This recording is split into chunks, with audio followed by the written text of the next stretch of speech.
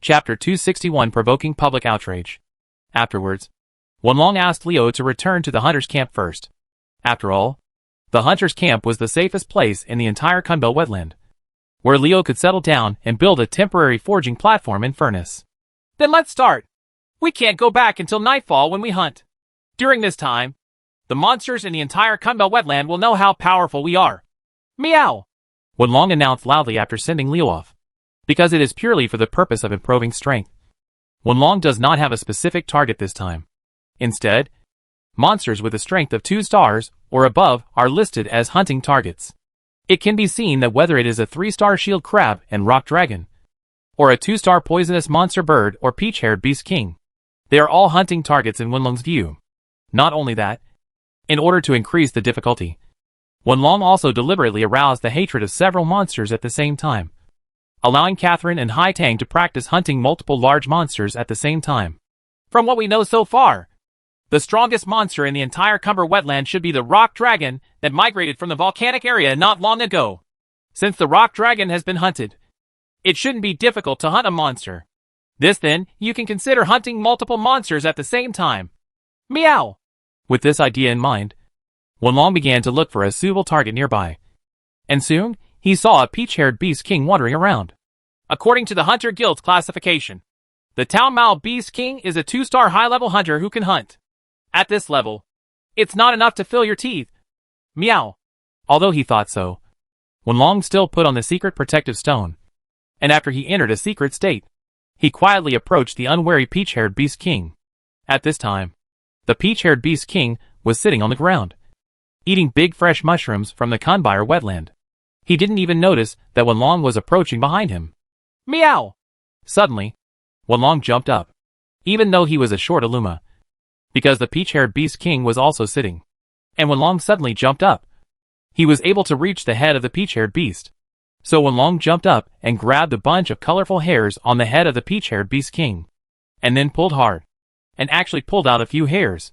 In an instant, the peach-haired beast became furious. Originally, it would be nothing if Wenlong pulled out a few hairs in other places.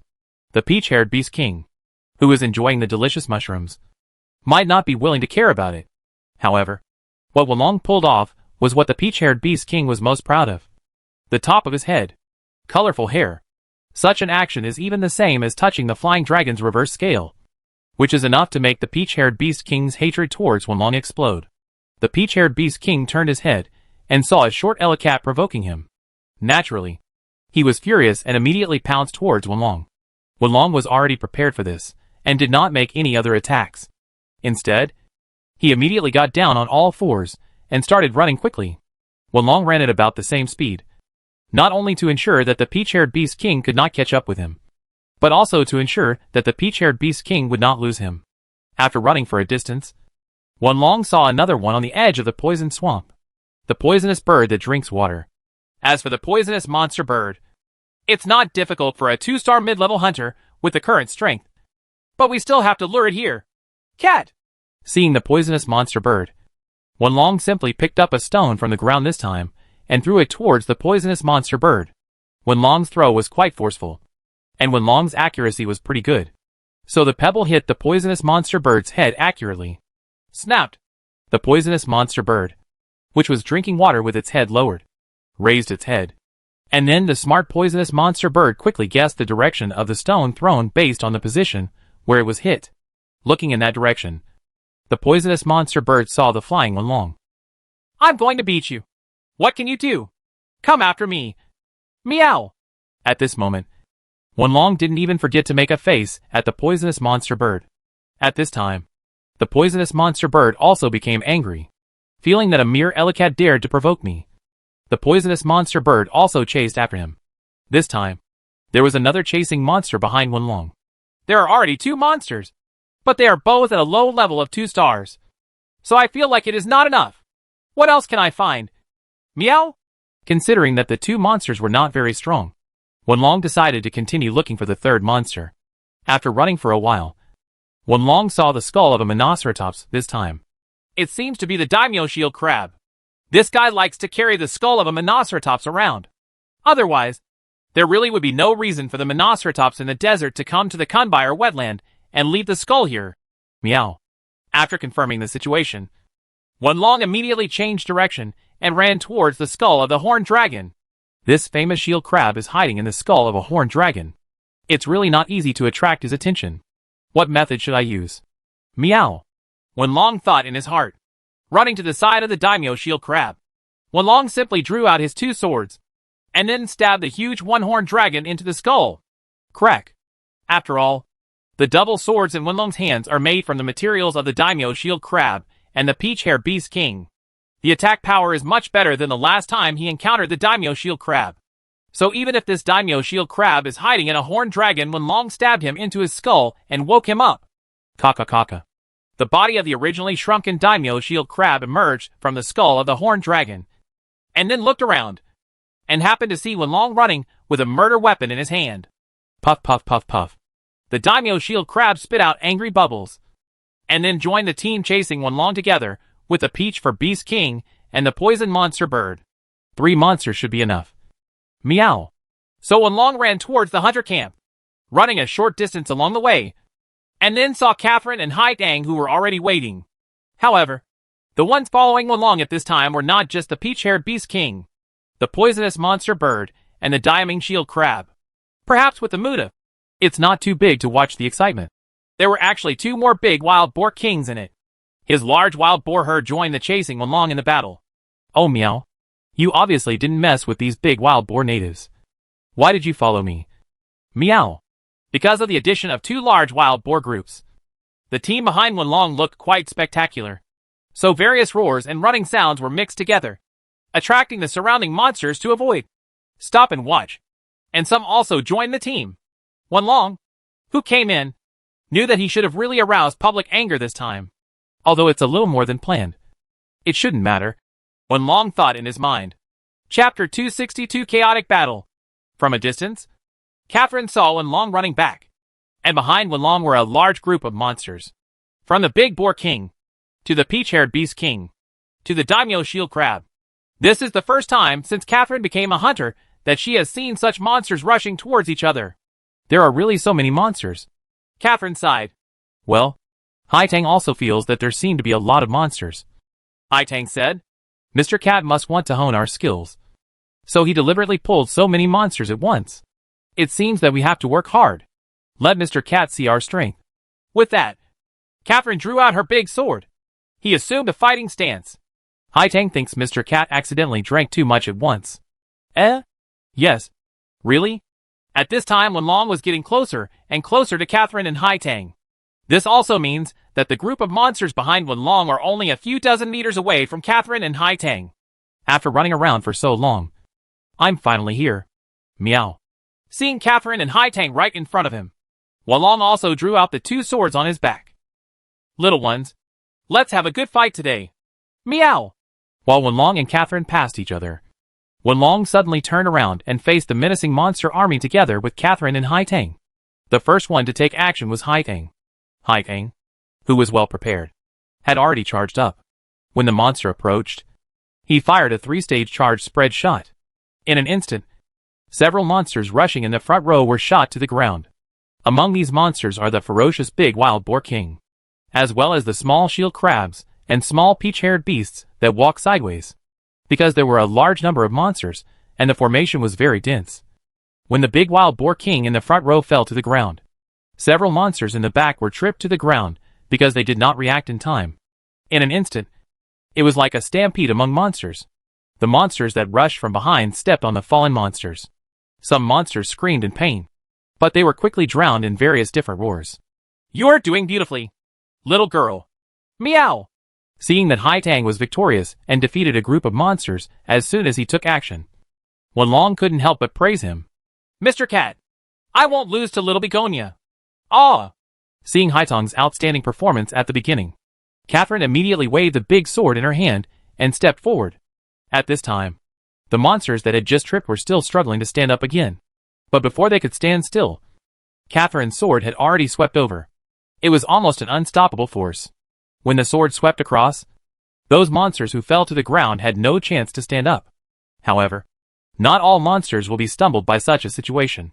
Some of them quickly bypassed the chaos ahead with their own abilities. and then continued to attack Wenlong and others. The cunning poisonous monster bird flapped its wings and launched a surprise attack from the air, while the vigorous peach-haired beast king jumped directly over the chaos in front with a powerful leap. As for the heavily armored daimyo shield crab, it dived directly into the ground and prepared to attack from the ground. Underground launched a sneak attack on Wenlong and his party. Attention! The troublesome guy is coming! Meow! Seeing these monsters approaching, Wenlong immediately warned again. Understood, Mr. Cat. Seeing the peach-haired beast king and the poisonous monster bird rushing towards her, Catherine, who had just swept away a bunch of monsters with a horizontal slash, immediately swung her sword across again. She only heard two sounds of boom! Boom! That was it. Catherine blocked the attacks of the peach-haired beast king and the poison monster bird. Very good. You can switch between offense and defense easily. Woman, your sword is becoming more and more impressive. Meow. Thank you for the compliment, Mr. Cat. But it's too early to be happy now. Watch your step. Meow. Suddenly, Wenlong warned. Even without Wenlong's reminder, Catherine felt the abnormal vibration under her feet. So Catherine immediately rolled to the side. And at this time, under Catherine's feet, the sharp horn of a horned dragon suddenly stabbed out. What appeared was the daimyo shield crab hiding in the skull of Icerosaurus. This huge crustacean monster launched an attack on Wenlong and others from the ground. Fortunately, Catherine reacted in time and escaped the daimyo shield crab. A blow. Mr. Cat, these monsters are indeed difficult to deal with. If so many monsters take turns attacking, I don't know how to defend myself. Well, of course, it would be boring if there wasn't some challenge. Naya. At this time, it was not just the poisonous monster bird, the peach-haired beast king, and the diamond shield crab. Among the monsters that were stampeding in front, some monsters had already stepped on the corpses of other monsters and rushed over.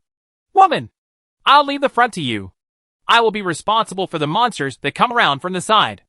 As for the little girl, if that poisonous chicken still dares to fly over, you will shoot it down hard. Meow. Wenlong assigned tasks to Catherine and Haitang. Understood. Catherine and Haitang replied together, while Catherine and Haitang were blocking most of the monsters. Wenlong first targeted the daimyo shield crab that had sneaked into the ground for a sneak attack. The main reason why Wenlong decided to kill the diamond shield crab first was because the diamond shield crab was the only one among all current monsters that could attack from the ground. And it was also the most difficult to defend against. As long as we get rid of the daimyo shield crab, we no longer have to guard against attacks that suddenly appear from the ground.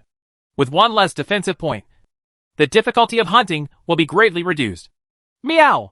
Wenlong clearly remembered that the last time he fought against the diamond shield crab, he used double swords made of Huang Velociraptor material, because the weapon level at that time was too low.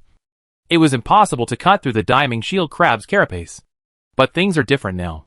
The current Wenlong is using a pair of swords made of the material of the famous shield crab. After careful craftsmanship by Granny Ruisi, the material of the famous shield crab has been further strengthened and forged. Such a pair of knives can be used to cut the carapace of a daimyo shield crab without any pressure. Look at me! I'll deal with you! This big crab! Quickly! Meow! Wenlong, who swallowed the forcible medicine and transformed into a demon, was very fast, approaching the daimyo shield crab in an instant. At this time, seeing Wenlong rushing toward him, the daimyo shield crab immediately waved its pair of huge pincers and attacked Wenlong. The two pliers launched a pincer attack on Wenlong from the left and right. But Wenlong also reacted extremely quickly. The moment the two pliers were about to close, Wenlong suddenly jumped up and jumped over the two huge pliers. Seeing that Wenlong jumped over directly, the diamond shield crab then took countermeasures. On the one hand, the diamond shield crab began to retreat, and on the other hand, it immediately pulled back its two pincers. Preparing to use two, the giant pincers were used as two shields to resist Wenlong's attack. Chapter 263, an exhausting victory. Humph! I fell into the trap. Meow! As if he had guessed the reaction of the diamond shield crab, Wenlong did not directly attack the pair of claws of the diamond shield crab. Instead, he turned around and suddenly lowered his body, aiming at the slender legs of the diamond shield crab, and launched an attack. Compared with the hard and thick giant claws and the body protected by the skull of a horned dragon, the legs of the daimyo shield crab are the most fragile. Although the slender legs are also protected by carapace, they are relatively weak. The most important thing is that for Wenlong, This is the easiest place to attack at this moment. The extremely fast Wenlong shuttled around the diving shield crab like a ghost, sometimes attacking from the left, sometimes to the right, sometimes from behind, and sometimes from the front, so that the diving shield crab could only keep turning around to defend, but always can't keep up with Wenlong's pace. And every time Wenlong passed by the diving shield crab, the sharp double knives left deep marks on the diving shield crab's legs. After several rounds, a click sound was heard. The famous shield crab tilted its body and collapsed on the ground. It turned out that the legs of the daimyo shield crab had become fragile due to Wenlong's attack, and eventually broke because they could not bear their own weight. The daimyo shield crab that has lost its mobility is not only unable to move, but also unable to perform ground-driving attacks, which means that the daimyo shield crab has almost completely lost its ability to attack. In this regard, the daimyo shield crab finally realized what a terrifying opponent the Elu cat in front of him was. Before that, the daimyo shield crab Huan Wenlong was so angry that he dared to provoke him. At this time, the daimyo shield crab just wanted to fight as hard as possible. Protect yourself. So the daimyo shield crab shrank its body. Most of its body retracted into the skull of Iceratops, and its pincers were brought together as a shield to protect the few exposed parts. In this way, the daimyo shield crab entered complete defense mode. The daimyo shield crab believed that as long as he could persist in this situation, it would be fine. As long as he could persist, other monsters would naturally help him get rid of this annoying Elu cat. This way at least I can survive. However, the daimyo shield crab immediately discovered that he had thought completely wrong. Think it'll be okay if you just shrink into a ball? The ghosts are dancing wildly. Meow. Wenlong used this move to break the rock armor on the belly of the rock dragon before. This time Wenlong used this move on the daimyo shield crab. Although the carapace of the daimyo shield crab is also very defensive, considering the level difference between monsters, there is still a certain gap between the daimyo shield crab and the rock dragon. So Wenlong is fully confident that his double swords will be able to cut through the daimyo shield crab carapace. Facts have proved that Wenlong's judgment was completely correct. The double swords, which were faster than ever before, launched a fierce attack on the body of the shield crab at a speed that the eyes could not catch. In just one breath, the defense that the shield crab was proud of completely collapsed. Kakaka. The carapace of the daimyo shield crab began to crack, and then even the skull of Icerosaurus had cracks. Later, the skull of Icerosaurus was completely shattered. The light of Wenlong's double swords finally enveloped the entire daimyo shield crab. In the next breath, the body of the shield crab completely collapsed. After the carapace and the skull of the horned dragon were completely broken, each blow of Wenlong's double sword did not make the shield crab continue to feel too much pain. But in the extreme, the daimyo shield crab's life ended in a short period of time. Finally, the daimyo shield crab's originally closed pair of pincers hung down feebly. This crustacean monster couldn't even save his own life with its proud defense. Okay, I've killed a troublesome one. What's next? Turning around, Wenlong saw Catherine and Hai Tang, who were locked in a hard fight against a large number of monsters. Although Wenlong didn't take much time to deal with the famous shield crab, because the number of monsters was too large. Catherine and Hai Tang alone would not be able to live in a completely low-end house. Fortunately, with high-level equipment, ordinary attacks would not cause much damage to Catherine and Hai Tang even if they hit them. This allowed the two to sustain themselves during this period. Don't worry. I'm here. Meow. So Wenlong continued to join the battle without hesitation.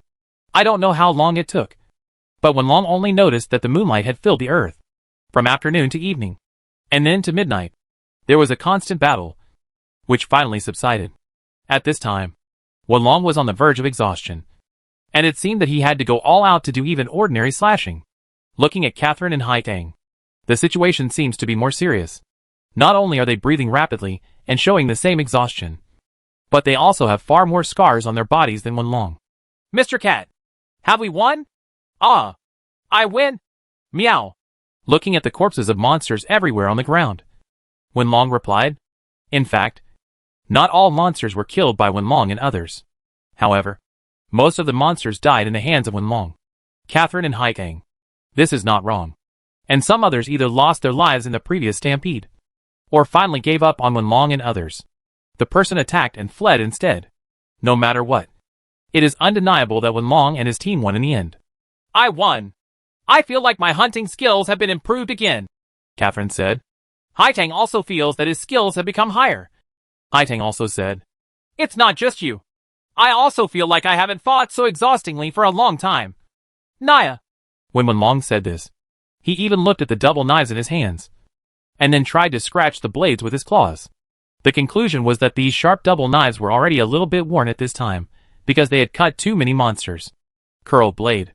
This is probably the first time since I came to this world that I have to fight to the point where I need to resharpen my sword. Naya. Oh. You are really amazing. You actually fought from afternoon to night. And you took down so many monsters. About as soon as he heard that the sound of fighting had stopped, Leo also ran over. And when Leo saw the scene in front of him, he was naturally shocked.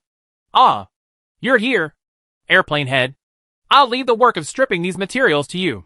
Oh, by the way, I'll also leave you my pair of double swords. Please help me polish them. Meow.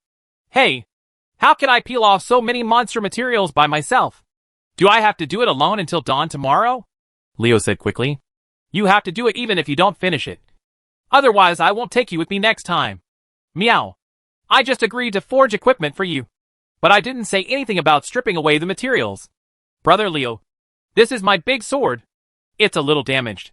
Please help repair it after stripping the materials. At this time, Catherine also came over and said to Leo, Oh no! I'll show you my burning craftsman's soul. I won't be able to sleep tonight just by stripping it of materials. Leo shouted.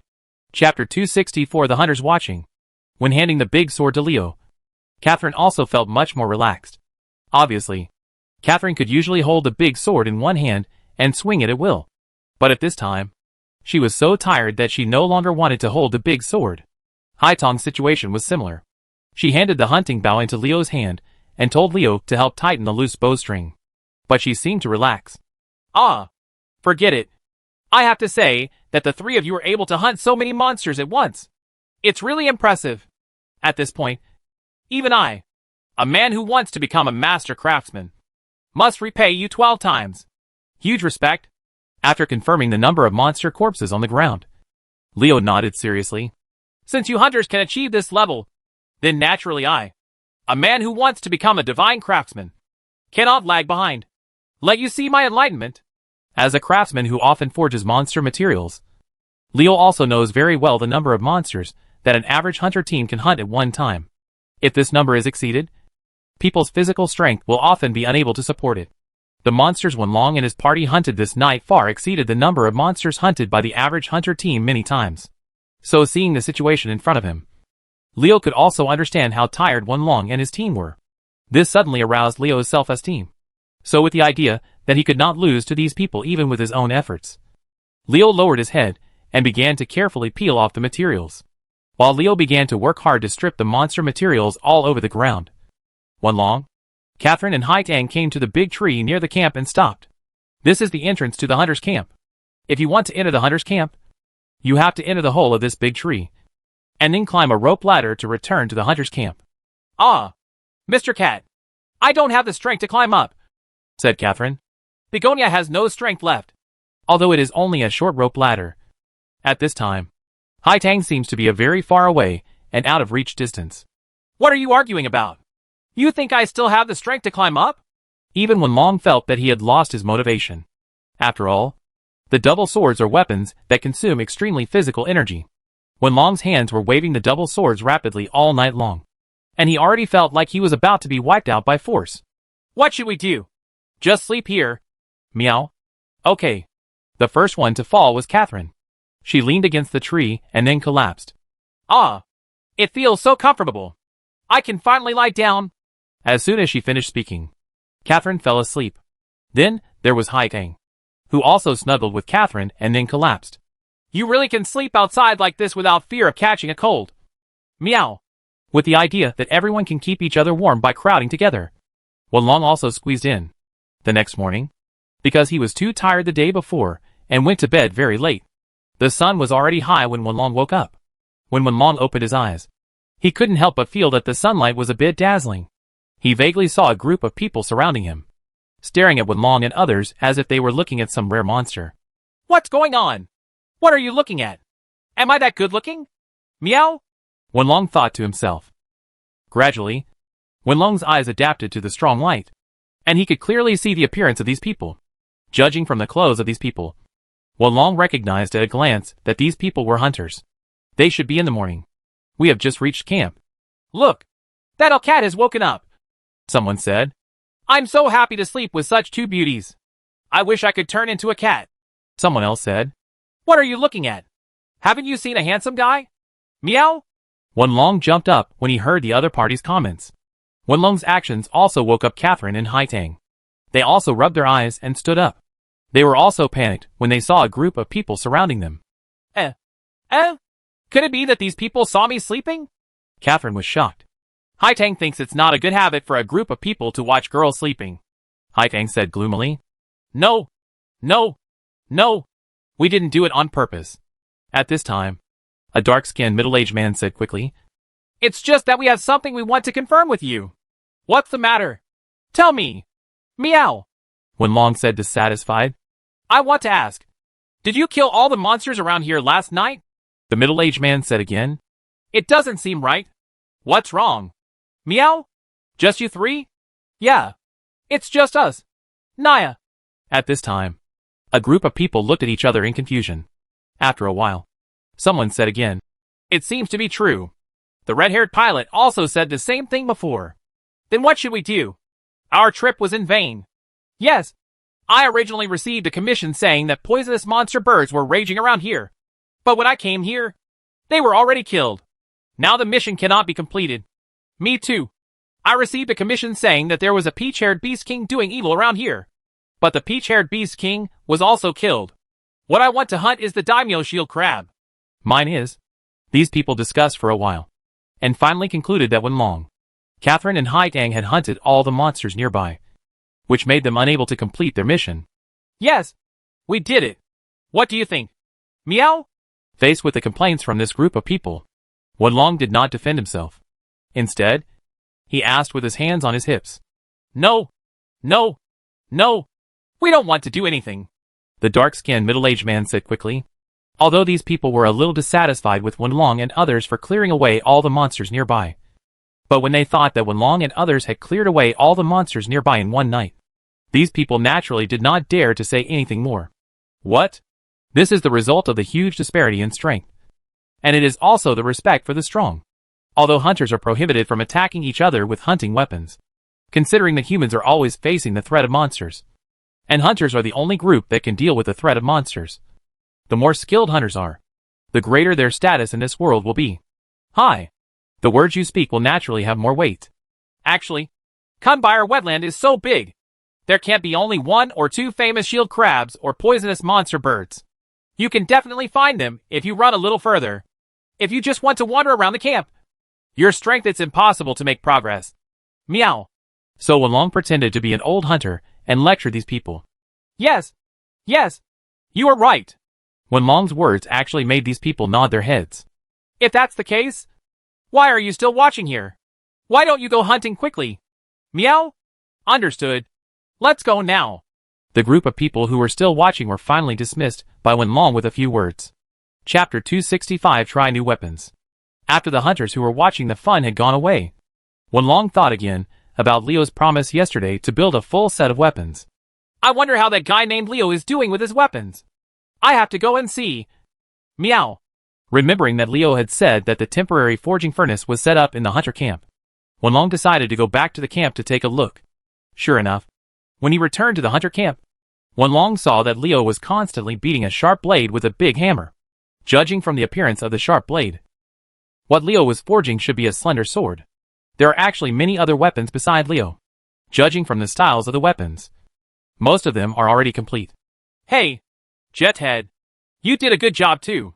You stripped all the monster materials without rest last night. And now you are still here to forge weapons. Meow. Humph. My consciousness is going to be sky high.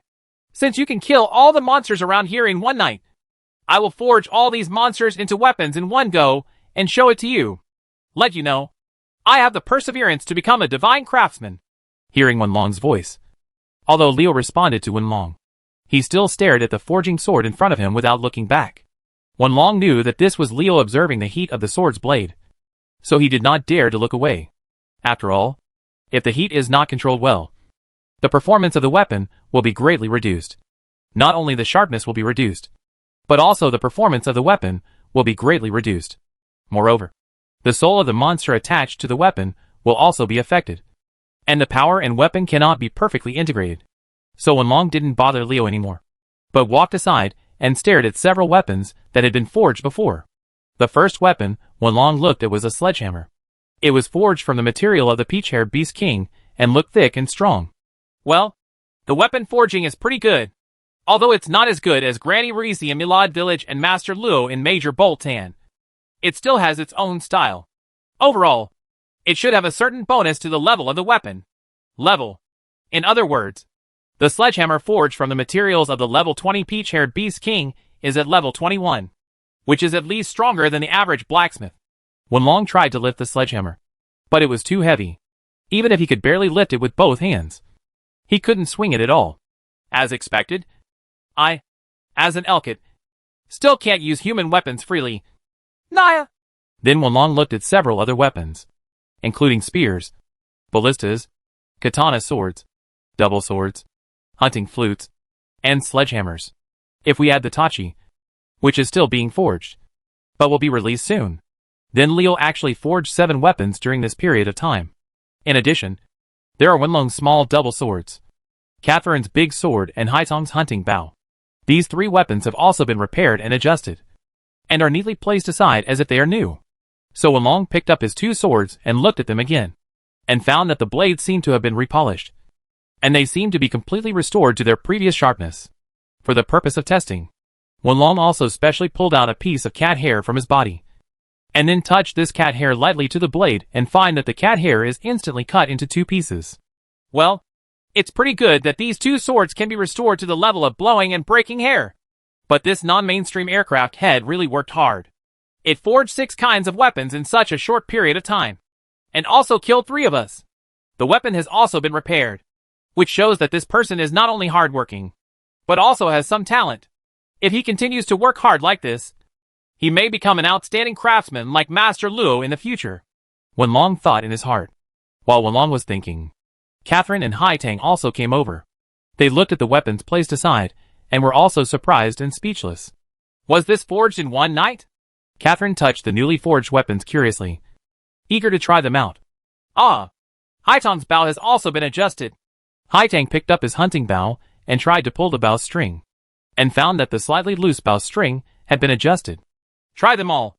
See what these weapons are like, and learn more about the characteristics of other weapons. Meow. So Wenlong said to Catherine and Haitang. Yeah, Catherine and Haitang nodded together. The first thing Haitang tried was the sledgehammer placed aside. Just like when using a big sword, Catherine picked up the sledgehammer very easily after a full night's rest. Mr. Cat, how do you use this sledgehammer? Although she was holding a sledgehammer, Catherine had not learned how to use the sledgehammer, so she just swung it casually a few times, without the power of using a big sword at all. This is a bit similar to the big sword, but it is not suitable for defense.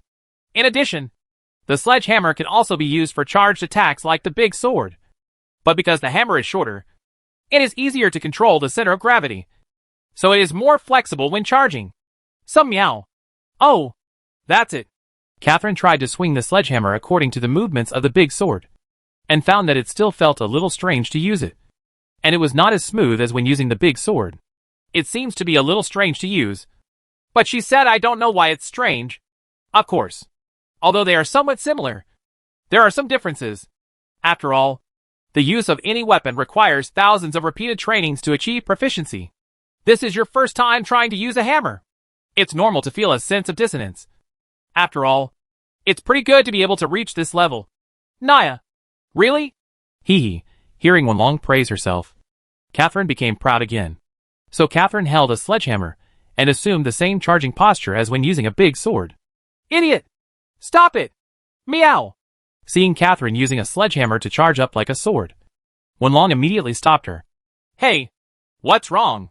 Mr. Cat, didn't you say that the sledgehammer can also be charged to attack? Why do you want me to stop? Although Catherine immediately stopped charging according to Wenlong's wishes, she was still a little confused. Road. That's of course. It's easy to hurt yourself if you accumulate power casually like this. I have already said that although the energy is accumulating, the center of gravity of the sledgehammer is different from that of the sword. If you can't master it skillfully, it will be easy. It twists the joints and causes all kinds of damage.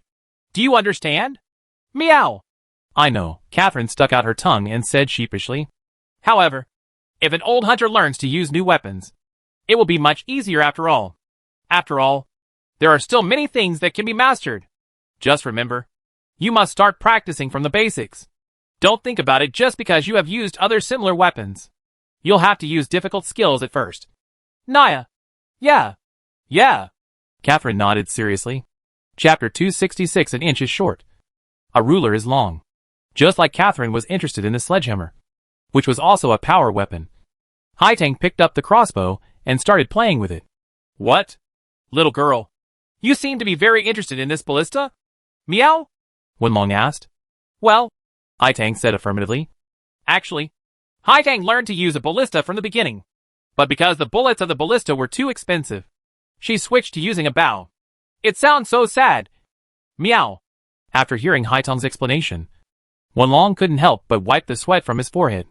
However, recalling that when I used a ballista before, I did fall into a financial crisis because I needed to purchase a large amount of bullets.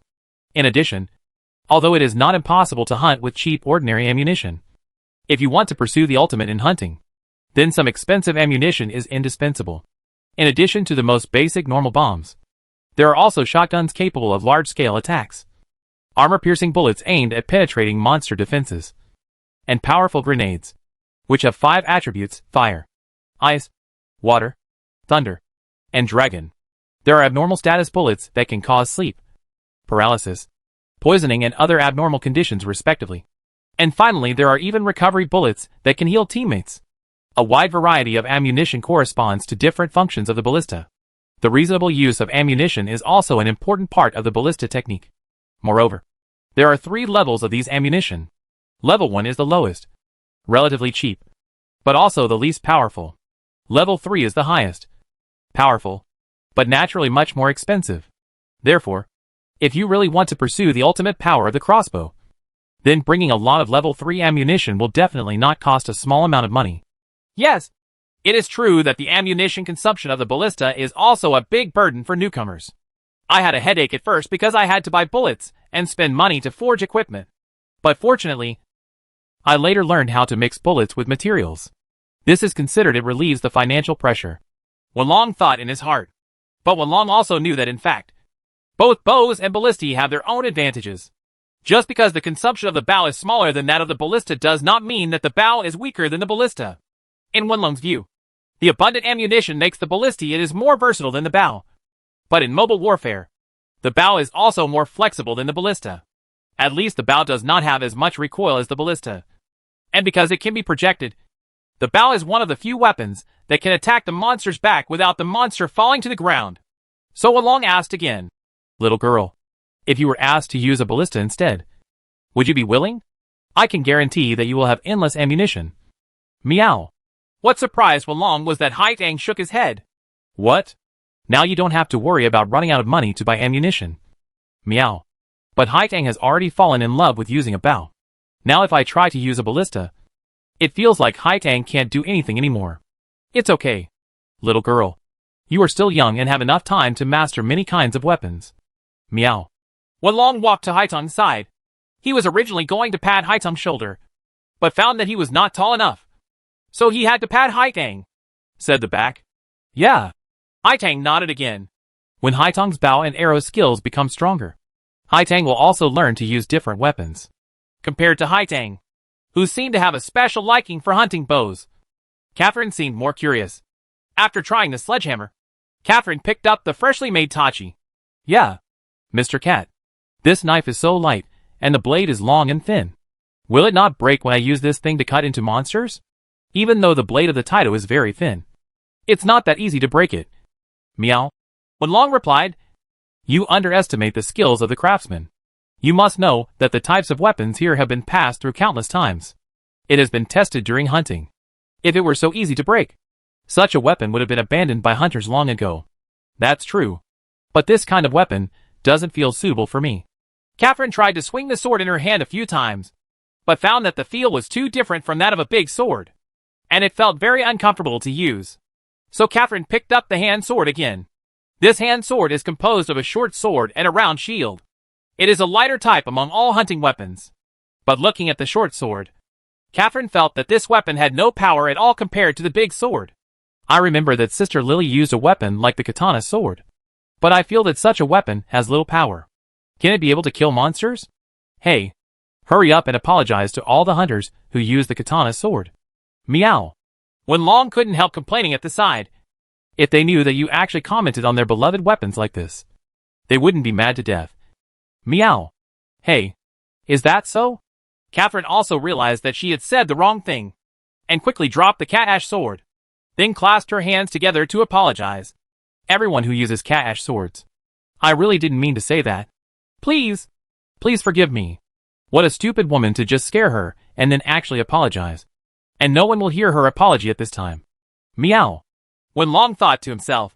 But after Catherine put down the sword, she curiously picked up the double sword. This is what Mr. Cat uses. As she said that, Catherine imitated Wenlong and made several double sword movements. Wenlong was a little surprised that these movements were very formal and did not look like a novice at all. Is it because I've seen it more often? Sure enough, this woman is very talented at heart. Meow. After trying the two swords, Catherine picked up a spear she had never seen before. Mr. Cat, I don't think I've seen this weapon before. What's its name? This is spear. Meow. It is said to be a spear, but it is actually composed of two parts. A weapon and a shield. Just like the cat ash sword. The difference is that the spear is paired with a strong and large shield. It feels quite heavy when held in the hand. And because of the large shield, the size is very large, which makes it very inconvenient for Catherine to move. Ah, Mr. Cat, I feel like I can't walk with such a big shield. With Catherine's strength. It's certainly not because the shield is too heavy, but because the shield is too big and thick, and the spear is too long, which makes it inconvenient to move. It's normal to be unable to walk. This weapon is not designed to rely on fast movement for hunting. Wenlong explained. Chapter 267. I want a hunting whistle. How can you hunt with a spear? If it can't run? What if you are attacked by a monster? Catherine asked incomprehensibly. If you can't run, don't run. Although you sacrifice mobility. The spear has the most powerful defensive ability. Meow. Is it more defensive than my big sword? Catherine looked a little unconvinced. That's right. That huge shield is there for that. Naya, is this how the spear attacks? As she spoke, Catherine made a chopping motion with her spear. Idiot! The spear is for stabbing. It has no blade. So how can it be used to cut people? Meow! Ah, that's right. Catherine made another stabbing motion. Although this is indeed a thrust, your movement is wrong. You can't just use the strength of your arms, but also the strength of your waist to be powerful. Meow. Oh, it's so troublesome. I don't like this kind of hiding behind a shield and poking with a spear. I'm just letting you get familiar with it. I didn't ask you to use it. Wenlong added. Each weapon has different characteristics. If you understand these characteristics, we will have a better understanding of each other in the future. Meow. Catherine put down the spear and finally picked up the last weapon. The hunting whistle. Is this a hunting whistle? It feels a bit like a sledgehammer. Well, the hunting flute and the sledgehammer are both strike-type weapons. They have considerable advantages when facing crustacean monsters. However, unlike the sledgehammer, the hunting flute can also be used to play music. Different tunes. It can bring different attribute bonuses to people. Some can even restore life and relieve various harmful abnormal conditions. It can be said to be a very useful hunting weapon. Meow! Catherine had already seen the Strange Face tribe use music to enhance the combat effectiveness of the blue strange bird. So it was easy to accept Wenlong's suggestion that the hunting flute could improve the physical attributes of the hunter. Really? I want to try it too. So Catherine said. Yee. Catherine tried blowing it, and the result was an annoying noise. For a moment, Wenlong and Hai Tang couldn't help but cover their ears. How's it going? Mr. Cat, am I playing well? Stop blowing. It's almost scaring you to death. Meow. Wenlong covered his chest with lingering fear, feeling as if he was encountering a dragon's roar. Didn't I promise that it would increase the hunter's physical attributes? Heal wounds and restore vitality. Catherine looked aggrieved. Skills. The important thing is skills. Meow! It turns out hunting whistles also require skills. Of course, playing skills are also very important skills. And the difficulty of practicing them is no less difficult than those of fighting skills. Meow! After Wenlong said this, Catherine also put down the hunting whistle in her hand. I feel like the big sword suits me best. I like the big sword the best. With that said, Catherine picked up the big sword again and started swinging it skillfully. Well, there's nothing wrong with specializing in one kind of weapon. Seeing Catherine's determination, Wenlong continued, But now you are familiar with all the weapons here. Although I don't expect you to master many skills. At least have a basic understanding of the characteristics of weapons. Then let me ask you, if we want to add another team member to the team, what weapon do you want the teammate to use? Regarding this, I want to hear your opinions, Meow. When Wenlong raised this question, both Catherine and Haitang were stunned. Hey, Mr. Cat, are you recruiting new team members again? Catherine shouted in surprise. I just have this idea. Meow, Wenlong said again. After all, a team can have up to 4 people. Now we have 3. Which means there is only one quota. You must be careful when choosing. Meow. Then I think a hunting whistle is the most suitable, Catherine said. Haitang thinks it doesn't matter. Haitang looked relatively indifferent. Why a hunting whistle? Meow. Because it's so cool to be able to play music during battles. And also when there are dinner parties in the future. Someone will be able to play music to add to the fun. I feel like the journey will become more interesting in the future. Okay. I will also consider your opinions. Wenlong nodded, then touched his beard as if he was thinking about something. Dang. The loud impact pulled Wenlong back from his thoughts. That sound was exactly the sound Leo made when forging weapons. So Wenlong looked over and found that Leo was banging a new weapon hard again. And Wenlong could tell that it should still be a tachi. Are you forging a sword again? Didn't you just forge one just now? Meow. Seeing Leo forging 2 tachis one after another, Wenlong also felt a little curious. After all, when he just returned to the camp, what he saw that Leo was about to forge was a tachi. And when that tachi was forged, it was handed over. After giving Catherine a try, Leo took out the same monster materials without stopping and continued to forge the next new sword with the same specifications. In this way, Wenlong felt a little curious about Leo's actions. So Wenlong asked Leo, That's enough. Meow. You have forged all the weapons I want you to forge. And you can already rest. Why do you still need it? Continue to forge the second sword. Naya? I realized it. Leo suddenly shouted loudly. What did you realize? Meow? When I just forged that tachi, I discovered some of my own shortcomings. I believe that if I improve it immediately, this tachi will definitely surpass my original level. So I forged it again using the same materials. This way let's make a comparison and see if the improved forging method is better. Leo still answered Wenlong's question without looking back. And he swung the forging hammer harder. So that's it. Meow. Wenlong nodded in agreement. This aircraft nose also has a good craftsman's spirit of excellence. Meow. Watching Leo keep waving the forging hammer in his hand, Wenlong actually felt a little fascinated. Finally, no matter how long it took, Leo finally stopped and took out the sword. Hey, let's take a look. What's the result this time? This time, Leo confidently said to Wenlong. Chapter 268 There is no end to becoming stronger. From the outside, the sword that was placed in front of Wenlong was not much different from the sword that Leo had forged before. Both were giant bone knives, made of materials from the Big Boar King. But when Wenlong held the 2 giant bone knives in his hands, he quickly felt the difference between the 2. First of all, in terms of material processing, the giant bone knife built later is obviously more detailed than the previous one. Maybe a little improvement is not eye-catching, but every detail of the blade has been improved. The cumulative result of these improvements is that the feeling has changed from quantitative to qualitative. Secondly, as a weapon made from the material of the Big Wild Boar King, the soul of the Big Wild Boar King naturally resides in it. And the power of the soul that Wenlong felt from the sword at the back was also stronger. Obviously, this is also the soul of Leo. The ability to preserve the soul of the Great Boar King has become higher. After all, if there is a problem with the forging of the weapon, the soul of the monster residing on it will also be damaged.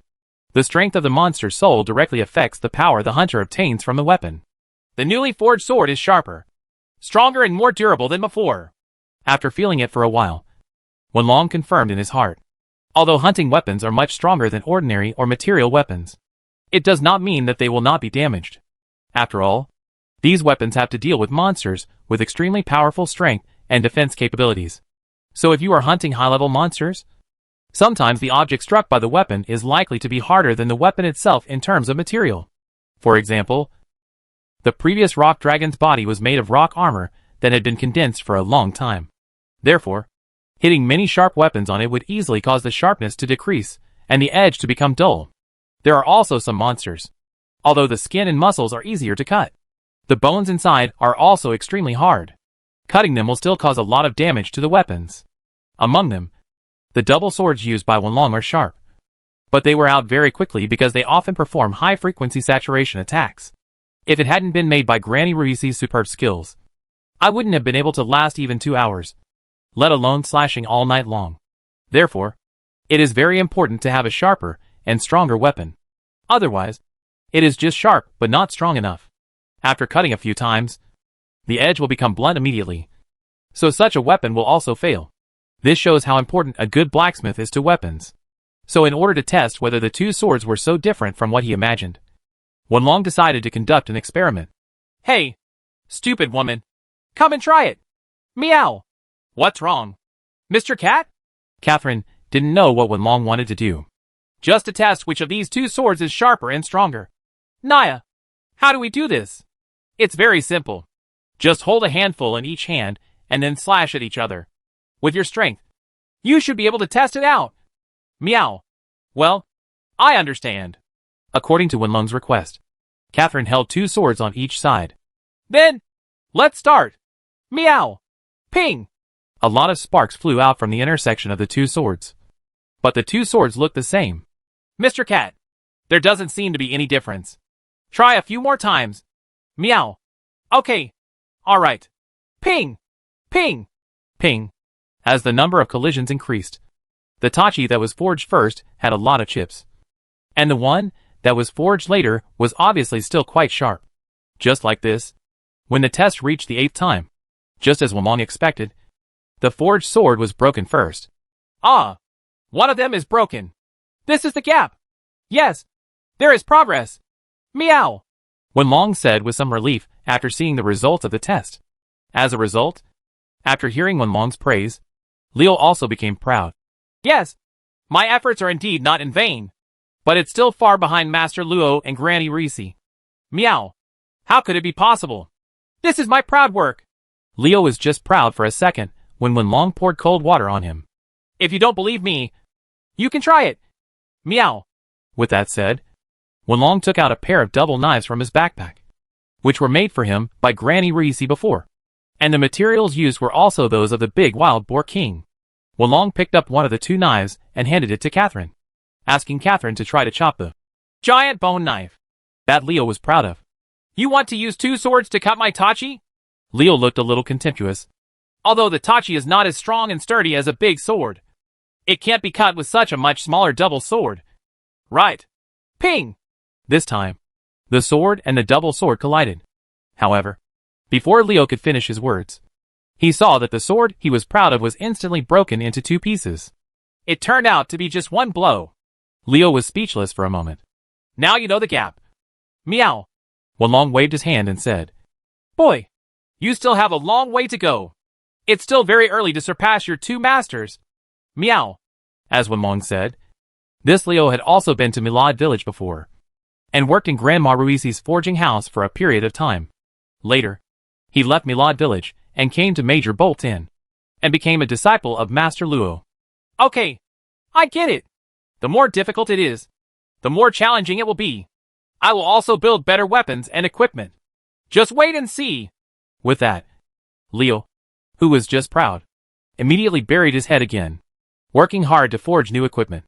There are still enough materials in the camp for Leo to continue his training in forging weapons and equipment. No matter what, I'm still working hard, but I don't know how far I can grow in the end. Naya. Seeing Leo continue to forge new equipment sleeplessly, Wenlong, who had had enough rest, also decided to continue hunting practice. Hey, woman, little girl, we have hunted all the monsters around here. Let's move to a place farther away. Meow! Are we going to start again? Well, anyway, there are still 2 days until the next charge pig arrives. We also need to conduct more hunting training during these 2 days. Meow! As a result, in the next 2 days, Wenlong and his party continued to practice hunting as they did now. And in a short time, they killed a large number of monsters in the entire Kunbo wetland. The danger level of the originally dangerous Kunbire wetland was greatly reduced. In the end, even some small monsters were wiped out. Chapter 269 Lily's Identity. This was until the day when the charging pig docked near the Kunbo wetland again. After 3 consecutive days of intense hunting, Wenlong, Catherine and Hai Tang finally came back to Midgebolton. However, when Ms. Lei, the captain of the charging pig, docked the ship nearby, there was no sign of Wenlong and his party. Where are the 2 young girls and the tiger-skinned Elu Cat? It's been 3 days. Why haven't they come yet at this time? According to Miss Lai's estimation, even if Wenlong and his party did not come back 2 days ago, they should be back now. Although the rock dragon is strong, it is not so strong that it took 3 days to hunt it. Of course, there is another possibility. That is, Wenlong and others are likely to encounter something unexpected. Oh no! These 2 are friends of the eldest lady. If something goes wrong, I won't be able to bear the responsibility. How about sending a few sailors to the shore to look for it? Just as Miss Lai was thinking this, he suddenly saw a figure appearing on the shore in the distance. After taking a closer look, I found that it was Wenlong and his party who were walking over. Quick!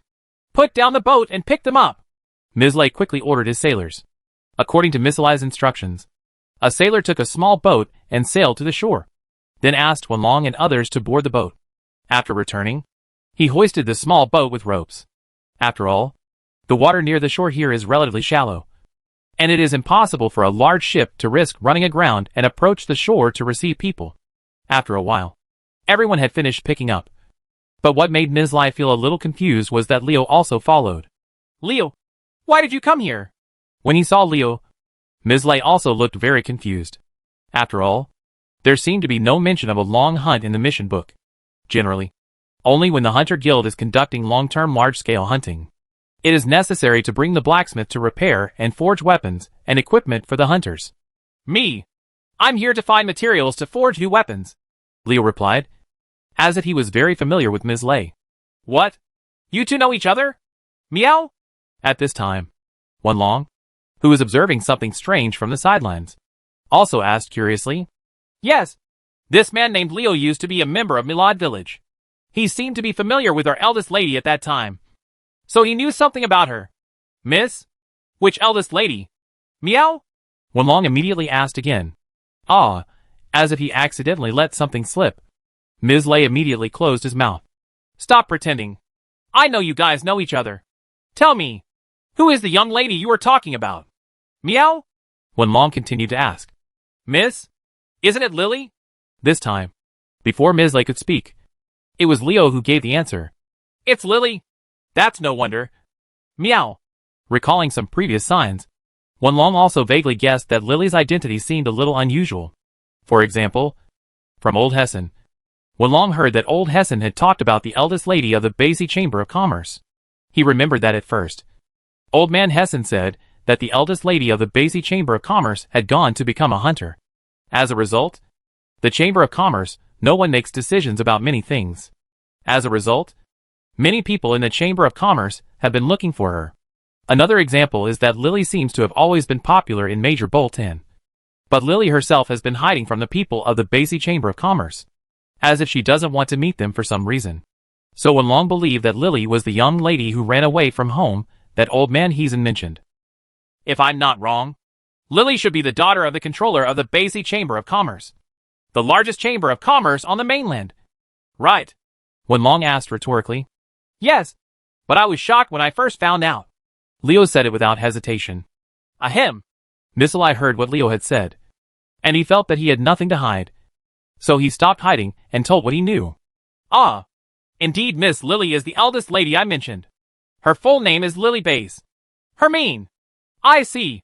No wonder Lily didn't introduce her full name when they met for the first time.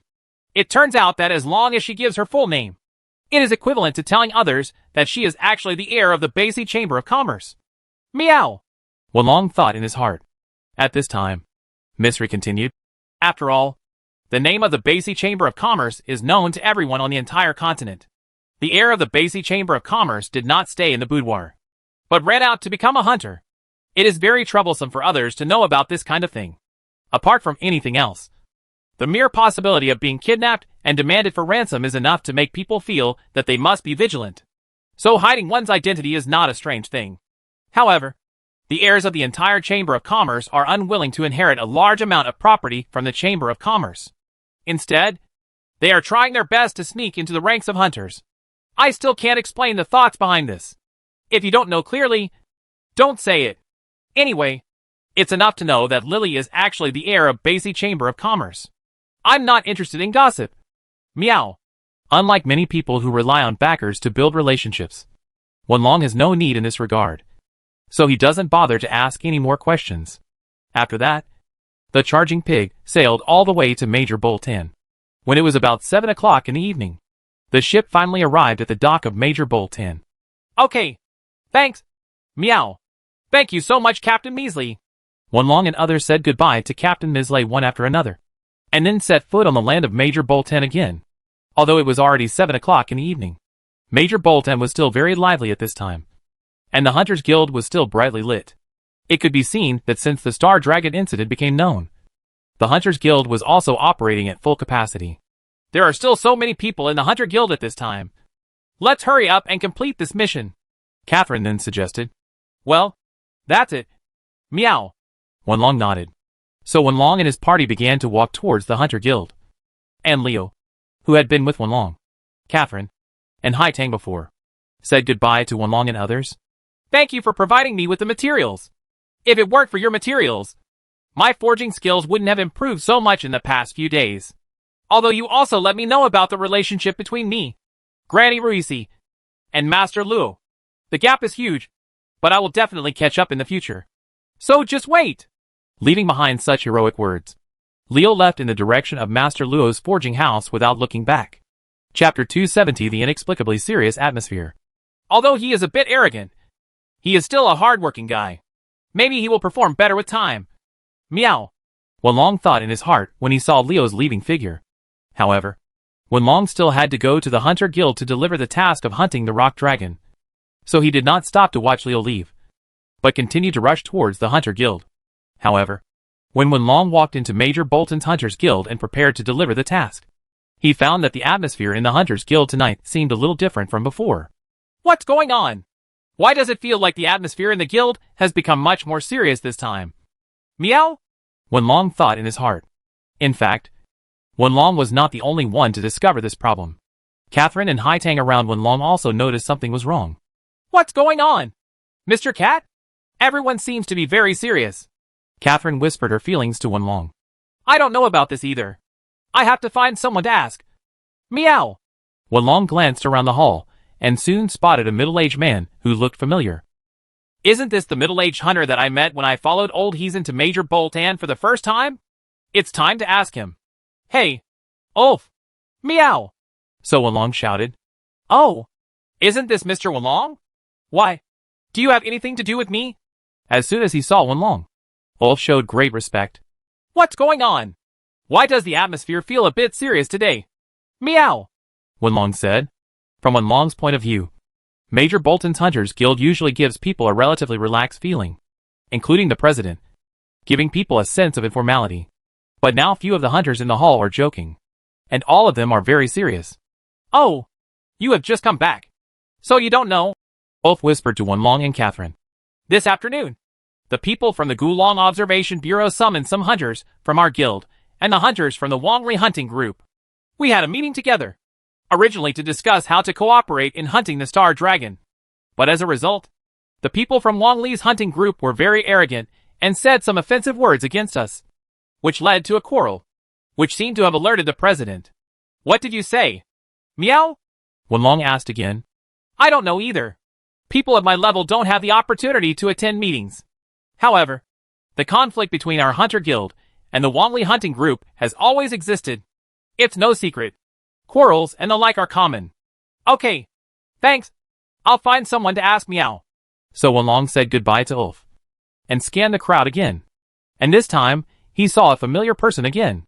This time Wenlong saw Elon, who was leaning against the wall alone, with the same poker face as usual, seemingly expressionless. Hey Ellen, what's going on this time? Why does it feel like everyone is so serious? Meow? Wenlong asked. Huh?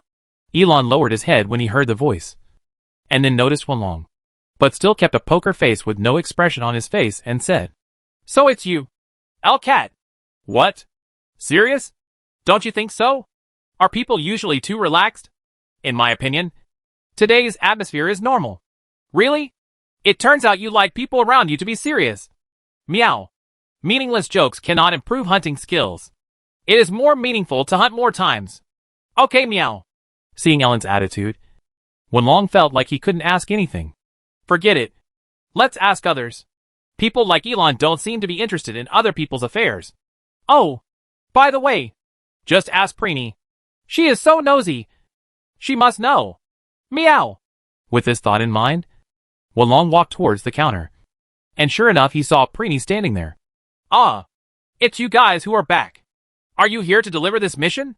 Preeny asked enthusiastically as soon as she saw Wenlong and his party. Yes, we are here to deliver the mission. As he said that, Wenlong asked Catherine to take out the package containing the head SHL of the rock dragon. Well, Preeny looked at the head SHL of the rock dragon. After confirming it, she replied, Yes, it was indeed peeled off from the rock dragon. Then your mission will be successfully completed this time. Yes, this is your bounty for this mission. It was still a pitiful little amount of money. Only 1 gold coin and 20 silver coins in total. The reward is totally out of proportion to the effort. Meow. Wenlong said in his heart. However, Wenlong's purpose was not for this bounty. So he didn't dwell on anything anymore, but took the opportunity to ask. Hey Preeny, do you know why everyone in the guild today looks serious? Meow. It's just a matter with Wang Li's hunting group. As if she was afraid of being heard by others. Preeny bent down and whispered to Wenlong. What? What is it? Please explain it clearly. Meow. It's like this. Previously, people from the Ancient Dragon Observation Bureau convened a meeting with the hunters of our guild and the managers of the Wang Li hunting group to discuss how to search and hunt for star dragons. As a result, the people from the Wang Li hunting group said something that looked down on us. Words from this side. What is it? Tell it. Meow. Wenlong asked curiously. It just means that our strength is not good enough, and we can just leave the task of hunting star dragon to them in the future. In fact, it doesn't matter at first. We used to have quarrels with the people of Wang Li's hunting group because of this matter. But no, I know why the two sides suddenly came to blows this time. And they really just held a hunting competition. Tell me, what's the result? Meow. Wenlong felt that the Bagua soul in his body was also burning. Don't you know by looking at their expressions? I don't know. Uncle, I want you to say meow. Wenlong said deliberately. We just lost. And we lost miserably. To hunt the same monster. The opponent only spent half the time we did. That's really embarrassing. Wenlong also stroked his beard and said, By the way, which of our guild representatives is going to compete with him? Meow? That's it. Preeny quietly pointed at Elon, who was leaning against the wall. I know. No wonder that kid looked so ugly just now. It turns out he lost the game. Meow. Hey, please keep your voice down. It's so bad if he hears it. It's okay. The reason why you lose in such a trivial matter is because I didn't participate. I'm here to assure you that the final winner of this hunt for the Star Dragon will definitely be us. Meow. Wenlong Shot said to Preeny while holding her chest. Chapter 271. The next mission is extremely smelly. Wenlong knew quite a bit about this Wang Li hunting group. Unlike ordinary hunting groups, the Wang Li hunting group does not belong to the Hunters Guild, but is an independent organization that can compete with the major Bolton Hunters Guild. A big reason why Wang Li hunting group has such strength comes from the word Wang Li in its name. The two words, Wang Li, illustrate the background of the Wang Li hunting group being funded by the royal family of the West Shirt Kingdom. In this era when the strength of the Hunter Guild is spread across the entire continent, and the knights under the royal family are not as powerful or famous as the hunters who save humans from monster attacks. The hunters of the Wang Li hunting group have become the royal family of the West Hive Kingdom, an important tool to compete with the Hunter Guild, and the hunters of Wang Li hunting group seem to enjoy this treatment very much. After all, Compared with the Hunter Guild, which has always been stingy, Wanli Hunting Group has more funds.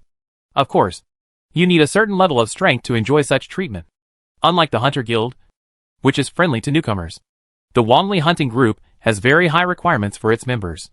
Among them, the leader of the Wanli Hunting Group, Dragon Eye, Shisa, has a legendary hunter with the same strength as Shanlan Roden, the president of the West Red Hunter Guild. And for his subordinates, Dragon Eye, Caesar also requires that they be tested in person one by one. Only hunters approved by him are eligible. Enter the Wanli Hunting Group.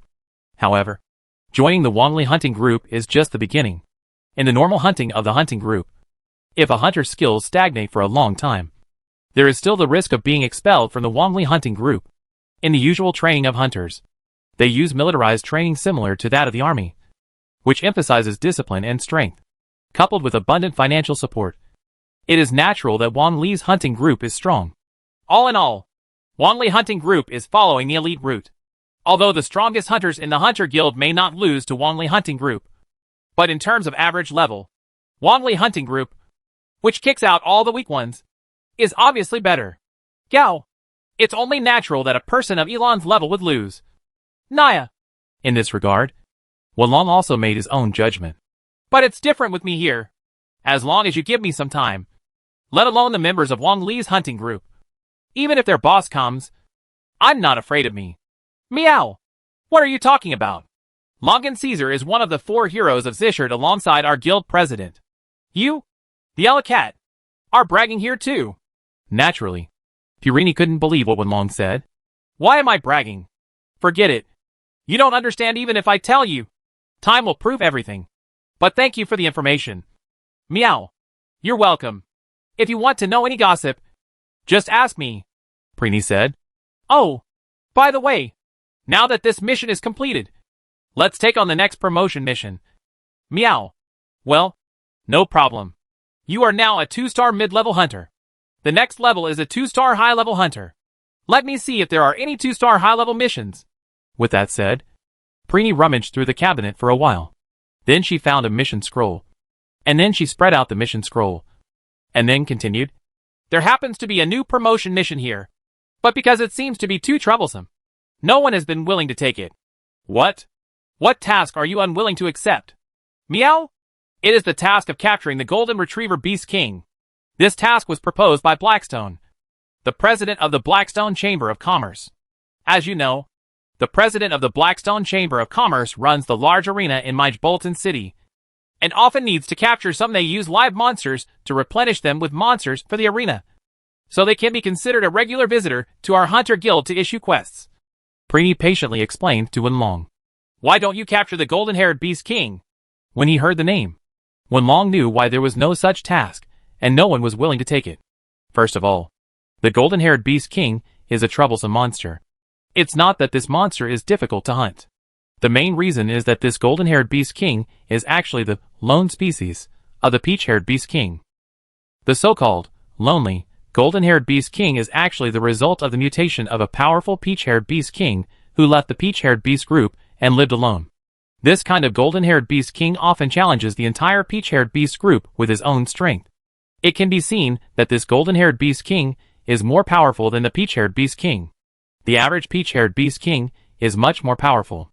Also because the Golden Retriever Beast King often challenges various peach-haired Beast King communities and robs their food and territory. The Golden Retriever Beast King consumes more food, causing their hair to change from an ordinary peach color to a special golden color. The Beast King also got his name from this.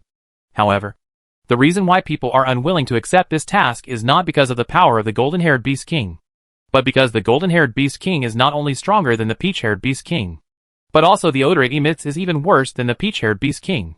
Dozens of times stronger. When I think of the golden-haired Beast King, I think of that stinky smell. It would be okay if I hunted directly. After killing the golden-haired Beast King, I peeled out all the materials and washed them thoroughly. But this time, I still have to do it. If you catch it alive, won't you be tortured by the extremely stench when you bring it back? Meow? After thinking carefully for a while, Walong decided to change the task. Are there any other promotion tasks? Meow? What? Aren't you going to accept this mission too? This is a mission proposed by the Blackstone Chamber of Commerce. So the reward is higher than ordinary promotion missions. How high? Meow? Wenlong asked curiously. 2 gold coins. Prini said confidently. Isn't this just dozens of silver coins more than a normal mission? It's hard to say that this is a lot of money. I won't make my whole body stink for such a small amount of money. Meow! Wenlong said loudly. That's gone. Others have taken over the tasks. Prini spread her hands, expressing her helplessness. Okay. Woman, what do you think of this mission? Meow? As he said that, Wenlong turned to look at Catherine. After all, the mission can only be accepted by the hunter. As an yellow cat. Wenlong, there is no such qualification. Well, that's it, Catherine said. The king of golden-furred beasts? The name sounds like a very beautiful monster. Is it covered in gold? I really want to see it. Really? Wenlong stroked his beard and said, Woman, this task is left to you. This is a trial given to you by my uncle. It can just test the results of your practice during this period. Meow. Chapter 272. The game has already begun. Of course, Catherine didn't know what the golden-haired beast king was like. So she just agreed. And Wenlong was also a little mischievous, and wanted to see what would happen if Catherine, who likes bathing and has a mysophobia, met the golden-haired beast king. Hee hee. There's a lot of fun in teasing others. Meow. However, although Wenlong thinks so, Catherine has no experience in capturing monsters before. So in the final analysis, Wenlong still needs to be the guide. Otherwise, if Catherine follows Catherine's usual hunting method and chops down the golden-haired beast king with one sword, then the mission is equivalent to failure. But the mission is to capture the golden-haired beast king. In this case, the difficulty will be raised to another level. Meow. Wenlong said. Capture? What does capture mean? After hearing what Wenlong said, Catherine noticed that this mission was different from usual. The mission objective was not to hunt the golden retriever beast king, but to capture the golden retriever beast king. Please read the mission more clearly in the future. Wenlong helped his forehead and said, If you don't even read the contract clearly when you sign the contract, you might be sold to someone else and help pay for it. Meow. No. Mr. Cat. Don't sell me. Catherine quickly hugged Wenlong. Go away. Wenlong pushed Catherine away, and then continued, Since we are going to capture it, we must prepare in advance tonight. If we don't prepare everything, there will be no way to deal with the monster by then. Capture. Meow. Are there anything else to prepare for the capture? Catherine asked with some confusion. Of course. Do you think you're going to rush up and knock the monster unconscious with a stick, then drag it back? Meow. Isn't that true? To capture, we need traps and anesthesia jade for capture. As for how to transport the monster back after capture, it is none of our business. The people from the Blackstone Chamber of Commerce will solve it for us. At this time, Haitang on the side finally interrupted. Well, the little girl knows better. Meow. Wenlong praised. That's because Haitang has stayed in the arena for a while, so she is relatively clear about some things in the arena. Haitang added. Traps and anesthesia jade for capture. Catherine thought for a while, but it seemed that she had never seen these two things before, so she was confused. Don't worry about the props for capturing. I've long expected this day, so I've already prepared it before. Meow. Wenlong said confidently. Oh, it sounds very interesting. Mr. Cat, please teach me how to catch prey. I wonder if I can also catch a golden retriever beast king and raise it. Trust me, you don't want to keep something like that. Meow. Hey. Why? No reason. Anyway, you will know when the time comes. Wenlong did not explain much, thinking that if Catherine knew that the golden-haired beast king was extremely smelly, it would definitely not be possible. So Wenlong just said, For tomorrow's hunting, I will explain the capturing process to you in detail tonight. You must remember the capturing steps. Otherwise you will most likely fall short. Meow. Okay. I understand. Catherine replied seriously. Well, Wenlong said, turning to Polini again and said, Well, please contact the people from the Blackstone Chamber of Commerce. After all, they still need their assistance in the task of transporting monsters. Meow. Don't worry. Someone has already taken over the commission. We will notify the Blackstone Chamber of Commerce. As long as you are ready, just contact the Blackstone Chamber of Commerce directly. Their preparations will be completed soon. As a receptionist with considerable experience, Preeny is naturally very clear about the process of such entrusted tasks. Okay. Now that the mission has been delivered, we will go back today. In addition to hunting and training, we must also maintain adequate sleep to keep our bodies in the most energetic state at all times. This is what hunters must do. Meow. After saying that, Wenlong took Catherine and Haitang outside the guild. Wait a minute. You three. Just as Wenlong was about to leave, Preeny stopped them again. What's the matter? Meow. As the most promising new king of the Hunter Guild, are you interested in competing with the members of the Womley hunting group? You can also give our guild some credit. Preeny said in a low voice. I'm not interested. Wenlong waved his hand without looking back. I'm not interested in that kind of petty competition in the arena. In addition, what I want to say is, in fact, the Hunter Guild and the Womley hunting group, the real competition between them has actually started a long time ago. Whoever can hunt the star dragon first will be the winner of this competition. Meow. After saying that, Wenlong and his party quickly left the Major Bolton Hunter Guild, leaving only Preeny standing there blankly. This Elu Cat really thinks he can hunt the star dragon. Although the woman named Catherine who is with him is indeed outstanding among the newcomers. But if compared with the experienced hunters in the guild, it seems a bit young. Preeny thought for a moment, but didn't seem to think that Wenlong and others really had the ability to hunt the star dragon. The next day, early in the morning, Wenlong and his entourage, who had already finished their preparations, arrived at the auction house in the center of Midge Bolton. Like the Colosseum, this place was also owned by the Blackstone Chamber of Commerce. Although the large arena located on the side of the city is an important source of funds for the Blackstone Chamber of Commerce, the large auction house located in the center of Midge Bolton City is more important to the Blackstone Chamber of Commerce than the large arena. And because of this, the president of the Blackstone Chamber of Commerce, Blackstone, spends much more time in the auction house than in the arena. If you use the words of Blackstone himself, then it is. There are only ugly monsters over there in the grand arena, but the auction house is where wealth gathers. As a businessman, of course, I am more willing to deal with all kinds of treasures together. So if you want to meet with Blackstone, the president of the Blackstone Chamber of Commerce, to discuss matters, you usually have to come to the auction house. So Wenlong and others came to the door of the auction house according to the information they had contacted before, and happened to see an old man wearing a black dress waiting there. Judging from the way he was looking around, he seemed to be waiting for someone. Chapter 273, The Blackstone of the Blackstone Chamber of Commerce. Old sir, we are the hunters participating in the mission to capture the Golden Beast King. Where can I meet Mr. Blackstone, the president of your Chamber of Commerce? Seeing that the old man seemed to be waiting for someone, Catherine stepped forward, said, Ah, it's you. I heard from the Hunter Guild that the hunters sent this time are very capable hunters. I didn't expect them to be so young.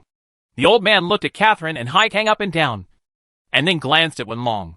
Then he said, Don't worry, old man. We are very powerful. Take us to see your president. Meow. Wenlong interrupted.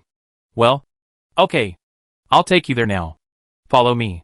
The old man nodded, and then led Wenlong and his party into the auction house. The auction house also looked quite grand.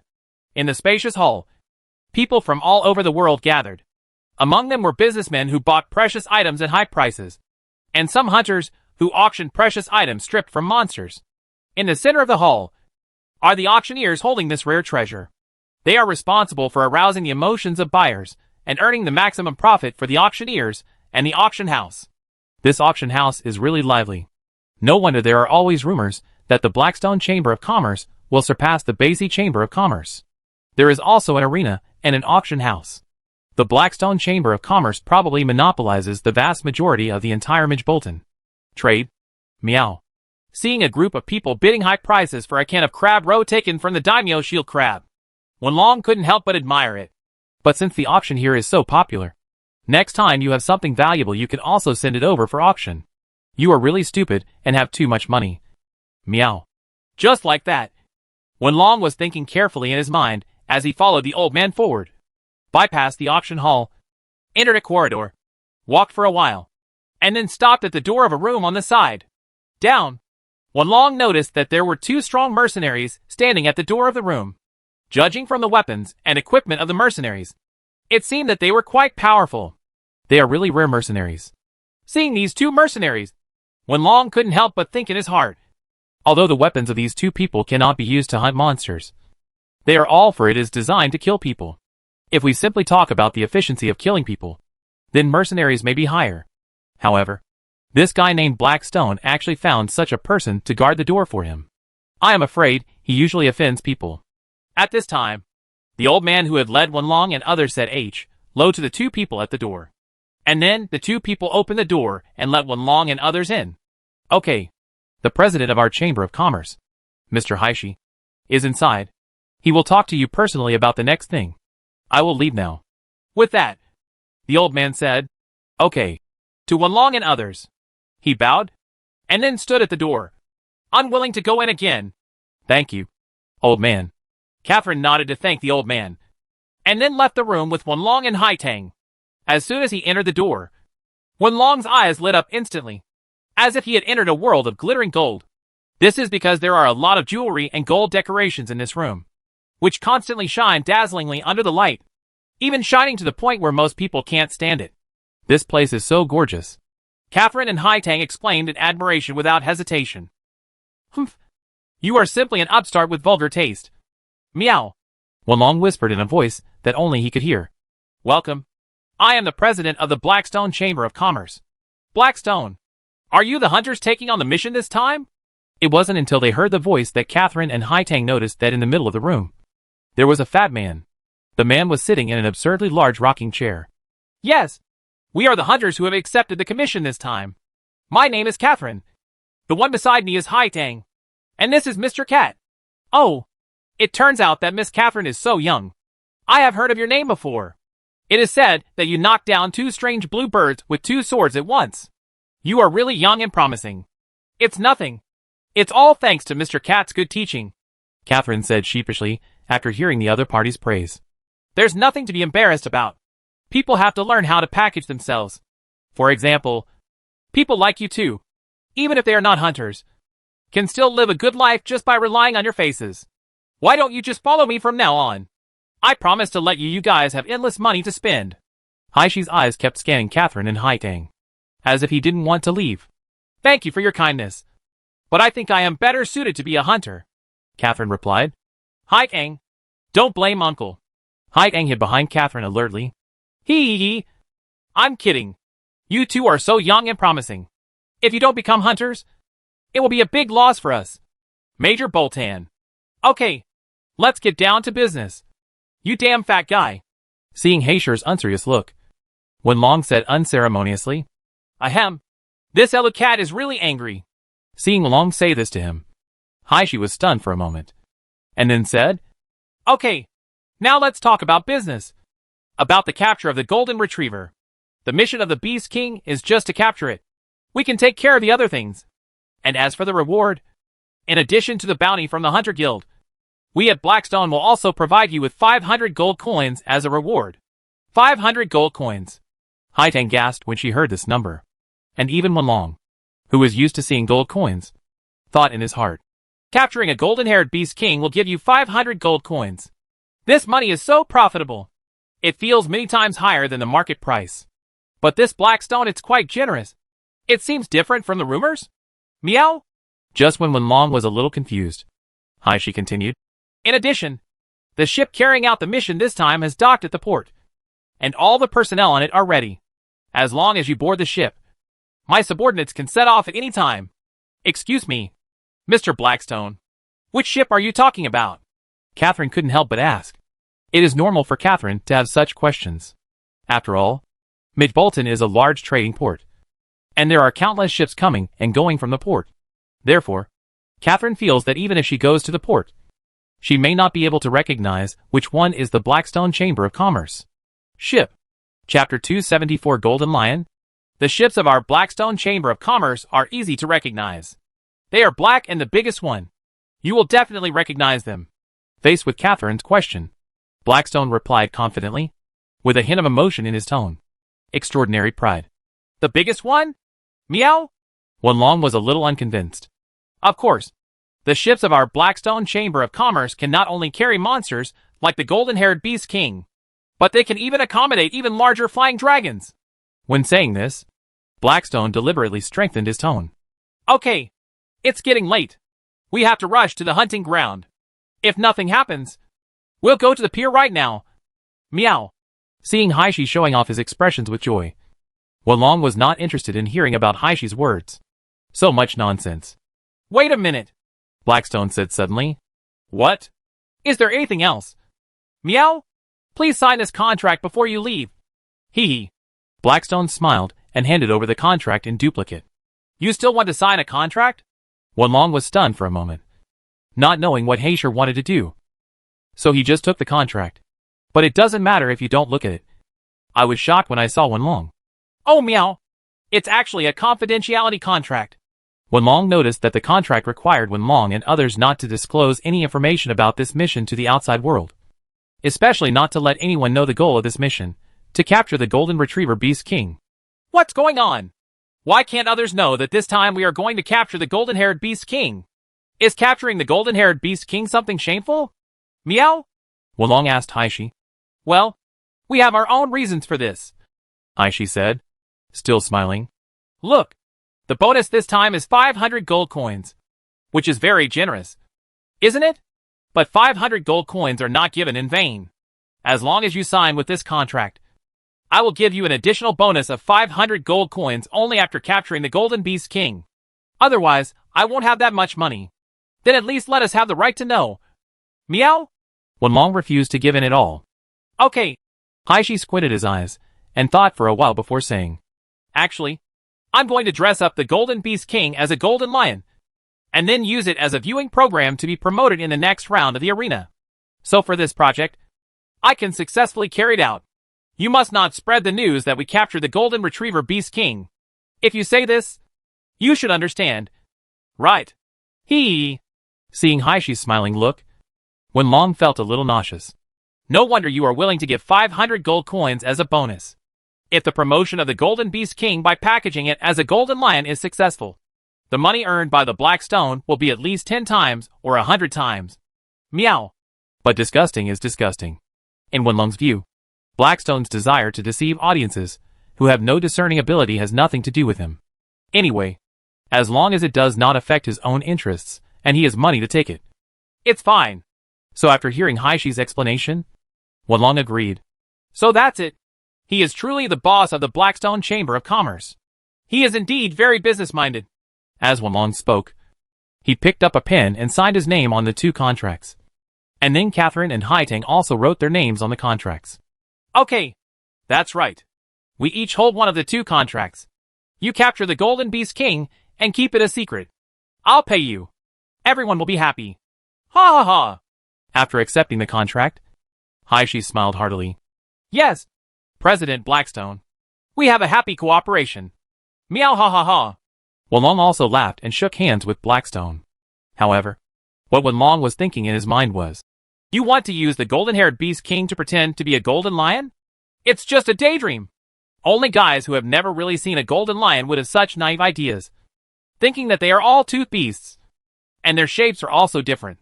You can just dye your fur and pretend to be it. This stupid fat guy is so obsessed with money that he came up with such a bad idea. Forget it. It doesn't matter how much it is, as long as I have the money to take it. Meow. So after signing the contract, Wenlong said goodbye to Haishi again, left the auction house with Catherine and Haitang, and walked towards the agreed port. Mr. Cat, what exactly is the golden lion you just mentioned? Both the golden lion and the golden beast king have the word gold in their names. Are they both glittering with gold? On the way, Catherine finally couldn't help but asked out of curiosity. Road. After all, it was difficult for Catherine to ask these questions in front of Blackstone before, so she only had the nerve to speak after she walked out of the auction house. Golden Lion. When Wenlong mentioned this name, he thought of the scene where he had fought with the Golden Lion countless times in the game. In fact, the Golden Lion is not usually golden, but is covered with black. The main color of the hair is only when it is angry. The Golden Lion's hair will turn into a real golden yellow. The hair will stand up and shine with the light of thunder and lightning. At this time, the Golden Lion can really be called it's a golden lion. By the way, that golden-haired beast king's coat is not golden, but a little red? Or almost orange? Hey, so it's like this. There are actually monsters whose hair changes color when they get angry? Catherine was also surprised by Wenlong's description, and then asked, So is this golden lion powerful? Isn't it awesome? Do you know what the golden lion's nickname is when it gets angry? Meow. What? We all called it Super Saiyan back then. Meow. Super Saiyan? What is that? Not only Catherine, but also Haigang came over and asked. Well, you won't understand if I explain it to you. In short, it means that it is very powerful. Wenlong smiled awkwardly. Although the golden lion is also a fawn beast. When it gets angry, even the ancient dragon will be afraid of the three. Well, you should be able to understand this statement. Right? Meow? I never thought that there would be something comparable to the ancient dragon species among the Rania beast species. Of course, there are such exceptions. Although monsters of the ancient dragon species are generally symbols of power, there are also a few of other types that have strength comparable to that of the ancient dragon species. This is not surprising. Meow. In this way, he explained things about the golden lion to Catherine and Haitang. And before he knew it, the Chinese dragon arrived at the port of Major Boltan. Ah, Mr. Cat. There is a really big ship there. At this time, Catherine suddenly shouted, Chapter 275 Esther Lake Land. Wenlong looked up and found a huge black merchant ship moored in the port. It's really big. It seems that this black stone is indeed not lying. It can really be called the largest ship in the port. Meow. At this moment, even Wenlong had to admit it. The large merchant ship in front of Wenlong was completely black. And unlike ordinary merchant ships, the proportion of the cabin to the hull was quite different. In addition to the relatively large cabin, this black merchant ship also had one feature that ordinary merchant ships could not match. Wide and sturdy deck.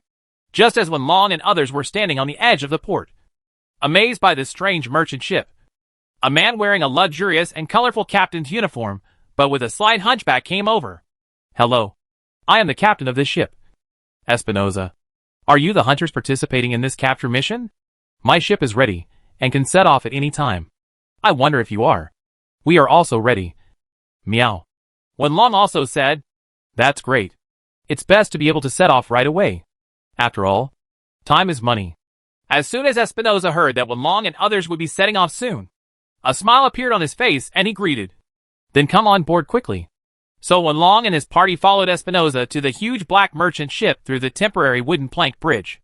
Although Wenlong felt that this ship was really big when he was down there, it wasn't until he actually set foot on this black merchant ship that Wenlong really realized how strong the financial resources of the Blackstone Chamber of Commerce were.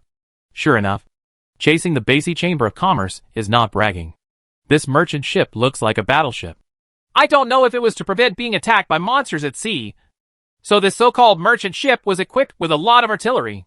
The sailors on the ship were all strong, and they also carried swords. This even reminded Wenlong of himself. Vikings who once lived on Earth. Hee. Just don't be scared. Although all my men are armed with swords. We are really just businessmen. Seeing Wenlong and others looking nervous after boarding the ship, Espinosa also looked nervous, said with a smile. However, in Wenlong's view, it was better if this person didn't smile. Not only did he not make people feel friendly when he smiled, but he made him even more annoying. What does a businessman do with a knife? Meow? So Wenlong asked. Of course, it is used to cut the cable. As we all know, when encountering a storm at sea, sometimes it is too late to lower the sail. So you have to use a knife to cut the cable. Oh! Wenlong pretended to know just now, and then asked, What about these things? What are they used for? Meow? When asking, Wenlong pointed to the 2 rows of thick black iron pillars on the deck and said, These 2 rows of thick black iron pillars are lined up on both sides of the deck. 6 on each side. A total of 12 such pillars. And each pillar is also wrapped with a fine steel chain that is as thick as the mouth of a bowl. Behind the fine steel chain you can even see mottled dark red blood stains on it. Oh! You mean these pillars? Espinosa explained very patiently. These pillars, and the fine steel chains on them are used to bind the flying dragon. As hunters, you should also know how big the flying dragon is. Right. The golden retriever beast king we are going to capture this time is much bigger. So there is no way to fit it into the cabin during transportation. So we have to tie it to the deck with fine steel chains. I see. The safety measures are really in place. Meow. That's of course. It's not easy to transport all kinds of monsters from remote wilderness and forests to bustling cities. Safety measures must be in place. Although during transportation, we will also inject tranquilizers and sleeping pills into the monsters on time. But just in case, it is also necessary to use these fine steel chains and pillars to restrain the flying dragon. Yeah, Wenlong nodded and said nothing more. At this moment, the sound of anchoring was heard, which meant that the huge black merchant ship was finally setting sail. The destination of this hunting is a place called Lake Esther. In Wenlong's memory, this area is the place where the melting snow of the West Melon Mountains converges. It has lush vegetation and beautiful scenery, and is known as the Western Red Wonderland. However, as the name suggests, the gathering snow mountain water has formed several lakes here, and these lakes are not only on the ground. These lakes even flow into the underground of the capital, forming beautiful lakes and underground caves full of natural crystals. Underground lake. It is precisely because of the existence of these underground lakes that the terrain of Lake Esther is relatively complex. There are still many mysterious and unexplored areas in the vast underground lake. In this way, Wenlong and others took the Blackstone Chamber of Commerce's merchant ship and headed northwest after leaving Major Bolt in. However, due to a storm on the road, the ship arrived at Lake Esther later than scheduled. It took a long time, but it was only on the morning of the next day that we arrived near the mouth of a river. Where is this? Wenlong asked. This is the outlet of the river. After the snow water on the peaks of the West Melon Mountains melted, it gathered in Lake Esther to form a large number of lakes. The water from these lakes flowed into the ground, forming a rather vast area. Underground lakes. And the water from the underground lakes overflows and flows out through underground rivers. These underground rivers gradually emerge from the ground near the sea, forming the river we see. So as long as you follow this river if you go upstream, you can easily reach Lake Esther. Oh, so that's it. Even I don't know about this kind of thing. Wenlong nodded and said, but our ship can get here. After all, we are a big ship sailing on the ocean. We can't enter such a small river. Espinosa added. Then you can only go upstream in a small boat. Go up, and you will arrive at Lake Esther soon. But I will still send a few sailors to help you paddle. After all, time is money. It will be good for us to complete the task as soon as possible. Hee. Well, thank you very much. Meow. In this way, under Espinosa's arrangement, Wenlong, Catherine and Hai Tang changed to a small boat and started to go upstream along the river. As expected, it didn't take long before they saw the beautiful scenery of Lake Esther. Chapter 276 Searching for the Golden Retriever Beast King. Okay, here it is. Meow. When the boat got close to the hunter camp, Wenlong asked the sailors to move the boat to the shore, and then jumped ashore with Catherine and Hai Tang. Let the ship stop here. If nothing else happens, the task of capturing the golden-haired beast will be completed soon. Do you want to go to the hunter camp to have a rest? Meow? Wenlong said to the sailors. However, the sailors waved their hands and said that they were resting on the boat. However, before Wenlong left, these people still gave Wenlong a signal grenade launcher. Judging from the style of this flare launcher, it is similar to the flare launcher previously issued to hunters by the Hunter Guild to summon the Elu Cat rescue vehicle. And it is used in the same way. After the capture is completed, use this flare to report to us. We will come to receive the Golden Beast King. As for the use of the flare launcher, you should know. Right? A leading sailor said to Wenlong and others. I know. Meow. Wenlong waved his hand, indicating that the other party did not need to explain, and then took Catherine and Hai Tang to say goodbye to the accompanying sailors and walked towards the hunter camp. The hunter camp at Esther Lake is located in the mountains. The surrounding scenery is beautiful, and you can see the lush green mountain forest landscape. The access from the hunter camp to the hunting ground is connected by a plank road paved with red wooden boards. These plank roads are built along the mountains, and it is unique to walk on them while admiring the surrounding landscape. Mr. Cat, the scenery here is really nice, and the birds are singing and the flowers are fragrant. It feels like you are in a fairyland on Earth. Catherine couldn't help but say. Of course, this place is not called the Wonderland of Sahird for nothing. Meow. Just walking along the plank road, Wenlong and others arrived at the hunter's camp soon. Okay, let's take a short rest in the camp. Pick up the supplies in the camp as required, and then move on. Meow. Wenlong said. So according to Wenlong's request, Catherine and Hai Tang opened the blue supply box in the hunter camp. However, when the blue supply box was opened, Catherine made a questioning sound. Hey, Mr. Cat. Why do the supplies here seem to be much less? What's missing? Meow? I remember that when we were in the Kunbel wetland, there were antidotes in the supplied boxes. And when we were in the hustle and bustle of the mountains, there were hot drinks in the supplied boxes that could keep the body warm. Why are there only recovery medicines and carry-on rations here? Of course, Wenlong explained. The climate here is so pleasant, and there is no poisonous swamp fog in the Kunbel wetland. Of course, there is no need to prepare hot drinks and antidotes. So we just follow the minimum needs of the hunter. Prepare the supplies. After all, everyone knows the style of the Hunter Guild. Meow. Although Wenlong didn't say it explicitly, both Catherine and Haitang knew that Wenlong was referring to the fact that the Hunter Guild has always been very careful and good at saving money.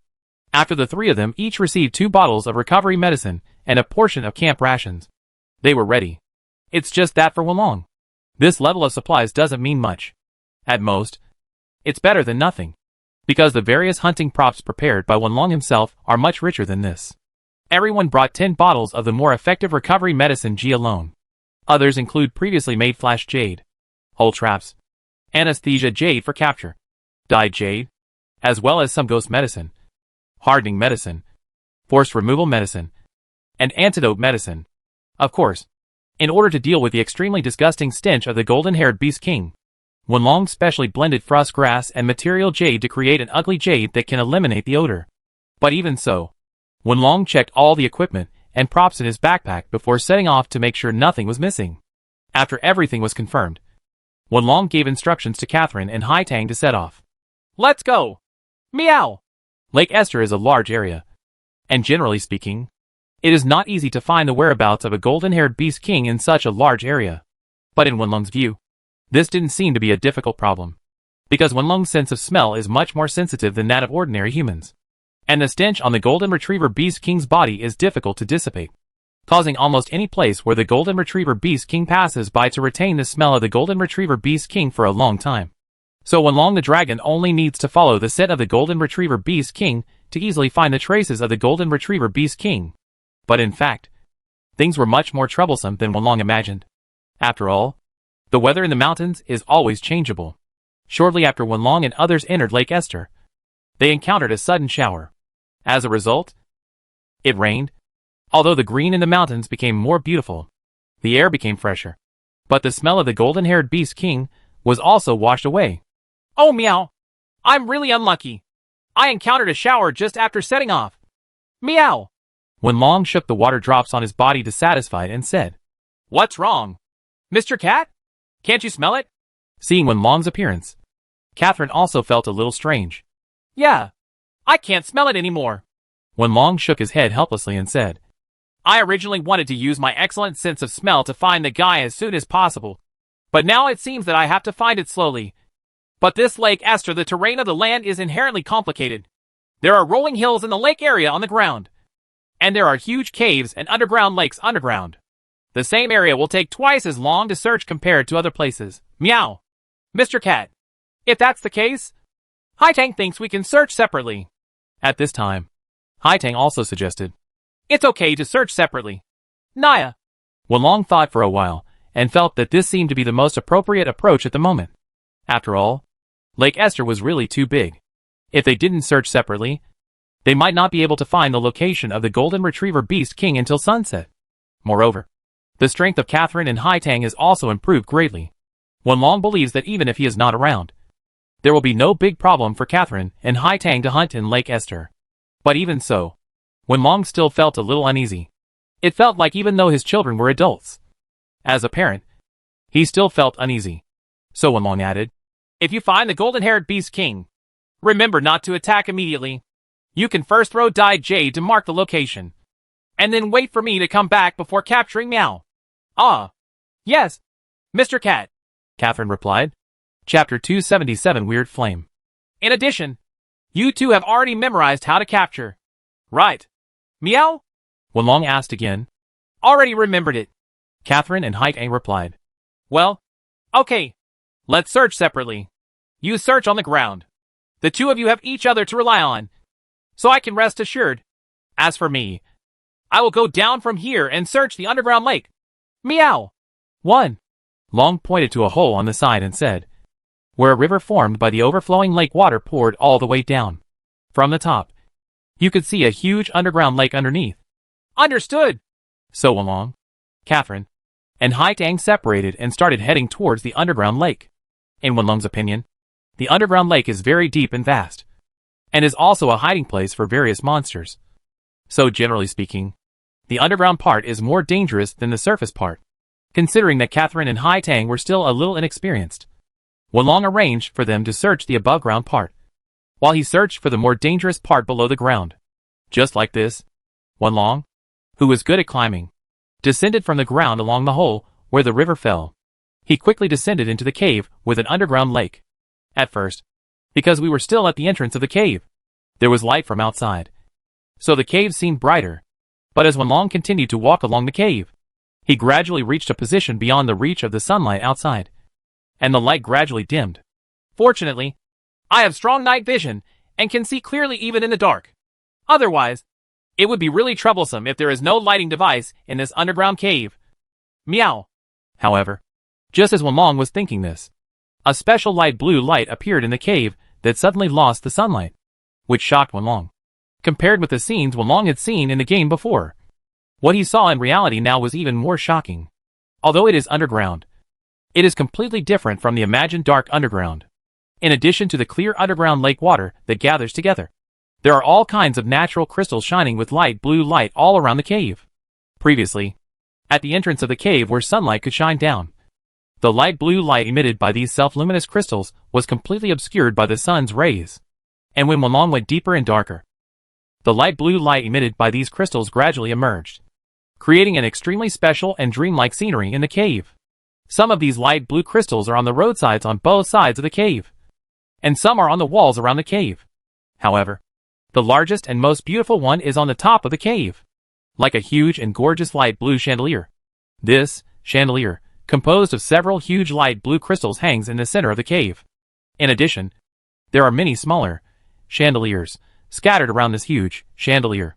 Although the light blue light emitted by these smaller chandeliers is weaker, it is surrounded by these small chandeliers. The huge chandelier appears like stars over the moon, depicting the top of the cave as a mysterious starry sky. And just below this mysterious starry sky is a clear underground lake. The faint blue light shines on the underground lake, dyeing the lake's surface into a faint blue. Such a scene even made Wenlong think for a moment that he had come to another world. TSK. TSK. This light blue light. In addition to the beautiful scenery on the surface of Lake Esther, there is also an even more shocking scenery below the ground. Meow. Wenlong said in his heart. In this way, Wenlong continued to walk forward while admiring the surrounding scenery. In this humid cave, while admiring the beautiful scenery, Wenlong did not relax his vigilance at all. Suddenly, Wenlong saw a bright color appearing further into the cave, different from the faint blue light emitted by those light blue crystals. The color that appears deep in the cave is obviously brighter, and it looks like a burning flame. However, because the distance is actually a bit far away, the color that appears deep in the cave is obviously brighter. Wenlong didn't see clearly what the thing was. Huh? What is that? Meow? With such doubts, Wenlong quickened his pace, wanting to rush over as soon as possible to see what was going on. However, the shining fire was indeed fleeting and disappeared immediately, leaving only the faint blue light emitted by the crystal. This dark underground cave. It went out. Meow? Although the fire soon disappeared, Wenlong did not give up, but continued to walk forward, wanting to see what happened where the fire was. But just after Wenlong rushed over, he found nothing. What's going on? There's nothing. Could it be that I'm hallucinating? Meow? Wenlong looked around. Just when Wenlong was about to search further, suddenly, Wenlong smelled a pungent smell. And this smell was something Wenlong was no longer familiar with. This smell is dyed jade. Meow! This smell is a special smell that almost every hunter can distinguish. Even with the human sense of smell, the location of this smell can be clearly identified from a long distance. It can be said that it exists to allow hunters to track monsters, because it is an odor that humans can clearly distinguish. It is certainly not a problem for Wenlong, who has a sensitive sense of smell. So Wenlong immediately realized what happened. This smell came from outside the cave. It shows that the stupid woman and the little girl met the golden-haired beast king. Meow! Realizing this, Wenlong didn't continue to dwell on the sudden disappearance of the flames, but immediately turned around and ran away along the route he came in before. Not so long ago. On the ground, Catherine and Haitang also searched for the whereabouts of the golden retriever beast. However, Catherine felt lucky that not long after, they saw the golden retriever beast king eating near the rotten wood covered with mushrooms. So according to the agreement, Catherine did not directly attack the golden-haired beast king. Instead, she took out a dyed jade according to Wenlong's request, and then threw it at the golden-haired beast king. Snapped! The dyed jade burst immediately after hitting the golden-haired beast king. The pungent-smelling pigment inside instantly spilled on the golden-haired beast king, and then the smell spread. Chapter 278 Flying. In this case, Mr. Cat should be here soon. Catherine thought the same thing after throwing away the dyed jade. But before Wenlong arrived, Catherine had a more urgent matter to face, which was how to fight this golden-haired beast king. Different from previous battles, because this time it was about capturing monsters instead of hunting them. Catherine felt constrained from the beginning. I want to fight, but I don't dare to use my full strength. But I can't just run away to avoid it. Because according to what Wenlong explained before, if you want to capture the golden retriever beast king, you must first consume the golden retriever beast king's physical strength. And it is best to give him a certain amount of damage to make his body enter a weak state, so that he can capture it. At this time, because the dyed jade had been thrown on his body, the golden-haired beast king, who was foraging for food, also noticed the existence of Catherine and Begonia. The golden-haired beast king turned around, glanced at Catherine and Begonia contemptuously, then put down the mushroom in his hand and roared at Catherine and Begonia. Roar. Obviously, the grumpy golden-haired beast king doesn't like anyone disturbing him while he's eating. Little Haitang, it's time to start, Catherine said to Haitang. Yeah, Haitang also nodded, and then opened the hunting bow in his hand.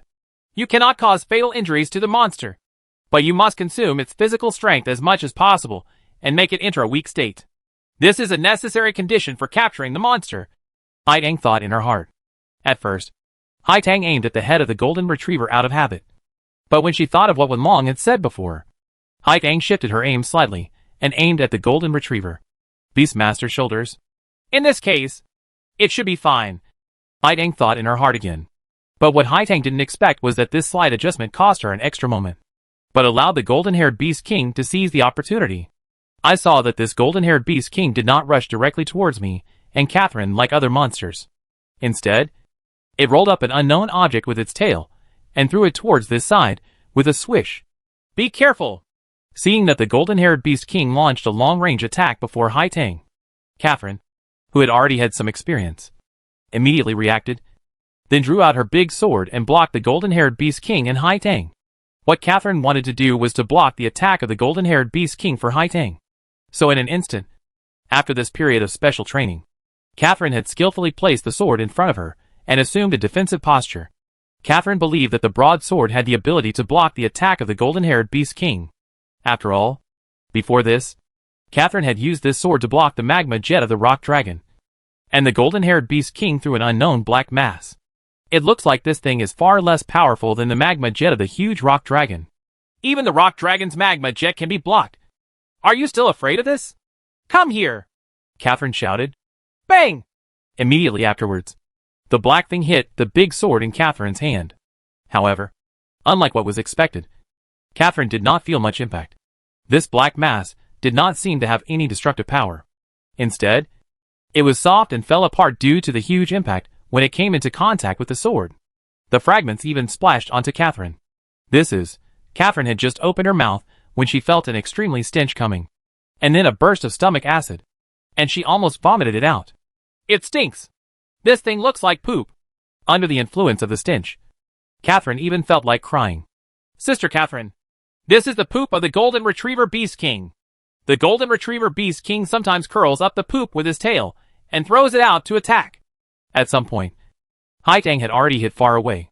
Catherine's hand shook, and she almost threw the big sword that was covered in feces to the ground. However, looking at the ferocious golden-haired beast king in front of her, Catherine still held back the hilt of the big sword. No! If you throw away the big sword, you can't fight. But this thing is really dirty, and it's even got on the armor. I even need to take off the armor. I really want to go take a shower. At this time, Catherine's mind was already in a mess. and the disgusting feeling of the stench made it impossible for Catherine to concentrate at all. Ho ho ho! Seeing Catherine's embarrassed appearance, the golden-haired Beast King seemed to be quite proud. Because in the golden-haired Beast King's view, making the enemy stink as much as himself was a very satisfying thing. So the golden-haired Beast King once again rolled up a ball of black poop with his tail, and prepared to throw it at another human in front of him. But this time, Hai Tang was faster.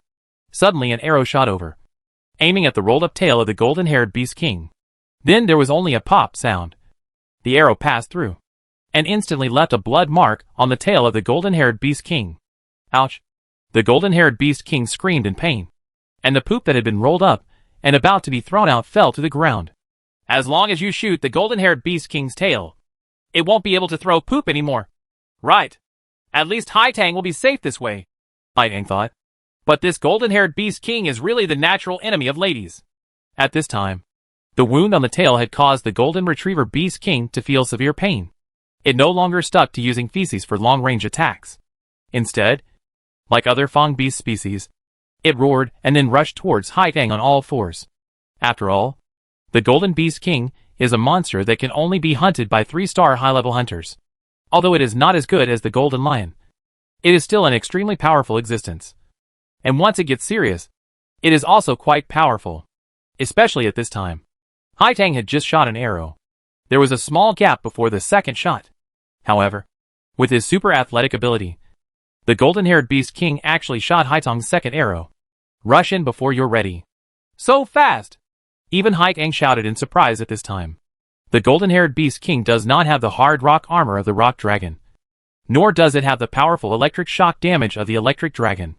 However, as a monster that is one level higher than both of them, the golden-haired Beast King has a speed that far exceeds the first two monsters. Agile. Chapter 279 The Constrained Battle. In just one breath, the golden-haired Beast King had already rushed to Hai Tang's side.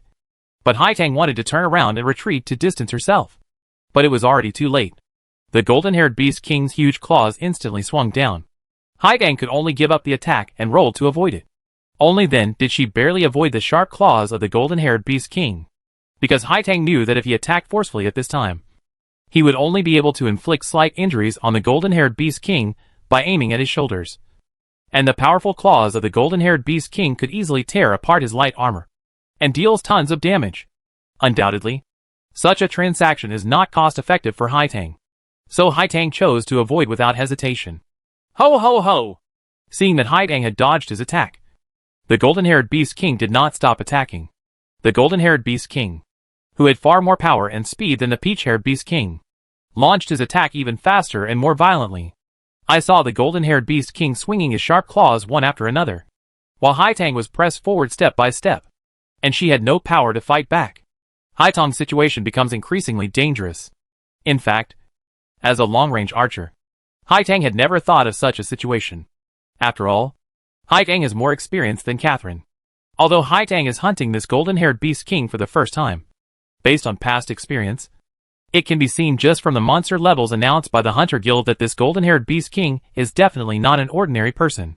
Facing such an enemy, Hai Tang certainly had no chance of underestimating the enemy. Even before this, Hai Tang had already thought about various possible situations in her mind. But she did not expect that she would be suppressed by the golden-haired Beast King so quickly. This is because before this, Hai Tang had considered the existence of Catherine in her predictions. If the situation was normal, Catherine would have rushed over to help her block the attack of the golden-haired Beast King. In fact, this was what the two of them had hunted many times before. The tacit cooperation we had had should have been a matter of course.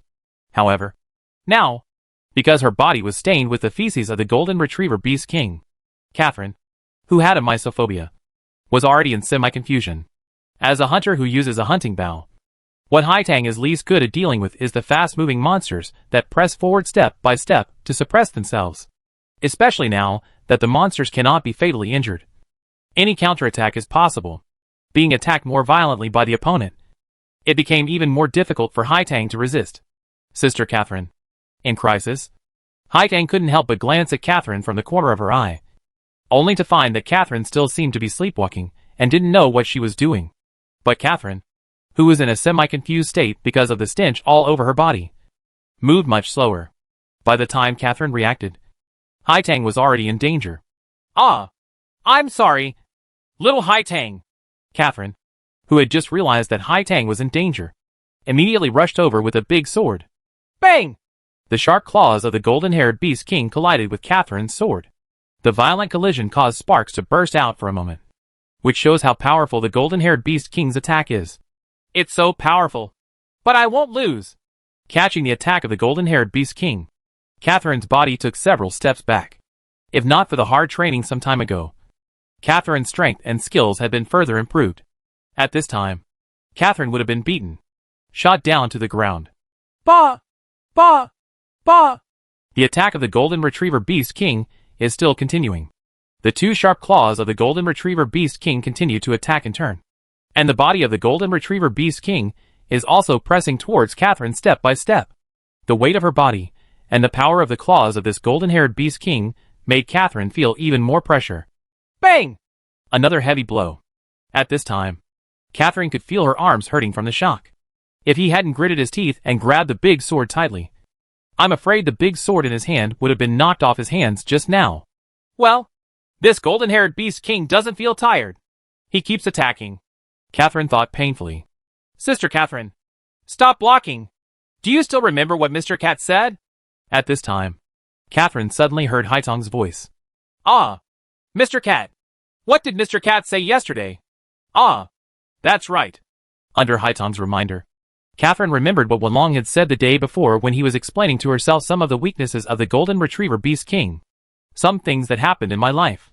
Although the strength and speed of the golden-haired Beast King are far greater than that of the peach-haired Beast King. Like the peach-haired Beast King, the golden-haired Beast King is often prone to instability in its center of gravity when performing continuous claw swings. At this time, as long as you take advantage of the situation and induce it. If you move down, it will be easy for the opponent to fall to the ground. As soon as she thought of this, Catherine's mind immediately thought of how to deal with it. If it were Mr. Cat, he would definitely do this. Haitang, who was thinking this way, still raised the big sword in his hand and pretended to continue to resist the attack. However, under Catherine's feet, he had changed his pace.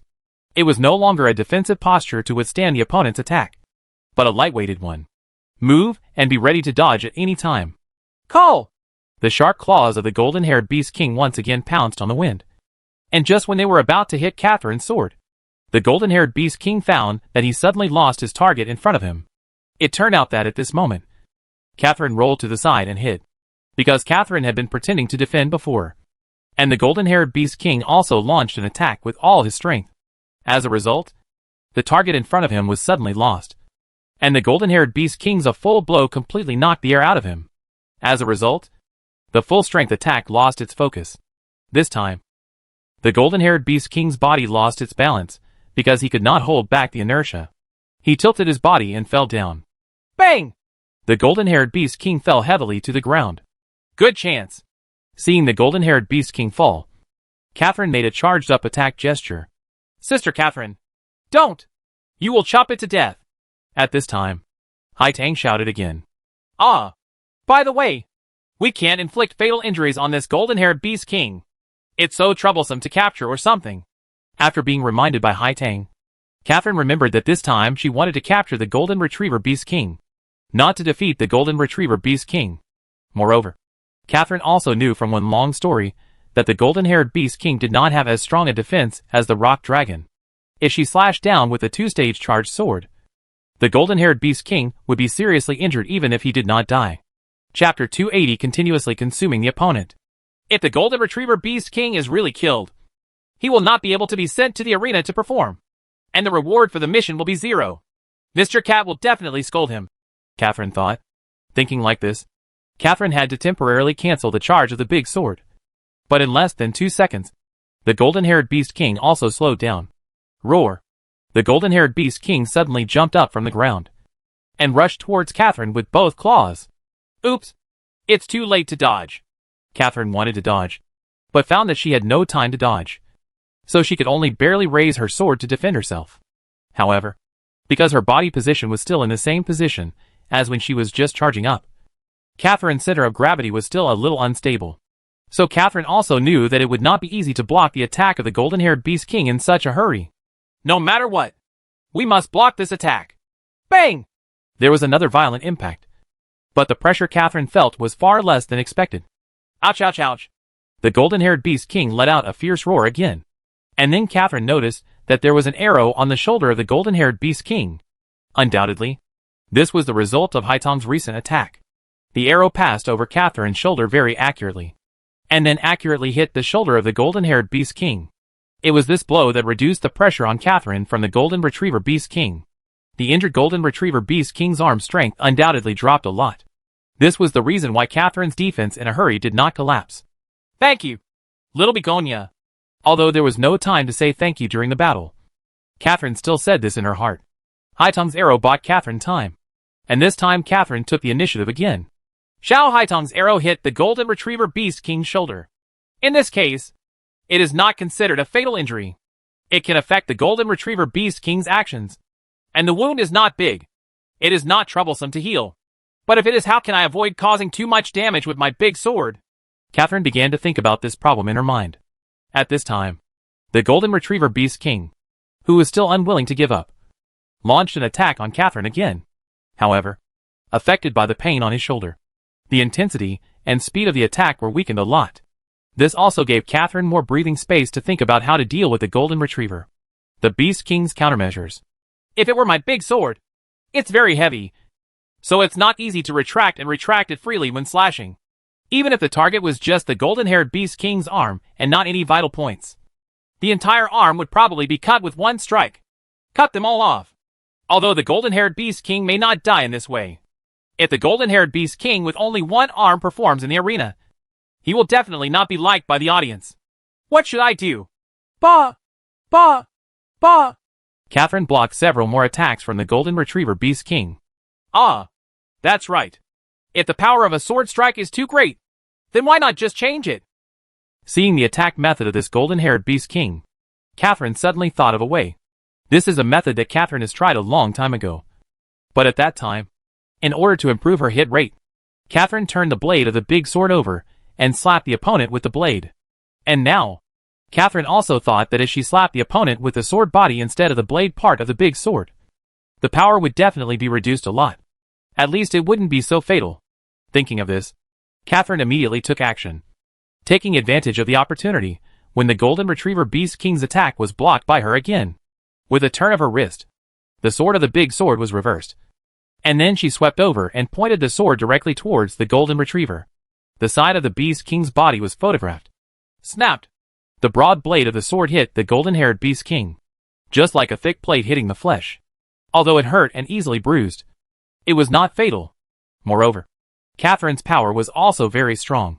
Although this blow did not result in a tragic situation of blood and flesh flying everywhere, the golden-haired Beast King tilted his body because of this power and fell to the ground again. It's a success, Catherine said happily. But it was clear that Catherine was happy too early. The golden-haired Beast King was like a beaten little kid, writhing in pain on the ground. But both Catherine and Haitang could see that this time, the golden-haired Beast King was really getting angry. Like most monsters, if the golden-haired Beast King enters an angry state, its attack power and speed will be further improved. But the increased physical ability of the golden-haired Beast King is not just that. In addition, the stench of the golden-haired Beast King has also been improved. This is because the golden retriever's hormone secretion increases when he is angry, which causes the production of odor in the body to accelerate. In the view of Catherine, who has a mysophobia, this has even reached the point of being inaccessible. Ouch! It stinks. If it weren't for holding the sword with both hands, Catherine would have really wanted to cover her nose. Ah! Mr. Cat, why haven't you come yet? This golden-haired Beast King is so annoying. Even though it smells so bad, we can't kill it. Catherine complained in despair in her heart, which was rare. However, complaints are complaints, and Catherine can only retreat desperately, while using her big sword to block the attack of the golden-haired Beast King. Whoosh! At this time, another arrow shot over, and this time it hit the golden-haired Beast King's knee. After 3 stages of charging, the arrow easily pierced the fur of the golden-haired Beast King, leaving a not too small wound on his knee. That's great, little Haitang. You really helped me a lot, Catherine said. The movement speed of the golden retriever Beast King, who injured his knee, finally slowed down. Although he endured the pain and continued to chase Catherine, Catherine was able to distance herself from the golden retriever beast king relatively easily, trying to keep herself within the tolerance range of the odor inside. But Catherine can't be too far away from the golden retriever beast king, because not only does Catherine have to worry about the golden retriever beast king suddenly turning around and running away, but Catherine also has to constantly induce the golden retriever beast king to attack to exhaust the opponent's physical strength, so as to facilitate the capture. So although Catherine kept a distance from the golden retriever beast king, she launched attacks from time to time, hitting the golden retriever beast king with her big sword, causing the golden retriever beast king to continue to angrily pursue her. In this case, it should be almost done. Meow. Far away on a big tree, Wenlong had a view of the battle between Catherine, Haitang, and the golden-haired beast king. Chapter 281, leading to a trap. In fact, after smelling the strong smell of dyed jade, Wenlong ran over without stopping and arrived early enough to see Catherine and Haitang. However, Wenlong was not in a hurry to appear. There are two reasons for Wenlong to do this. One reason is because Wenlong wants to see the strength of Catherine and Haitang after this special training and their ability to adapt to situations they have not encountered before. The other reason is that Wenlong we also need to lay out the traps used to capture the golden-haired beast king this time, since it is a pit trap. Of course, it is a trap that can make monsters fall into the pit. Fortunately, Wenlong is a good digger, so it doesn't take much effort to dig a big hole. He just wants to complete a trap, and a big hole alone is not enough. After all, the golden-haired beast king is not a fool. He will not jump into it stupidly when he sees a big pit ahead. So Wenlong took out the trap tools that he had made before. This is a special device made from the trap mechanism originally bought in MHOL and the spider nests and ivy collected from the wild. Wenlong pressed the button, and the web woven from the spider silk and ivy obtained from the spider's nest immediately bounced around the device like an umbrella, and then covered the big pit, just in time to cover the dug big pit, covered up. After it was completed, Wenlong looked at the quickly built trap again. The ivy leaves covering the net just integrated the net with the surrounding green grass. It was not easy to tell the difference if you didn't look carefully. Well, good. We can almost lure the golden-haired beast king here. Meow. Wenlong touched his beard and said to himself. When everything was ready, Wenlong ran towards Catherine. Hey, woman! Quickly lead the golden-haired beast king over here. Meow! When Catherine could almost see him in the distance, Wenlong shouted loudly. Ah! Mr. Cat! You finally came here, and this place stinks to death. Hearing Wenlong's voice, Catherine looked back. Wenlong noticed that Catherine looked like she was about to cry. Hey! Don't look back. Be careful in front of you. Meow! Bang! At Wenlong's reminder, Catherine immediately turned around and blocked another attack from the golden retriever beast king without any risk. Okay, Mr. Cat. I'm coming over right now. Following Wenlong's instructions, Catherine began to lead the golden-haired beast in the predetermined direction. Things went smoothly at first, and the golden-haired beast king didn't think too much and just chased Catherine all the way. However, after running for a while, the golden-haired beast king seemed to notice the problem and suddenly stopped. Oops! Why don't you come with me? Seeing that the golden-haired beast king stopped, Catherine was also a little panicked. Although she continued to wave the big sword in her hand and pretended to attack the golden-haired beast king, the golden-haired beast king turned out to be unmoved and raised her head. He took a few short breaths. Chi-chi! Chi-chi! At this moment, the golden-haired beast king showed a happy expression, and then suddenly turned around and ran to the side. What's going on? Why did you run away suddenly? Catherine, who saw the golden-haired beast king running away, wanted to catch up, but she saw the golden-haired beast king running under a dark boulder, then bending down to pick a brightly colored mushroom growing there. No! Catherine shouted loudly. Catherine remembered that Wenlong once told her that the golden-haired beast king, like the peach-haired beast king, lived by eating mushrooms in the forest, and once a large number of mushrooms were eaten, the golden-haired beast king would excrete a large amount of stinky gas from his body, also commonly known as fart, and the smell of this fart is naturally extremely unpleasant. Of course, Catherine didn't want to see this happen, so when she saw the golden-haired beast king running over to pick mushrooms to eat, Catherine, who had been tortured by the stench for too long, almost collapsed. But just when the claws of the golden retriever beast king were about to touch the mushroom, Catherine discovered that things had taken a turn for the better. Faster than the golden-haired beast king was Wenlong's skill. He seemed to have spotted the golden-haired Beast King's movement from the beginning. So when the golden-haired Beast King suddenly stopped, Wenlong had already started to move towards the dark place where the mushrooms grew. Ran over. So before the golden-haired Beast King picked the mushrooms, Wenlong grabbed the most beautiful and plump mushroom first with just a hair's breadth. Stupid monkey. If you want to eat mushrooms, just follow me. Meow.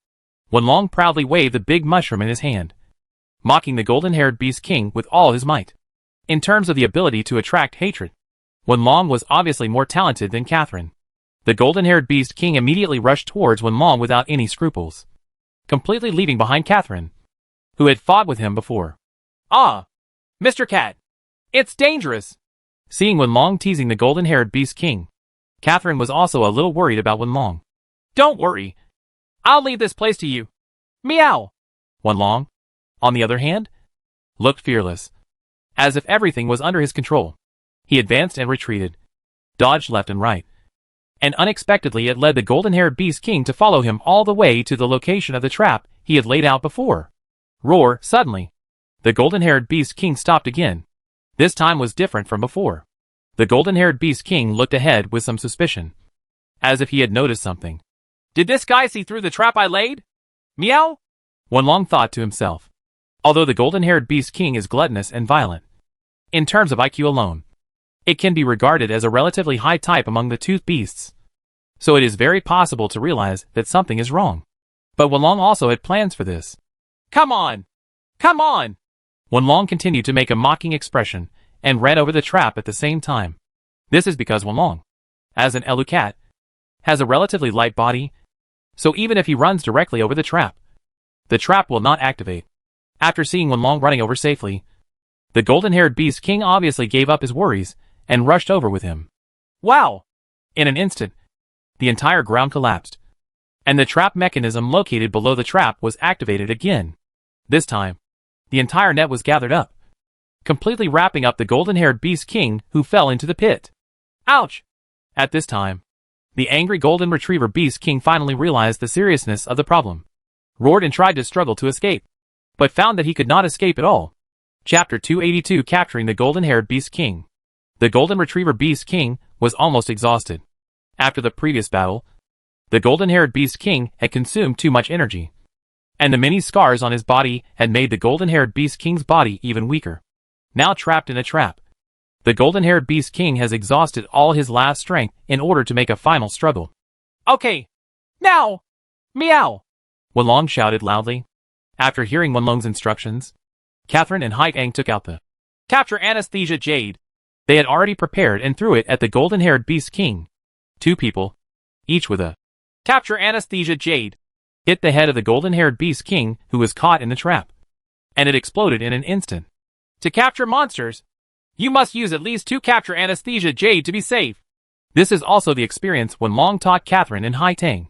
This Capture Anesthesia Jade contains a mixture of sleep grass and paralysis mushrooms. When 2 objects with paralysis and hypnosis effects are mixed together, 1 + 1 is greater than 2, which can make the already exhausted. The exhausted monster quickly fell into a deep sleep. Ho ho! Ho! After being hit by 2 Capture Anesthesia Jade, the golden-haired Beast King's voice became smaller and smaller, until finally, the golden-haired Beast King collapsed into the pit, and its original roar turned into a steady snoring. Huh? It's finally over.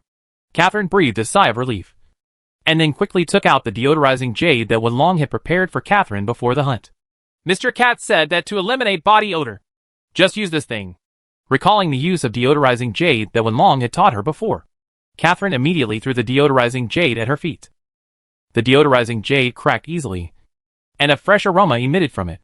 These aromas gradually neutralized the odor left by the golden-haired Beast King. After a while, the odor on Catherine's body was finally eliminated. Ah! I'm finally done. But it feels like capturing is much more troublesome than hunting directly. Looking at the golden-haired Beast King, who was already sleeping soundly in his cave, Catherine couldn't help but sigh. This is also the first time for Haitang to capture monsters. In the past, Haitang couldn't even afford traps, let alone prepare so many props to capture monsters. Thanks to Mr. Cat, Haitang learned another way to make money. Haitang seemed to be talking to herself, while nodding thoughtfully. You'll get used to this kind of thing if you do it too often. Meow. And generally speaking, you get more benefits from capturing monsters than directly hunting them. If you have the chance, it's more cost-effective to capture them. Meow. Wenlong put down his words. He took out the mushroom in his hand that was used to lure the golden-haired Beast King, and then took out the signal flare that the sailors had given him before. Now that it's completed, we can almost call those guys from the Blackstone Chamber of Commerce to come over. Meow. While waiting for the people from the Blackstone Chamber of Commerce to arrive, Catherine quickly took her big sword and went to the river to wash it off. Because although she had used the deodorizing jade to eliminate the odor on her body, she still couldn't bear to think about it soon. Previously, she had used the big sword in her hand to resist the golden-haired Beast King's stool. Catherine felt like there was a knot in her heart that she couldn't let go of. As for Hai Tang, she was surrounding the golden retriever Beast King with a very interested look. Wenlong knew that Hai Tang was not really interested in the golden retriever Beast King, but was just very interested in the gold coins that the golden retriever Beast King was about to exchange for. They are two troublesome brats, but they did a good job this time. Even though they were golden-haired Beast Kings, they finally managed to capture Meow. Wenlong thought in his heart. At this time, suddenly, Wenlong heard a rustling sound behind him. So Wenlong looked back and found that the soil on the ground had been dug up. And then a black Elu Cat emerged from the soil. Black Mountain? You're finally here. Meow. Wenlong was not surprised by the Elu Cat that suddenly appeared. Instead, he said naturally, "This is because this time Lake Esther also belongs to the Himran Mountains, and is relatively close to the lair of the Black Cat clan in the Himran Mountains." So Wenlong asked Reina to inform Haishan and ask Haishan to meet him here. Sure enough, when his hunting was over, Montenegro appeared. Master Chief, you are here. What are your orders? Meow. Haishan jumped out of the soil, then patted the floating soil on his body and said, Haishan, you are finally here. If nothing else, I just want to ask how the recent search for Xinglong is going. Meow? I'm very sorry. Meow. There are still no results. It's obvious that the search near the Himilon Mountains has been almost done. Meow. As expected, we still haven't found it. As expected, it's not that easy to find Xinglong, who is good at hiding from the world. But don't relax and continue to intensify the search. You know? Meow? Understood. Sir, leader. Haishan immediately replied. Oh, by the way, the next focus of the search will be around Lake Esther. Meow. Wenlong touched his beard and said, This Lake Esther? Report to the leader. We have searched before. And it is not just us. We have also seen some human hunters searching around here. But nothing has been found. Really? Do you want to search again? Meow? Haishan said with some doubts. Of course. The topography of Lake Esther is the most complex. Just now, I went to the cave where the underground lake is located to see. It is extremely vast below, and there are many branches. It is intricate and not just random. It can be found by searching, so I think there is still a possibility that Xinglong is hiding. Meow. The leader is wise. Meow. Stop trying to flatter me. Wenlong continued. In addition to the reason I mentioned before, the reason why I want you to focus on searching here is because I just saw a fleeting moment in the cave. The dying fire. Meow. Then there is fire in the cave? Meow? Haishan looked unbelievable. That's right. But when I ran over, the firelight had disappeared. Not even a trace was left. So it reminded me of something on Xinglong the Star Feather Butterfly. Meow. Chapter 283 A New Mission for the Black Cat Clan. According to Wenlong's understanding of Star Dragon, the lifespan of the star feather butterflies summoned by Star Dragon is very short. And when these star feather butterflies die, they disappear by spontaneous combustion. This is the reason why no evidence of the Star Dragon was found in Milad village. It is because the star feather butterflies that attack humans will not leave any traces after exploding and burning. So although Wenlong had no time to think about it, when he saw the fleeting flame in the cave, because he suddenly received the signal from Catherine throwing the die ball. But after capturing the golden-haired Beast King, Wenlong calmed down as I thought about it. I felt more and more that the flame I saw before was the trace left by Xingyu Butterfly when she died. If it is really Xingyu Butterfly, will Xinglong still be far away? Meow? Wenlong thought to himself. It was precisely because of this idea that Wenlong asked Haishan to focus on searching this area. I understand. Meow. Next we will focus on searching for Meow here. Haishan replied respectfully. Well, then, there is another question. Meow. Wenlong said again. Please feel free to ask. Sir Chief. Meow. I heard that you have captured Bai Mao. Meow? Yes. Sir Chief. Meow. How's that guy Bai Mao doing? Meow? Last time I heard Reina report that Bai Mao had been caught. Wenlong certainly wouldn't forget to find out about Bai Mao's situation. He has been imprisoned by us. He was crying and making trouble at the beginning. But now he has become honest. Speaking of which, that guy from the White Cat clan beat him very badly. Hey. Meow. What? What is the order from the leader? Watch him carefully, and don't let him run away. That white hair is very ghostly. I still have important things to talk to him about in the future. Meow. I understand. I will never let him escape. Meow. Heishan said confidently. Okay. That's all. Go and do things quickly. Meow. After explaining the things, Wenlong asked Heishan to leave quickly. Yes. Sir Leader. I'll do it right now. Meow. After saying that, the Black Mountain turned around and jumped into the cave he had dug before. Wait. Wait. Come back quickly. Meow. Wenlong seemed to suddenly think of something, and shouted loudly to Montenegro to come back. Master Chief. What else can you do? Meow? After a while, Heishan poked his head out of the cave entrance again. Oh, by the way, Wenlong asked. I asked you to meet here. Why didn't you run over here instead of crawling out of the ground? Although our Elu cats are top-notch in digging tunnels, there is always a problem. It would be easier to move on the ground. Right. Lord Leader, you don't know something. Meow. Oh, this is because if we walk on the ground, our Black Cat tribe has a bad reputation. So we are often attacked by hunters. Heishan said. That's not because your hands are dirty. No one else would like you. Meow. That's true. Heishan smiled sheepishly, and then continued. In addition, many hunters have come here recently to search for star dragons. So it is more likely that our Black Cat tribe will be attacked by hunters, which temporarily stalled our search mission. But the mission assigned to us by the leader must be completed through fire and water. So we had no choice but to dig a tunnel under Lake Esther that connects the lair of our Black Cat tribe, so that we can sneak in quietly. Get here without being discovered by those hunters. Meow. You have to complete it through fire and water. Obviously in the last battle with the White Cat clan, these guys immediately ran away when they encountered a disadvantage. But when they saw an advantage, they ran back again. Wenlong couldn't help complaining in his heart. However, Wenlong did not want to embarrass Heishan, but asked, You mean you dug the tunnel from your hometown to here? Meow? That's right. Sir Leader, that's what we do. Don't look at the fact that we usually only steal things to tease others. Eat, drink, have fun and sleep. In fact, our tunnels have already been all over the Himran Mountains. So we want to wherever you want to go. You can easily move underground. This is what humans often call the 3 burrows of a cunning cat. Meow. When saying this, Heishan also showed a rare proud expression. Isn't it the cunning rabbit's 3 caves? Wenlong thought to himself. Well, since that's the case, I'll give you another task. Meow. Wenlong said again. Please speak. My lord. Meow.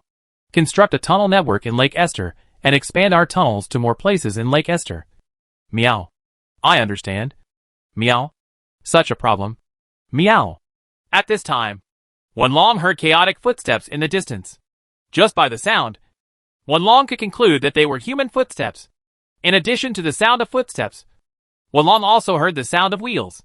Based on this, he judged that there should be some kind of vehicle using wheels. Okay. Someone is coming. Hurry up and do it. Meow. I'm going. Meow. After saying that, Heishan got into the tunnel again, then covered the tunnel entrance with floating soil, and soon disappeared. As the footsteps got closer and closer, Wenlong quickly saw the identity of the person coming. These people are the sailors from the Blackstone Chamber of Commerce. Along with these sailors came a large flatbed truck. The style of this flatbed truck was somewhat similar to the flatbed truck that Elu Cat used to rescue before. However, because it was used to transport monsters, the size of this flatbed truck was naturally larger. Much more. Oh, we caught it so quickly. So, brothers, let's get to work. When these sailors saw the golden retriever Beast King sleeping in the trap, one of the leading sailors said, So under the command of this man, 2 skilled sailors jumped into the pit where the golden-haired Beast King was sleeping, and then took out the rope and tied up the golden-haired Beast King tightly. After tying up the golden-haired Beast King, the two sailors climbed out of the pit again. Start pulling. At this time, all the sailors pulled the rope together and pulled the golden-haired Beast King out of the trap. During this process, the golden-haired Beast King actually remained asleep. It can be seen that the effect of the anesthetic jade for capture prepared by Wenlong is indeed quite powerful. Chapter 284 Transporting the Golden Retriever Beast King. The golden-haired Beast King was pulled out of the trap and dragged onto the large flatbed truck. Then the sailors tied the golden retriever to the flatbed truck with extremely tough ropes. Firstly, to prevent the golden retriever from rolling off the car during transportation. And secondly, to prevent the golden retriever from suddenly waking up and attacking the people around him. Cause some damages. When these were completed, the sailors pushed the cart and began to move slowly. Sure enough, it's not easy for everyone to make some money. Seeing a group of people pushing carts hard in the mountains, Catherine, who had returned clean, couldn't help but sigh. Of course, it's not easy for anyone to make some money, Wenlong said. Speaking of money, if it weren't for Mr. Cat's help, I'm afraid Hai Tang would still be fighting monsters in the arena for dozens of silver coins. Hai Tang also sighed sincerely. That's right. When I asked Mr. Cat to sign a contract, I didn't have much money and couldn't even come up with 500 copper coins. Fortunately, Grandma Cat was kind at that time and reduced my fee by half. Let me sign a contract with Mr. Cat for 250 copper coins. Catherine recalled the first time she met Wenlong and said with some joy, "Hey, don't mention the scandal at that time." "Okay. Meow." Wenlong quickly stopped Catherine from continuing to talk about the past. After all, Wenlong felt very embarrassed when he mentioned that he was sold by Grandma Mao at a 50% discount. Ah, why can't you say it? I think this is the fate between me and Mr. Cat. It's simply a bad fate. Wenlong helplessly held his forehead. At this time, the cart pushed by the sailors encountered a slope and began to be unable to push it. The leading sailor could only shout slogans while directing the others to work hard together. But no matter how hard they tried, they still failed. So point. I'm here to help. Seeing this situation, Catherine stepped forward and asked for help. How can you, a girl, have the strength to do such a thing? One of the sailors said. Don't underestimate her. Didn't you notice that she was carrying a heavy sword? This is not a weapon that ordinary people can use. There are some sailors who are more perceptive. They found some clues when they saw Catherine's weapon. You people are so ignorant. Only the leading sailor said. Have you ever heard of the person who wielded two big swords and chopped down two strange blue birds at once in the arena some time ago? It was her. As soon as these words came out, the other sailors fell silent and looked at Catherine blankly, as if they were looking at a monster. This actually made Catherine a little embarrassed. No, it's just a coincidence. Hey, you guys, why are you staring at other women? Hurry up and get to work. Meow. Wenlong jumped up and scolded. Oh. Yes. Push the cart. Push the cart. Seeing Wenlong's unhappy expression, the leading sailor immediately said, 1, 2, 3. Harder. This time, with Catherine's help, the big car carrying the golden retriever Beastmaster easily crossed the small slope. Oh, thank you so much. It really helped a lot. A group of people thanked Catherine repeatedly. Leave it to us next. After all, this is our job. If we keep asking a girl to help, I will feel sorry for myself. You're welcome, Catherine said happily. In this way, the cart containing the golden retriever Beast King continued to be pushed forward. Fortunately, the road after that was a relatively easy downward slope, so it didn't take long for the golden retriever Beast King to be transported to the river. Then the sailors loaded the golden-haired Beast King onto the boat. And the next thing was relatively easy. The whole boat went down the river, almost without rowing, and the golden-haired Beast King was transported along the river to the seaside, and then again tied to a rope. A group of people pulled him aboard the huge black-armed sailboat. Oh my! It is indeed the hunter that our boss is interested in. This is the first time I have seen a hunter complete the task of capturing the golden retriever Beast King so efficiently. His strength is really amazing. When the golden retriever Beast King was hung up, Espinosa clapped his hands and praised the black-armed merchant ship. Humph! This level is nothing. Meow, Wenlong said confidently. But this thing really stinks. When he got closer, Espinosa couldn't help but take out a silk handkerchief and then covered his nose. The fur on his body is obviously quite good-looking. How can it be so smelly? There's nothing we can do about it. The golden-haired Beast King is just like that. Seeing the way Espinosa covered his nose, Wenlong felt a little disdainful in his heart. After all, a group of people had to endure the smell of the golden-haired Beast King before transporting him. But most people did not complain. Even Catherine, who has a mysophobia, endured the smell and went to help when she saw that the car transporting the golden retriever Beast King could not go up the slope. But this Espinosa, as a grown man, showed a more coquettish attitude than a woman. Well, since that's the case, then put this golden-haired Beast King into the cargo hold. And then close the hatch. Don't let the stench escape. Otherwise, I won't be able to stand it. Espinosa said this to himself. The subordinate said, Yes, Captain! Under Espinosa's instructions, a group of sailors were busy locking the golden-haired Beast King into an iron cage, and then dragged the golden-haired Beast King and the iron cage into a cabin specially used to place captured monsters, and close the hatch to prevent the stench inside from leaking out. The air is finally a lot fresher. After locking up the golden-haired Beast King, Espinosa also breathed a sigh of relief, and then said to his men, Weigh anchor and sail the ship. Time is money. We will return to Bolton. It wasn't until nightfall that this large armed merchant ship from the Blackstone Chamber of Commerce finally sailed back to Bolton. Then, taking advantage of the darkness, Espinosa ordered his men to move the golden-haired Beast King from the ship to the pier. However, in order to hide it from others, Espinosa also deliberately put a layer of mask on the outside of the cage containing the golden-haired Beast King, canvas to ensure that outsiders do not know the true identity of the transported goods.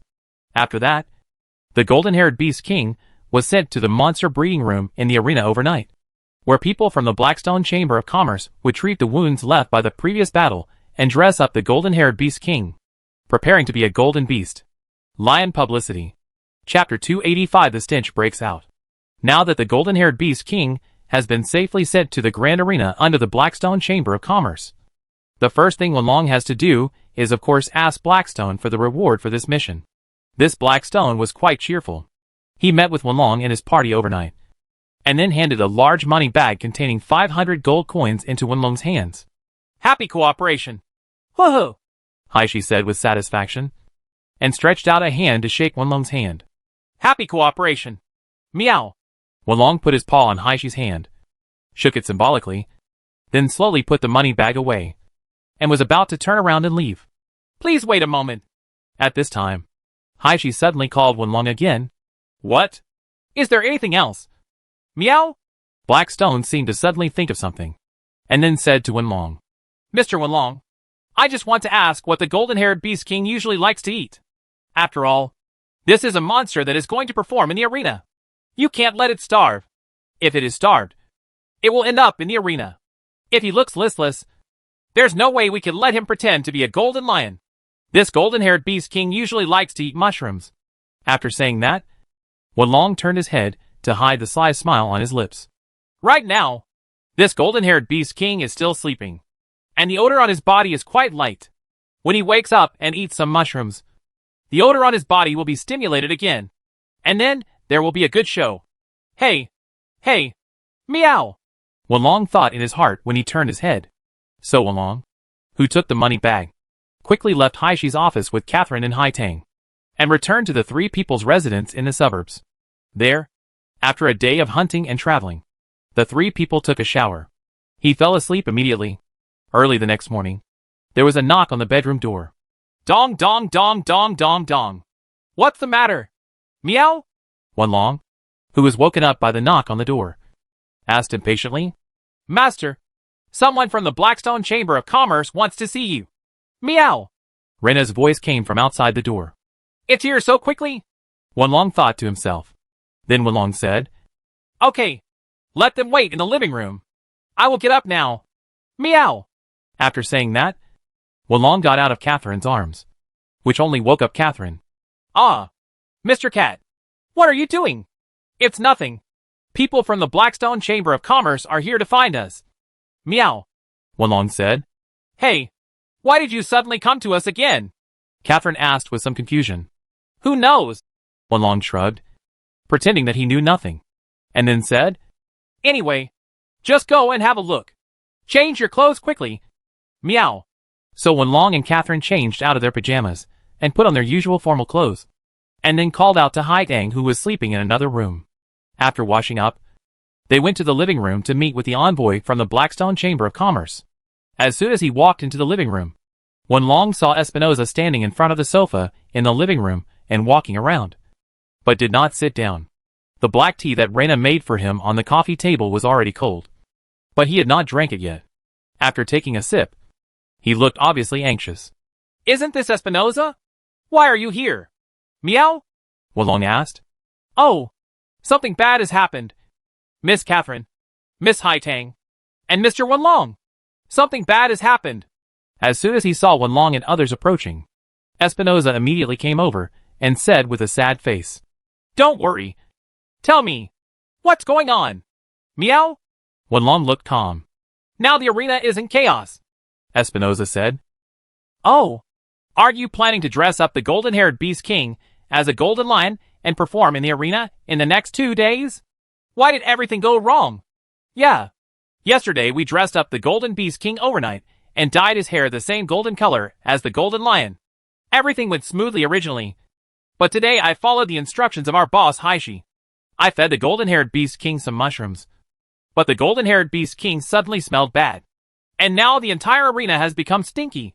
Is it so serious? You're not lying to me. Are you? Meow? Wenlong looked quite surprised. It's true, Espinosa said anxiously. Now because of the stench, the arena is no longer open for business.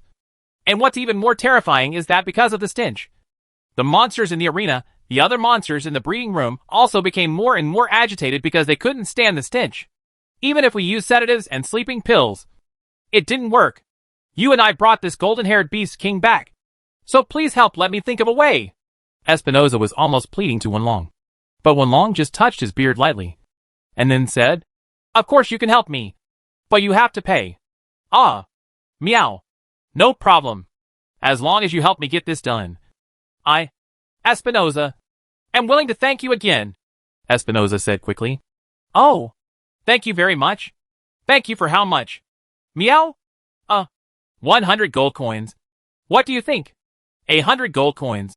Wenlong glanced at Espinosa, and then said, I think the clothes you are wearing, made of silk imported from Shiji country, are worth 100 gold coins. Right. Meow? Wenlong knew that although Espinosa was only a cadre of Blackstone, judging from the fact that he controlled the Blackstone Chamber of Commerce's largest armed merchant ship, he knew that he should be quite favored by Blackstone. Such a person is naturally extremely rich. So Wenlong thought of blackmailing him from the beginning. Then those 200 gold coins? How about 200 gold coins? Espinosa said again. 200 gold coins. Because of the stench of the Golden Beast King. How much will you lose by closing the arena for a day? If your President Blackstone knows about this loss, I'm afraid his impression of you will not be good. Ah. Meow. When he said this, Wenlong simply sat on the sofa, then took out a nail clipper and gently polished his claws, looking carefree. Then how much did you say? Espinosa wiped the sweat from his forehead. 500 gold coins. Plus all the materials on the golden-haired Beast King. I will help you solve this incident. What do you think? Meow? Okay. 500 gold coins. Just 500 gold coins for the Golden Retriever Beast King's material is no problem. When we finish the performance, all the dead Golden Retriever Beast King's materials will be handed over to you. That's okay. Right, said when he said this. Espinosa kept wiping his sweat, which showed that Wenlong's conditions really made him feel physical pain. Chapter 286, The Already Chaotic Arena. Deal. Meow. Wenlong said immediately after seeing that the other party had agreed to the conditions. Humph. As I expected, I can make a fortune again. Meow. At the same time, Wenlong also thought in his heart. Wenlong knew very well that the less people knew about the shameful matter of using the golden-haired Beast King to replace the Golden Lion, the better. So Wenlong could conclude that the Blackstone Chamber of Commerce would definitely look for him to deal with this problem. Great. Then come with me quickly. If you don't hurry up, things may become more troublesome. Seeing that Wenlong had already agreed, Espinosa continued to urge. Wait a minute. I have some things to explain before that. Naya. Since he was going to solve the chaos caused by the golden-haired Beast King, Wenlong must of course be fully prepared. In order to capture the golden-haired Beast King, Wenlong collected some fresh grass and made some deodorizing jade. However, Wenlong knew that in order to deodorize the entire arena that had been polluted by the stench of the golden-haired Beast King, these quantities of jade were needed. Deodorizing jade is not enough. So before going to the Colosseum with Espinosa, Wenlong ordered Catherine and Hai Tang to go to the wild to pick more frost grass. Anyway, this frost grass is not a rare plant. In this major it can be collected near Boltan. Understood. Mr. Cat, we are going to collect it now, Catherine and Hai Tang said. Well, go ahead. I'll go to the Colosseum first to check out the situation. Once you've collected enough frost grass, come directly to the Colosseum to find me. Meow! After finishing the explanation, Wenlong followed Espinosa to the Colosseum, while Catherine and Hai Tang went to the mountains near Midbolton to collect frost grass that could be used to eliminate odors. Just like that, under Espinosa's urging, Wenlong rushed to the Colosseum. Looking from the outside, it was indeed the same situation as Espinosa said. The Colosseum, which was usually crowded with people, was already closed to thank guests. And it seemed quite deserted. There is a sign outside the door that says, "Under renovation." Closed. Mr. Wenlong, please help me quickly. You see, there is no way to open this place, Espinosa said helplessly. Well, let me go in first and see. Meow. So Espinosa called people from the arena and asked them to open the employee passage next to the arena and let Wenlong in. After entering the interior of the grand arena, Wenlong discovered that the situation inside was more serious than imagined. All around were the painful screams of various monsters. Although those monsters were locked in cages and locked with thick fine steel chains, they could not stand the stench emitted by the golden-haired Beast King, struggling desperately to escape from the arena. Wenlong even saw a beaver beast with its neck tied by a fine steel chain. But it still kept struggling. Even when the iron chain stretched out bright red blood on the beaver beast's neck, he did not give up at all. Seeing this situation, Wenlong even felt a little sympathy for these monsters who were locked up in the arena and had to endure the suffocating stench. It smells bad. Meow. Even Wenlong couldn't help but cover his nose when he got a little closer. And because his sense of smell was more sensitive than that of humans, the smell Wenlong experienced was also stronger. In desperation, Wenlong could only take out a deodorizing jade and smash it under his feet. Only then did a puff of smoke rise up and purify the surrounding air slightly. Although this cannot completely eliminate the odor, it can at least reduce the irritation of the nasal cavity by the odor to a certain extent. Mr. Wenlong, please think of a way quickly. Although we can still trap these monsters now, if you look at them struggling like crazy, sooner or later even the cage will be destroyed by them. Espino on the side Shaw also used a wet cloth soaked in water to cover his face as an air filter. I understand. Take me to the golden-haired Beast King first and take a look. Meow. Wenlong said. Okay. Be careful when walking this way. The smell is even stronger here. Espinosa led the way, and Wenlong followed. Sure enough, it didn't take long for Wenlong to see the golden-haired Beast King locked in a cage. At this time, the fur color of the golden-haired Beast King has been dyed the same golden color as when the golden lion is angry. And it really looks like a golden lion. The golden-haired Beast King was devouring the mushrooms in the food trough. And every time he ate a few, he would emit a stream of turbid gas from behind his buttocks, filling the entire room. Get rid of the mushrooms it eats. The stench is caused by the digestion of these mushrooms in the body of the golden-haired Beast King, Wenlong said quickly. Is it really because of the mushrooms? After hearing what Wenlong said, Espinosa looked suddenly enlightened. Then Espinosa immediately ordered the staff to remove the mushrooms. Ho ho ho ho! The golden-haired Beast King saw that all the mushrooms in the food trough had been removed, and he kept roaring to express his dissatisfaction. Mr. Wenlong, if we remove its food, will it starve? If it doesn't have enough to eat and has no energy, it can't pretend to be a golden lion. You can provide it with some fresh fruit. Although the golden retriever Beast King doesn't like fruits far as much as mushrooms, you can at least ensure that it doesn't get hungry. Meow. Oh, that's it. I'll let the staff prepare it. After saying that, Espinosa immediately ordered his staff to prepare the fruit. When the golden-haired Beast King saw that the food in front of him had been replaced by fruit, he showed a very dissatisfied expression on his face. But it was still much calmer than the angry roar before. So after a little hesitation, the golden-haired Beast King finally sat down, then continued to pick up the fruit in the food trough and took a big bite. At this time, people have seen that the turbid gas emitted by the golden-haired Beast King has gradually weakened a lot. which proves that the odor released by the golden-haired Beast King has indeed been reduced. That's great. The stench has finally started to subside. Mr. Wenlong, it's all thanks to you.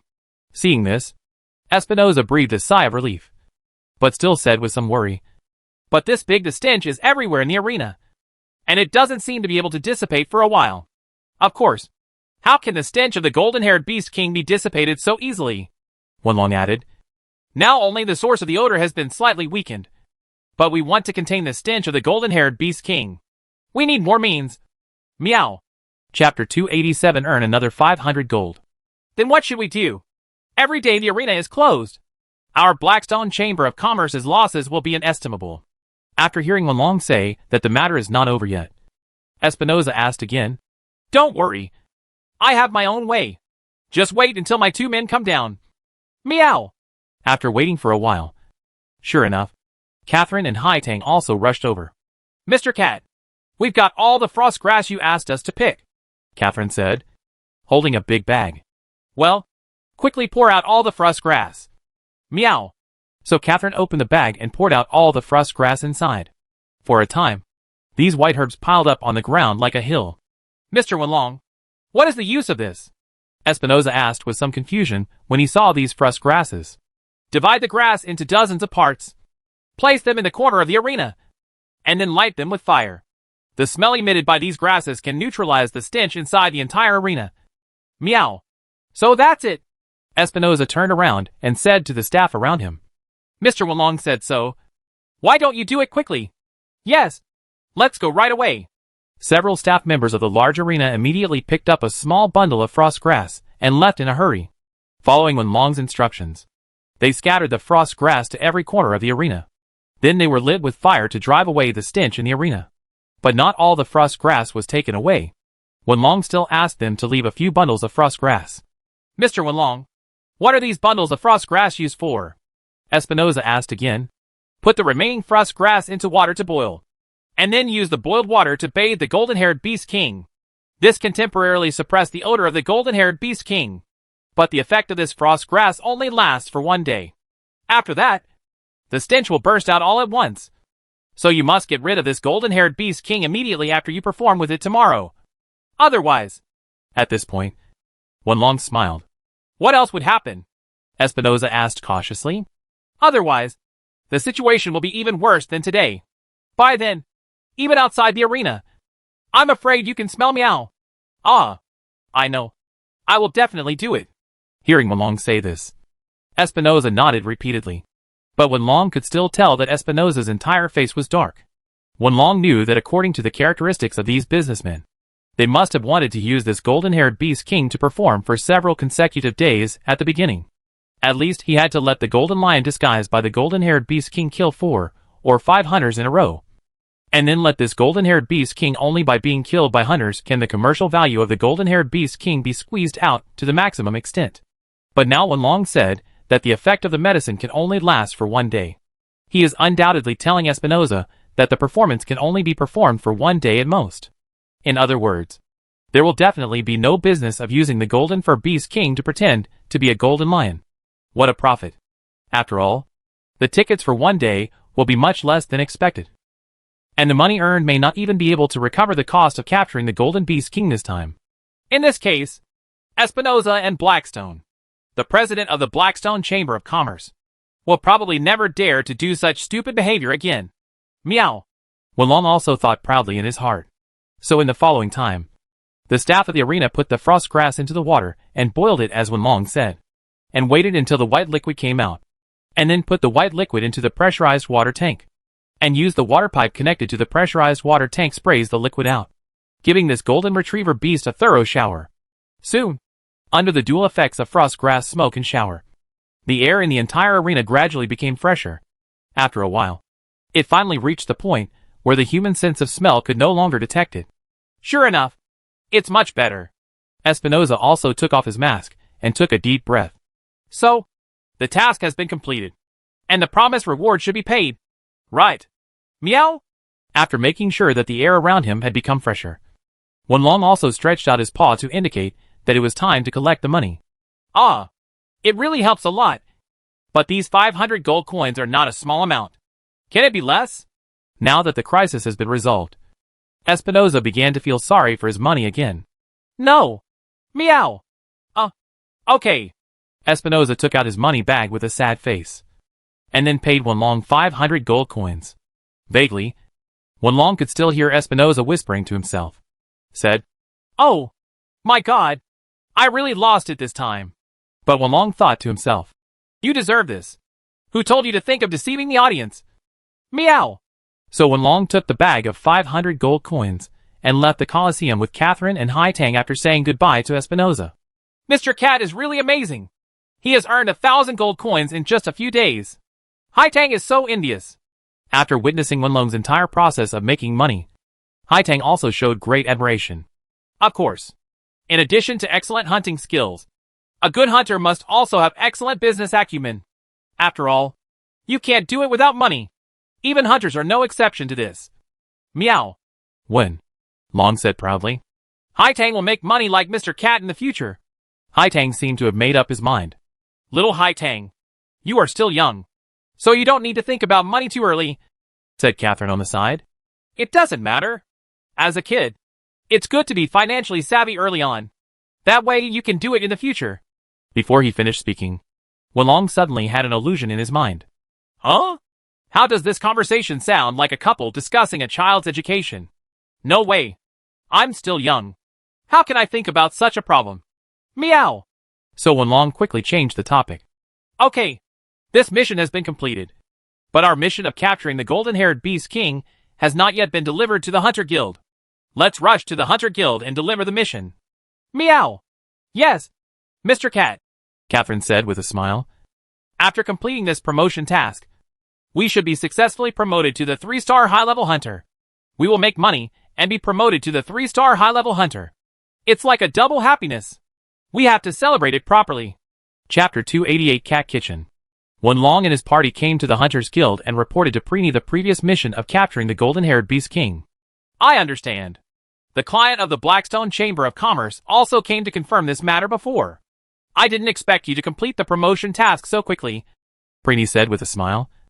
In that case, congratulations. Okay, promoted to a 3-star high-level hunter. As before, Catherine and Hai Tang handed the 3-star intermediate hunter's badge to Preeny.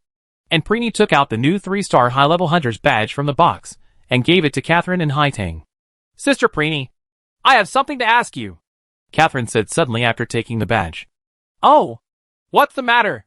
Preeny was stunned for a moment, and then asked, Can you also give Mr. Cat a badge? Catherine said. Give it to Mr. Wenlong? Preeny looked at Wenlong, then shook her head and said, I'm sorry. Our Hunter Guild has never had such a precedent. After all, the Elu Cat has behaved badly in hunting. Very brave, but due to inherent deficiencies in physical strength and endurance, no one has been able to reach the heights of humans and draconians so far. So the hunter badge cannot be issued. Humph. I don't care about this kind of thing. Meow, Wenlong said with disdain. But Mr. Cat is really powerful. I think Mr. Cat is the most powerful hunter. Catherine still insisted. Silly boy, Preeny said with a smile. The world is so big and there are many powerful hunters. How many have you seen? If nothing else, let's just talk about the president of our major Bolt 10 Hunter Guild. He is heroes who have hunted ancient dragon species. But from ancient times to the present, even in those ancient historical materials, there is no record of any team composed solely of Elu Cats hunting ancient dragon species. That's it. Catherine looked a little disappointed. And the matter of awarding badges is not something I can decide on. Seeing Catherine's somewhat disappointed expression, Preeny comforted her. I want the Hunter Guild to recognize Elu Cats as official hunters and grant them hunter badges. This is something that has never happened before. So at least the president of the guild must be qualified to make a decision. How about you ask our president? Maybe he can make an exception and issue a badge to Mr. Wenlong? I know. Sister Preeny. Catherine's expression suddenly turned gloomy when she heard that there was still hope. And she said happily, but just when Catherine was about to go to the president of the major Bolt 10 Hunter Guild, Shanlan Roden, Wenlong on the side grabbed Catherine. That's enough. Woman, I don't need such boring things, Wenlong said. Hey, why? Mr. Cat is obviously so powerful. And if it weren't for Mr. Cat, Hai Tang and I wouldn't have progressed so fast. In my heart, Mr. Cat, you are the best. Wrong. Woman. Wenlong suddenly said seriously. Hey, what's wrong? Catherine was puzzled. I am the best. Not the best in someone's eyes. Ha ha ha. Wenlong laughed. Then Wenlong said, Really powerful people don't need to fight for these false names. Someone will naturally give them to us when the time comes. What's the rule from ancient times that El Cat cannot be awarded the official title of hunter? I will let those people know. The so-called rules are meant to be broken. Meow. Oh. Mr. Cat is really awesome, Catherine said with admiration. Anyway, since this mission has been delivered and it's getting late, in order to celebrate, let's find a place to have a good meal at noon. Meow. Wenlong said again. Oh. Catherine and Hai Tang both said happily. As a prosperous trading city, Midbolton naturally has a variety of restaurants, as well as many exotic and specialty foods, with countless varieties. As a result, Wenlong and his party were walking on the street, looking at the various storefronts on the street, and for a moment they didn't know what to choose. Ah, Mr. Cat, along the way, there are so many restaurants, and the food there is delicious, but there are so many kinds. I don't know what to eat, Catherine said. Yeah, Hai Tang doesn't know which one to eat. At this time, Hai Tang was holding several restaurant leaflets, hesitating. The hot spring cuisine with the special flavor of Jian Village. The hot spring cuisine of Bukai Village. The Snow Mountain hot pot and the supreme seafood platter in Jianhua Village are both delicious. But both are very expensive. Isn't it so difficult to choose? Just eat wherever it's more expensive. Meow. Wenlong pulled the Hai Tang show's flyer with some disdain and started to read it. As Wenlong, who was just an ordinary human being on Earth, he did not experience the life of a rich man until he entered the world of Monster Hunter. So he still has some characteristics of the nouveau riche in his mind. That is, he only chooses the expensive ones, not the right ones. Firmly believe that you get what you pay for. But after reading it, Wenlong also sighed. Each one is full of memories, so it's really hard to choose. Meow. Ah, Mr. Cat, let's go there to eat. At this moment, Catherine grabbed Wenlong, then pointed at a restaurant not far away and said, What is that? Cat kitchen? Meow? Wenlong was stunned for a moment. Yes, Mr. Cat. Look at the waiters there. They are all Elu cats. Woo! Look at the way they are carrying the plates. They are so cute. I saw that they were wearing maid uniforms in the restaurant, carrying various kinds of dishes. Catherine also became excited as the Elu Cat shuttled back and forth with delicious food. Oh, let me take a look. Meow? Wenlong picked up an official travel guide issued by the Midbolton Tourism Bureau and flipped through it. Sure enough, he found that it contained guidelines for Midbolton's famous gourmet restaurants. The Cat Kitchen of Major Bolton Specialty Gourmet Restaurant, from the chef to the waiters, are all staffed by Elu Cats, allowing you to experience the authentic Elu Cat cuisine. Oh, so that's it. Wenlong nodded thoughtfully, then turned to Hai Tang and said, Little girl, what do you think of this? Meow? Hai Tang thinks it's okay.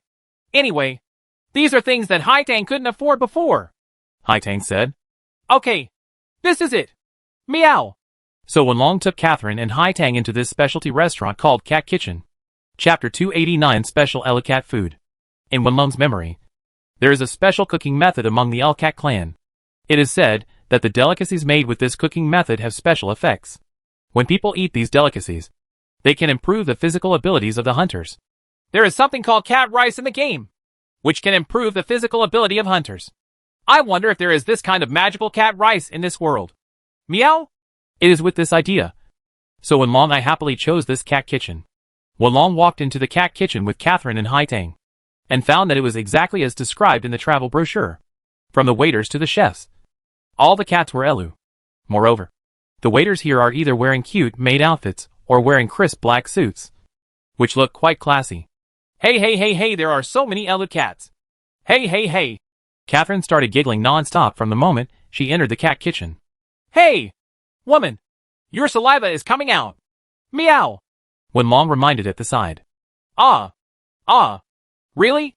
At Wenlong's reminder, Catherine wiped the saliva from the corner of her mouth, and after wiping it off, she still returned to her previous silly smile. Forget it. Never mind. This woman is hopeless. Meow. Wenlong thought to himself. So Wenlong didn't bother to remind Catherine again, but took Catherine and Hai Tang to sit down by the window. The huge windows allow people to see the beautiful sea view outside the window. From this point of view, the location of this cat kitchen is also quite particular. Seeing Wenlong and others sitting down, an L cat wearing a maid outfit walked over on authentic cat steps. Guest, what do you need? Meow?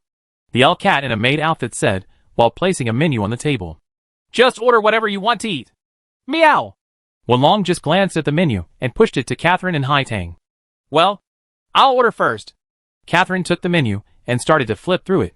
Halfway through, Catherine pointed to a name of a dish she had never seen before on the menu and asked the maid L cat. Hey, what is this dragon jumping over the wall? It looks delicious. It's stewed with various kinds of dragon meat. It tastes very good. Meow. Oh, really? Then this is it, Catherine said, pointing to the name of the dish called dragon jumping over the wall. Okay, 1 portion of dragon jumps over the wall. I'll write it down first. The cat-haired maid wrote down the name of the dish Catherine ordered.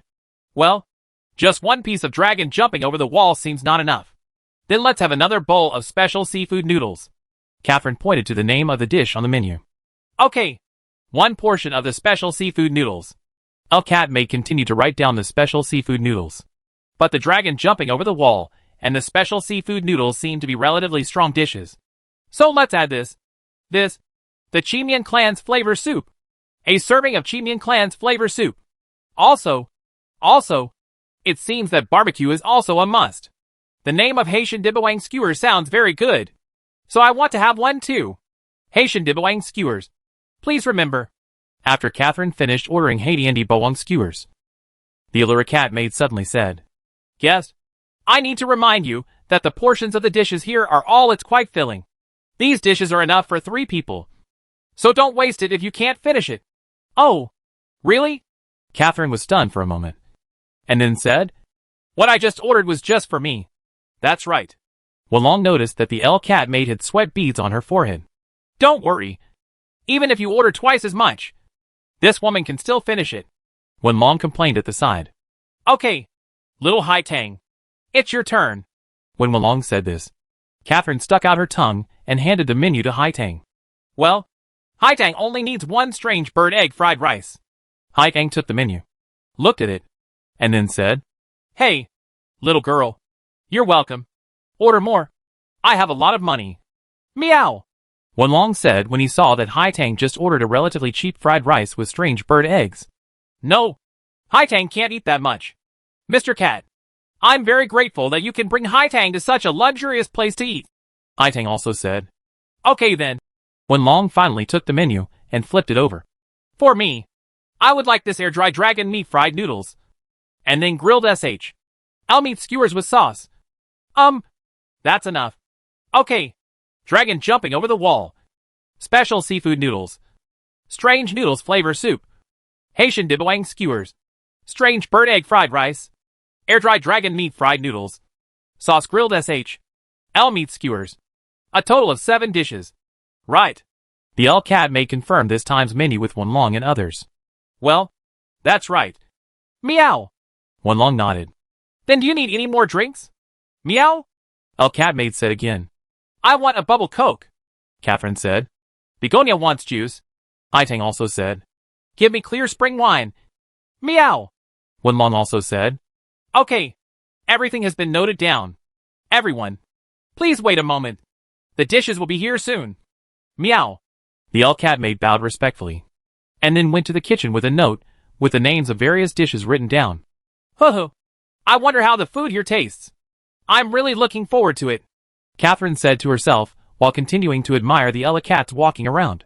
Hai Tang was quietly looking at the sea view outside the window, as if thinking about something. Only Wenlong carefully observed the various diners in the restaurant.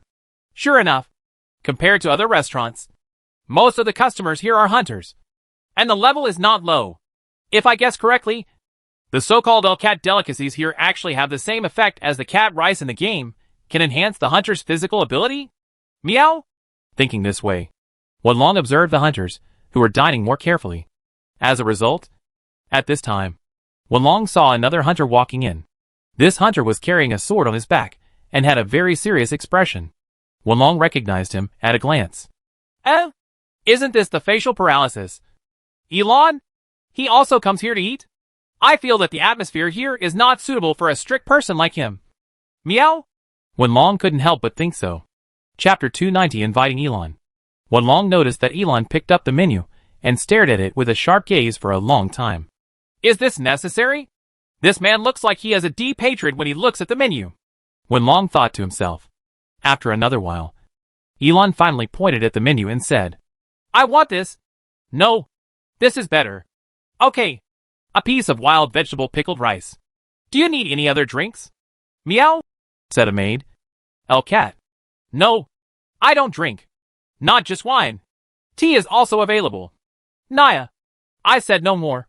Okay. Then just a piece of pickled rice with wild vegetables. Meow. Wenlong noticed that Elon's face turned ugly. Huh. Isn't the pickled rice with wild vegetables the cheapest thing in this restaurant? Meow. Seeing Elon ordering pickled rice with wild vegetables, Wenlong also understood something. The dishes at Cat Kitchen are also expensive. Even the cheapest pickled rice with wild vegetables costs 100 silver coins per bowl. This means that the minimum consumption in the store is 100 silver coins, or 1 gold coin. Such a consumption, it is true that not every hunter can afford it. But even so, there are still so many hunters coming here to eat, which shows that it really has the effect of strengthening the body. Meow. And to say that this Elon is pretty good among young people. I remember he should be at the level of a 3-star mid-level hunter. But he can only order cheap cat rice. It can be seen that this person is only strong in hunting. Usually my brain is not very useful. But to have such strength at such a young age, and to represent the younger generation of the Hunter Guild in a competition with Wang Li's hunting group, it's pretty good. Wenlong thought to himself.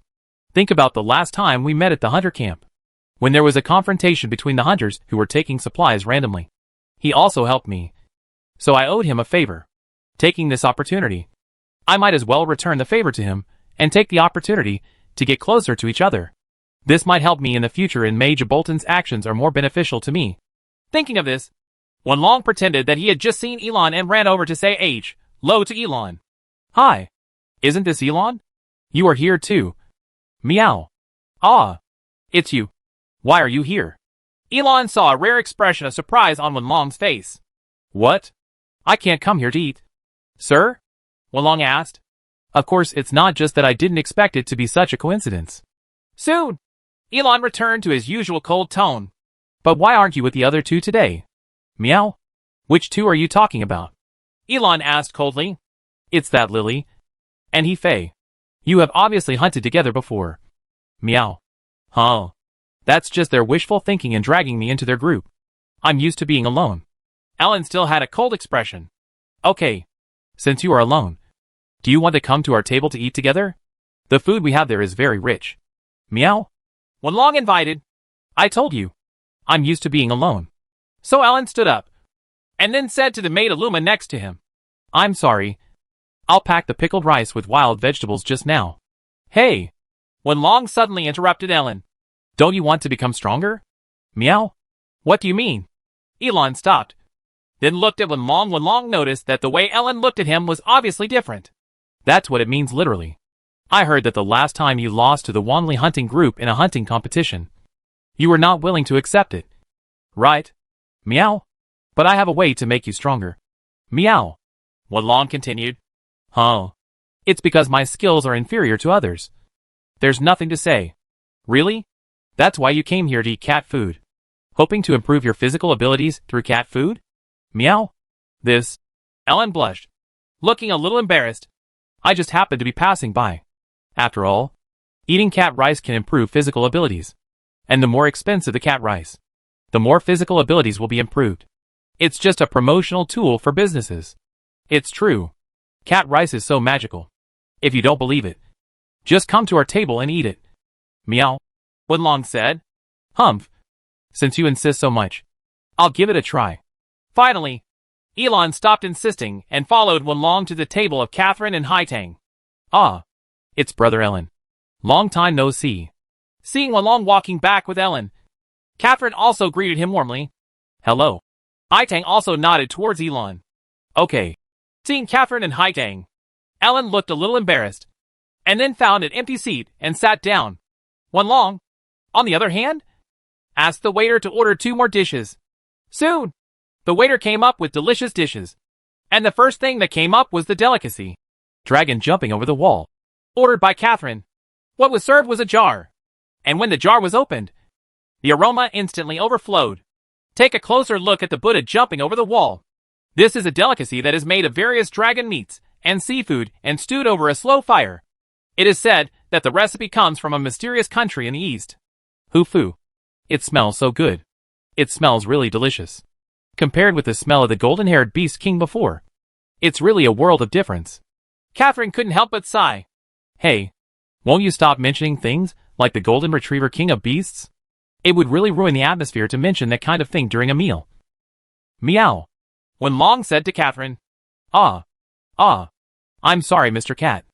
I didn't mean it. I know you didn't mean it. Anyway, you just don't have a nerve in your head. Forget it. Let's not mention that. Let's all eat together. Meow. Led by Wenlong, everyone picked up their chopsticks and stretched them towards the dragon jumping over the wall. It's so delicious, said Catherine. Begonia likes to eat. Haitang also said, I never expected that cooking the rough and chewy rock dragon meat and the smooth electric dragon meat together would have such an effect. Meow. It's indeed better than expected. And it feels as if some power is coming out of the body. It's simply amazing. Ellen also had to admit. Next, in addition to the dragon jumping over the wall, more delicacies were served on the table, and a group of people ate happily. Even Elon, who had always been cautious before, changed his attitude and became more it's up to you. Chapter 291 Gourmet on the tip of the tongue. I have to say that compared to ordinary delicacies, Cat Kitchen's delicacies are obviously more delicious and unique. When he was in the game before, Wenlong only knew that the cat rice made by Elu Cat had the effect of improving physical abilities for a period of time. However, because there was no taste system in the game, Wenlong could only observe the physical attributes increase, but it is impossible to have the opportunity to taste the real taste of cat rice like in reality. It wasn't until today that Wenlong actually tasted cat rice, and found that its delicious taste was indeed beyond any food he had ever eaten before. Not just Wenlong. Everyone at the table had the same feelings as Wenlong. Even looking at the entire restaurant, it seemed that every guest showed a satisfied expression after the meal. Hey, little girl, which dish do you think is the best? Meow? When all the dishes were served, Wenlong couldn't help but want to hear other people's opinions. So Haitang said slowly. Haitang originally thought that the strange bird egg fried rice was just ordinary fried rice. The only difference was that it used the eggs of the big strange bird. But after eating it, he discovered that egg fried rice can also be made to such a point. The rice and eggs are perfectly blended together.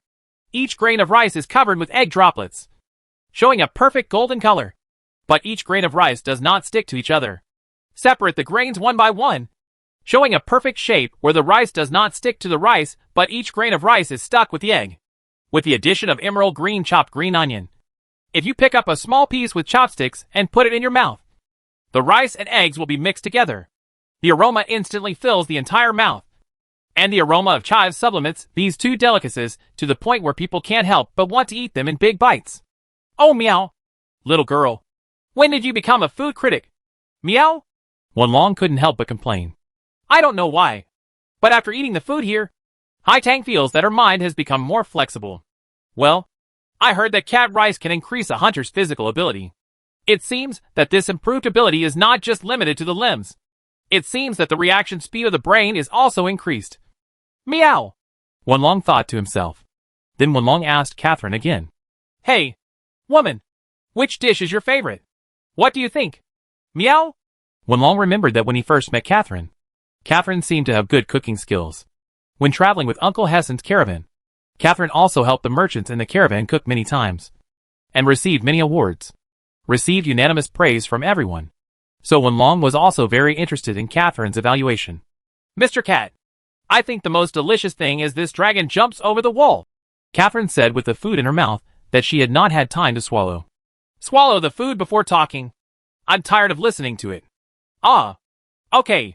After swallowing the food in her mouth, Catherine began to introduce her feelings excitedly. This dragon jumps over the wall will include yellow velociraptor, blue velociraptor, red velociraptor, electric dragon, rock dragon, etc. 18 kinds of dragon meat are cut into small pieces and placed in an old wine jar. Multiple seasonings such as ginger, green onions, cinnamon, and winter bamboo shoots are added. And then the stock made from the pig bones of the large wild boar is poured. The wine jar is then sealed. Simmer slowly over a slow fire. And judging from the tenderness of these meats, the simmering time should be about 6 hours. Catherine almost said the cooking method of dragon jumping over the wall in one breath. Huh? Woman, have you done this before? Meow. Wenlong asked, feeling a little strange. Because according to Wenlong's understanding, this dragon jumping over the wall should be a specialty dish from a country in the east of the mainland. Catherine, who has lived in the Zaiwide area all year round and has almost never left her home, seems to have no possibility of it. Do this, dragon jumps over the wall. But judging from Catherine's words, Catherine seems to be very familiar with the making method of dragon jumping over the wall. Not only is the ingredients clearly known, she can even tell the simmering time, which naturally makes Wenlong very strange. No. Faced with Wenlong's question, Catherine said naturally, this is also my first time eating this. I have never eaten it before. My brother used to say he was afraid that I would gain weight, so he didn't bring me any delicious food. Said, indeed, if you eat so much and don't exercise at home, you will definitely gain weight. For a girl lover, it must be difficult to accept that her sister's perfect figure is so fat and out of shape. Right. Wenlong thought. However, Wenlong asked again. Then how do you know the cooking method of dragon jumping over the wall? Did you guess it? Meow? I say it's a guess. But it's actually pretty close because I can recreate the dish according to the original preparation method as long as I've eaten it once. Oh meow. Do you still have this ability? Not only Wenlong didn't believe it, but Haitang and Elon also showed incredible expressions. Sister Catherine, you are so amazing. It's unbelievable. Although this ability is not a hunting skill, it is still worthy of admiration. Huh? Why? Isn't this normal? Catherine touched her head, as if she didn't understand why others were so surprised. No, it's not normal at all.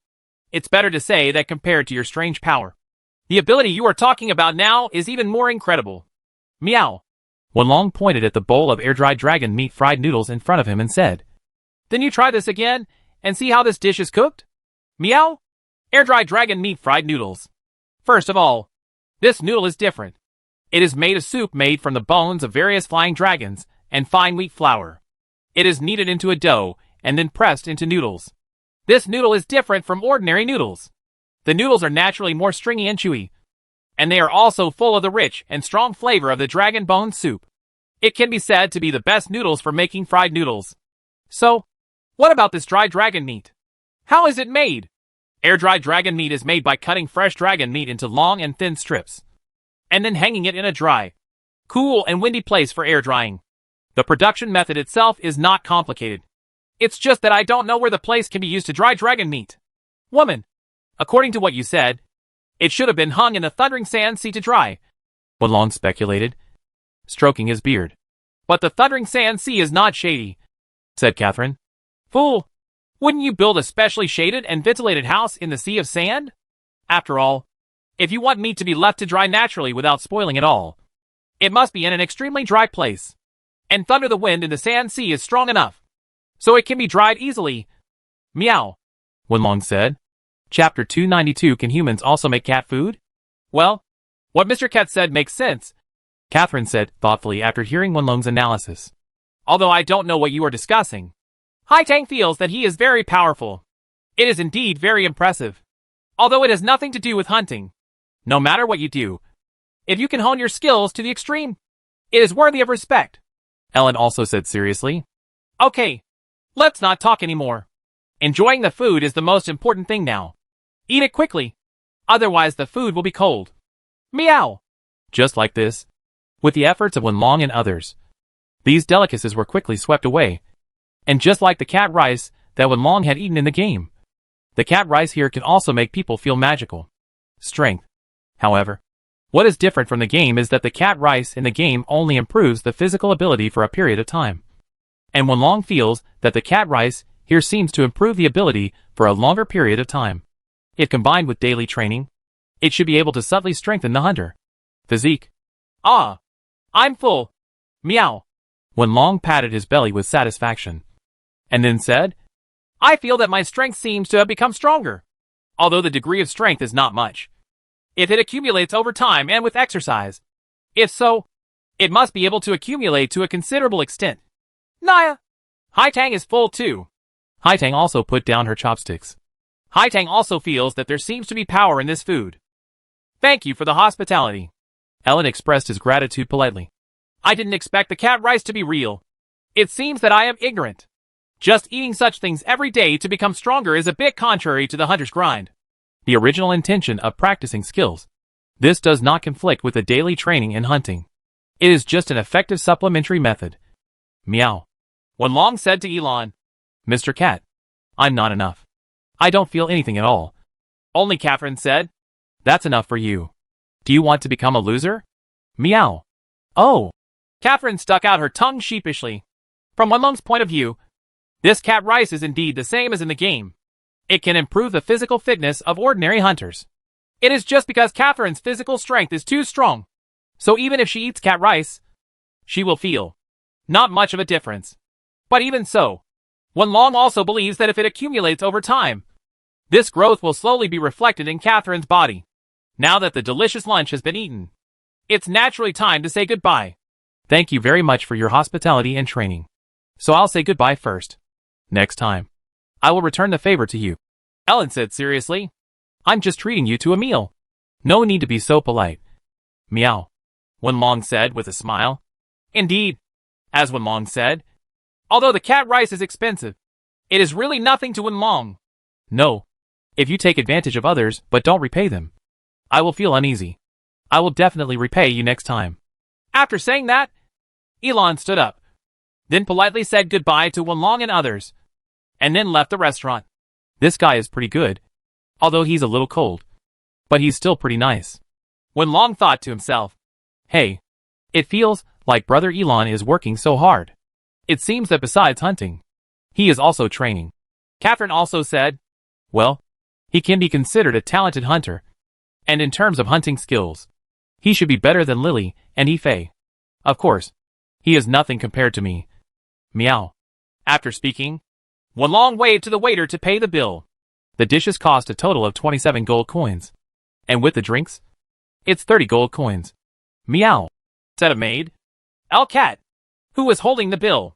Sure enough, the price of food that can improve physical abilities is higher than that of ordinary food. Meow. Wenlong sighed as he took out his wallet, counted out 30 gold coins, and handed them to the waiter. Mr. Cat, it's okay. I can make it for Mr. Cat when I get back later. Catherine said confidently. Of course, it would be great if you could make it yourself. Although eating cat rice once costs a lot of money, and the ability to improve is only a little bit. If it accumulates over time, it will still have good effects. If you just eat it for 3 meals a day, even if I can't bear it, can you really make such delicious food just by knowing the cooking steps? Meow? Wenlong asked again. How will you know if you don't try? Besides, Mr. Cat has helped me so much, and I have to find a way to repay Mr. Cat. Haitang also wants to help when cooking. Haitang also responded positively. Okay, let's try it when we get back. Although I don't know if it's really effective.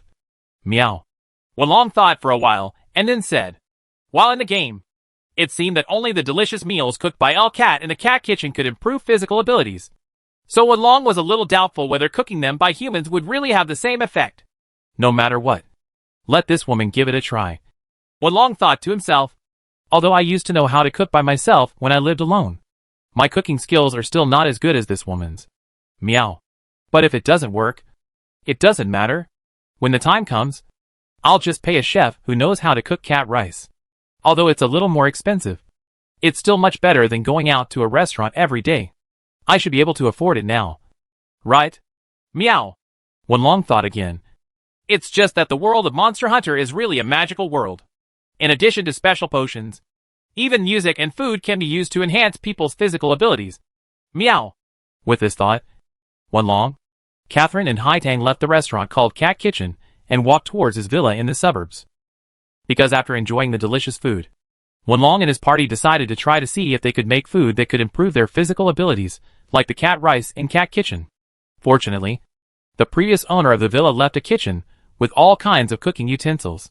Moreover, Wenlong and others had hunted a lot of monsters before, and the materials for various monsters, including some monster meat, were also well preserved in the cellar, plus some condiments bought on the street when returning to the villa. The things for cooking are considered complete. Chapter 293, Personally making a dragon jumping over the wall. Since we are cooking, how should we divide the labor? Meow? Wenlong looked at the 2 knives in his hands, and then said, Since we are cooking together, I will be responsible for cutting the vegetables. Meow.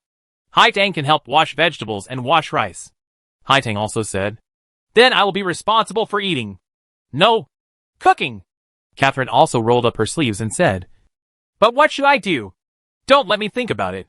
Wenlong touched his beard, thought for a while, and then said, Just do the dragon jumping over the wall I mentioned before.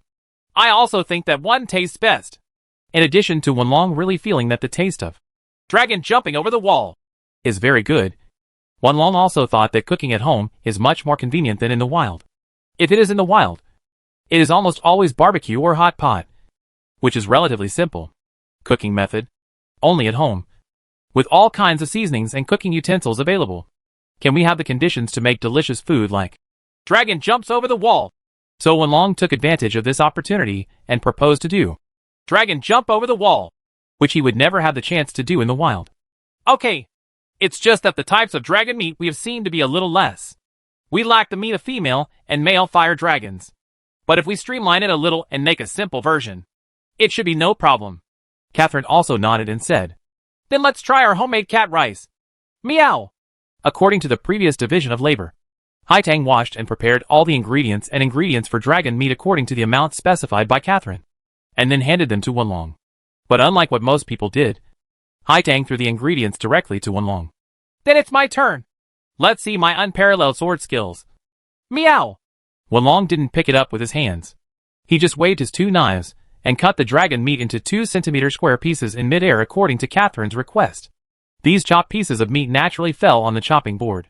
When they fell, they were neatly arranged together like falling Tetris pieces and piled up into a pyramid shape. Then the dragon meat was handed over to Catherine. Catherine directly picked up the cutting board, then poured the meat pieces on it into the boiling water pot and boiled it. After removing the blood, she picked it up. This was considered to have completed the first step of the process. The purpose of boiling water is to remove the fishy smell and some blood stains from the meat. Then it's time to stir fry. Then Catherine put the blanched meat pieces into the oil pan that had been heated to 70% heat and stir-fried. During the stir-frying process, Catherine added chopped green onions, ginger, cinnamon, soy sauce, salt, spring wine, and thick bone broth made from the thigh bones of the big boar king. This process is not long, and the main purpose is to incorporate the flavors of onions, ginger, and cinnamon into the ingredients in preparation for slowly simmering them over a slow fire. Next, Catherine picked out the onions, ginger, and cinnamon from the pot, and then put the other ingredients on plates. And the soup for stir-frying was served in another bowl. Sister Catherine, why do you need to pick out these onions, ginger, and cinnamon instead of simmering them with the food later? Haitang asked curiously.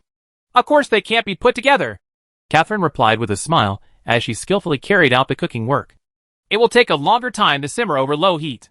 If you put the green onions together with the food for a long time, not only will it lose its original bright green color and turn into dark green, but the taste will also change and become unpalatable. As for ginger and cinnamon, if they are simmered together for a long time, the flavor of the seasoning will easily become too much. It's rich and takes away the flavor of the original ingredients. So that's it. Sister Catherine's cooking skills are so good. Haitang should also learn from her. Haha. Little Haitang. Just watch it carefully. If you have anything you don't understand, just ask and I will answer it. Catherine also said proudly. Although this woman is usually carefree, when she is cooking, she can give people the illusion of being a good wife and mother. Seeing Catherine's busy figure, having completed the task of chopping vegetables, Wenlong also thought of it when he was free. Next, Catherine put the stir-fried ingredients into the prepared wine jar. Of course, even letting it go is tricky.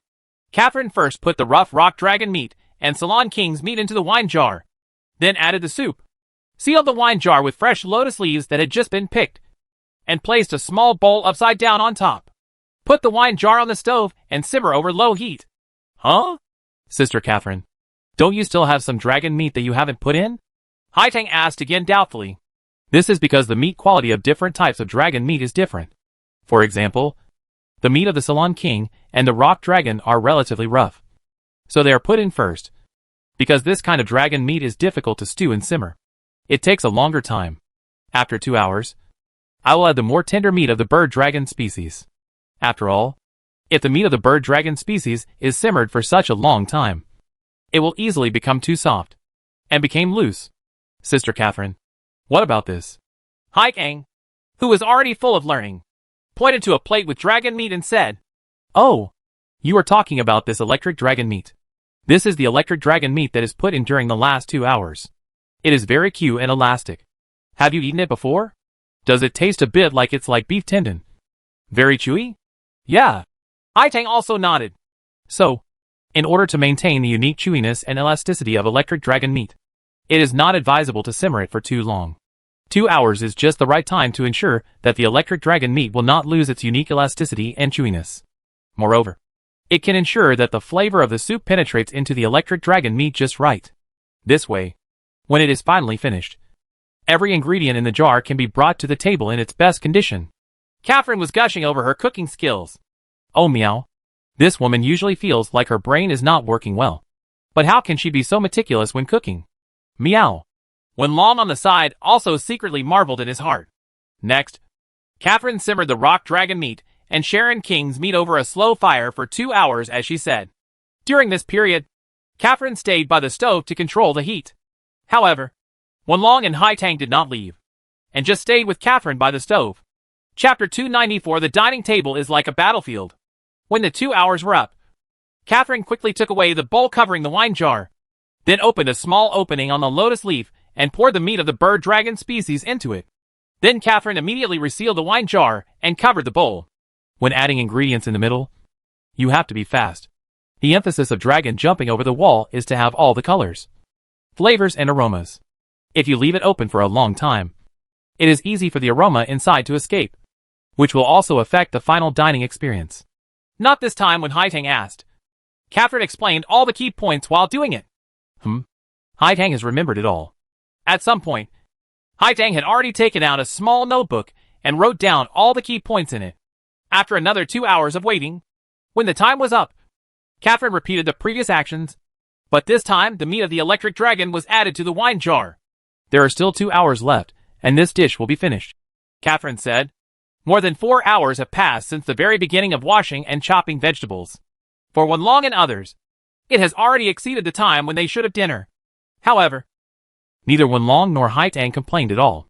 Together with Catherine, we are quietly waiting for the final release of Dragon Jumps Over the Wall, because everyone knows that the wait is definitely worth it.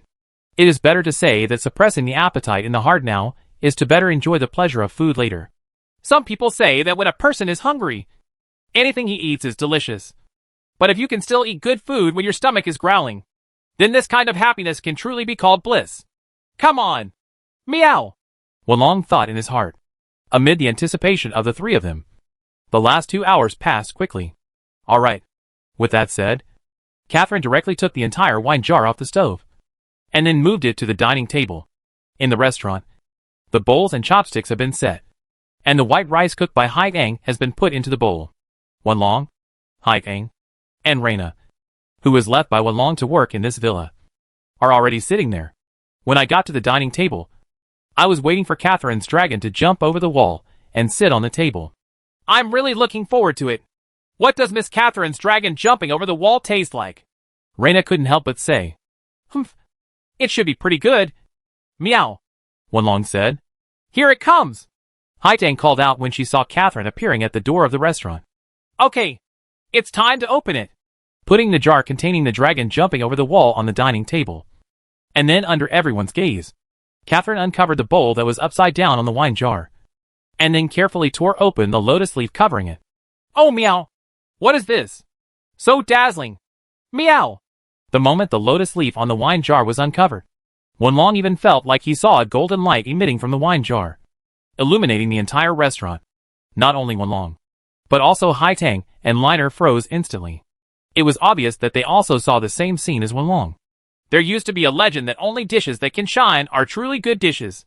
At that time, I was still thinking, and there were no light bulbs installed. How could the dishes shine? Now it seems that when a dish reaches a certain level, it still shines. It really gives people a feeling of dazzling light. It seems that the ancients are sincere and will not deceive me.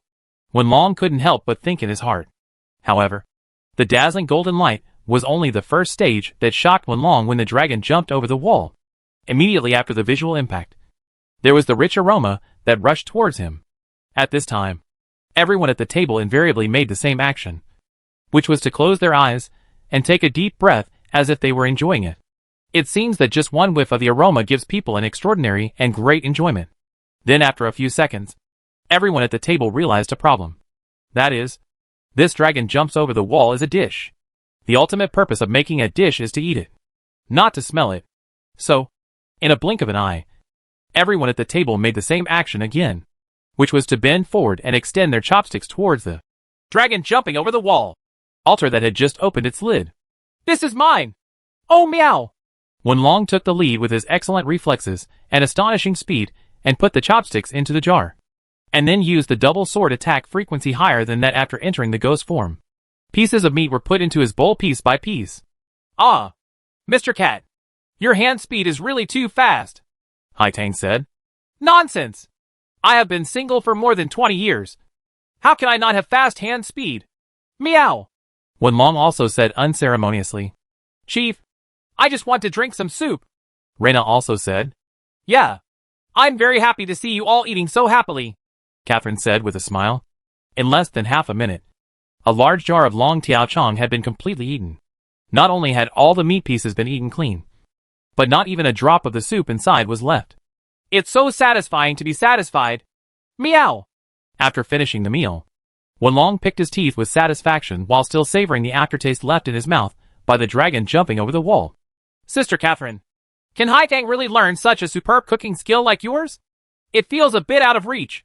After appreciating the delicious food of dragon jumping over the wall, Haitang actually lost interest in learning Catherine's cooking skills. Confidence. Little Haitang, you are so smart. Of course you can learn it, Catherine replied. Even soaking the remaining soup with white rice is enough to call it the most delicious food I have ever eaten.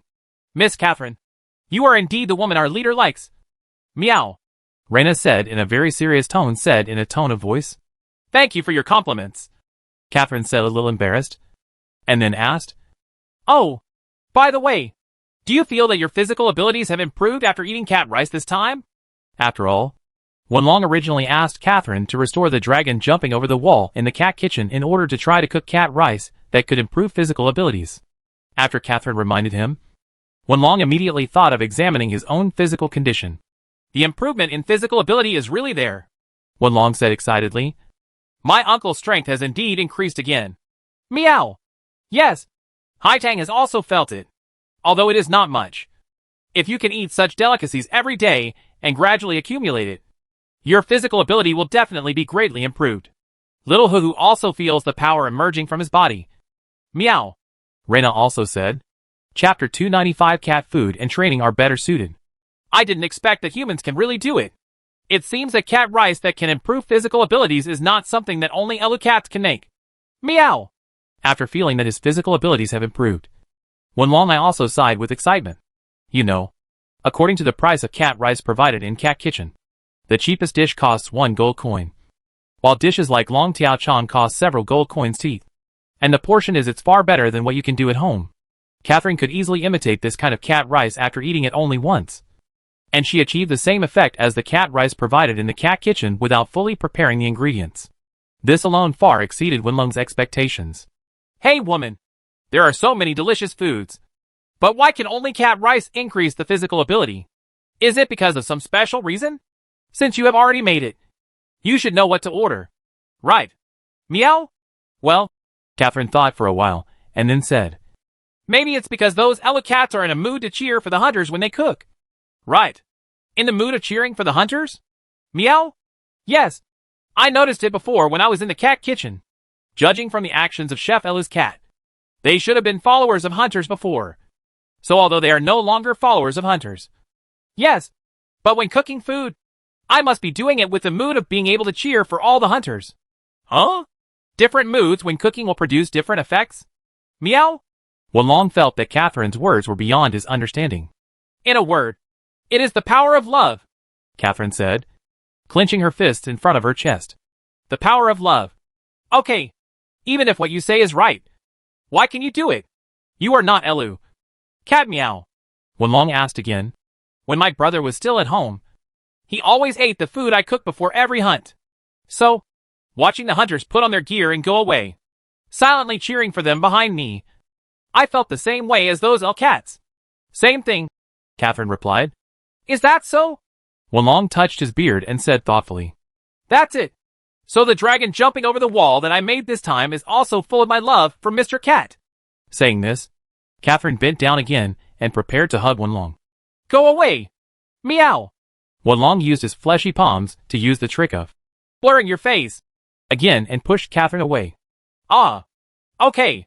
Now that everyone has eaten and drank enough, and should be very motivated, let's start practicing quickly.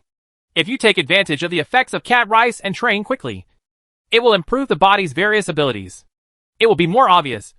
Meow! Wenlong quickly changed the subject. In this way, under Wenlong's suggestion, Catherine and Haitang took advantage of the last few moments before going to bed to continue their daily training routine, while Rena took charge of cleaning up the dishes. In the next week, Wenlong, Catherine and Haitang did not go on any new hunts. Instead, they enjoyed the dishes that Catherine copied from the cat kitchen every day while undergoing intense training. The effect turned out to be better than expected. Even better. But in just a week, Wenlong's various physical abilities have been greatly improved. Especially Wenlong's shortcomings in strength and endurance, which have actually reached the level of a 2-star hunter. And during this period of time, it wasn't just Wenlong who improved. Catherine and Haitang also improved to varying degrees. Among them, Catherine has finally reached the point where she can carry out 3 stages of energy storage, which means that the endurance capacity of Catherine's body's muscles and bones has gradually caught up with the extraordinary power in her body. Haitang's growth is mainly in the 2 aspects of strength and speed, probably because Haitang is the youngest and is in the stage of rapid body growth. Haitang's growth is the most obvious during this period. In addition, this week, in addition to daily training, Wenlong also did the following things.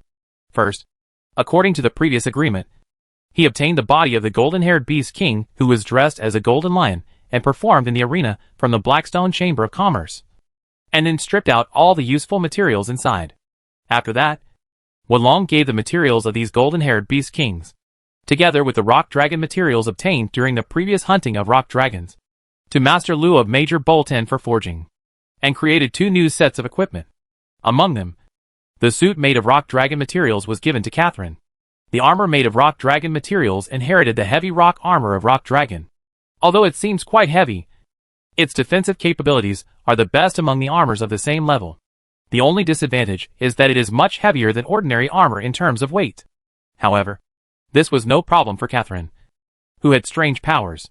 The so-called shortcomings naturally disappeared. So Wenlong naturally gave this set of rock dragon equipment to Catherine, coupled with a rock-destroying blade, a great sword made of rock dragon materials. Although it looks a bit rough, it is full of powerful style, making Catherine put on this whole set of equipment. And it turned out to be a treat for Wenlong, feel like a medieval knight in heavy armor. The material of the Golden Retriever Beast King was kept by Wenlong to create a set of the Golden Retriever Beast King for himself. This set of equipment, which was made from the fur of the Golden Retriever Beast King and some precious metals, took into account both defense and portability, and was just right for Wenlong to use. The double swords with the claws and teeth of the golden-haired Beast King, as the blades, and the bones, as the hilts, are a full 10 levels higher than the double swords of the daimyo shield crab used by Wenlong before. Their sharpness and hardness are naturally, it goes without saying. Later, Wenlong received the weapon Jade, mailed by Dahui and Xiaowei from Xiaofeng Valley. Although the number of these weapon Jade was not large, Wenlong knew that this precious weapon Jade was not so easy to obtain. Owned. I haven't seen Dahui and Xiaowei for a long time, but I still miss these 2 guys. They even mailed me 5 weapon Jades at once. It seems that they are working hard. Meow. It's just these weapons. Should Jade be used or not? Wenlong thought with some hesitation. Chapter 296, Mysterious Truth. Once a thief. In Wenlong's view, Things like weapon jade are definitely more cost-effective when used on high-level equipment than on low-level equipment. So if it's not particularly necessary, it's better to use it sparingly. The main reason why the two weapon jades held by Wenlong were given to Catherine to use was that the game between Catherine and Claude was a must-win game. Therefore, Wenlong will not have any reluctance to part with him. But it is different now. There is still no trace of Xinglong. Not only are the black cats and white cats under Wenlong still slowly investigating the complex terrain of Lake Esther, but there is no news. Even the Hunters Guild and Wanli hunting group were at a loss. In this case, Wenlong will still have time and opportunity to hunt higher-level monsters, and then build higher-level equipment to be more securely prepared for the subsequent duel with Xinglong. If that's the case, then wait until you hunt higher-level monsters before using these weapons. After all, the Star Dragon form has 3 stages. If it enters the 3rd stage later, the Star Dragon's physical ability will be greatly improved. Improvement? If I can deal with it with the weapons and armor I have now. It's still a bit inadequate. Meow. Wenlong thought this way. So Wenlong temporarily gave up the idea of using these weapon jades, and instead decided to wait until he got new weapons before using these weapon jades, so that he could maximize the power of these weapon jades. In addition to the improvement of physical abilities and weapons and equipment, Wenlong also gained the ability to use new skills due to the improvement of physical abilities. After all, because the body strength and endurance of Wenlong, an Elu Cat, was not as good as that of humans, some double sword moves would be temporarily unusable. And even if they were used, they would not be as powerful as when used by humans. However, after this period of training and the bonus of cat rice, Wenlong's original shortcomings of strength and endurance have reached the level of a 2-star hunter. In addition, as an Elu Cat, he has an advantage in speed, which makes Wenlong felt that he should be able to use some skills that he could not use before. With my current physical ability, I should be able to use that skill. Right. I remember it was called Zong Hengsahai. After all, my strength, endurance, and speed have already reached the standard. If that's the case, then let's try it. Meow. Wenlong thought. Originally, the methods and techniques for using these skills had already been in Wenlong's mind. Now that Wenlong's physical ability has reached it, there is of course no problem in theory. But in order to test whether he can really use the new skills, and the power has also reached the point where it can be used in actual combat. So Wenlong specially found some scraps of the rock dragon's rock armor that were left over when he made equipment for Catherine, and made a target to test the power of the skill. So standing in front of the target, Wenlong took a deep breath, and then suddenly drank loudly. Mysterious truth. Across the 4 seas. Meow. In an instant, Wenlong rushed over at an extremely fast speed. While rushing over, Wenlong's double swords also slashed at the target made of the rock dragon's rock armor like lightning. Song! Song! Different from what was expected. The result was a bit disappointing for Wenlong. Although it seemed to be very fast, Wenlong's double swords still bounced back when they hit the target made of the rock dragon's rock armor. This makes it impossible to perform any subsequent consecutive skills of this move. It's strange. Isn't it because the strength is not enough? No. The strength of a 2-star mid-level hunter should be enough to use this move. Meow. Wenlong thought with some doubts. Ah. By the way, this move is not an ordinary skill, but a secret. A secret. Wenlong suddenly thought. Speaking of secrets, I remember that in the game. It is not a simple skill that can be used once the physical ability reaches the usage standard. You must also let the secret value accumulated in your body reach the full level before you can use Meow. But where is this secret slot in reality? After all, this is not a game, and not everything can be displayed with numerical values. Thinking of this, Wenlong became confused again. I remember that the secrets in the game are accumulated slowly through the battle time and the damage to the body. But in this real world, I can't be allowed to fight monsters and accumulate the so-called secret values. No, there must be others. The method, or in other words, your body needs to reach a certain level to be able to do it. At this time, Wenlong suddenly remembered the situation when his predecessor fought with the Snow Lion King on the Snow Mountain. At that time, his predecessor had exerted power beyond his physical ability, and under the Snow Lion King's there were scars on the nose. I didn't even have a weapon at that time, and I left scars on the Snow Lion King's nose with just my claws. If I could burst out the power I had at that time, maybe the secret move of across the 4 seas could be used perfectly. Are you out? Meow? Wenlong thought again. After all, according to the levels assigned to the Snow Lion King by the Hunter Guild. This Snow Lion King is even more powerful than the golden-haired Beast King that Wenlong hunted before. It is a monster that only a 4-star low-level hunter can hunt. In other words, if a weapon of too low a level is used, it will even be bounced away, let alone cause damage to it with just the claws. Moreover, the Snow Lion King lives in the Snow Mountain area all year round. If you want to hunt the Snow Lion King, you must go to the Snow Mountain with a harsh climate. And when the Snow Lion King fights at home in the Snow Mountain area, its terrifying level has even increased to another level. Therefore, it is generally believed that compared to other monsters that can only be hunted by 4-star low-level hunters, the Snow Lion King is the most difficult to hunt among the same level. Since this kind of power suddenly burst out when I was hunting the Snow Lion King, why don't I go hunting again to get a feel for it? Meow? Wenlong couldn't help but think. What? Suddenly, a voice sounded in Wenlong's heart, which shocked Wenlong. Oh meow, what's going on? Of course, rather than saying, must, if we want our two consciousnesses to be completely integrated, I must take revenge. So it's you. Oh no. I should say, this is the voice in my heart. Meow. Wenlong finally understood something. Wenlong remembered that his previous body was severely injured by the Snow Lion King, and he was later transported into this body because of his physical weakness. So it is not an exaggeration to say that this Snow Lion King is his old enemy. It's like some ghosts have been wandering in the world, but as long as their wishes are fulfilled, they will no longer linger on the world and ascend to heaven. As long as I hunt the remaining soul of the Snow Lion King in my body, will it disappear completely? And this body will be truly useful to me? Meow? Yes. Soon. Wenlong got an affirmative answer in his heart. Chapter 297 The Roar from the Sky. Snow Lion King. That's the monster that lives on the Alufa Snow Mountain. Meow. Thinking of the towering Alufa Snow Mountain, and the cold Wenlong above the ice, and snow made me feel a little numb. As far as Wenlong is concerned, since he has mastered the ability of the Elu Cat to withstand heat and cold, there is no big problem. But when Wenlong thinks about the fact that Catherine caught a cold because she couldn't stand the cold when she was still in the Hustle Mountains, Wenlong was a little worried. I don't know if that stupid woman can withstand the severe cold up there. The Alufa Snow Mountain is much colder than the top of the noisy mountains, and avalanches often occur. If you are not careful, you may lose it. Life. Meow. Why don't I just go and settle it alone? Anyway, this matter is my own business. Just as Wenlong was thinking this, a huge noise suddenly came from outside. Boom, boom, boom. What is this sound? Meow? Wenlong left the room, then walked to the balcony of the villa and looked outside, only to see a huge black shadow in the sky blocking the sunlight. Flying dragon? Ah. No. It's an airship. Looking carefully, Wenlong noticed that what was flying in the sky turned out to be a huge airship.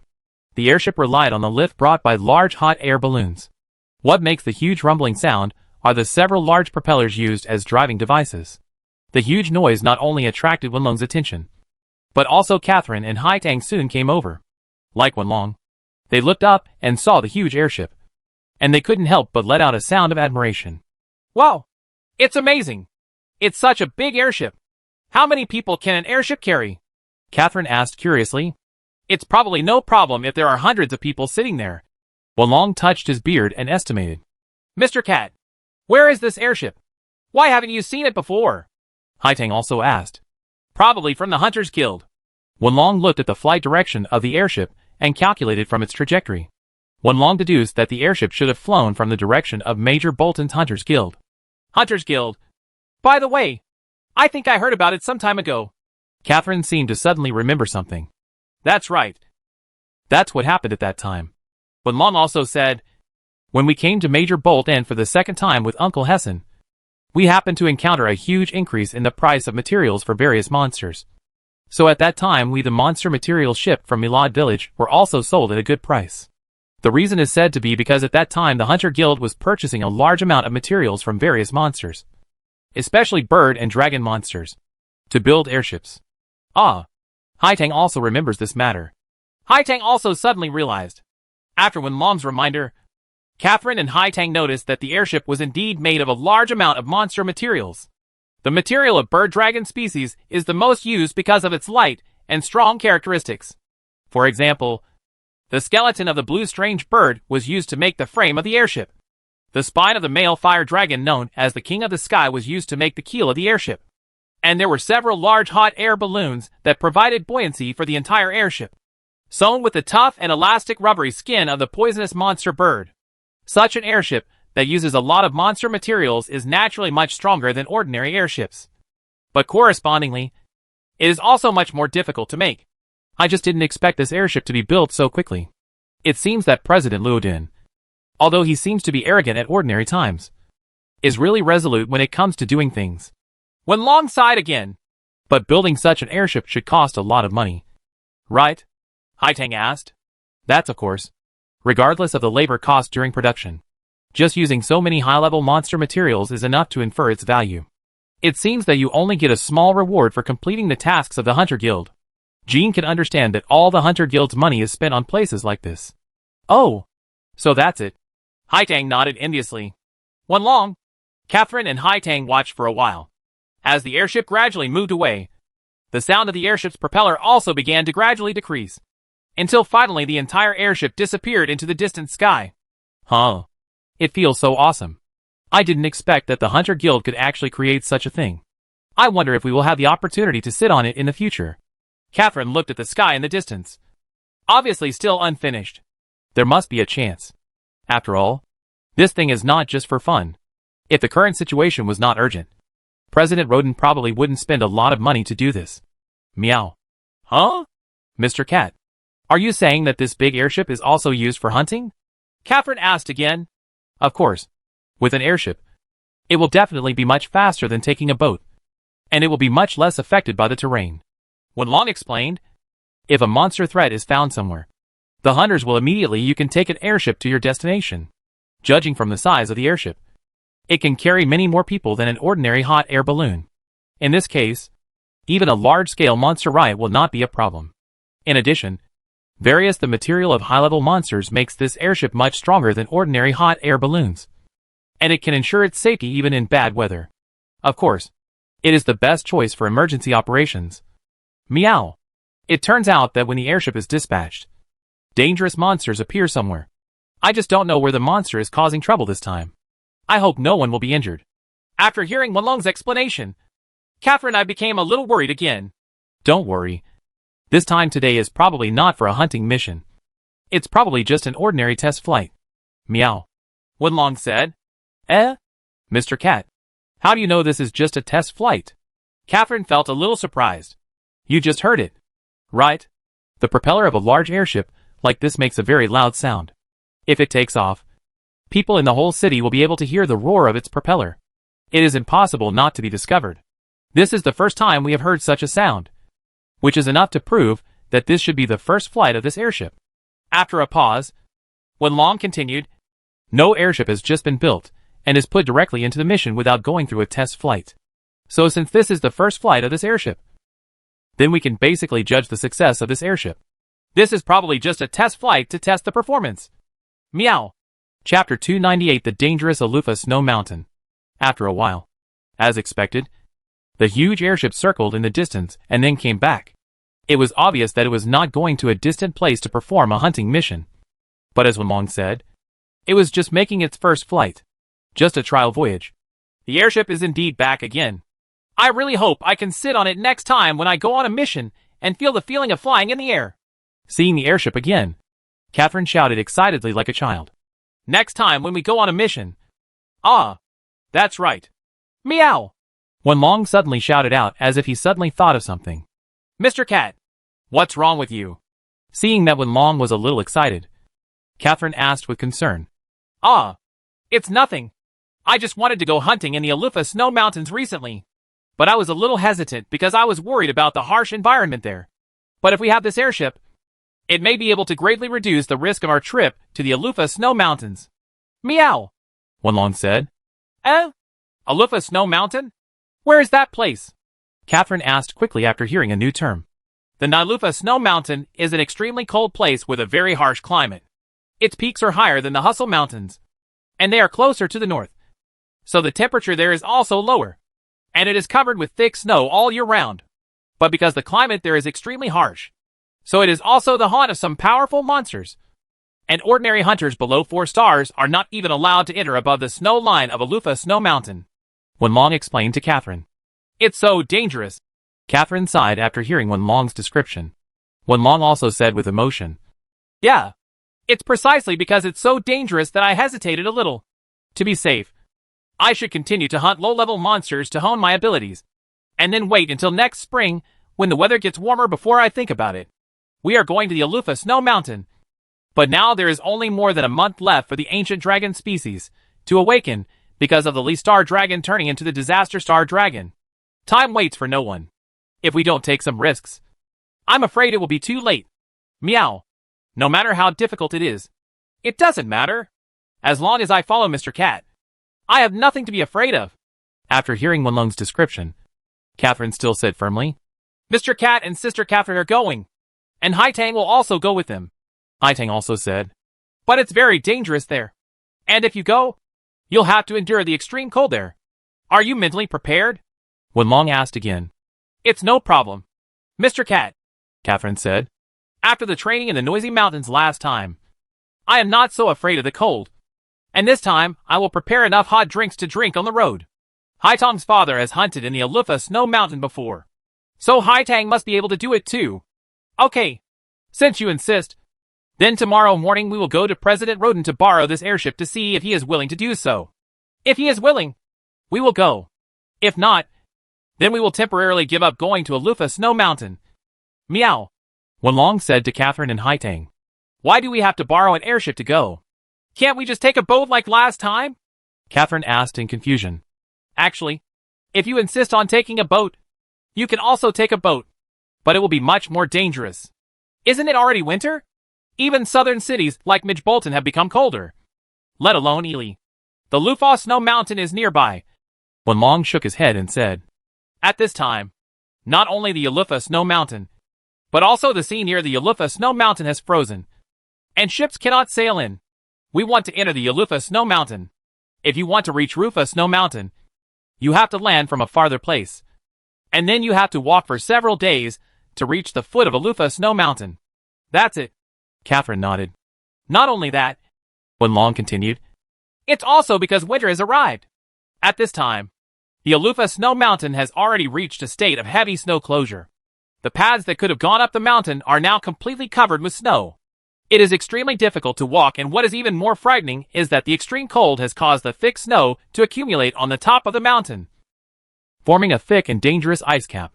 If it encounters a vibration, there is a danger of collapse at any time, causing the avalanche has killed countless people. Ah, Catherine gasped.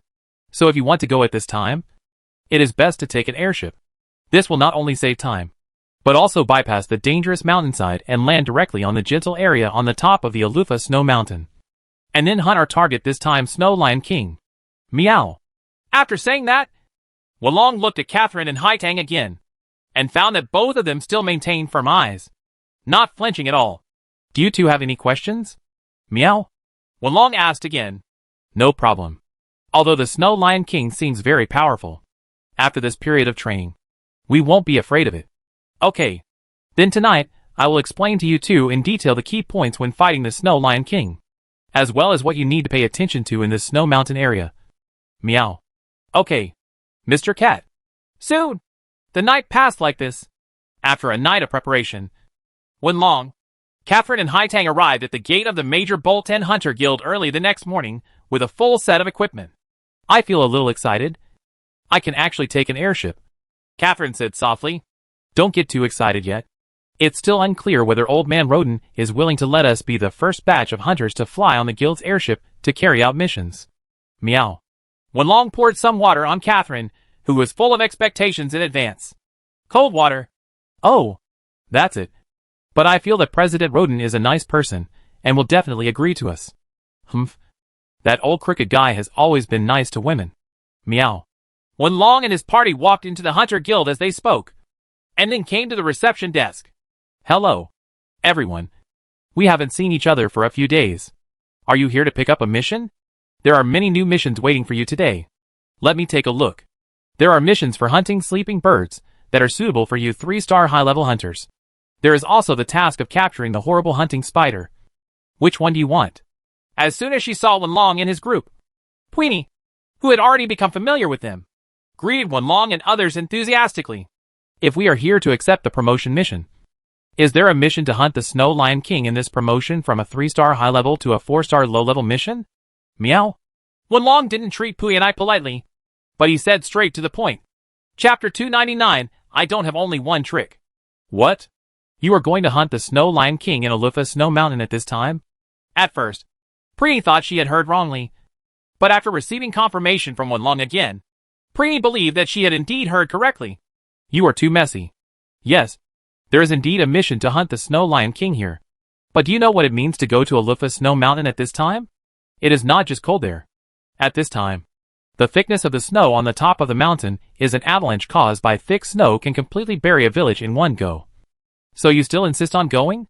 Preeny persuaded. Of course I know how dangerous it is. So why didn't I ask your president to borrow the airship? Meow? You mean to borrow an airship from President Roden? Wait. The airship just made a test flight yesterday. If it wants to be officially used in missions, I'm afraid it will have to go through the next few tests. It's okay. Meow. Wenlong spread his hands to show that he didn't mind. Just report this matter to President Roden. Meow. Okay. Then I will tell President Roden on your behalf. Seeing Wenlong's insistence, Purini couldn't say anything, so she had to agree to Wenlong's request. But I don't know if President Roden agrees or not. I can't control it anymore. After saying that, Preeny left the counter and walked towards the president's room at the back of the hall. About half a minute later, Preeny walked out with Shanlon, Roden. Oh, it turns out that the people who want to borrow the airship are you two sweethearts. Ha ha ha. As soon as he saw Catherine and Hai Tang, Shanlon Lu Din said with a smile, Hello, President. Catherine and Hai Tang also greeted Roden politely. Hey, you old man. Don't you take me seriously? Meow. Wenlong jumped up and said, trying hard to make his figure appear in front of the burly Roden. Ah, I'm sorry. The two beauties were so dazzling just now that I didn't notice you. Under Wenlong's protest, Shanlon Lu Din laughed, saying that he really didn't mean it. TCH, you damn old man. We need to borrow an airship to come here. Are you going to agree? Meow. Let's borrow the airship. Shanlon Lu Din touched his crotch and thought about it. Then said, If Preeny is right, the purpose of your hunting this time is the Snow Lion King on the Alufa Snow Mountain. Right? That's right. Meow. Rong said frankly that the Alufa Snow Mountain is very dangerous. And the Snow Lion King is even more ferocious. If you go like this, I will be very worried about the safety of my two little sweethearts. Shanlon Lu Din said with a melancholy face. As long as I'm here, you don't need to worry. Old man. Also, when did they become your little sweethearts? Meow. The members of our guild are all my beloved little sweethearts. Right, dear Preeny. Roden said to Preeny next to him. President, please be careful when you speak. Miss Catherine and Miss Hai Tang are still young, so don't lead them astray. Preeny, who usually likes to joke, also said seriously. Ah. Cough. Okay. Shanlon Lu Din coughed twice awkwardly, and then said a little more seriously. In short, I am not worried about your safety. Although the airship test went very well yesterday, and it is indeed going to be carried out. The first stage is a flight test in harsh weather conditions to test the airship's ability to withstand a snowstorm. But I still have negative opinions on letting you take the airship to the Alufa Snow Mountain so early unless you agree to one condition. Unless what is the condition? Meow? Wenlong asked. Then let me go hunting for snow lions with you. And I will leave it to you, the Elu Cat. And then let me protect the two beautiful ladies. Ha ha ha. It took less than 3 seconds to get serious. Zhong's Roden returned to his previous state. You damn old man. You already said that having me is enough. Meow. Wenlong protested. What? You, an Elu Cat, can only be big wild boars at most. How can you shoulder the burden of protecting a beautiful woman? Shanlon Lu Din said with a smile. Bang. Suddenly, Wenlong took advantage of the situation and kicked Shanlon Lu Din. However, just like last time, Shanlon Lu Din, who seemed to be unprepared, only reacted in an instant. With a casual block, Wenlong's attack was easily blocked. Ha ha ha. It's not good for an Elu Cat to be so angry. I can easily block your attack. In terms of strength, Shanlon Lu Din has an overwhelming advantage over Wenlong, so he blocks Wenlong's attack. It didn't take much effort either.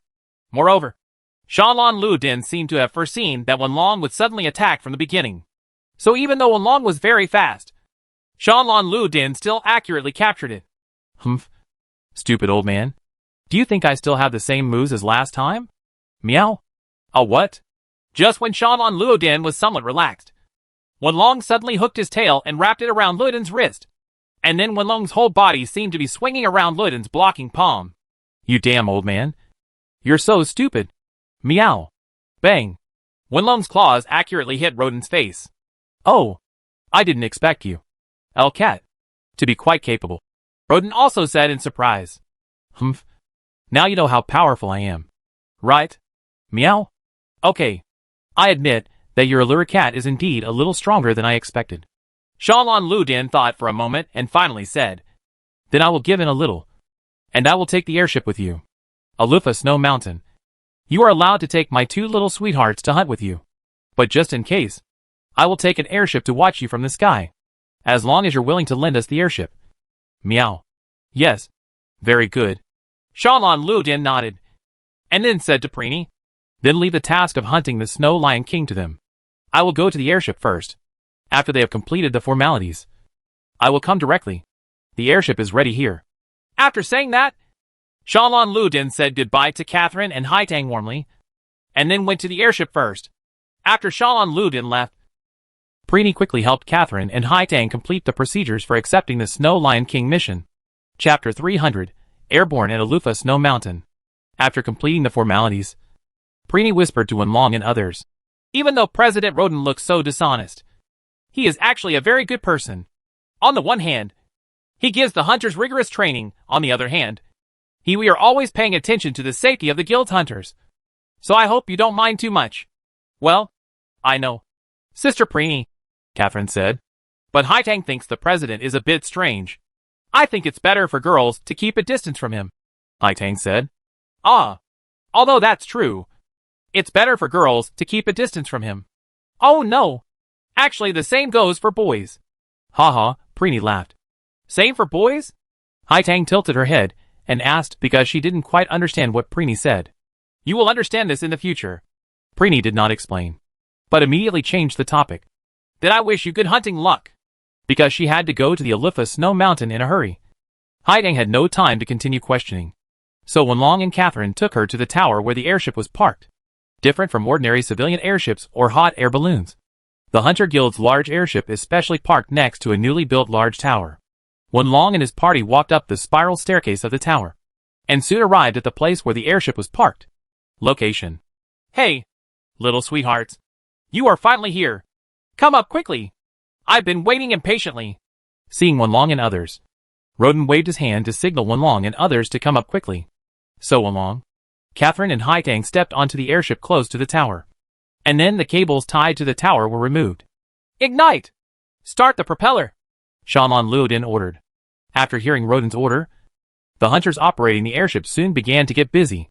Wenlong noticed that when giving orders, the expression of the president of the Hunter Guild, who usually didn't look very serious, became particularly serious, showing an astonishing momentum.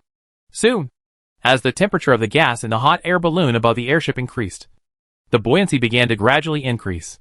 The airship began to drift away from the tower and flew towards a higher altitude. At the same time, the propeller of the airship also began to roar violently. The sound pushed the entire airship forward slowly, although the speed of the airship was relatively slow at the beginning. Driven by multiple propellers, the airship began to gradually accelerate, and soon it reached a speed that could keep pace with the flying birds beside it. Ah! It's really amazing! This airship can actually fly so fast! Although the wind in the air was strong, it still couldn't stop Catherine and Haitang's curiosity. They still stood on the deck admiring this rare sight. A sight at first sight. Wenlong looked to both sides and could see birds flying side by side with the airship. Standing on the side of the airship and looking down, he could see the city of Midbolton gradually shrinking in the distance. Looking from the air, the big Midbolton has become very small. Haitang, who was also standing on the side of the ship, sighed. Of course it is. After all, it is so tall. Meow. Wenlong also replied lazily. Ah! At this time, a white seabird flew past the edge of the airship, and Catherine excitedly leaned out from the side of the ship. preparing to catch the white seabird. Stupid woman. You are looking for death. Do you want to fall from here? Meow? Seeing Catherine leaning half of her body out of the side of the ship, Wenlong immediately grabbed Catherine's clothes from behind and dragged her away. Return. Ah. I'm sorry, Mr. Cat. It's the first time I see a flying bird so close to us, so I kind of want to catch it with my hands. After being scolded by Wenlong, Catherine apologized quickly. Stay well. Don't move around. And save more energy. There are still places where you need to use up your energy when you get to the Elu Snow Mountain. Meow. Okay, Mr. Cat. Catherine didn't dare to move. The airship continued to move forward like this. As time passed, some small pieces of floating ice gradually appeared on the originally blue ocean. As time went by, the number of floating ice on the sea became more and more, and the area of the floating ice became larger and larger.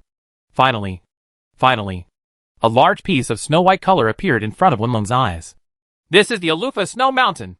It really feels very different when viewed from the air. Looking ahead, Wenlong saw a towering white mountain peak that reached into the clouds. Unlike only the top of the mountain, different from the noisy mountains with large areas of snow, this winter the Elu Snow Mountain is covered in white from the top to the foot of the mountain. And not only the land, but also the side close to the sea. The originally turbulent sea has already frozen. It has become a thick ice surface, making people feel the coldness of this extremely cold place. And in the sky, the air suddenly became colder. Before landing in the Elu Snow Mountain, Catherine and Haitang had to take out hot drinks and drink them in one gulp to keep their bodies warm. How's it going? Is my airship pretty good? It's only noon and we've arrived at the Elu Snow Mountain. At this time, Roden also boarded the deck and said proudly, And you are lucky. The weather at Elu Snow Mountain today is much better than some time ago. It is a sunny day and the wind is not too strong. Ha ha ha. Well, it's not bad. Although it's not as fast as a jetliner. It's better because it's open top and has a different flavor. Meow. Wenlong said with a little disdain. Although I don't know what a jet is, I don't believe there is any aircraft that can be better than my airship. By the way, I haven't given it a name yet. What should I call it? Not called Sweetheart Baby? Sweetheart Baby Number? Meow? Wenlong felt goosebumps all over his body when he heard the name, and thought, this rodent can be considered a tall and thick man. Why did he choose such a sissy name? However, Roden obviously didn't care about Wenlong's opinion. Instead, he touched his chin and nodded, seeming to be very satisfied with the name he chose. Ah, that's it. Meow. At this time, as the airship got closer and closer to the Elu Snow Mountain, the Elu Snow Mountain in front of Wenlong became more and more clear, which allowed Wenlong to find a suitable place. The airship approaches the location. Well, is that there? It's indeed a good landing point. Shanlan Lu Din looked in the direction pointed by Wenlong, and quickly agreed with Wenlong's view. Okay, Sugar Baby, move closer to that gentle area. Our warriors are going to challenge the Snow Lion King. Chapter 301 Searching for the Snow Lion King. Although Roden said that this day was a rare good weather in Elu Snow Mountain since the beginning of winter, the climate in Elu Snow Mountain was still very harsh compared with other places. The howling cold wind kept blowing, and the large airship of the hunters could only face the cold wind and approach the Elu Snow Mountain with difficulty. The power of nature is always so powerful. Even this latest airship looks extremely small under the howling wind, and it seems that it is in danger of falling apart at any time. Fortunately, the airship is made of the bones of bird and flying dragon species. If the airship was just made of ordinary steel and wooden boards, it would have fallen apart by now. Meow. Wenlong couldn't help but think at this time. In this way, the Sweetheart Baby gradually approached the gentle land that Wenlong mentioned. When the altitude dropped to about the same level, a few hemp ropes made of ghost hunting spider silk were thrown from the airship, used for landing. The airship can't land here. You slide down the rope, and when you complete the mission, use the signal flare to communicate. A crew member on the airship loudly told Wenlong and others. I know. Meow. Wenlong nodded to the crew member, then glanced at Catherine and Haitang behind him. How are you? Can you go down? It's very high here.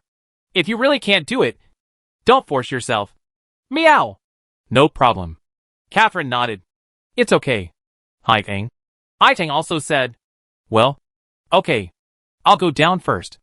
After saying that, Wenlong grabbed the rope lightly, then jumped over the side of the ship with one force, and slid all the way down the rope. Because of the strong wind in the air, Wenlong, who was clinging to the rope, was blown around in the air. He finally fell to the ground and almost fell down because of the shaking of the rope. However, with his excellent body control ability, Wenlong still maintained his balance in such a harsh environment, standing on the soft snow with a landing posture like a floor gymnast. Oh meow. I almost fell. Although there is snow on the ground, there will be no problem if I fall. But won't my image as a super hunter be greatly reduced? Fortunately, I successfully saved my life this time. The dignity of the uncle as an excellent hunter. Meow. Wenlong thought happily. Just when Wenlong felt lucky, suddenly Wenlong heard Catherine's voice coming from above. Mr. Cat. Ah? Wenlong wanted to look up, but found that Catherine had fallen down. Bang. Because the broken snow blown by the wind hit the rope and formed broken ice. Catherine accidentally slipped her hands and fell down before she could grab the rope. And this time it happened to fall on Wenlong. The result was that although Catherine was safe and sound under the protection of the armor, Wenlong was pinned down. Ah. Mr. Cat. Are you okay? Catherine said in panic after landing. I'm fine. Please get out of the way. Meow. Wenlong's dull voice came from under Catherine. Ah. Okay. Catherine hurriedly turned over, and then she saw a big hole made by herself in the snow. And at the bottom of the big hole, there was Wenlong lying in it. Mr. Cat. I'll pull you out right now. Seeing that Wenlong was pressed into the snow by herself, Catherine immediately stretched out her hand to pull Wenlong out. Bang. Catherine had just stretched out her hand, and before she could pull Wenlong out, another figure fell from the sky and landed in the same position as Catherine just now. Undoubtedly, Wenlong was pressed down again. Ah. I'm sorry. Mr. Cat. Haitang didn't mean it. Haitang said quickly while sitting on the snow. Stop apologizing and get out of the way first. Wenlong said helplessly. Okay. Get out of the way, Haitang, immediately. Saying this, Haitang quickly stood up, and Catherine quickly pulled Wenlong out. Yes. I'm sorry. Mr. Cat. Catherine and Haitang said at the same time. Ha ha ha. At this moment, Shanlon Luden's loud laughter came from the sky. Boy. I envy you very much. Ah. This is youth. Seeing you, my hunting soul also it's time to move.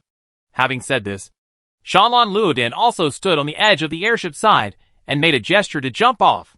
Hey! Damn old man. Stop joining in the fun. Meow. Wenlong shouted in panic. If being crushed by Catherine and Haitang was acceptable, Wenlong would feel uncomfortable for a long time being crushed by a muscular old man like Shanlon Luden. Fortunately, what Wenlong was worried about did not happen. With the obstruction of several crew members, Shanlon Roden was finally pulled back. Then the sweetheart baby began to turn the hull in the strong wind and gradually left Elu, the top of Fakshu Mountain. Oh! This damn old man is finally gone. After seeing Roden leave, Wenlong finally breathed a sigh of relief. Oh meow! It's really a bad start. Forget it. Find the snow lion quickly and hunt it. Meow. Now that they have successfully landed on the top of the mountain, Wenlong and others immediately started searching for the snow lion. According to the living habits of the Snow Lion King, he usually lives near the top of the mountain. So Wenlong's focus is naturally near the top of the Alufa Snow Mountain. In this way, Wenlong and others who parachuted directly from the top of the mountain will undoubtedly have the convenience of searching. And it also saves Wenlong and others a lot of time in their search. I hope I can find the Snow Lion King before the sun sets. Meow. Wenlong thought this way. This is because it was exactly noon when we landed from the sweetheart baby, and the temperature in Alufa Snow Mountain was not too low. It can be said to be the mildest period in Alufa Snow Mountain in this season. However, if it comes at night, the temperature will drop further, and by that time, hunting will naturally become more difficult. So Wenlong urged Catherine and Haitang to follow him quickly. After all, in the snow, Catherine and Haitang, who were relatively heavy, would fall into the snow every step they took.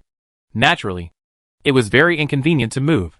Because Wenlong's body is relatively light, he can move on the snow relatively easily. However, many things are not always as expected.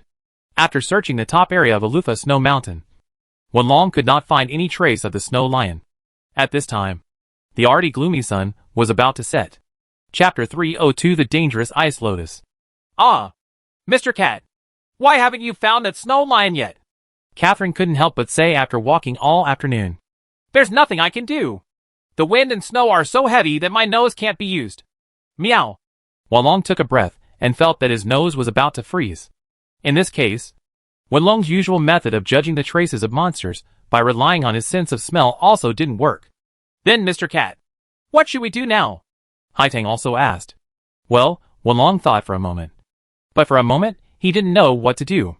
According to Wenlong's knowledge of the Snow Lion King's habits, the Snow Lion King is indeed accustomed to moving at the top of the Elu Snow Mountain. It is a monster that is accustomed to living in higher altitude areas, and generally rarely goes to the halfway point of the mountain. Even more so, not to mention the lower foot of the mountain. However, after just searching around, it was also true that the Snow Lion King was not found. This made Wenlong a little hesitant. Should he continue searching along the way down the mountain? Or should we continue to explore areas at higher altitudes? Why don't we eat first? I'm hungry, Catherine suggested again at this time. Let's eat. It's really getting late. So let's eat first. Meow. After hearing Catherine's suggestion, Wenlong agreed with Catherine's opinion and decided to stop and eat first. In normal times, if Catherine was in a hurry to eat before the prey was found, Wenlong would probably lose his temper. But this time it was different. Wenlong knew that this was in the Elu Snow Mountain, and the temperature here was extremely high. Low. So any creature here will lose its body heat very quickly. In this case, if the body's heat cannot be replenished, the body temperature will drop, which may be life-threatening in severe cases. Because of this, when Catherine asked for a meal, Wenlong agreed immediately.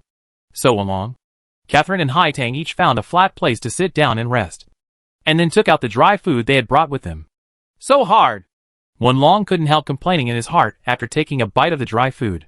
The dry food prepared by Wenlong is MHOL jerky, which is a good food to replenish calories in cold weather. However, at this extremely low temperature, the jerky becomes as hard as ice cubes. Even if it was quite laborious for Wenlong to bite. So Wenlong could only bite off a small piece first, then put it in his mouth, and let the dried meat slowly become moist and warm in his mouth, so that the dried meat would slowly soften, and then proceed. Chew and swallow. Ah! Mr. Cat, I want hot food, Catherine complained again, swallowing the cold and hard meat jerky like Wenlong. Woman, you are in trouble, Wenlong said impatiently. It's so windy here. How can I make a fire to cook? Meow? But it's really unpalatable to eat like this, Catherine said a little aggrievedly. Well, let's first see if there is a cave or some other place to avoid the wind, and then try to see if we can make a fire to cook, Wenlong said. Haitang remembers that he saw a cave on the way here.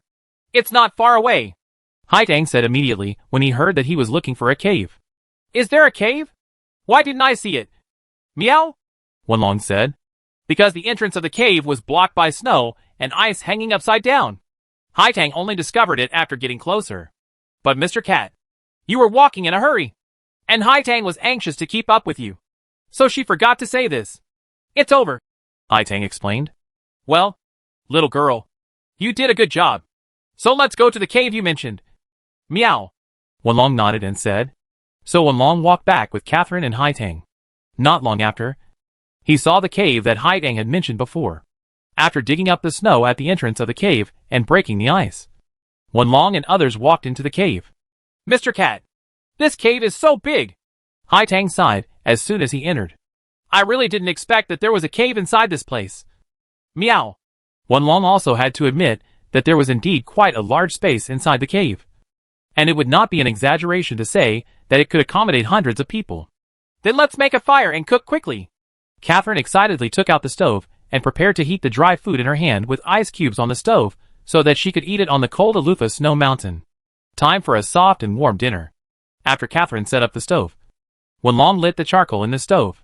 After all, this is the Elu Snow Mountain. Unlike other places where you can collect firewood at any time for making a fire, this Elu Snow Mountain is full of snow and ice. If you want to keep warm, you can only rely on the charcoal you carry with you. Mr. Cat, let me knock some ice cubes over here. This dragon meat jerky is too hard. If you heat it with some ice cubes, the plum dragon meat jerky will become softer, Catherine said. Okay. Meow. Wenlong nodded and motioned for Catherine to go quickly. After all, it is impossible to have flowing water in this extremely cold weather. If you want to cook something, You can only get water by heating ice cubes. After Catherine got up to knock ice cubes, Wenlong and Haitang continued to be busy preparing dinner. But soon Wenlong heard Catherine's surprised voice. Mr. Cat, look! I found a beautiful ice lotus. What? Ice lotus? Meow? Wenlong looked up after hearing the voice and saw a crystal clear ice lotus in Catherine's hand. For a moment, Wenlong's expression froze. Idiot! Throw it away! Before Wenlong finished speaking, he suddenly heard a bang, and the so-called ice lotus exploded like a bomb. Along with the explosion of the ice lotus, there was ice flying everywhere, and the impact of the explosion pushed Catherine away, and finally hit the wall of the cave and fell down. Woman! Are you okay? Meow! Sister Catherine! Seeing this situation, Wenlong and Haitang exclaimed and quickly ran towards Catherine. Mr. Cat, my hand seems to hurt a little, Catherine said, because the explosion occurred while holding the ice lotus. Wenlong found that a lot of blood flowed out of Catherine's hand. Fortunately, it was protected by the thick rock dragon armor, so this level of injury was not enough for Catherine. At best, it can only be considered a minor injury, and there is no life-threatening danger. However, Wenlong rushed to Catherine's side immediately and helped Catherine up, while Haitang took out the recovery medicine G and helped Catherine open the lid. Chapter 303, Former Enemy. Wenlong knew that the so-called ice lotus was not actually a lotus at all. It is a crystal substance made of ice and a special kind of thunder oil, called ice thunder, but it looks a bit like a blooming lotus. However, this kind of thing will become extremely unstable in cold conditions. It will explode if it shakes a little. This explosion not only has huge power, but also has a freezing state, causing the place covered by the broken ice mine to freeze. Extreme cold and freezing, thus affecting the injured person's ability to move. In addition, the frozen areas will become more fragile and easily injured again. Therefore, ice thunder can cause huge damage to people. Fortunately, Catherine was wearing heavy rock dragon armor, so she only suffered minor injuries. If it were a hunter with 1 or 2 levels of lower armor, she would have been lying on the ground unable to get up. Ah! Mr. Cat, the entrance to the cave is blocked, Catherine suddenly shouted while Haitang was applying the recovery medicine G on Catherine. It's okay. Wenlong glanced at the entrance of the cave and said calmly, It's just that the shock of the explosion just caused the snow at the entrance of the cave to fall again, burying the entrance. Although it is a bit troublesome, but there's nothing wrong with spending some time digging it out. It's just that. In an instant, Wenlong felt a cold breath coming from behind. I originally came to see the Snow Lion King, but I didn't expect to meet such a guy. Meow. Wenlong turned around and saw a strange bird covered with blue scales. Ah! Mr. Cat, what is that? Catherine and Haitang finally noticed the monster appearing behind Wenlong and exclaimed again. This guy's name is Ice Thunderbird, and he is a monster on the same level as the Snow Lion King. The ice crystal that just blew up your hand is this guy's masterpiece. Meow, Wenlong said coldly. So this guy is a close relative of the Thunderbird? Catherine finally understood. You're right. That's what it is. It's just that the ice thunder made by the ice Thunderbird by mixing thunder oil and ice is several times more powerful than the sand thunder made by the sand Thunderbird by mixing thunder oil and sand. Meow. When he said this, Wenlong watched the ice Thunderbird's every move closely, always guarding against possible attacks from the ice Thunderbird. After all, this ice Thunderbird is also a very ferocious monster. In such a narrow encounter, there is no reason why the ice Thunderbird should not attack humans. However, things did not develop as Wenlong suspected. The ice Thunderbird first took a step back, and then began to cry loudly. Ouch! The deep cave was instantly filled with the echo of the cry of the ice Thunderbird. This high-pitched sound spread farther and farther, directly into the depths of the cave. Ho! Roar! Roar! From the depths of the cave, a low voice seemed to come out. One of the two voices was high, and the other was low, as if they were echoing each other in chorus. What about Mr. Cat?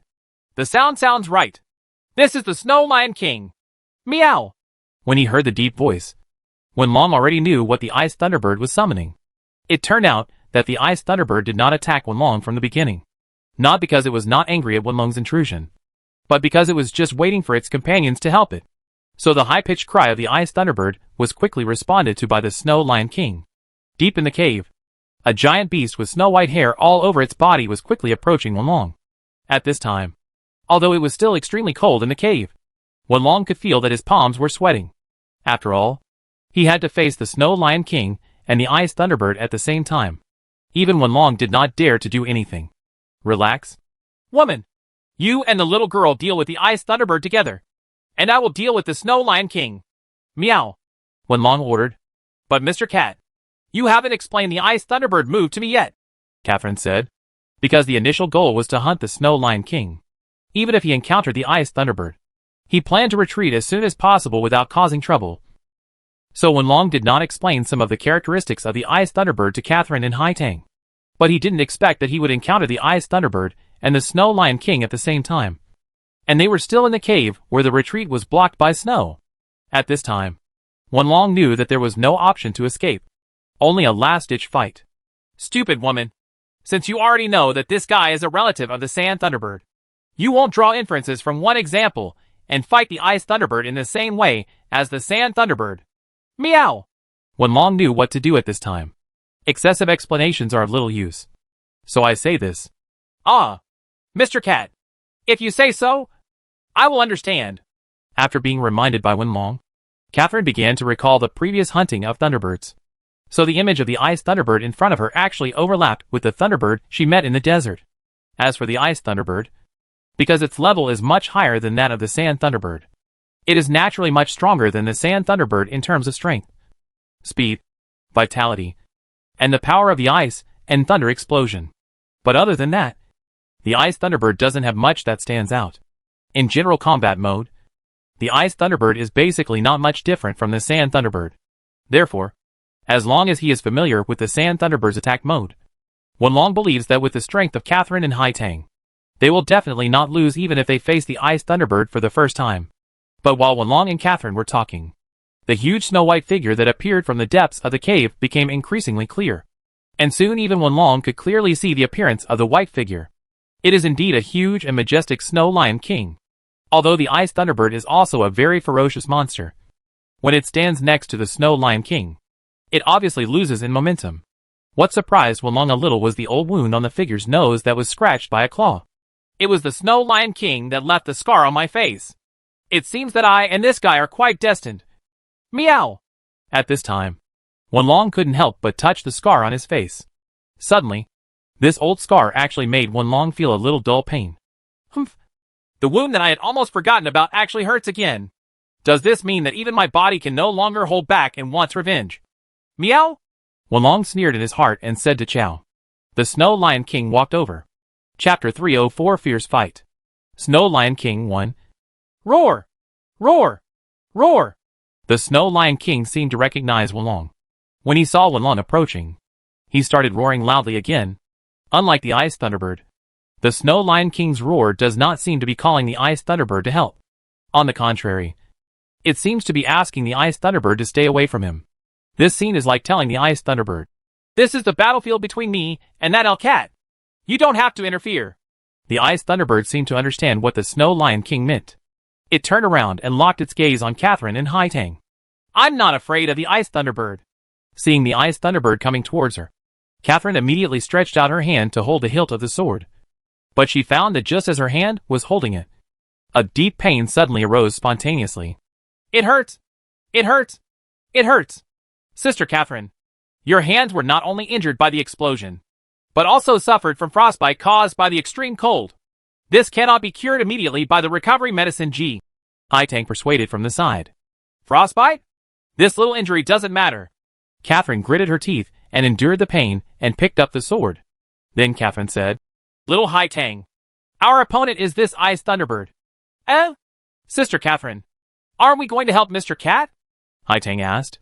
No, Mr. Cat doesn't seem to want us to attack the Snow Lion. We'd better have a good fight with this Ice Thunderbird. So Haitang also came and opened his hunting bow, aiming at the approaching Ice Thunderbird. Just as the battle between Catherine, Haitang and the Ice Thunderbird was about to break out, Wenlong was also at war with the Snow Lion King. Roar! Roar! Roar! The Snow Lion King roared a few more times. After making the final demonstration, the Snow Lion King suddenly pounced over. The Snow Lion King's speed and explosive power were extremely astonishing. His huge body was approaching Wenlong in an instant. And at the same time, His giant palm also pounced towards Wenlong. Wenlong also drew out the two swords on his back at the same moment, and then slid to the side, just in time to avoid the Snow Lion King's attack. There were several blood marks left on his arms. Huh? Do you think I am still the same person as before? Meow? Wenlong thought proudly after the move was successful. Indeed, Wenlong at this time was much stronger than the original Wenlong, which even the Snow Lion King had not expected. In the eyes of the Snow Lion King, Wenlong was still the weak but courageous Aluma.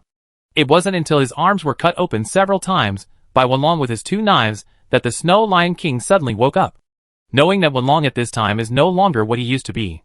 However, the Snow Lion King did not feel surprised. Instead, he became even more excited as if his expectations had been met. The agile body is not unique to Wenlong. The Snow Lion King's agility is also one of the best among monsters of the same level. So just after Wenlong attacked the Snow Lion King's arm, the Snow Lion King immediately jumped to the side, escaped from Wenlong's attack range, and readjusted his confrontation position with Wenlong. So Wenlong and Snow Lion King returned to the state of stalemate at the beginning. What a quick reaction! I could have entangled him and launched a series of attacks. But I didn't expect that he got out of the way so quickly. Meow. Seeing that the Snow Lion King had dodged his attack, Wenlong did not give chase rashly, but put his foot down slightly and began to walk around pretending to be careless. This is Wenlong's method. The purpose is to make the Snow Lion King unable to see through his intentions. After all, like most monsters, the front is the direction with the strongest attack power. If Wenlong rashly attacks from the front, there is a high probability that he will be unable to survive. So most of the time Wenlong will choose to attack the monster from the side. But for the alert and quick Snow Lion King, the hunter's fighting method seemed to have been understood for a long time. Therefore, it will try its best to keep Wenlong directly in front of it, and avoid letting Wenlong enter the blind spot of its attack. So the confrontation between Wenlong and the Snow Lion King formed a very strange phenomenon. Wenlong walked around the Snow Lion King, while the Snow Lion King kept adjusting his direction to ensure that Wenlong was in his sight. Inside. But it seemed that both sides were looking for opportunities. Neither Wenlong nor the Snow Lion King rashly launched an attack. But after a while, the Snow Lion King seemed unable to bear it any longer. He suddenly roared, raised a snowball bigger than Wenlong's body on the ground with his claws, and threw it towards Wenlong. Bang! A snowball exploded next to Wenlong, almost hitting Wenlong's body. Although the snowballs thrown by the Snow Lion King are not as powerful as the ice thunder of the Ice Thunderbird, the huge snow block hitting Wenlong is still enough to slow down Wenlong's movement speed. If he takes advantage of the victory and pursues it, Wenlong will definitely feel very uncomfortable. However, Wenlong had already expected this. After all, Wenlong knew all the moves of the Snow Lion King based on his own experience. It was not difficult to make some predictions in advance and then avoid them. Ha ha. You want to hit me like this? You are too naive. Meow. After dodging the snowball, Wenlong still made a face and mocked the Snow Lion King. Bang! Bang! Bang! Bang! However, the Snow Lion King completely ignored Wenlong's taunts. He waved his arms and threw several more snowballs. These snowballs exploded around Wenlong, but none of them hit Wenlong. Come on! Come on!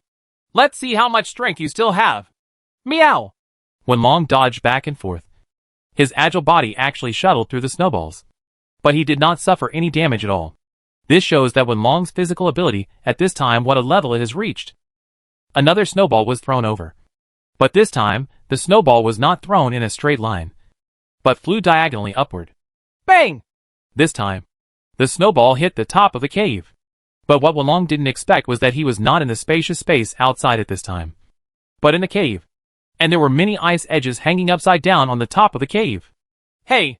This is too far. How do you hit the top? Wait. Top? Suddenly Wenlong realized something and looked up, only to find that it was too late. Several huge ice edges have fallen from the top of the cave due to the vibration caused by the snowball, and they can hit Wenlong's body at any time. On the other side, the Snow Lion King also rushed over again, trying to completely seal Wenlong. Escape route. Chapter 305 Fierce Fight. The Snow Lion King, too, not only had to worry about the ice edges falling from above, but also defend against the attack from the Snow Lion King. Even Wenlong seemed a little powerless. Should you avoid falling ice edges or avoid the Snow Lion King's attack? Choose one of the two. Which one should you choose? In Wenlong's mind, He was facing such a choice just like he was doing a multiple choice question. But Wenlong knew that with his current strength, he could not attack from both directions at the same time in such a short period of time. Get away. After all, the Snow Lion King is no ordinary monster. It is fast enough. So fast that it can almost keep up with Wenlong. Since this is the case, it can only be the lesser of two evils. Although on the surface, the damage caused by being hit by the ice edge is definitely not as high as that of being hit by the Snow Lion King. It seems that to avoid the Snow Lion Kings, the correct approach is to focus on attacking and ignore the ice falling from above. But, if you think about it carefully, once you are hit by an ice edge, the body that is dodging at high speed will inevitably lose its balance and cannot dodge dexterously. Then the Snow Lion King's attack will come in an instant, and you will also be hit by it, pursued by the Snow Lion King. And because there is no time to defend, it is likely that the damage will be greater. If that's the case, after a moment of judgment, Wenlong made his decision. Elu Cat's defensive skills. Elu Cat's offensive skills. Meow. Wenlong thought silently in his heart. Soon, with the addition of Elu Cat's defensive skills and Elu Cat's offensive skills, Wenlong's body's defense and attack power were greatly improved. Not only that, while activating Elu Cat's skills, Wenlong blocked his two swords in front of himself, fully preparing for the next impact of the Snow Lion. Rather than dodge it this time, it's better to directly resist the Snow Lion King's attack. Meow! This was Wenlong's thought at this time. As soon as Wenlong's double swords were set up, the Snow Lion King was already approaching Wenlong. His sharp claws rushed towards Wenlong and hit Wenlong's double swords. The power was transmitted to Wenlong's body through the double swords. Wenlong was knocked away like a baseball. After all, Wenlong did not have the strength of Catherine, and the double swords in his hands were not as defensive as Catherine's sword. It was normal for him to be easily knocked away. But Wenlong had already been prepared. Although Wenlong's body suffered a huge impact from the Snow Lion King's attack, when he hit the wall of the cave, Wenlong suddenly changed his posture in the air and used his limbs. Landing on the ground at the same time will maximize the impact force dispersion. This comes from the instinct of Elu Cats. The reason why cats can fall from very high places without dying is largely due to this ability to absorb impact from instinct. Coupled with Wenlong's latest golden-haired Beast King's armor, and the bonus of Elu Cat's defensive skills, Wenlong successfully minimized the damage from the Snow Lion King's powerful blow. However, this is only the first step. The Snow Lion King's attack was not just a simple blow from the beginning. With the support of ferocious power and super athletic ability, the blow had just ended when the Snow Lion King rushed over again. Pooh! Wenlong spit out a mouthful of blood after hitting the wall.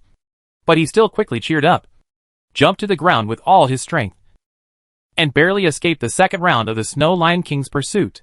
Boom! The huge claws of the Snow Lion King hit the cave wall, and instantly there was a crack half a meter deep on the wall. Suddenly gravel splashed. It's dangerous. If I was knocked down by one move just now, I guess the second, third, and even fourth and fifth blows will follow. At that time, there will be no place to run. Meow. However, although Wenlong successfully escaped the pursuit of the Snow Lion King, this does not mean that it will be easy. After all, the Snow Lion King Moshan changed his direction again and pounced on Wenlong again. I'm hiding. Wenlong immediately lowered his body again, then suddenly exerted force, and his whole body suddenly rushed forward. This time Wenlong simply relied on his short body to pass under the Snow Lion King. This unexpected way of evasion once again made the Snow Lion King's attack miss, and Wenlong suddenly got behind the Snow Lion King. Not just to avoid it, but when he got behind the Snow Lion King, Wenlong finally found an excellent opportunity to attack. At this time, the Snow Lion King was turning around hurriedly to catch Wenlong. He had just turned halfway when suddenly, there was a sharp pain under his body. Undoubtedly, this was the result of Wenlong lowering his body to shuttle while wielding the two sharp blades in his hands. These two weapons made of the claws and fangs of the golden-haired Beast King were forged by Master Luo's exquisite skills. The dragon itself launched the Elu Cat's attack technique above, and its instantaneous destructive power was enough to cause serious damage to the Snow Lion King. Wenlong aimed at the tendon at the back of the Snow Lion King's knee. Although the two swords failed to cut off the Snow Lion King's tendon, it was enough to make the Snow Lion King, who was turning around, lose his balance in an instant. So the huge Snow Lion King suddenly lost strength in his knees at the moment he turned around, and his body fell to the side with a loud bang. and he fell down. Good chance. Wenlong understood that when the monster fell, it was undoubtedly the best time to pursue him. Wenlong, who had already circled behind the Snow Lion King, immediately turned back, and his two swords immediately changed direction. And with the help of the turning force, he turned towards the monster again. The Snow Lion King slashed at him. This time Wenlong's target was the Snow Lion King's head, which became easier to attack after he fell. The heads of most monsters are weak points. If we can take the opportunity to attack the Snow Lion King's head at this time, we can say that we are sure to win this hunt. Meow. Wenlong thought so, and the experienced Snow Lion King also understood this. It's not like ordinary monsters that just struggle to get up after reaching the end, forgetting to defend against the hunter's attack. Before the Snow Lion King tried to stand up again, he covered his head with one paw. Clang. Sparks fly. Wenlong's cunning and swift attack only produced a crashing sound when the two swords collided with the Snow Lion King's claws. In Wenlong's view, this rare opportunity was fleeting. After the impact, Wenlong, whose strength and weight were completely incomparable to the Snow Lion King, was hit and took several steps back. The Snow Lion King slammed the ground with his other arm, and his whole body suddenly regained its strength. Stand up! Chapter 306 Fierce Fight. Snow Lion King 3. Sure enough, this strength is not comparable to that of the golden-haired Beast King. He was able to perform such difficult moves even when he fell to the ground. Meow. Seeing that the Snow Lion King was still able to protect his head when he fell down and stood up, Wenlong also sighed in his heart at the power of the Snow Lion King. As a result, the two sides once again returned to the original state of confrontation. Wenlong held the two swords in his hands tightly and stared at the Snow Lion King. And the Snow Lion King also stared at the Snow Lion King with sharp eyes. Huh? Wenlong took a deep breath. Just now! Although the fight with the Snow Lion King was still short. For Wenlong, because they were all extreme sports, the physical exertion was extremely huge, which made Wenlong unable to keep up with his breathing. So taking advantage of this short confrontation, Wenlong did not forget to adjust his breathing. It seems that it is no longer possible to kill the Snow Lion King quickly. We still have to enter the mode of protracted war. Meow. Wenlong assessed the situation at this time, and at the same time began to examine the current state of his body. Although it didn't last long, but the physical strength was exhausted too quickly. If you continue to fight, it's best to take a strong medicine immediately. In addition, my chest is a little painful because I just took the blow from the Snow Lion King. It seems that my lungs are injured. There's actually blood pouring out of it. Meow. Wenlong looked at the Snow Lion King again. The battle with Wenlong also left several scars on his body. Among them, there are many scratches left by Wenlong on the side of Snow Lion King at the beginning. And there are 2 blood marks left by Wenlong's sharp blade on the back of the knee. The hair at the wound also turned from snow white due to the blood leached out. Became red. But Wenlong knew that this level of injury did not hurt the Snow Lion King at all. It could only be regarded as a superficial injury. For this giant beast, there is no loss in strength, endurance, or agility. Roar! When Wenlong was observing the Snow Lion King, the giant beast roared again. But this time, the sound was obviously much different from before.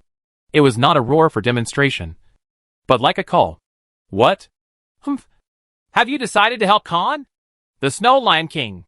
Since he has the title of king, naturally he has to summon his subordinates. Meow. Wenlong sneered, and then lightly knocked the back of the handle of the 2 knives in his hand against his teeth. Immediately, a hole opened at the end of the handle, and a pill fell out. Hidden behind the handle of the knife is a powerful medicine that can treat wounds. This is a mechanism Wenlong specially asked Master Luo to build so that he can take potions as conveniently as possible during battle. Otherwise, as the monsters you hunt become more and more powerful, any action of holding a pair of knives to put a potion in your pocket is likely to be a flaw that will kill you. So in order to solve this problem, Wenlong made such small improvements to his weapons. In an instant, abundant physical strength filled Wenlong's body. The feeling of panting just now no longer existed. Wenlong's physical fitness was suddenly locked at the highest limit. Ghost transformation! Meow! A red aura began to burst out from Wenlong's body. After Elu Cat's attack skills and Elu Cat's defensive skills, Wenlong's body's attack ability was once again improved. Not only that, the speed and agility has also been raised to a new level. Well, the Snow Lion King actually forced me to take the potion. You are indeed my former enemy. Meow. After Wenlong completed this series of preparations, The Snow Lion King also completed its purpose of summoning its companions. The roars of wild beasts were heard one after another deep in the cave. After a while, more than 10 small snow lions all appeared in front of Wenlong. Humph. Now that all the younger brothers are here, you can be considered the king. Meow. When Wenlong thought this, the Snow Lion King roared again. Ho! Roar! Roar! Like the call to charge. Those little snow lions rushed towards Wenlong together. Double swords. Demonic dance. The sword light that enhanced the speed to the extreme surrounded Wenlong at a speed that was invisible to the naked eye.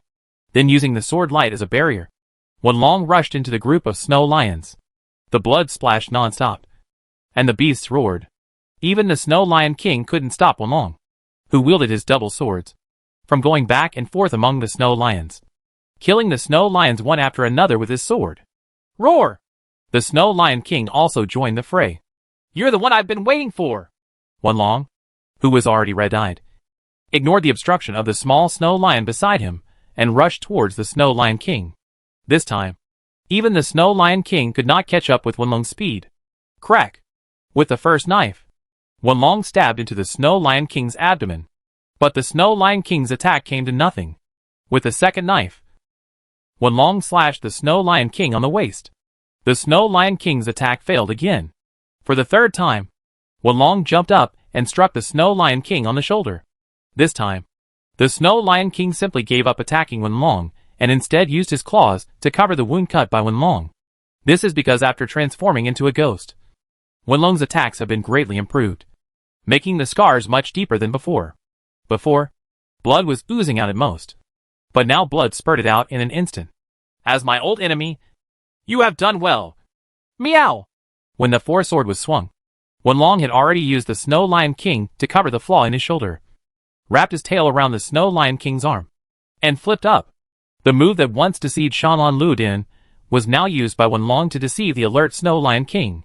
The target of this fourth knife is naturally the head of the Snow Lion King. At this time, Wenlong felt like he had seen the scene on the snow-capped mountains again when he was meditating. The two similar scenes of the Snow Lion King in meditation and the Snow Lion King in front of me actually overlapped like this. Is this how my predecessor felt when he was fighting the Snow Lion King? Sure enough, no matter how real meditation is, it can't be as exciting as actually fighting him. Crack! The sword flashed, and the Snow Lion King covered his face in pain. The last time, Wenlong just used his claws to leave a scar on the Snow Lion King's nose. Although it was not deep, it left a scar in the Snow Lion King's memory. But this time, Wenlong completely cut Snow Lion King's nose. There was a stab wound across the left and right cheeks on the Lion King's face. That's not all. The fifth sword. Meow! The advantage of dual swords is that the two swords can attack at the same time. Before a sword light disappears from left to right, another sword light strikes from right to left. Chapter 307 The Wish is Fulfilled. Crack! Although the direction of the last sword light was different from that of the previous one, they both hit the same location. So the first knife light cut through the skin and muscles, and the second knife light penetrated deep into the skull. Ho ho ho ho! The Snow Lion King burst into extreme fury. It was angry, but helpless because it truly felt the gap in strength between itself and Wenlong. The Snow Lion King never expected that only a few months had passed since the last time he fought against the Elu Cat in front of him, that the strength of both parties would have changed dramatically. It wanted to make a final struggle, so it devoted all its strength towards you when Wenlong rushed over. Ho ho ho ho! The Snow Lion King's voice echoed in the cave, followed by the Snow Lion King's last-ditch attack, which was far more powerful than any before. The Snow Lion King waved his sharp claws, but Wenlong was already prepared. Although it is worthy of admiration that a trapped beast still fights, my old enemy is only in the past after all. Wenlong thought in his heart. Then let's end the grudge that left scars on my face. At this time, Wenlong felt for the first time that his body could do whatever he wanted. Wenlong knew in his heart that this was probably because he and the original owner of the body had a common goal at this moment. As a result, this unprecedented sense of synchronization between body and soul made Wenlong feel tremendous power. And this power in turn gave Wenlong full confidence. This state, this power that is so full that it seems to be overflowing, is exactly the state where the mystery's tank is full. After confirming this, Wenlong did not hesitate to use the secret that had failed the day before. Mysterious truth. Across the world, In an instant, Wenlong's figure disappeared as if he suddenly disappeared. And at this moment, the Snow Lion King's last blow with all his strength was in vain. Wenlong disappeared. This was the Snow Lion King's first reaction. But soon, the Snow Lion King realized that he was wrong. Because in the next moment, the Snow Lion King could clearly feel every part of his body. Almost at the same time, there was unbearable severe pain. This pain occurred almost at the same time, which meant that Wenlong launched attacks on multiple parts of the Snow Lion King's body at almost the same time. Of course, it is impossible for Wenlong to cause damage to multiple locations on Snow Lion King's body at the same time. The reason why Snow Lion King has such an illusion is entirely because Wenlong's speed is too fast. So fast that it almost surpasses the laws of physics. I saw Wenlong's body making rapid re-entry movements, and was hardly affected by inertia in the process of changing direction. Various 90-degree and even 180-degree turns were completed instantly. And even the process of deceleration, I can't even feel it. Undoubtedly, even the Snow Lion King cannot match this speed. Soon, the Snow Lion King, whose whole body was covered with injuries, could no longer feel the pain. This was not because Wenlong had stopped attacking, but because there were too many scars on the Snow Lion King's body. So many that the pain nerves had been contracted. I received too much pain information and was completely numb. Relying on instinct, the Snow Lion King wanted to fight back, but was unable to do so. The Snow Lion King, who had been seriously injured in various parts of his body, including his head, felt that his consciousness was gradually becoming blurred. The Snow Lion King, whose consciousness had become blurred, could only rely on instinct to wave his claws randomly. But there was no way he could pose an effective threat to Wenlong anymore. And with a flow of blood, the giant beast finally falling down. Roar. This is the cry of the Snow Lion King when it falls. And it is also full of its fear and unwillingness when it reaches the end of its life. After making this final roar, the Snow Lion King's body finally fell heavily to the ground and never got up again. Well, I won. Suddenly my body feels a lot more relaxed. This is probably the feeling of getting revenge. Meow. When Wenlong saw the Snow Lion King fall, he felt much more relaxed. Wenlong couldn't help but touch his cheek again, and found that the scar that was still painful before seemed to be completely numb now. The Snow Lion King has been hunted by me. The other me in my body should be satisfied now. Right? Wenlong asked himself. No answer. Or rather, no answer is normal. In fact, just judging from the state of his body, Wenlong could already feel that he truly owned this body. This feeling of freedom and ease brought Wenlong an increase in speed and strength, even more than the previous months of training. Well, it seems that it has completely disappeared. After your wish is fulfilled, you have ascended to heaven. Right? Wenlong sighed in his heart again. Ouch, ouch, ouch. At this time, Wenlong suddenly heard a sharp cry again. He turned around and found that the cry was actually the Ice Thunderbird that was fighting with Catherine and Hai Tang. Seeing that the Snow Lion King had fallen, Wenlong originally thought that the Ice Thunderbird would choose to escape. But to Wenlong's surprise, the Ice Thunderbird not only did not escape, but instead dropped Catherine, who was attacking him. Hai Tang turned around and rushed towards Wenlong again. The Ice Thunderbird is angry. Is the Ice Thunderbird and the Snow Lion King friends? They are obviously two different species. Wenlong also felt a little strange when he saw that the Ice Thunderbird was angry because of the Snow Lion King's fall. The Ice Thunderbird rushed toward Wenlong, while spitting out ice thunder mixed with thunder oil and ice. The momentum was quite fierce. But in Wenlong's view, it did not pose much of a threat. After all, Wenlong has defeated the Snow Lion King. At this moment when his soul has completely taken control of his body, Wenlong will not be afraid at all when facing the Ice Thunderbird of the same level. However, Wenlong did not intend to take care of the Ice Thunderbird himself, because in Wenlong's view, the Ice Thunderbird was a prey left to Catherine and Hai Tang.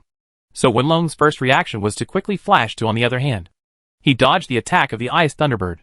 At the same moment, Catherine and Hai Tang, who had reacted, also rushed over, and they stopped in front of the Ice Thunderbird. Don't take action against Mr. Cat. Your opponents are us! While speaking, Catherine had already drawn her sword again. Ouch! However, the Ice Thunderbird still didn't take Catherine and Hai Tang seriously. It flapped its wings and flew up in the cave that was not too high, trying to bypass Catherine and Hai Tang and continue towards Wenlong. The position rushed over. Chapter 308. One sword splits the ground. Don't even think about it. When she saw that the Ice Thunderbird ignored her and rushed towards Wenlong desperately, Hai Tang drew the hunting bow in her hand without hesitation. There is no doubt that the Ice Thunderbird at this time is full of flaws. Although this irrational attack looks fierce, it also exposes too many weaknesses under its fierce momentum. Especially the forced takeoff in this cave that is not too high is completely equivalent to turning himself into a living target for Hai Tang. Whoosh! Whoosh! Whoosh! Several arrows that had been charged in 3 stages were shot out and accurately hit the waving wings of the Ice Thunderbird. Although the Ice Thunderbird is protected by scales covered with ice, it is difficult for ordinary arrows to cause great damage to it. However, at this moment, the Ice Thunderbird, whose weakness has been completely exposed, has no way to resist Hai Tang's passing. 3 sections of charged arrows. Several arrows passed through the base of the Ice Thunderbird's wings. At the same time, because Hai Tang used a hunting bow made of electric dragon material. After the arrow hit, several strong electric currents instantly spread from the wound to the ice. The whole body of Thunderbird. Ouch! If it were normal times, this Ice Thunderbird could probably withstand such an attack. But at this time, it was flying, and the attack on its wings could be said to be a critical hit. This Ice Thunderbird made a tragic cry. The whole body suddenly fell from midair. Bang! The Ice Thunderbird that fell to the ground struggled to continue flying, but its wings had been numbed by the electric shock. It wanted to get up, but before it could stand firm, Catherine also chased after it. Slash vertically! Catherine of the Ice Thunderbird caught up from behind and slashed her vertically, hitting the tail of the Ice Thunderbird. The Ice Thunderbird's tail was cut in 2 and blood was spilled on the floor. Ouch, ouch, ouch! Before the Ice Thunderbird, whose tail was cut off, could stand still, it fell to the ground again. At this time, Ice Thunderbird's injuries were already serious. After all, when Wenlong was fighting the Snow Lion King, the Ice Thunderbird had already been at odds with Catherine and Hai Tang for a long time. During this period, Catherine and Hai Tang had always had the advantage. So the Ice Thunderbird's body is already covered with scars left by Catherine and Begonia. But even so, the Ice Thunderbird still struggled to crawl towards the Snow Lion King's body, leaving a long blood trail behind the Ice Thunderbird. Mr. Cat! What is this? Seeing this scene, Catherine hesitated and did not continue to attack. Some monsters also have feelings, although they may be a powerful threat to humans and Elu cats. This does not deny that there are also feelings between them. However, 2 people like the Ice Thunderbird and the Snow Lion King, it's really rare that 2 completely different species can live together and have feelings. Meow. Wenlong also said thoughtfully. Mr. Cat, I feel like I understand, Catherine said. After saying that, Catherine once again took up the posture of wielding the sword. Oh, I thought you would sympathize with him. Meow. Wenlong said with some surprise. Mr. Cat, when we were equipment made of monster materials, can't we feel their souls? Catherine said seriously. So the hunted monsters are not really dead. Right. Their souls are still alive. In this case, instead of letting this Ice Thunderbird continue to suffer like this, it is better to make them into weapons and armors and wear them. In this case, their souls may still be together. In this case, you will also feel happy. After saying that, Catherine took a charging posture. For Catherine, an Ice Thunderbird that had been seriously injured and could not fly and could only crawl slowly on the ground could no longer escape. Well, although it is true that the power of the soul of monsters and weapons and equipment can be felt, I have never thought about whether this soul has feelings or something. Meow. Wenlong was stunned for a moment, and was actually touched by Catherine. I was surprised by what he said. So, let their souls reunite again. At this time, Catherine's sword has fallen. This is a big sword that has been charged in 3 stages. The training in the past few days, and Mao Fan's physical improvement have allowed Catherine to finally master the 3-stage charge skill. After 3 stages of charging, the sword slashed down with great pressure. The originally strong body of the Ice Thunderbird was completely split in 2 like a piece of soft cheese. However, even so, the big sword still did not stop. The sword blade was inserted into the ground hard, and a huge crack was cut deeply along the direction of the sword body. Mr. Humao, I solved it, Catherine said.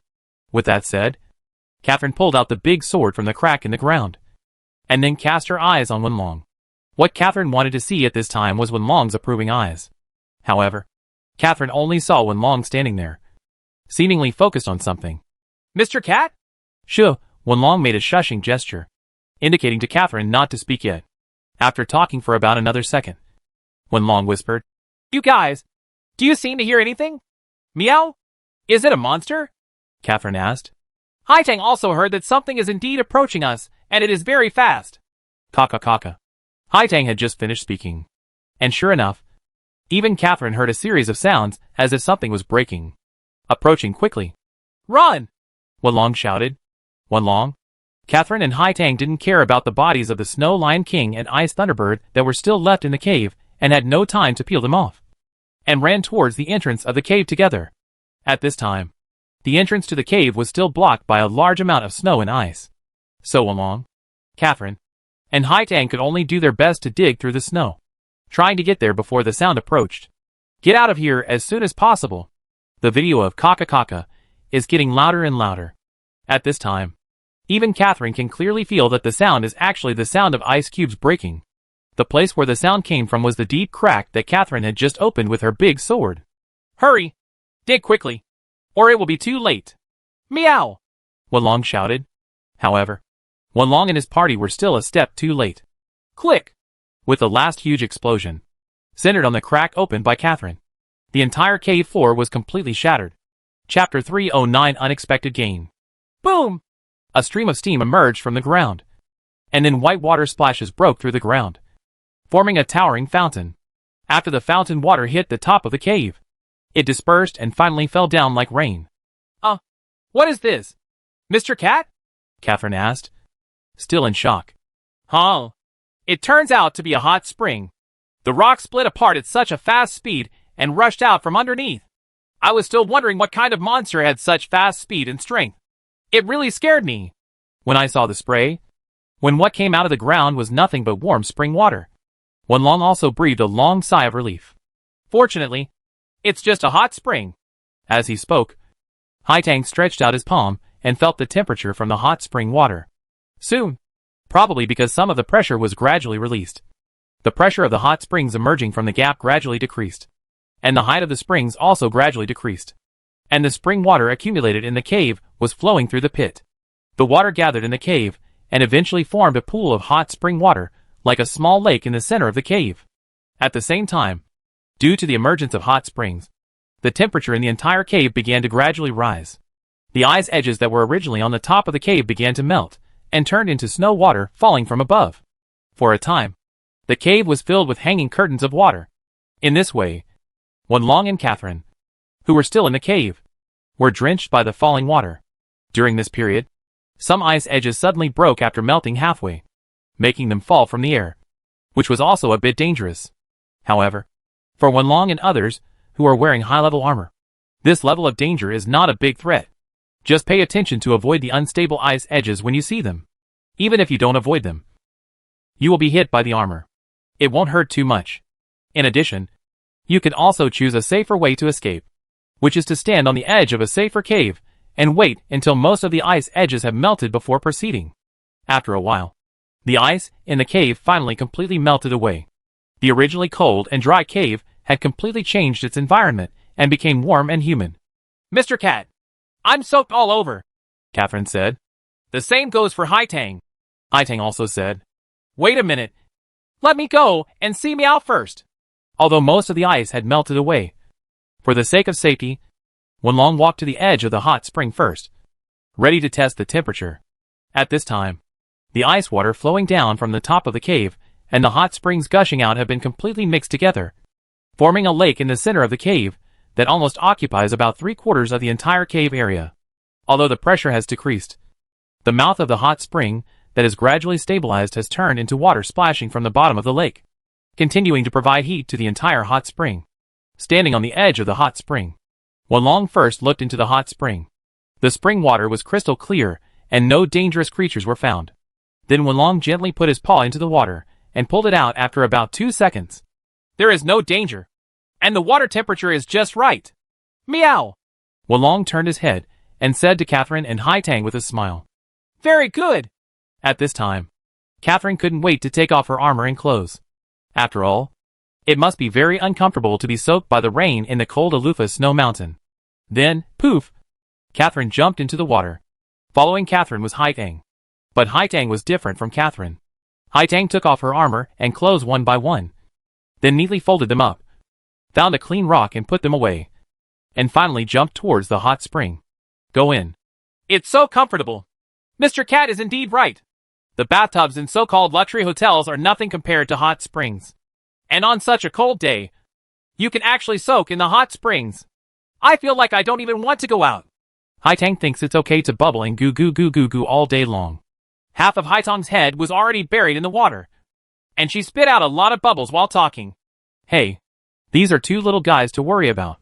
Wenlong looked at the clothes thrown to the ground and shook his head helplessly. Mr. Cat, please come down quickly.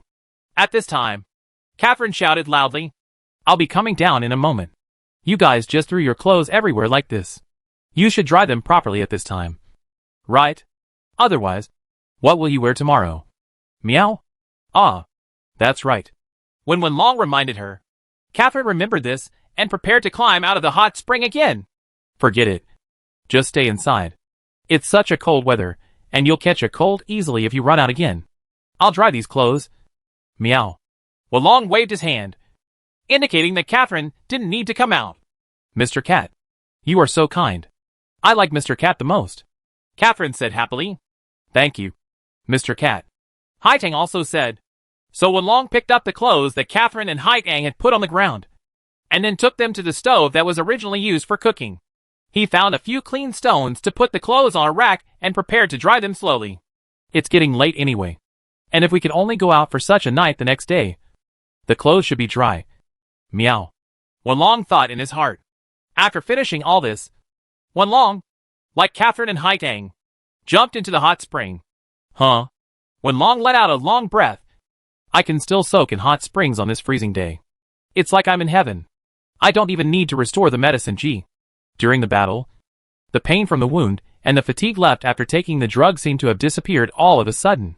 Just when Wenlong was thinking this, suddenly, Catherine, who had sneaked up to Wenlong at some point, picked up Wenlong from behind.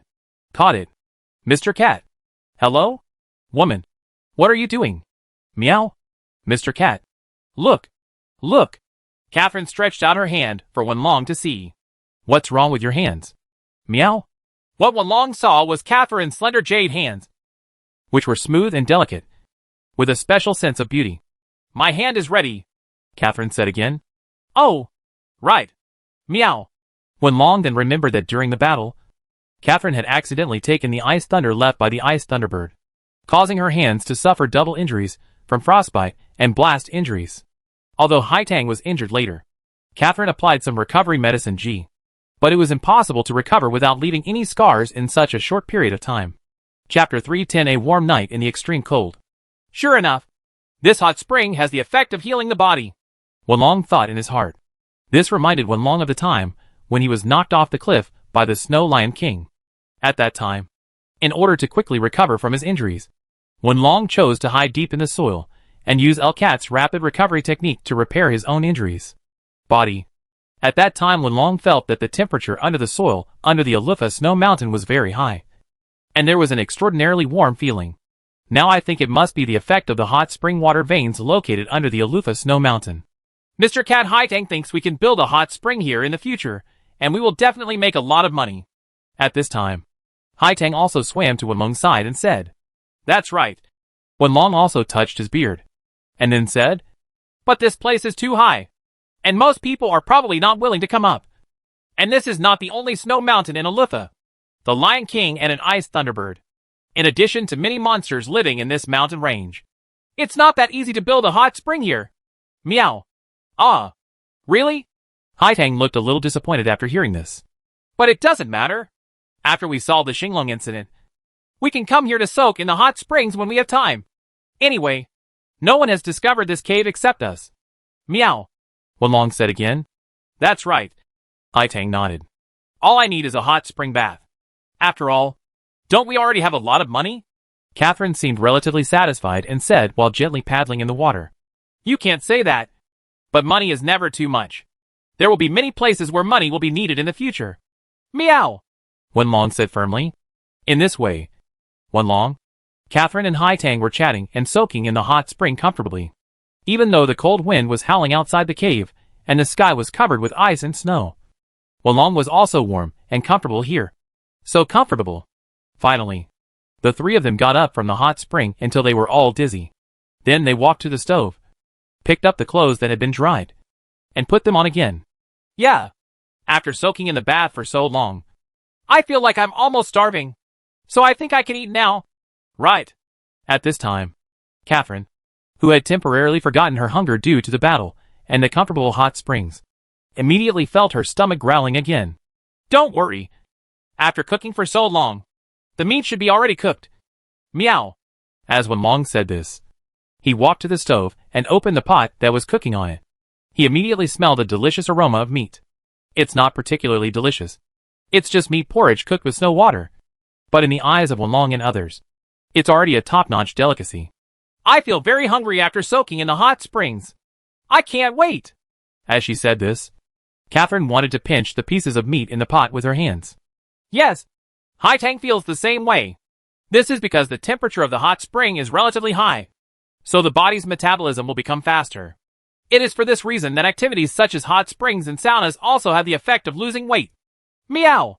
Wenlong explained. Hey, you can actually lose weight. Then you won't be afraid of eating no matter what you eat.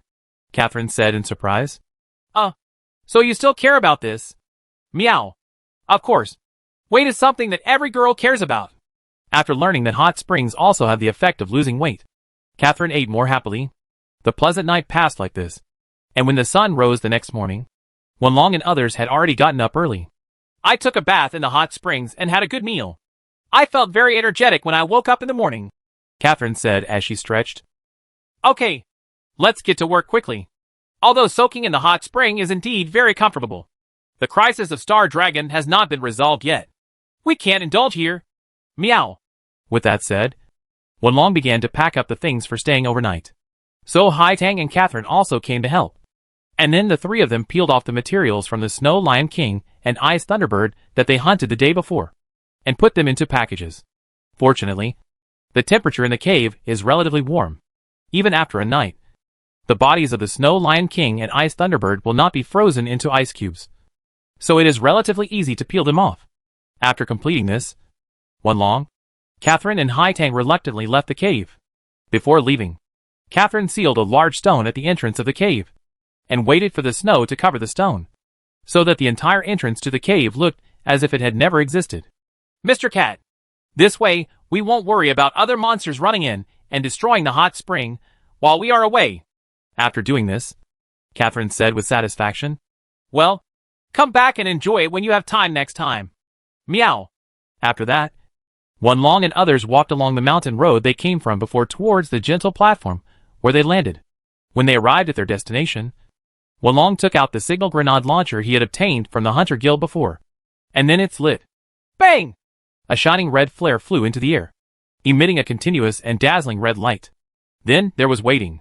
About 20 minutes later, Wenlong saw the sweetheart baby flying towards here at full speed. So Wenlong and others waved their hands and shouted loudly. Soon, the airship noticed the presence of Wenlong and others, lowered the cable from the airship, and picked up Wenlong and others. Welcome back, sweethearts, Shanlong Ludin said warmly as soon as he returned to the airship. Thank you, President Rodin, Catherine responded politely. Oh, it looks like you all got a good harvest this time. President Ludin again focused his attention on the two big bags that Catherine brought. As an old hunter with 60 years of hunting experience, Shanlong Ludin could naturally tell at a glance that the two bags contained more than just one. There are only prey materials. So Shanlong Ludin added, In addition to the Snow Lion King that needs to be hunted in this mission, you should have hunted other monsters. Right. Yes. Catherine nodded and opened the two bags for Shanlong Ludin to take a look at. It turned out to be the Snow Lion King and the Ice Thunderbird. Well, I hunted 2 4-star low-level monsters in one mission. Not bad. Ha! The new generation of our Hunter Guild finally has a mission that can compete with the Wongli hunting group. After seeing the contents of the two bags, Shanlong Ludin also laughed happily. Chapter 311, Not Surprised by Favor or Humiliation. Huh? Suddenly, Shanlong Ludin seemed to notice something, and then took a deep breath. I seem to have smelled the fragrance of a young and lovely beautiful girl after taking a bath. Look at you like this. You have obviously gone through a fierce battle and hunted 2 powerful monsters. the Snow Lion King, and the Ice Thunderbird. There is no smell of sweat left on your body. Could it be that you guys took a shower last night? Yes, President Rodin. Catherine nodded awkwardly. Next time such a good thing happens, you must call me. Shanlan Lu Din immediately came over. I also like bathing very much. Not only that, I am also very good at giving massages while bathing. Do you two want to try? Snapped. Wenlong kicked him again. And just like before, Shanlan Lu Din blocked Wenlong's attack with one hand. You Elu Cat. I am discussing ways to improve mutual understanding with our guild members. Why are you here to cause trouble? Rodin said. You're such a crooked meow. Wenlong also refused to give in. Ah! Rodin shouted again as if he had discovered something. Why does your cat smell like this? Did you also have two beautiful and lovely ladies with you last night? Yeah. What? Meow? Wenlong said frankly. I really envy me. Shanlan Lu Din said in pain. Why can't I be as good as a cat after I have lived for decades? Why? Wenlong didn't know what to say. Huh? Humans are not as good as cats. Humans are not as good as cats. Shanlan Lu Din said to himself. Then left the deck and returned to his cabin. No dangerous situation occurred during the airship's return to MHOL. The Sweetheart Baby successfully passed through the wind and snow area near the Alufa Snow Mountain, and then returned to MHOL safely. Then Wenlong and others got off the Sweetheart Baby, took the materials stripped from the Snow Lion King and the Ice Thunderbird, and went straight to the hall of the Major Bolton Hunter Guild, preparing to deliver the task. Oh! Congratulations on your safe return. It seems that not only the hunting went well, but the flight test of the airship in the harsh climate environment also went very smoothly, Purini said happily when she saw Wenlong and others. Of course, the mission with my participation can be completed perfectly. Meow! Wenlong said, opening the bag containing the Snow Lion King materials in front of Prini's eyes and letting Prini check it. Materials in the bag. Well, it's really the material of the Snow Lion King. With such beautiful white fur, it is considered outstanding even among the Snow Lion King. You must have experienced a fierce battle, Prini also said. It's okay, although it's a bit troublesome. Wenlong waved his hand and said, if the Ice Thunderbird hadn't come in, it would probably be easier. Meow! You hunted the Ice Thunderbird in such a short time? The Ice Thunderbird is a monster of the same level as the Snow Lion King. Prini couldn't believe it. Of course. Don't you believe it? Meow! At Wenlong's signal, Catherine opened the bag containing the Ice Thunderbird materials and showed it to Prini. After seeing it, Prini finally believed it. Well, you are always able to create miracles. I am looking forward to your future performance more and more. When I fight against the Star Dragon, I should be able to see your active figures. Prini's tone was also mixed with the emotion of envy. Thank you, Sister Prini, for the compliment. We all owe this to Mr. Cat. Catherine also expressed her gratitude to Prini for her comment, and did not forget to mention Wenlong's contribution. Really? Although I didn't believe how strong an Elu Cat could be before. But since I saw Mr. Wenlong break through the President's defense and hit him last time, I gradually believe what you said. Yes, Prini also admitted. Well, that's it. Mr. Cat's strength will definitely be recognized by more people in the future. Haitang thinks so too. Haitang on the side also agreed. At this time, some more hunters came towards the counter. So Prini said again, someone is coming to do something again. So I won't talk to you more today. I will advance to the 4th level this time. I'll give you the badge of a low-level star hunter. With that said, Prini went to the counter to get 2 4-star low-level presidents, and then handed them to Catherine and Haitang. Although I think that with your current ability to hunt the Ice Thunderbird and the Snow Lion King at the same time, it is not too much to directly grant you a 4-star intermediate hunter badge. However, according to regulations, because the Ice Thunderbird is not included in the mission, hunting monsters, so the badge can only be awarded to 4-star low-level hunters. Prini added. Thank you, Sister Prini. So Catherine and Haitang thanked Prini again. You don't need to thank me. By the way, don't you put on your badge? This is your glorious moment when you are promoted to a 4-star hunter. No. Catherine shook her head and said slowly. It's useless to wear a badge now. I used to be happy to get a high-level badge. And I also liked wearing the badge. But don't you see? Mr. Cat with the badge. I know that the badge doesn't mean anything. Hunters still rely on strength. So if it's not necessary, there's no need to wear it. Really? Prini was a little surprised. Preeny has been working as a receptionist for a long time and has met all kinds of hunters. So Preeny knows that most hunters, especially young hunters, take the hunter star rating very seriously. Important. He also likes to wear the one that represents the hunter star level on his body, so as to show off to others. But I haven't seen a young hunter like Catherine, who is so indifferent and looks down on the hunter star rating for a long time. Well, Catherine nodded. Well, Sister Preeny, we have something else to do, so we'll leave first. Okay, Catherine, Haitang, and Mr. Wenlong, I wish you good luck in hunting, Preeny also said to Wenlong and others. After Wenlong and others left the Hunters Guild, another hunting team came to the reception desk where Preeny was. Hey, little Sister Preen, it seems that the two young beautiful hunters just completed the promotion task and got the badges? A fat hunter asked Preen about the news about Catherine and Begonia. Yes, what's the matter? I just wanted to ask. What level of badge did you just give them? A 4-star low-level badge. 4 stars. The entire hunting team was stunned. Then, they looked at the backs of Catherine and Haitang and couldn't help but mutter to themselves. We have been around for so many years, and are only at the low level of 3 stars. Others are so young. I originally wanted to approach them by using the method of seniors guiding juniors. Chapter 312 Reasonable Matching. Mr. Cat, you are really gentle.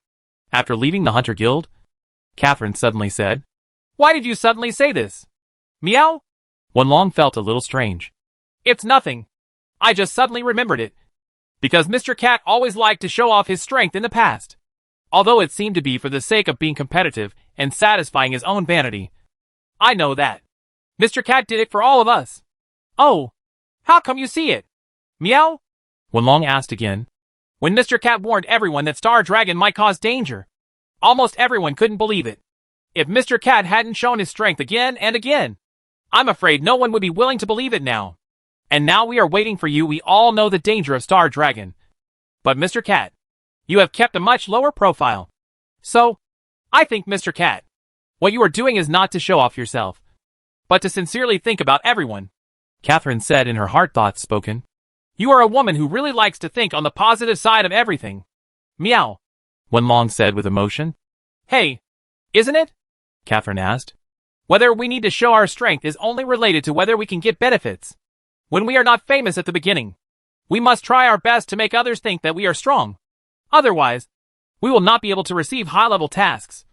And we will not be able to compete with Ba. The Silk Chamber of Commerce has reached a cooperative relationship, let alone coming to Midbolton in such a short time. Wenlong explained. Although some of these actions are intended to remind everyone of the dangers posed by the Star Dragon, in general they are all for their own benefit. After all, even I don't want to live in a world that falls into disaster. Right? Is that so? Well, Wenlong said again. So if you don't work hard, I will leave you behind at any time when you become an uncle. Hey. No. Mr. Cat. Don't leave me. Hey. Don't hug me so tightly. It's very uncomfortable. Meow. Catherine hugged Wenlong tightly again, as if she was afraid that Wenlong would run away. In this way, Wenlong and Catherine were joking along the way, while Haitang walked quietly aside, and soon they arrived at the Forge House near Major Bolton Square. Hey, hunters, what good materials did you bring today? As before, Master Luo greeted Wenlong enthusiastically as soon as he saw him. There's this. And there's this. Meow. As he spoke, Wenlong opened the 2 bags and showed them to Master Luo. Oh, it's actually the material of the Snow Lion King and the material of the Ice Thunderbird. These can make good equipment. What? Which one are you going to make equipment for? While speaking, Master Luo looked at Catherine and Haitang, and then shifted his gaze to Wenlong. After all, Wenlong, Catherine, and Haitang have quite different statures. If we don't figure out who the equipment is for, if we make a mistake, it will be useless. Use the materials from the Snow Lion King to make this little girl an ice-based hunting bow. And then use the materials from the Ice Thunderbird to make her a matching set of armor. That's it. Meow. Wenlong said. Oh. Sure enough. He is an old hunter. He actually knows how to match it like this.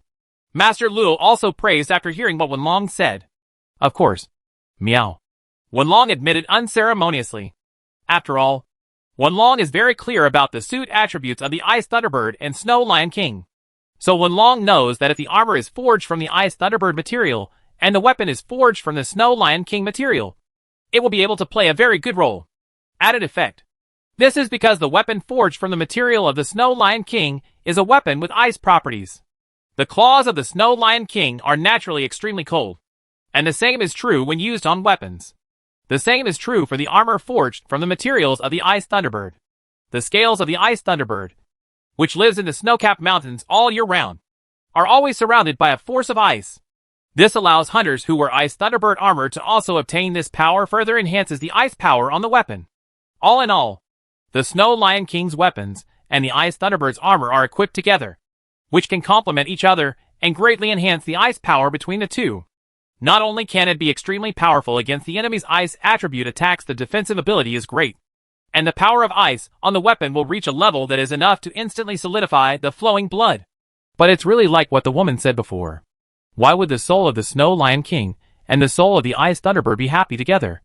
Wenlong suddenly thought in his heart. Obviously, he doesn't understand anything. It's just that by relying on your own feelings, you can tell the degree of match between the attributes of the two pieces of equipment. I don't know if it's because of talent or just luck. Meow. However, when Wenlong said that he would use all the materials from the Snow Lion King and Ice Thunderbird to build equipment for himself, Haitang was stunned. Mr. Cat Haitang used the materials of 2 large 4-star low-level monsters alone. This is a bit uncomfortable. Obviously, only the materials of a Snow Lion King or an Ice Thunderbird are enough to create weapons, including weapons. It has a full set of equipment inside. Haitang said a little uneasily.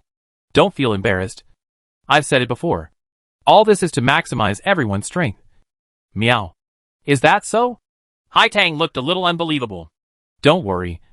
Mr. Cat said yes. Then it must be yes. I absolutely believe in Mr. Cat. Catherine on the side also said, yeah.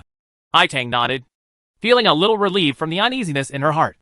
So, Wenlong, as before, negotiated the price with Master Luo, told him to complete the forging of the equipment as soon as possible, and then prepared to go back. Wait a minute. At this time, Master Luo called Wenlong. What? Hasn't the price already been negotiated? Is there anything else? Meow? Wenlong asked. Actually, I want to thank you, Master Luo said. Huh? Thank us? Not only Wenlong, but Catherine and Haitang also felt a little strange and asked. Yes. Master Luo pointed sheepishly at Leo, who was immersed in forging equipment. Look, it's all about me as an apprentice. In the past, he got angry with me because he was said a few words by me. So he ran out and said that he wanted to build the best weapon. But it worried me a lot at the time. Chapter 313 Big News. Oh, that's it. Naya. Being reminded by Master Luo, Wenlong also remembered that he met Leo when he was hunting rock dragons. At that time, Leo seemed to have complained that Master Luo always made him do odd jobs and rarely let him forge equipment alone. Yes, I was a little anxious at the beginning. After all, it is very dangerous for a blacksmith, not a hunter, to run into the wild. Master Luo added, I am a rough man, and I don't know how to talk, so I won't do too much ideological work for today's young people.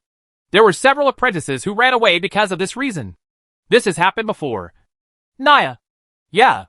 So I was a little worried at the time, fearing that this boy Leo would be like those previous apprentices, and ran away when he couldn't bear it. But I didn't expect that after a few days, this guy came back on his own. And not only did he not give birth to me, he was angry. And his attitude also improved a lot. He immersed himself in forging things every day and asked him to do some chores without complaining. Really? Such a big change in just a few days? Meow? Wenlong asked again. Yeah. I thought it was strange too. So I asked him, and he said that it was because of you that he realized his shortcomings. So he decided not to be as impetuous as before and to follow him in a down-to-earth manner. I studied. Hey, at that time I thought, this is really strange. You can actually make such a big change in this kid Leo in a few days. I have to thank you very much. Oh, you don't have to be so polite. Naya. On the surface, Wenlong looked very indifferent. But in his heart he was thinking, thank me? If it's not something I like, I won't appreciate it. Hey, why are you so polite? It's because of you that this kid Leo can help me a lot now. He has a better attitude and works harder. Naturally, his forging skills have improved faster, and he can share more work like this.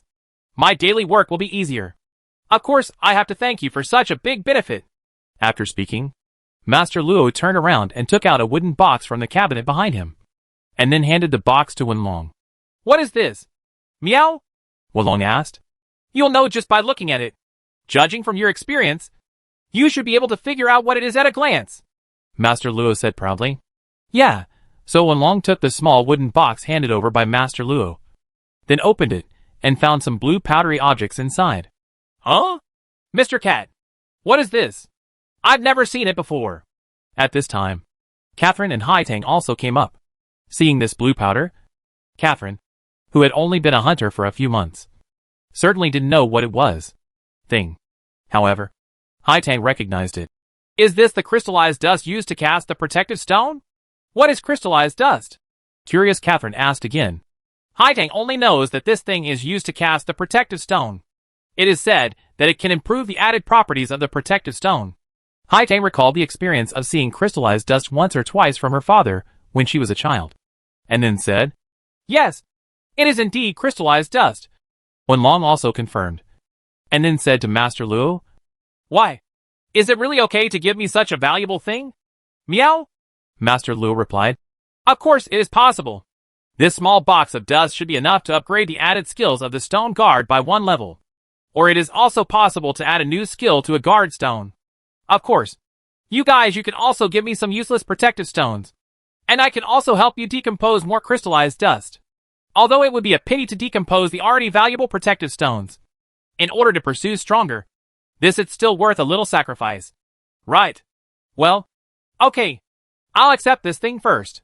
Wenlong put the protective stone containing crystallized dust into his pocket, and then said, In the future, if there is a need for refined protective stones, they will naturally come to you. But I will if you guessed it right. Even if you give me a finely crafted protective stone, you won't get a discount. Right. Hee hee. We are in business after all. And the value of these crystallized dusts is quite high. It is definitely a valuable gift. You are the first one who allows me to give such a valuable gift. Humph. You are indeed a businessman. Although the crystallized dust is indeed a very valuable thing. If I cast the stone protection stone with you from now on, you must be able to take back this investment soon. Right. After all, the precision stone protection stone will be cast here. But it's expensive. Meow. Wenlong said again. There's really no way I can let you see through it. Ha ha ha. Master Luo laughed. But he didn't hide his actions. But thank you. Although this is just like a trial product given to promote a product, the value is indeed much higher than ordinary trial products. So I won't bother you today. I will leave first. Tomorrow's I will come over on time to get the equipment. Meow. Yes. No problem. Go slowly. Guest. Welcome to come again next time. Master Luo also said happily. It was already late after leaving Master Luo's forge. So Wenlong and others went to Major Bolton's cat kitchen for a feast. And by the way, Catherine secretly learned several new varieties of cat rice. Wenlong and his party returned to the villa. Master Chief, you are finally back. Meow. As soon as Wenlong came back, he saw Reina running over anxiously. What? What's the emergency? Why are you so panicked? Meow? Wenlong asked. Master Chief, the news I just received. There are clues that are suspected to be star dragons in Lake Esther. Meow. Really? Meow? As soon as he heard that it was Xinglong, Wenlong immediately asked. It's absolutely true. This is the news from Montenegro. But I'm not sure whether it's the real star dragon. But just like what you described, the leader, some of us in the Black Cat clan also saw someone whose whole body was covered in fiery red. The butterflies suddenly burst into flames and disappeared without a trace. This is absolutely true. Meow. Okay. It seems that what I saw last time was indeed the star feather butterfly. Meow. Wenlong connected Reina's description with the fire he had seen at Lake Esther. And soon, he felt it in his heart confirmed. Since the star feather butterfly has really been discovered, then the star dragon must be there. But the star dragon is so big. Why hasn't it been discovered? It seems that we have to confirm it in person. But very soon. Quick. Wenlong thought with some doubts in his heart. Chapter 314 Emergency Announcement. Before going to Lake Esther, Wenlong still had some hesitations in his heart. Generally speaking, once you have discovered Xinglong's clues, you should follow them immediately. However, after thinking about it carefully, Wenlong felt that it was inappropriate to go so rashly. After all, Xinglong had already escaped twice before this, and after each escape, it was difficult for people to find traces of Xinglong again. If you attack it rashly again, it is very likely that the other party will escape again, but you will be powerless. Wenlong knew very well that Xinglong was very good at escaping and avoiding. Therefore, from ancient times to the present, there has never been a record of Xinglong being hunted. It is precisely for this reason that people know very little about Xinglong. Time is running out, so we must make sure everything is foolproof this time. Otherwise, if Xinglong runs away again, I don't know if there will be a chance to find Xinglong again next time. Meow. Wenlong thought in his heart. First of all, there is the issue of strength. In theory, the current strength is enough to deal with the star dragon entering the third stage. But if you consider that you have to deal with emergencies beyond calculation, then this level is still a bit. It's not enough. Since we want to be foolproof, it's necessary to make more preparations. Secondly, there is the issue of how to prevent Star Dragon from escaping again. Although Star Dragon rarely flies most of the time, if the wings on its back are fully spread, Star Dragon can also fly. In this case, it is necessary to call the power that can prevent Star Dragon from escaping from the sky. Thinking of this, Wenlong remembered the giant airship of the Hunter Guild that he had ridden before. If you want to intercept from the air, a large airship carrying heavy artillery is indeed the most suitable.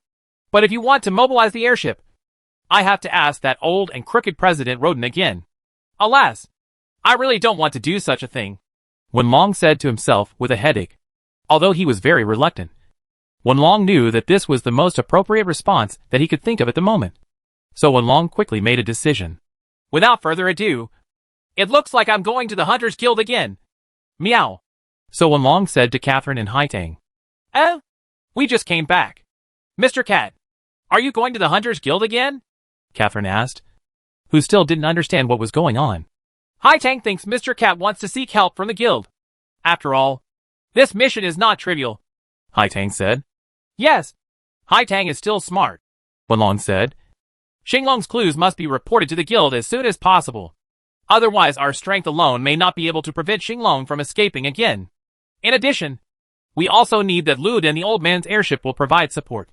As for you two, prepare the props and supplies for the next hunt here as soon as possible. When I come back, we will set off soon. Meow. Aren't we going to leave at night? Catherine asked in surprise. Well, although most hunters don't go out hunting at night, we are under special circumstances, and we can't wait. Meow. Wenlong looked at the time again. It was already afternoon. It was foreseeable that when he returned from the Hunters Guild and set out again, it would be evening. Although Wenlong knew that hunting grounds at night would be more dangerous, he had already taken care of it at this time. Not so much anymore. Understood. Mr. Cat, Haitang and I will prepare everything as soon as possible before you come back, Catherine said. So Wenlong said goodbye to Catherine and Haitang, and then rushed towards the Hunter Guild alone. Not long after, Wenlong ran back to the Hunters Guild. At this time, the hall of the Hunters Guild was very deserted. After all, most of the hunters set off early in the morning, and the returning hunters were often still on the road at this time, returning to the Hunter Guild so early. Therefore, Wenlong's appearance is particularly eye-catching. Preeny was also a little surprised when she saw the panting Wenlong rushing into the guild hall. Ah, isn't this Mr. Wenlong? Is there something important that comes back in such a hurry? Preeny asked quickly. Hoo-hoo, Wenlong calmed his breathing a little, and then said, Where is old man Ludin? Where is he? I have something to find him. Meow. What's wrong? President Roden should be processing documents in the president's room at this time. If there is nothing important, of course there is something important. Meow. Wenlong said loudly. Understood. I'll go find him right away.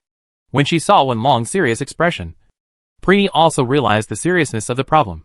So she immediately left the counter and walked quickly to the president's room at the back of the hall. After a while, Preeny and Shanlon Roden came out together. Hey, sweetheart. We have just parted ways, and you are already in a hurry to see me. Do you really miss me so much? I found a clue to Xinglong. Meow. Wenlong said. What? Roden couldn't believe it. I found a clue to Xinglong. Meow. Wenlong repeated it again.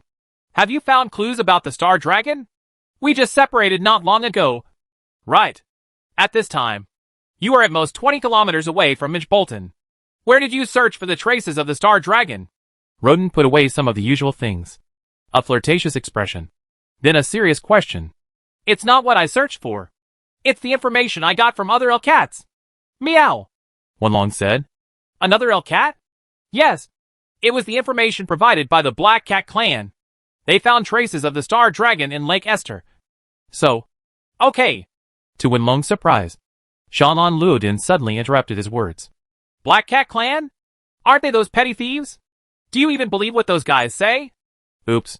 When he heard Rodin's rhetorical question, Wenlong immediately realized that he had made a mistake. The Black Cat clan often steals things from hunters or plays tricks on hunters. So most hunters hate the Black Cat clan very much. I actually said that the Black Cat clan provided information. So it's normal for the other party not to believe it. Right. After all, the Black Cat clan likes to play pranks very much. So it is very possible to come up with some false information. Naya. If I had known it, I would have made up another source of information. At least it would be more credible than getting the information from the Black Cat clan. But now that the matter has come to this, we must not back down. Otherwise, the more hesitant the other party will be, the more likely the opponent will be. You won't believe it. Chapter 3:15 Haste Makes Waste. After considering the countermeasures, Wenlong made a decision in an instant. Bang! Wenlong slammed the table angrily, and then said loudly, Nonsense! You actually question me? The Black Cat clan can't be trusted. Don't you still believe me? Meow? Seeing Wenlong speaking so firmly, Shanlan Luodin didn't know what to say. Then before Shanlan Luodin could react, Wenlong continued to pursue the victory and said, Xinglong is a matter of no small importance. Even if the intelligence is wrong, we must not let it go. At least this is the most important clue we have recently attained. Let's investigate. There's no loss at all. Right. Meow? Wenlong's purpose is very simple, which is to avoid the problem of the Black Cat clan and only talk about the importance of the problem. Because Wenlong knows that if he is still entangled with the other party at this time about the character of the Black Cat clan, he will probably a lot of time wasted. Facts have proved that Wenlong's strategy is very effective. Shanlan Luodin thought for a while, then nodded and said, Indeed. You are right to say that.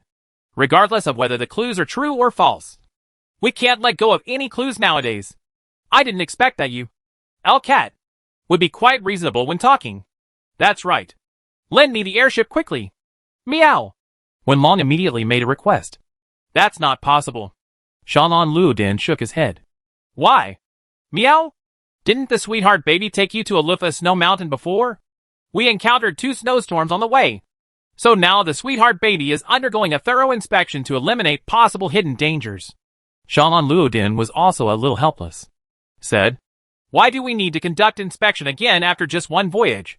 Can't we stop the inspection and set off immediately? Meow? No. After all, the sweetheart baby is still in the trial stage.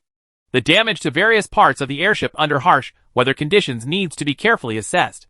Moreover, cracks have just been discovered on the beams on the ship. If it is left alone, it will not work. There will be departure problems. I don't want you little sweethearts to ride in a vehicle that may be in danger at any time. So if the sweetie baby wants to return to a sailing state, it will have to be at least the day after tomorrow. Oh meow. Then send a few people to support me. Otherwise, if there are not enough people, Xinglong may run away at any time. Meow. I'm really sorry. There are no people now. Shanlan Luodin said again. Why are there no people? Where are the people? Where are there so many hunters in the guild? Meow. As you can see, all those hunters were sent out to look for traces of Star Dragon in the morning, and they are still outside. Even if they are to be gathered back again, it will take at least 1 day. After that, it will take another day to regroup and set off. We can only set off at the next day. That is, the day after tomorrow. Therefore, there are no people now. Shanlan Luodin explained again. The day after tomorrow. The day after tomorrow. Why is it the day after tomorrow? What if Xinglong runs away the day after tomorrow? Where will he find it then? Meow? Wenlong asked. Wenlong knew that Xinglong might not always stay in the same place. Now that he had received reliable information, he certainly needed to act as quickly as possible. Yes, I am also very embarrassed about this. Oh meow. Forget it. I don't count on you. Old man. The other party rejected his request, and Wenlong didn't bother to say anything more. Just about to turn around and leave. Wait a minute. Suddenly, Rodent called to Wenlong. What? Meow? There is a saying that haste makes waste. So I still suggest you wait for 2 more days, Rodent said slowly. But there was a power in Rodent's tone that was hard to refuse. Why? Meow? Wenlong couldn't help but stopped and asked. Because before that, I can first notify the hunters near Lake Esther to rush to Lake Esther and monitor the entire area. Although the number of hunters near Lake Esther is not large enough, it should be possible to search the entire underground area, but guard a few important exits and prevent Xinglong from escaping. So you don't have to worry too much, Shanlan Luodin said calmly. Only then did Wenlong feel that Shanlan Luodin, an old man who was usually arrogant, had shown quite amazing analytical skills and calm judgment. Indeed, it would be safer to first send people to secretly monitor the area where Star Dragon is located, and then wait until enough manpower and material resources are mobilized before rounding up. I am still a little too hasty. As expected, anyone who can become a guild president isn't he an ordinary character? At this time, Wenlong also had a better understanding of Shanlan Luodin in his heart. In addition to having enough time to mobilize manpower, there is another reason. Then, Shanlan Luodin's eyes suddenly became sharp, and he stared at Wenlong closely. What other reasons? Meow? I think your current preparations are still insufficient. For example, would it be better to change your weapon? For example, does Xinglong have any weaknesses? You have a record of fighting against Xinglong. Compared with, can you gain some insight? As he spoke, Shanlan Luodin's eyes were fixed on the pair of swords carried on Wenlong's back. Weakness? After Shanlan Luodin reminded us, Wenlong also remembered. Yes. Weakness. Meow. In Wenlong's memory, Xinglong did have a weakness, and that was weak water. In other words, if you use a weapon with water attributes, you can cause greater damage to the Star Dragon, especially when the Star Dragon enters the 3rd form. The scales on its body will be covered with streamers of flames. At this time, the water attribute the weapon is just enough to restrain it. I understand. Old man Rodent, this time I have to admit that what you said makes sense. If a weapon can be forged that can overcome the weakness of Star Dragon, then it will be foolproof in 2 days. Right. Just in time. Hurry up. Time. I can also get a better weapon. Meow. Wenlong said, stroking his beard. Then it's settled. I will use signal flares to summon the guild's hunters, and the time to prepare for the roundup of Star Dragon will be 2 days later. By then, the sugar baby has also been overhauled, and it will be able to hunt dozens of people at once. A famous hunter arrived at Lake Esther. Then please, meow. After saying that, Wenlong left the Hunter Guild. By the time Wenlong returned to the villa outside Midgebolton, Catherine and Haitang had already prepared the supplies for departure.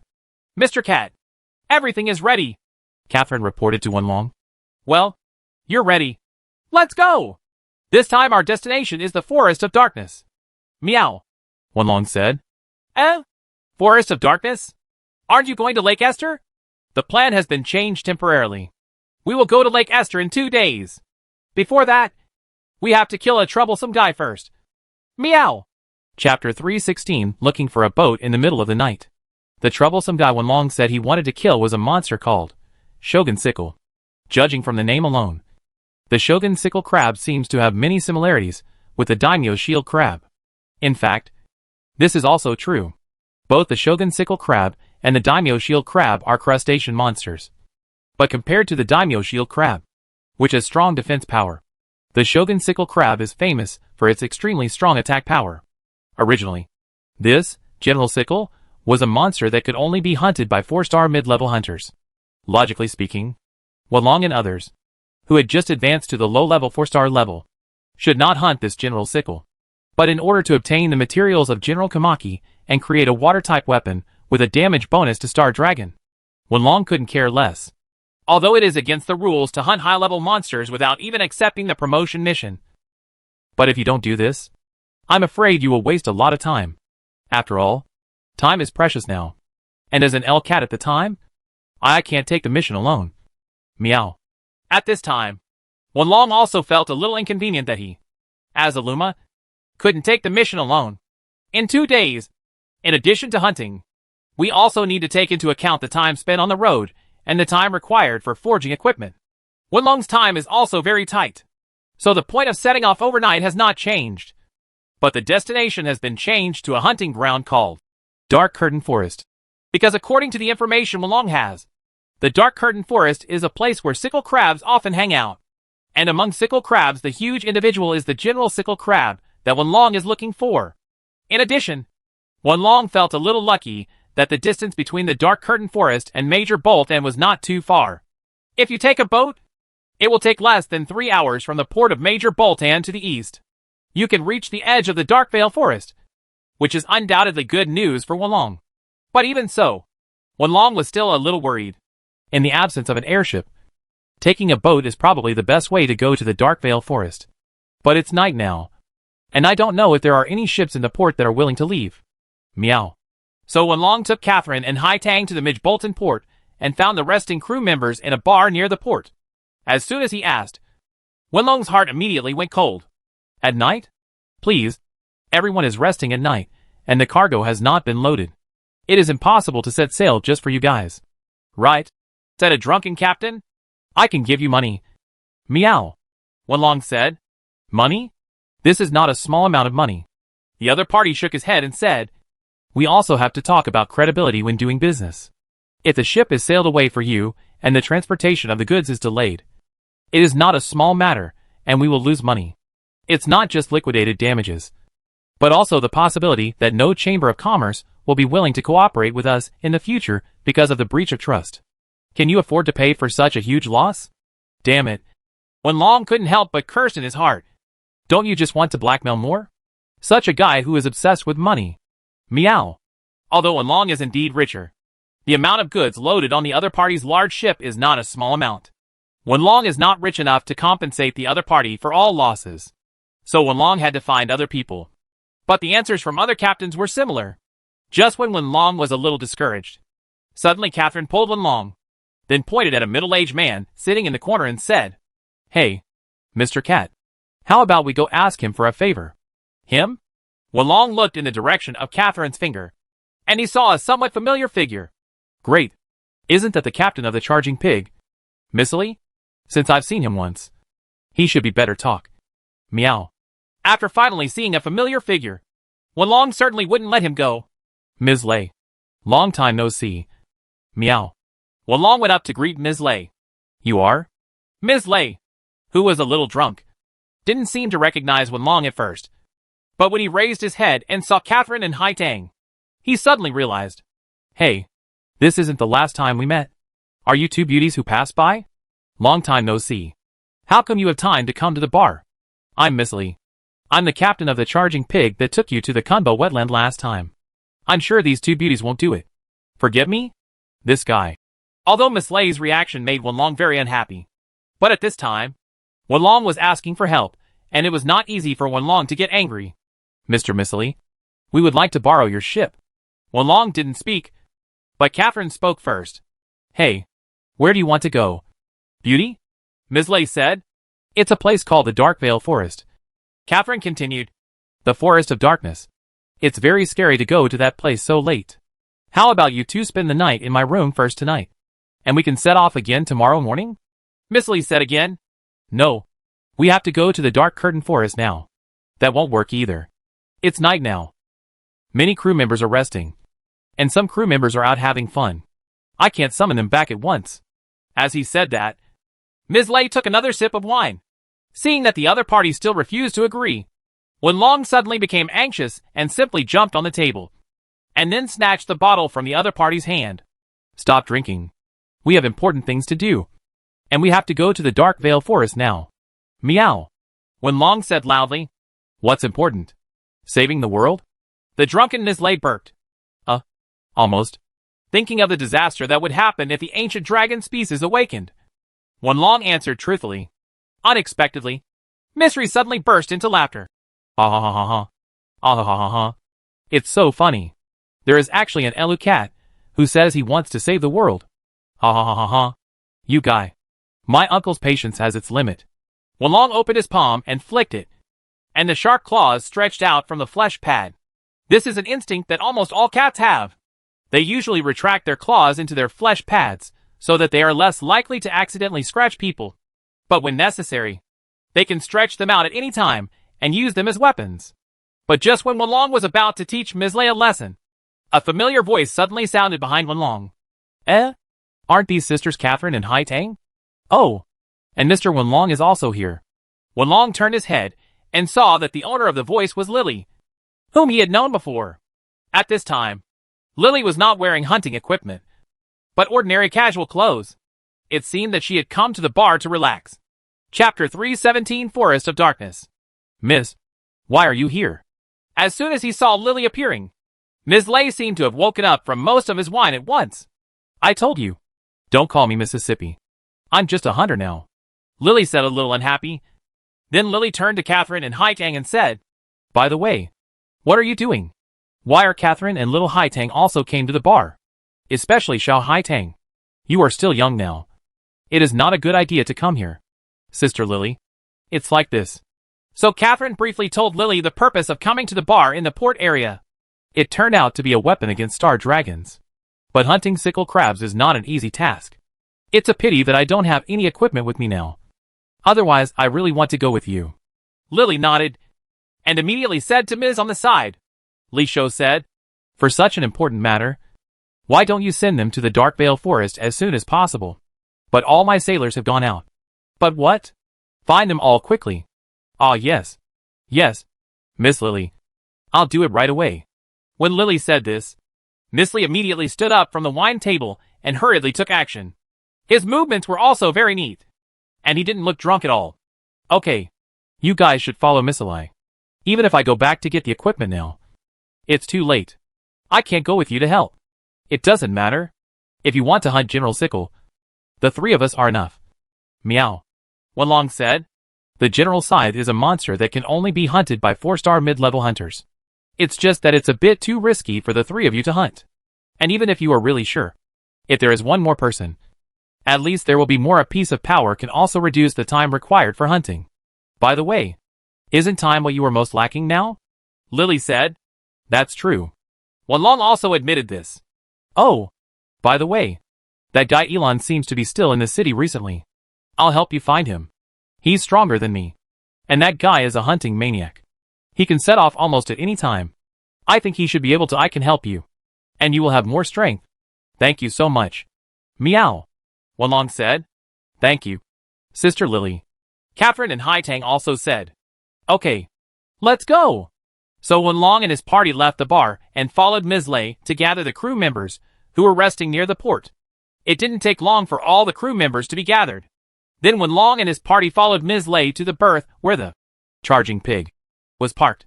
Before boarding the ship, Wenlong saw Elon already standing there waiting. Elon, I'm going to borrow your power this time. Meow. Wenlong said with some gratitude. I just want to fight powerful monsters. I'm not here to help you, so you don't have to thank me. Elon said, still expressionlessly. I got it. Get on the boat. Meow. Wenlong knew Elon's somewhat twisted personality, so he didn't say much. I just asked Elon to get on the boat quickly. After all, time was tight, and we had to race against time now. Soon, all personnel were ready. And in the dusk, the gray sailing ship, Charging Pig, quietly sailed away from the port of Midbolton. Suddenly, almost at the same moment when Wenlong and others set off, several huge signal flares bloomed in the night sky over Major Boltan, instantly lighting up the night sky of Major Boltan, and also made this people who were still outside at night couldn't help but raise their heads to watch this strange sight. Wenlong knew that it was the Hunters Guild firing signal flares to summon the hunters outside. In fact, the Hunter Guild had already launched the same signal flare in the afternoon, but it was launching it again now, so that people further away could see the light of the signal flare. After all, such a signal flare would shine farther at night. It's so beautiful. As if it's sending us off. Standing on the side of the ship, Catherine sighed as she looked at the colorful light shining in the night sky. It's beautiful. But this is an emergency call signal that represents danger. There must be many people in the city who don't want to see the sight, Wenlong said. So under the shining of this colorful light, the Charging Pig began to turn its head and sail towards the east, and finally gradually disappeared into the sea. because the charging pig only set off in the middle of the night, and it was only 3 hours away from Major Bolt and to the Dark Vale Forest. Wenlong and his party could only take advantage of the sailing period to seize the time to replenish their supplies in the cabin. Go to sleep. After all, hunting is not a child's play. If you are not careful, you may lose your life at any time, and lack of sleep will cause the hunter's reaction speed to decrease. So staying asleep and keeping your body in the best condition at all times is what every hunter needs to do. To things. 3 hours later, Missily, the captain of the charging pig, woke up Wenlong and others on time. Get up, everyone! Your destination has arrived! Missily's voice had just sounded, and Wenlong and the others, who had been sleeping soundly a second ago, jumped up from the bed like well-trained soldiers. This is a habit developed by hunters during hunting, in order to prevent monsters from sneaking up at night. Most hunters can still remain alert enough even when they are sleeping. Therefore, as soon as Missily shouts, Wenlong and others will immediately be able to open your eyes. Moreover, the 4 of them, including Elon, all slept with their clothes on, so there was no troublesome process of re-wearing their equipment after getting up. The 4 of them immediately got off the charging pig in a small boat, and then went to the village near the Dark Vale Forest.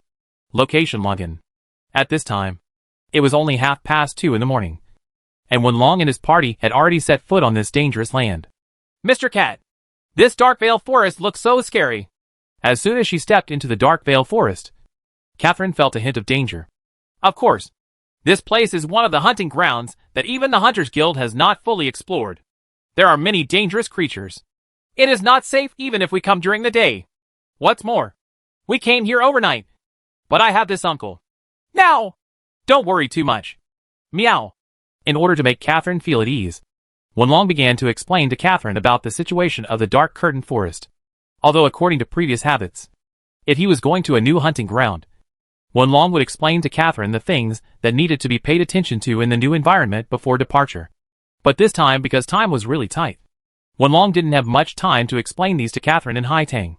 He could only give a brief introduction to Catherine and Haitang while exploring. Chapter 318 Raiders in the Night Sky. The Dark Vale Forest, at first glance, except for the many tall trees, doesn't seem to be much different from an ordinary forest. But there are things here that are not found in other places. Hey, what is it? It's a relic. At first glance, it should be several hundred years old. No, it may be older. I don't know what kind of species left it. It is inferred that it should be an ancient civilization. I don't know the specifics. I don't know anymore. Meow. In fact, Wenlong's understanding of the Dark Curtain Forest is very limited. After all, the Dark Curtain Forest is also a hunting ground that the Hunter Guild has never explored. Especially inside the ruins, there are various legends, and some people even claim that there are still things inside. Some mysterious species lives there. Of course, in Wenlong's view, those should be nonsense. After all, apart from various monsters, there should be no highly intelligent species that would continue to live in a ruin that has been abandoned for hundreds or even thousands of years. Inside, no wonder there is always a very eerie feeling. This feeling is different from ordinary monsters. It's like being watched by someone. Catherine said, still a little worried. Hey, I told you there's no one left. Meow. Wenlong said again. I don't know if it was a coincidence or not, but at this time a cloud floated over and covered the moon in the sky. In an instant, the ground that was originally illuminated by the moonlight became darker. Fortunately, Wenlong and others still brought windproof lanterns that could provide lighting, so they could not see anything. However, it is difficult to see the distant scenery clearly just by relying on the light of the hurricane lamp, which is far less convenient than moonlight. Wenlong and his party continued to walk forward like this, and the surrounding trees became thicker and thicker, and the dark curtain gave people an increasingly gloomy feeling. Buzz, buzz, buzz!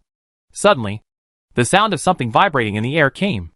Although the sound was still very small, Wenlong quickly realized that the danger was approaching with his excellent hearing. Be careful. Something is coming, and there's quite a lot of it. Meow! Hearing Wenlong's reminder, a group of people immediately waited seriously and placed hurricane lanterns on the ground to provide simple lighting. Wenlong, Catherine, Haitang, and Elon gathered around the hurricane lanterns to protect the only one light source. Sure enough, several black figures suddenly approached from the air in the darkness. And then when they were above Wenlong and his party, they suddenly changed direction and rushed towards Wenlong. Be careful. It's a flying beetle. Meow. Wenlong, who had the best vision in the dark night, was the first to report the name of the monster. Generally speaking, flying beetles are not very powerful monsters. In terms of size, they look like a mosquito as big as a child. But their attack method is a bit like a wasp, stinging the enemy with the needles on their tails. And it also contains toxins that can paralyze people. Although with the equipment Wenlong and others currently have, the sting of this flying beetle cannot cause much damage, and cannot even penetrate the armor of Wenlong and others. But Wenlong also knows that he is afraid of everything. There are many ants. As long as there are enough, ants can kill elephants. Not to mention such flying insects with their own paralyzing toxins. Wenlong naturally does not dare to underestimate them when they carry out sneak attacks in the dark night with poor visibility. At this time, the first wave of flying beetles had rushed down. And there were actually 7 in number. Because the flying beetles are very fast, and the lighting range of the windproof lamp is really insufficient. When these flying beetles approached, Haitang, who was responsible for long-range sniping, did not react at all. Oops. This is my first time fighting in an environment with insufficient light at night. As expected, the little girl can't even attack. Meow. Without long-range interception, these flying beetles quickly approached Wenlong and others. The 7 flying beetles attacked separately, extending spikes with paralyzing toxins towards Wenlong and others. Don't even think about it. Meow. In the dark night, Wenlong was the first to draw his sword. Wenlong jumped up and slashed his swords in 2 different directions. The light of the 2 swords flashed past, and 2 flying beetles had their wings cut off, falling from the air. Then Elon also waved the tachi in his hand. The sharp tachi was longer than the double sword and covered a wider area. It drew a long arc in the air, and 2 more flying beetles were cut into pieces. 2 halves. But Haitang's reaction was relatively slow. It wasn't until the flying insect arrived that Haitang hurriedly drew out the arrow, and used the arrow as a dagger to kill a flying beetle. Catherine's reaction was even slower. She didn't notice the 2 flying beetles approaching from behind at first. It wasn't until she was stung several times by the remaining 2 flying beetles that she finally realized what she was doing. If it weren't for the armor on Catherine's body, the flying beetle spikes were blocked, and Catherine was probably unable to move due to the paralyzing toxin at this time. But just like that, when Catherine swung the big sword in her hand, the flying beetle suddenly flew away as if she had had a premonition. Mr. Cat, the bug got away, Catherine said in frustration. It's because you reacted too slowly. To deal with these guys, you have to react quickly, aim accurately, and strike hard. Meow. I know, but it's really hard to do it, Catherine complained as she continued to swing the big sword in her hand. But the result was still the same as before. Before the big sword arrived, the flying beetle was already far away, running away from a distance. The whole process seemed to be deliberately teasing Catherine. It seems like you need to practice your reactions more. Meow. Although he said this, Wenlong also knew that it was actually not an easy task to use a big sword to deal with these flexible and flying beetles. This is like using a cannon to kill mosquitoes. Although the cannon is powerful, it is very impractical to kill mosquitoes. The same is true for Catherine's big sword. Although Catherine can use her strange power to dance the big sword like a tiger. But because of this, the huge airflow fluctuations caused by the swing of the big sword can also make those flying beetles that are sensitive to airflow advance. To foresee danger is to be able to avoid it in time.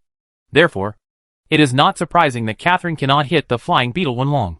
Rather, it would be strange if Catherine could accurately hit the flying beetle flying in the air from the beginning.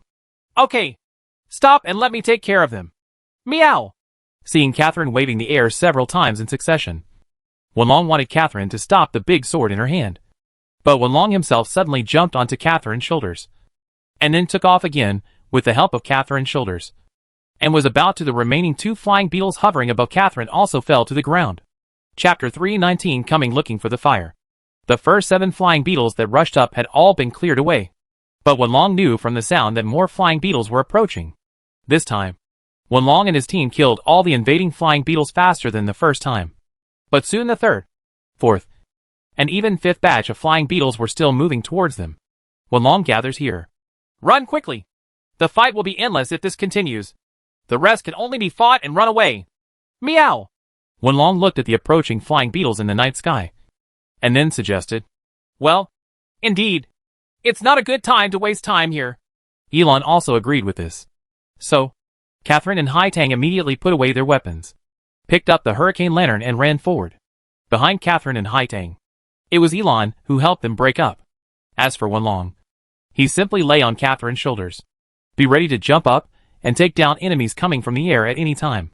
But even so, those flying beetles still swarmed in and kept chasing Wenlong and others. Mr. Cat, why are there so many flying beetles trying to attack us? Are there particularly many flying beetles in the Dark Vale Forest? Catherine asked as she ran. There are indeed a lot of these flying beetles here, but I'm afraid it's not just because of the large number. The more reason is probably because it's night now, and we still have lights in our hands. Meow. Wenlong knew that many insects have the habit of looking toward light, especially at night when the surroundings are pitch dark. Wherever there is light, those insects like to look for the light and gather together. So Wenlong concluded that these flying beetles should be chasing the light emitted by the hurricane lantern in Catherine's hand. But at this moment, Wenlong couldn't ask Catherine to extinguish the hurricane lantern. After all, the clouds had blocked the moonlight. If the hurricane lantern was also extinguished, Wenlong would be the only cat who could see clearly in the dark. Oh, Meow. We have to find a place to hide quickly. Otherwise, it's not an option to keep chasing these things. Meow. Just as Wenlong was thinking this, he suddenly turned around a forest, and a dark hill appeared in front of everyone. Ah, there is a hill blocking the way, Catherine said anxiously in the dark night. That's not a mountain. Stupid woman. Meow. At this time, only Wenlong could see clearly. From the patterns on the stone, it could be seen that what was blocking Wenlong and others was not a hill, but an ancient ruin hidden in the Dark Vale Forest. Run! Let's go there and hide for a while. Meow. Wenlong said loudly. Is there a road ahead? Of course. Just follow me. Meow. So Wenlong rushed to the front of the team, and then led Catherine and others towards the half-collapsed ruins. When the group of people got closer, they discovered that everything was exactly as Wenlong said. What was in front of everyone was not a hill, but an ancient ruin made of stone. And there happened to be a wall on the wall outside the half-collapsed ruins. From the cracks exposed after the collapse, you could enter the interior of the ruins. Quick! Here! Come in! Meow! Seeing the crack in the ruins, Wenlong jumped in first, then looked around and found that there was no danger. Wenlong called Catherine and others in. Immediately afterwards, Haitang also jumped in from the gap. And then Catherine, although she almost got stuck in the gap due to her size, she still managed to squeeze in after Wenlong pulled hard. And the last one came in it is Elam, who is at the rear. The moment Elon also hid in the ruins, Wenlong immediately covered the hurricane lamp with his backpack. In an instant, the surrounding area became completely dark. Ah! Mr. Cat, I can't see anything, Catherine complained in the darkness. Shh! Keep your voice down. If there is light, those flying beetles will follow again.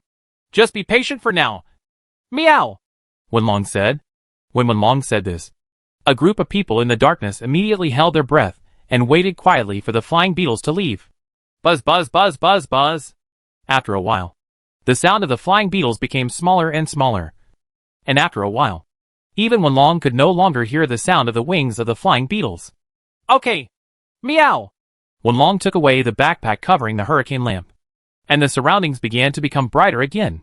However, only a little bit of this light leaked through the gaps in the ruins, and it was impossible for the flying beetles that had flown far away to feel it anymore.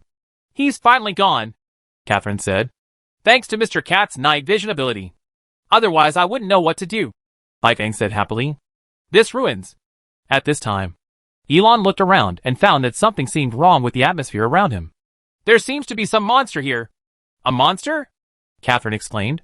Yeah. Wenlong also nodded at this. But we should be lucky, because the monster here should be the monster we need to look for. Meow. You mean the General Sickle Crab lives here? In this regard, Elon asked. Yeah. If you don't believe me, you can take a look at this cat. Wenlong pointed at the skeleton of a nearby beast and said. The reason why Wenlong said this is because there are many bones of beasts in this ruins. And unlike ordinary beast skeletons, the beast skeletons in the ruins here seem to have been cut off by something, either in one piece or in threes. Wenlong picked up the bones of some of the beasts and examined them, and found that the sections of the severed bones in these bones were very smooth, and it could be seen that they had been completely cut off by something very sharp and with a long blade. Judging from this incision, it must be the General Kamakura. Wenlong confirmed again. Humph.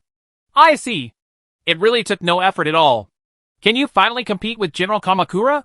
Elon sneered, and then said, Then let's move on. If we guess correctly, the General Kamaki should be deep in the ruins. Meow. As he said that, Wenlong threw aside the beast skeleton in his hand and walked to the front.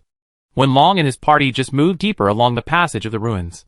To Wenlong's expectation, the ruins didn't seem very big from the outside. But as they went deeper, the surrounding area became wider and wider. Chapter 320 General Sickle. Click. Click. Click. Click. It was the sound of crustacean monsters walking on the ground. The unique carapace-covered limbs of crustacean creatures move on the slate floor of the ruins.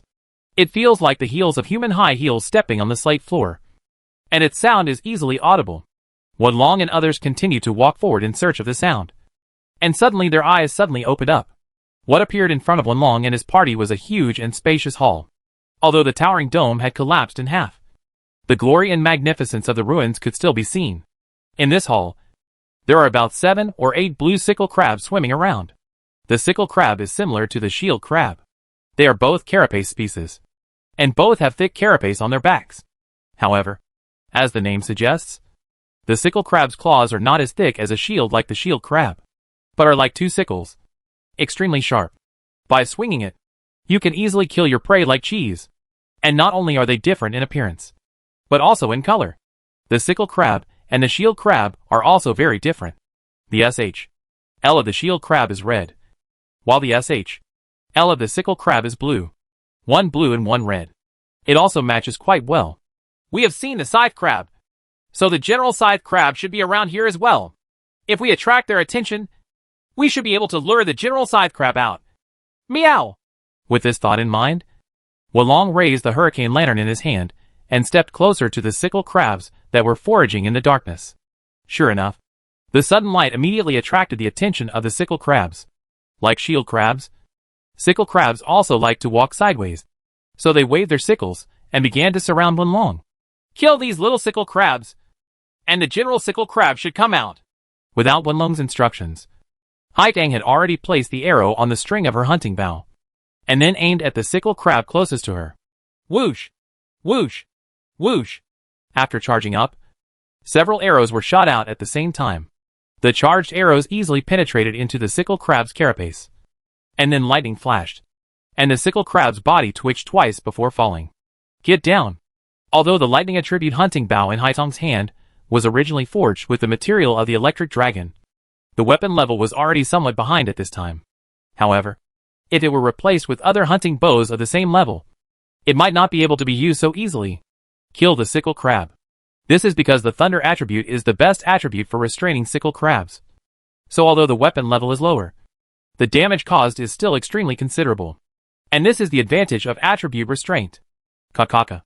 After a while, 3 sickle crabs fell down, and the remaining sickle crabs were easily killed after Catherine and Ellen took action at the same time. After a while, there were only 7 sickle crab corpses left on the ground. It's easy to take care of these little guys, Mr. Cat.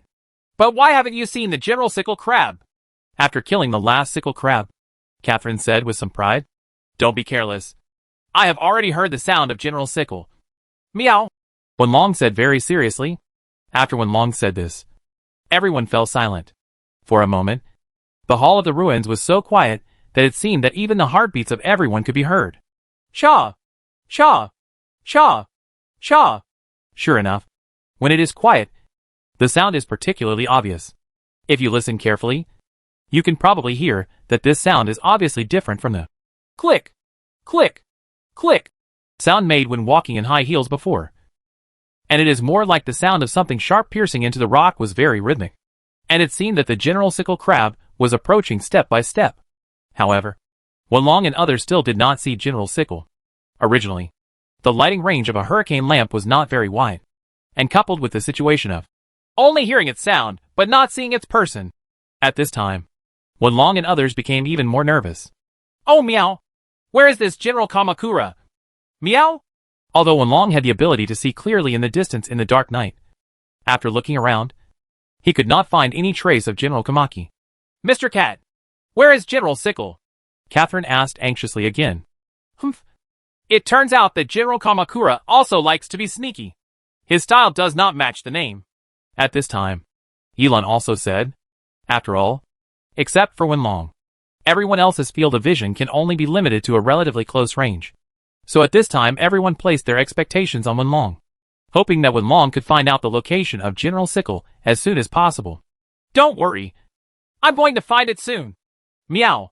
Since there was no trace of General Cane Crab anywhere in his field of vision, Wenlong could only judge the location of Shogun Cane Crab by carefully identifying the sound. However, although the Hall of the Ruins is quiet, it is also a closed space. When the sound spreads in the hall, it forms multiple echoes, making Wenlong unable to accurately judge the direction for a while. Oh meow! Where is this guy?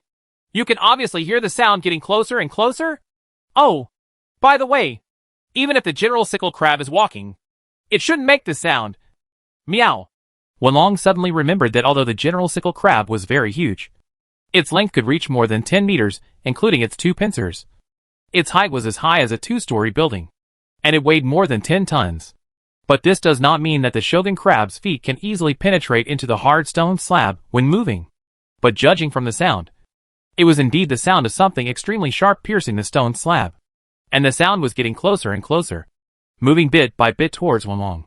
Unless, for a moment, Wenlong finally realized the danger, and then suddenly looked up. And sure enough, he saw a huge General Sickle Crab lying on the high wall, with two sharp claws piercing deeply into the wall. Now Wenlong finally understood that it turned out that the General Sickle actually used his twin signs to pierce the solid wall and fix his body so that he could walk on the wall. Then Wenlong saw that the General Sickle was aiming at Wenlong's direction and opened his mouth. Be careful. Disperse quickly, Wenlong shouted, although the others didn't know what was going on. When they heard Wenlong's warning, they immediately realized that something was wrong. So everyone rolled and ran away to both sides. Puff! At the same time, a high-speed jet of water shot out from the general's mouth. Chapter 321 The giant's eye dances wildly. Generally speaking, simple water flow is difficult to cause harm to people. But the water column sprayed by the Shogun Crab is different. Its huge body suddenly compresses in an instant, and all the liquid stored in the abdominal cavity is sprayed out together. Its speed is so fast, and the jet is so violent, that it can even cut through rocks and metal. Reflected in actual combat, the granite floor in the ruins was instantly cut into a deep gully by the high-speed water column.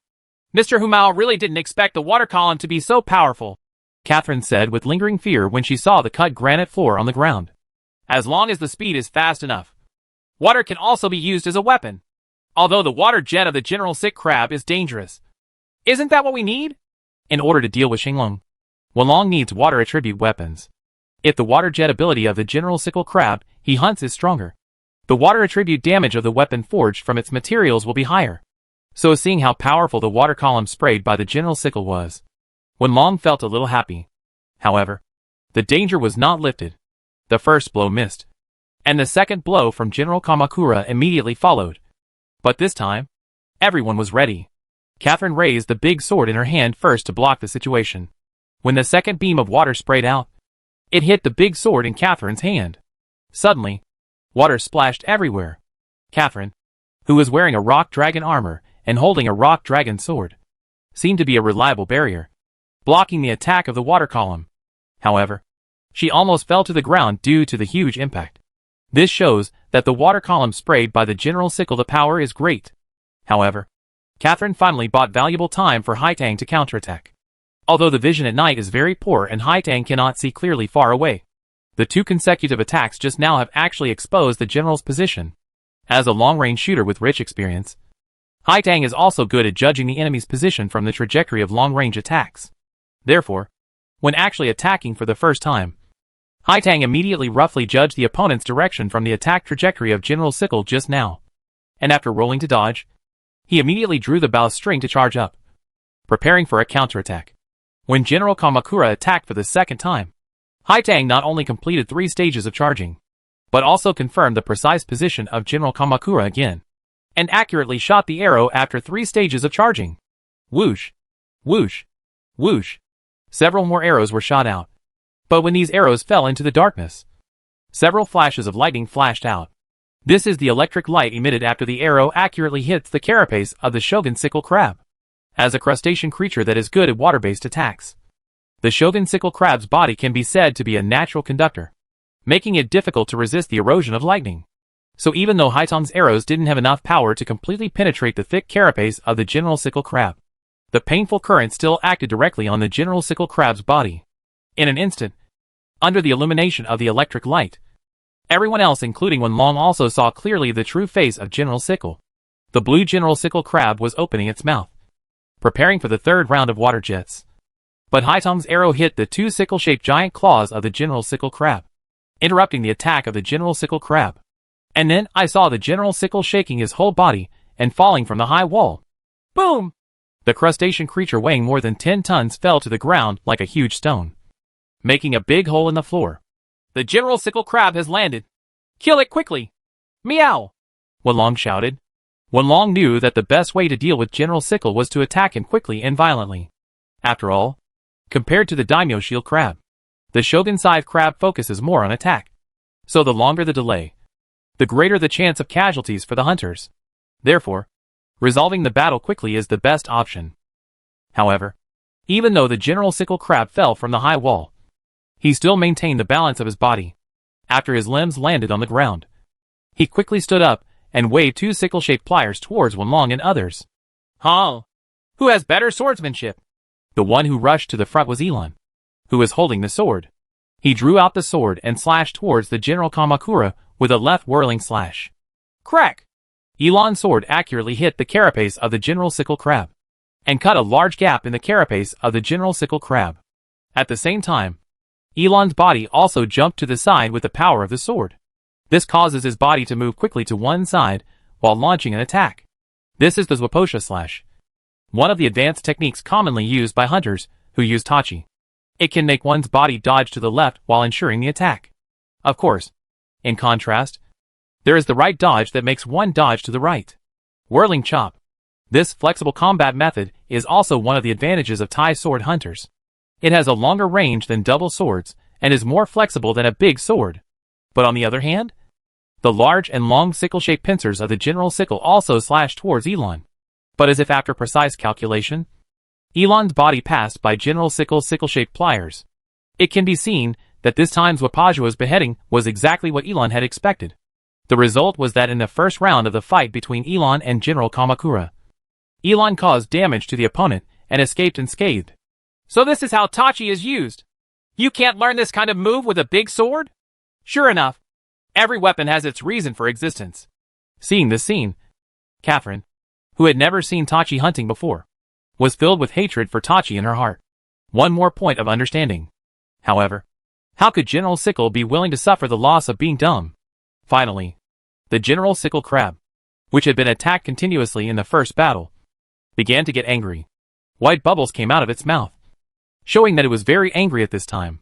It began to wave its two giant sickle-shaped pincers at a faster speed, and moved quickly with its 4 legs. Approaching Elon aggressively, the two giant scythes continued to wave, drawing streaks of cold light in the air. Although Elon's speed was fast, it was not as fast as the general's speed. The distance that Elon finally managed to open with the left blowing chop was instantly shortened. In the end, in just one breath, Elon actually entered the general again, within the sickle crab's attack range. Chapter 322 The Blind Spot of Attack. Seeing that Elon was about to be caught up, Haitang could only temporarily interrupt the 3 stages of charging, and instead hurriedly shot the arrow before the first stage of charging was completed. Swish swish. In order to protect Elon, Haitang's arrows all hit the general's carapace. However, none of the arrows pierced the carapace of the general. All the arrows hit the general's carapace. The carapace quickly bounced away, thus greatly reducing its power. But just this one still bought a little bit of precious time for Elon. General Sickle's scythe hesitated for a moment, and then allowed Elon to escape again. It's so dangerous. I didn't expect that I was saved by a little girl. It seems that I am not good at school. At this moment, Elon thought in his heart. However, for Elon, the danger is far from over, because the General Sickle immediately accelerated again and pressed forward. At this time, General Kamakura was like a swordsman using double sword style, constantly suppressing the opponent with his gorgeous sword skills. Even though Elon tried his best to dodge, several attacks still passed by Elon's body. And what surprised Elon was that his armor was cut open instantly just by the scythe of General Kamakura. If he hadn't avoided it in time, he might have been cut off along with his bones. Such an opponent is indeed very strong, Elon, who was being suppressed, thought in his mind. But no matter how fast the sickle is, if the movement speed cannot keep up, then there is no danger. So as long as I can weaken this with Shogun Kamakura's mobility, he will surely win. Thinking of this, Elon swung the sword in his hand again. This time, it was directly struck at the leg of the General Kamakura. In Elon's view, if this blow can be successful, it will definitely weaken the movement speed of the General Kamakura. However, the general's attack speed seems to be faster. And unlike before, this general's sickle no longer targets Elon, but directly aims the giant scythe at the sword in Elon's hand. Bang! The sword and the giant scythe collided head-on, and the shining sparks even flew several meters away. And Elon also felt the tearing pain from the tiger's mouth in an instant. The power of this General Kamakura was so great that in an instant, the sword in Elon's hand was completely shot away. Oops! Elon, who didn't expect General Sickle to come up with such a move, was shocked. His body was slow for a moment. And then General Sickle's other giant scythe swept towards Elon. This time, Elon seemed to have no escape. Is it going to end? At this moment, Elon had such an idea in his mind. But just when Ellen was about to give up, suddenly, Catherine appeared in front of Ellen. Bang! There was another loud noise, and Catherine's big sword blocked the general's attack at the critical moment. With her strong strength, Catherine blocked the general's attack, and at the same time saved Elon's life. Thank you. I didn't expect that I would be saved by a junior like you, Elon said with lingering fear. You're welcome. The so-called companions are meant to help each other, Catherine said. Idiot! It's not like you to avoid the general's attack. Meow. Wenlong also appeared next to Elon at some point. Normally, Wenlong would probably be the first to fight no matter what monster he dealt with. But this time, Wenlong only came after several rounds of battles between Elandu and General Kamakura. Of course, this is not because Wenlong is hiding behind and unwilling to rush forward, but simply because Wenlong is making some basic preparations to deal with General Sickle. But now, Wenlong's preparations were complete. So of course, he rushed over without hesitation. Do you know how to deal with General Sickle? At this time, Elon asked in surprise. Of course. Watch it. Meow. With that said, Wenlong got down on all fours and rushed towards General Kamakura at extremely fast speeds. Seeing Wenlong rushing over, the General Sickle reacted immediately, just like he did with Elon before. He waved two huge sickles alternately and swept towards Wenlong. The aggressive momentum even made it feel like if you get even a little closer, you'll be cut into pieces. It's simply too dangerous to do this, Elon couldn't help but say when he saw Wenlong facing the giant scythe of General Sickle. However, Wenlong seemed to have anticipated the attack of General Kamakura, and easily dodged it with a roll. And he still did not flinch after that, but continued to press towards General Kamakura. The giant scythe swung over again, and this time, Wenlong didn't even try to dodge. He just pulled out the two knives on his back without any scruples, and then slashed at General Sickle's legs.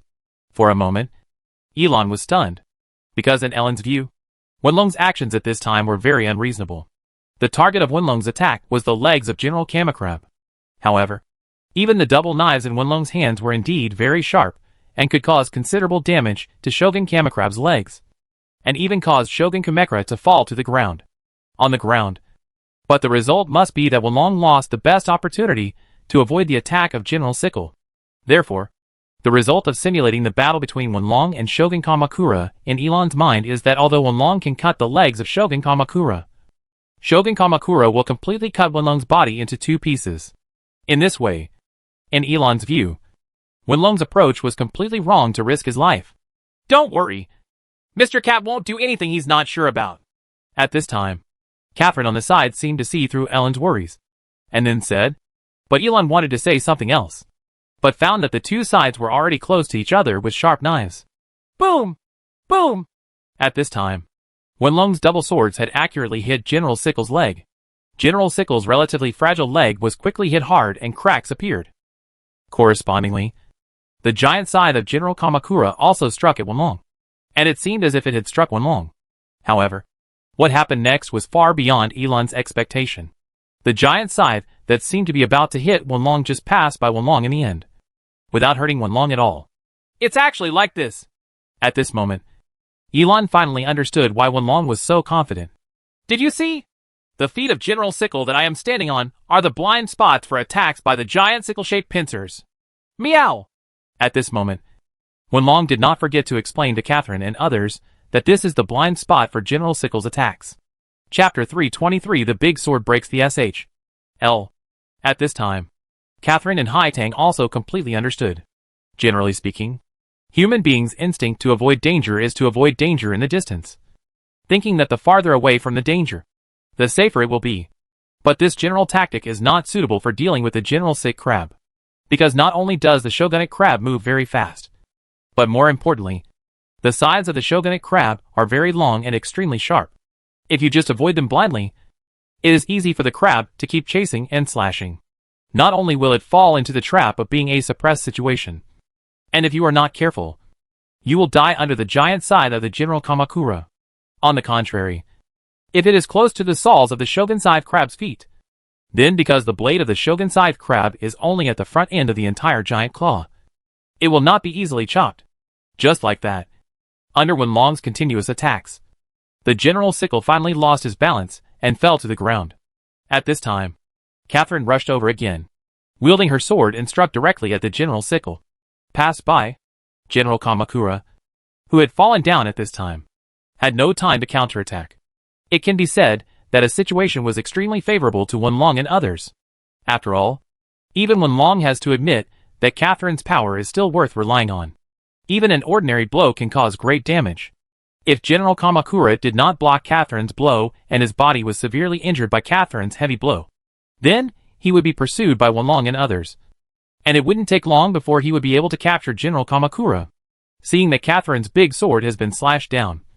Although it is a direct vertical slash without charging, the General Kamakura also understands that this huge power combined with a thick sword can still bring a great threat to him. Click! Just when the big sword was about to come into contact with Shogun Kamakura's body, Shogun Kamakura suddenly turned around and faced him directly with the carapace on his back. Like the daimyo shield crab, the shogun side crab has the habit of carrying the skulls of large monsters on its back. But compared to the daimyo shield crab, who loves the skull of Icerosaurus, the shogun side crab seems to have a better idea of what to carry on its back. Lots of choices. At this time, Shogun Sickle is carrying a large skull of a flying dragon species on his back. Although it has been damaged and weathered over time, it still has strong defensive capabilities. It can be said that it is the hardest skull on Shogun Sickle's body at this time. As a result, Catherine's sword collided with the dragon's head SHL on the back of General Sickle. Kaka! The sharp sword hit the huge dragon head SHL, and a series of bone-breaking sounds immediately erupted. It can be seen that after this period of training, Catherine's strength has increased greatly. Even for ordinary people who have not accumulated strength, a vertical slash can also destroy the skull of a flying dragon species. However, Catherine was also shocked by the huge interaction force and took several steps back. Although it split the dragon skull on the back of General Kamakura, the damage to General Kamakura was limited to this. General Kamakura seemed to have already thought about the countermeasures. At the moment when Catherine slashed it with her sword, he used the flying dragon head SHL on the back blocked Catherine's blow, while his twin sides dug hard into the ground.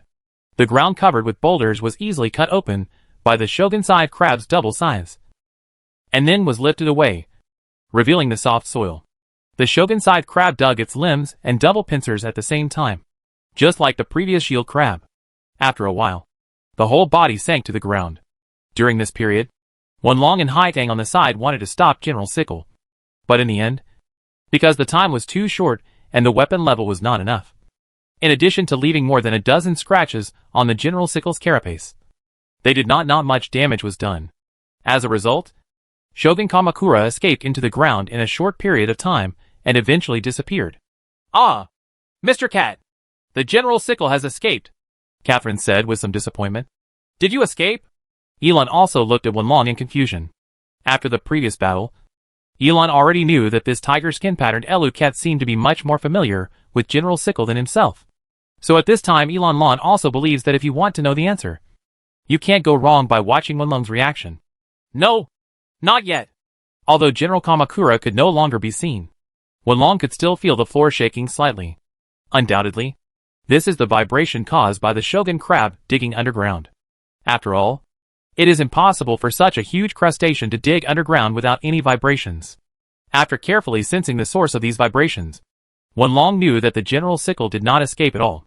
On the contrary, it still had the ability to fight back. Quickly! Run this way! Quickly! This way! Meow! Now that he sensed that General Sickle was not far away and was preparing to fight back, Wenlong immediately ran towards the exit of the hall. Not only that, Wenlong he also waved his arms and loudly called for others to run with him. Seeing Wenlong's actions, even if they were a little confused, the others immediately started running. And the target was naturally the exit pointed by Wenlong. Mr. Cat, are we going to escape? But if you don't hunt this General Sickle crab, your water-based weapon won't be able to be made. Catherine asked doubtfully while running with Wenlong. Of course, I want to make weapons. I am running towards the exit just to make the General Kamakura think we are scared.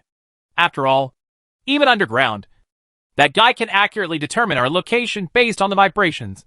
As long as it thinks we are if you run away, you will definitely catch up. And then we will have a solution. Meow! So this is asking us to take the initiative to show weakness? Ah! Pay attention to that. Don't step on it. Meow! Suddenly, Wenlong shouted loudly. After hearing Wenlong's warning, Catherine noticed that at some point at the entrance of the hall, there was a disc-shaped object placed underground. Mr. Cat, this is...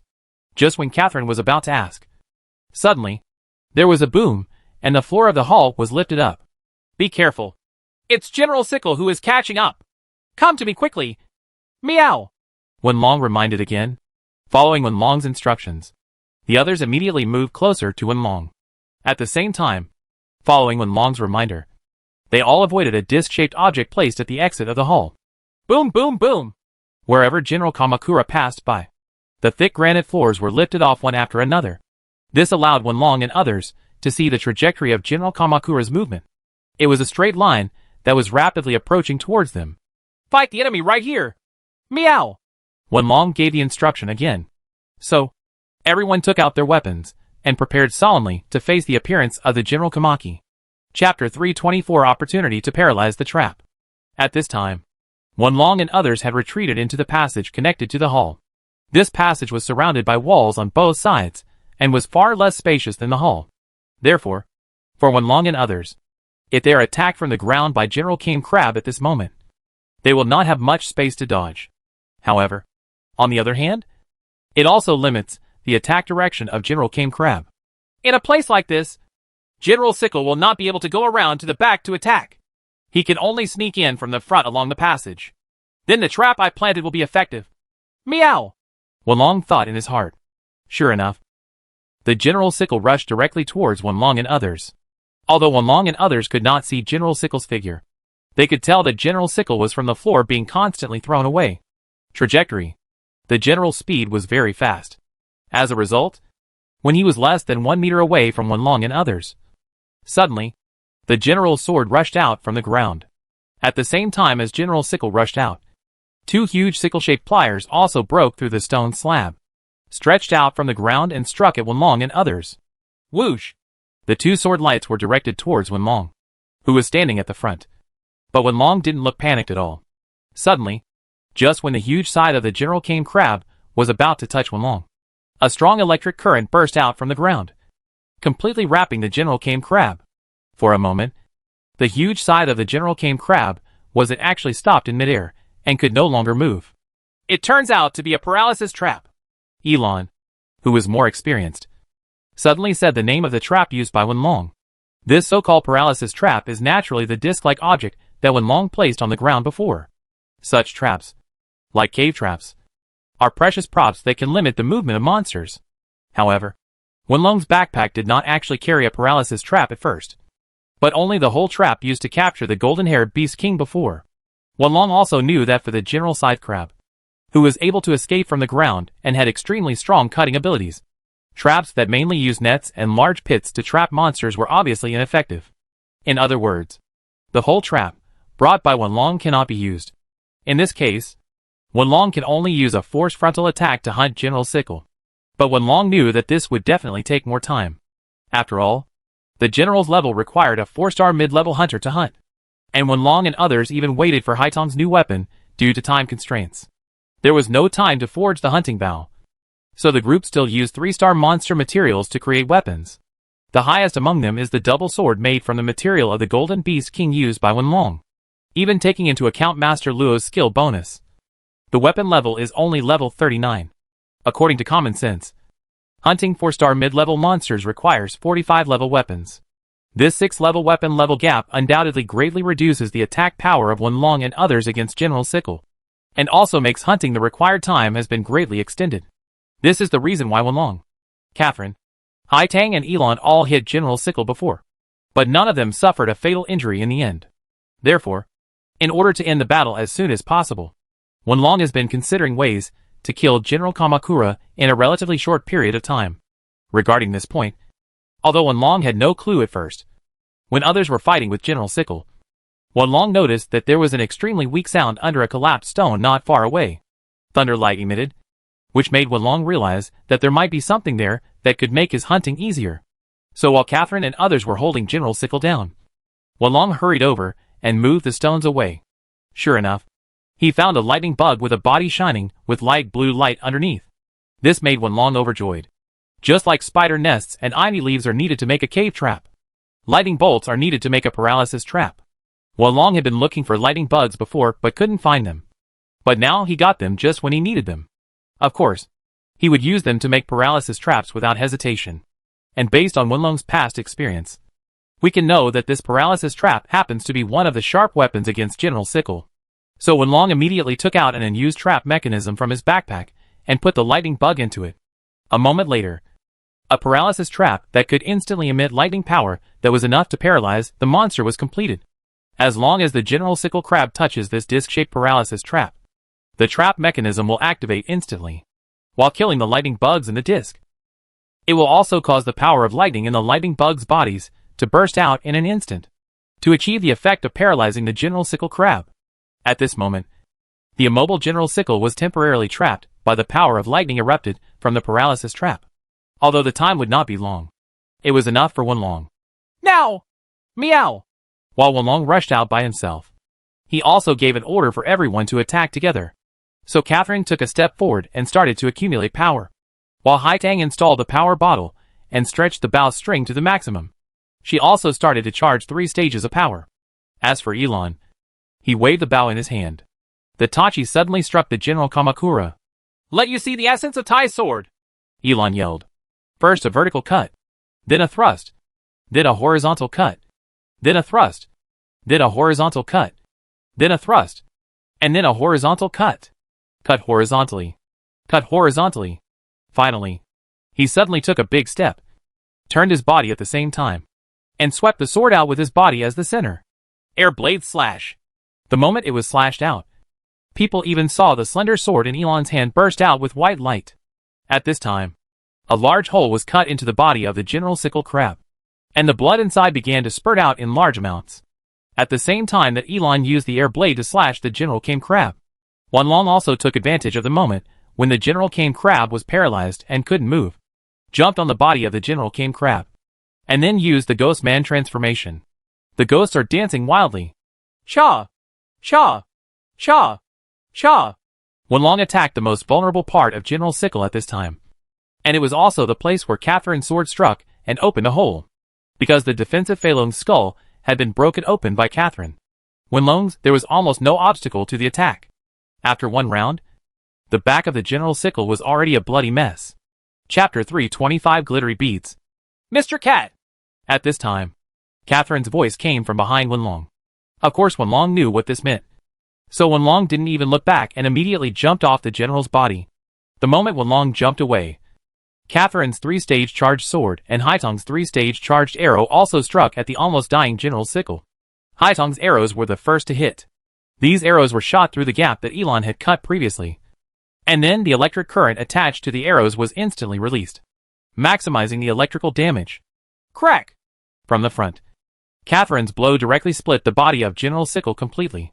Even though the so-called crustacean monster has a strong defense ability against cutting damage, After Catherine's 3 stages of charging, the slash was almost meaningless. The sword just kept slashing along the incision, cutting into the floor as if there was no obstacle. As a result, General Kamakura fell down. The middle of his body was completely split open by Catherine's sword. He didn't even have time to make a whine, and he completely lost his life force. I won, but if it weren't for Mr. Cat's trap, I probably wouldn't have won so easily. Putting the big sword in her hand on the ground, Catherine couldn't help but move her shoulders. After all, it is the 3rd stage of the sword's charge. Although it is powerful enough, it also puts a lot of burden on the body. Even if it is used successfully, the muscle soreness after use is still inevitable. Of course, if you want to get rid of this guy as soon as possible, using a paralysis trap is the best way. Meow. Wenlong nodded and said. Wenlong recalled that when he was playing games in the past, in order to pursue the record of hunting the general sickle crab as quickly as possible, his teammates would put down paralysis traps, and then several people would use their full output together to quickly eliminate the general sickle crab. I wonder what happened to the guys I used to play with now. Naya. At this time, Wenlong couldn't help but think in his heart. However, Wenlong's thoughts quickly returned to reality. So Wenlong immediately said, Okay, everyone, hurry up and peel off the materials of this general sick crab. We have to rush back. Meow. Understood, Mr. Cat. Catherine and Haitang said together. I have to admit that you guys have taught me a lot during this hunt. So I'll help you too.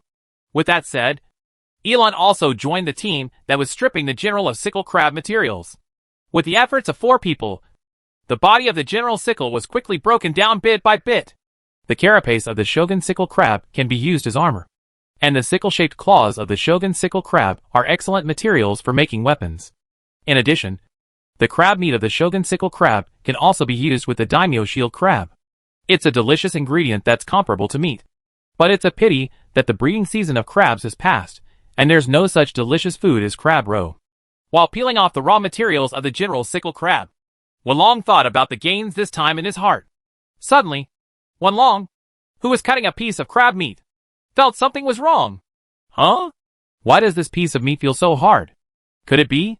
Feeling something strange, Wenlong quickly cut open the crab meat with a knife. And sure enough, a golden pearl that was larger than an average person's fist fell out. It's Jinjinju. Meow. For a moment, the interior of the ruins, illuminated by only a little light, suddenly became brighter, and the golden light illuminated the spacious hall dazzlingly. Of course, this golden light also attracted the attention of Catherine, Haitang and Elon, and these 3 people also gathered around curiously. Ah, Mr. Cat, what is this? It looks so beautiful, Catherine said. Humph. This is a golden pearl. It's more valuable than the black pearl we dug out of the daimyo shield crab last time. Meow. Wenlong said proudly. It's valuable. Haitang couldn't help shouting. Humph. It is indeed something some people use to satisfy their vanity. Ellen looked nonchalant. Don't worry. Since you are hunting with us, I will definitely give you your share. Meow. Wenlong said to Elon. I don't need money. I have enough money for hunting. You can keep this thing. Elon said coldly. Oh. It's really rare that there are people who don't like money these days. Wenlong pretended to be helpless and spread his hands. Then I won't be polite to you, uncle. With that said, Wenlong put Jinjinju into his bag. After a while, all the useful materials had been stripped from General Sickle. So Wenlong and others began to return with these materials on their backs. Emerging from the ruins, Wenlong and others discovered that it was already morning, and the morning sun shone down from the sky, making it particularly dazzling. It's already this time. Let's hurry back. Meow. So Wenlong and his party sped up and rushed towards the seaside where the charging pig was parked. As a result, it was almost noon when Wenlong and others boarded the charging pig, and then they waited for the charging pig to send Wenlong and others back to Midgebolton. It was already 2 o'clock in the afternoon. Not caring about eating, Wenlong and others continued to rush towards Major Bolton's forging house. Hey, everyone. Why are you here to pick up weapons and equipment now? As usual, Master Luo greeted Wenlong and others warmly when he saw them. I was delayed for a while because I went hunting for a General Sickle crab. Meow. Wenlong said. Shogun Sickle? Wait. You were still here yesterday afternoon. When did you go hunting General Sickle? Could it be that? Yeah. I went back and forth last night. So I just came back now. Wenlong, who didn't sleep all night and only took a nap on the boat to rest for a while, complained. How dare you go out to hunt monsters at night? Young people these days are really becoming more and more courageous. Haha. But I am very optimistic about you. Master Luo looked at Wenlong, then at Catherine and Haitang. Then, hurry up and help us forge General Sickle's suit. Meow. As he spoke, Wenlong motioned to Catherine to hand over all the materials to Master Luo. Okay. I have received all the materials. Who are you going to build equipment for this time? Master Luo took the materials and asked. Of course it is made for me. My uncle. Meow. Wenlong said. Chapter 326 Double Ice Power.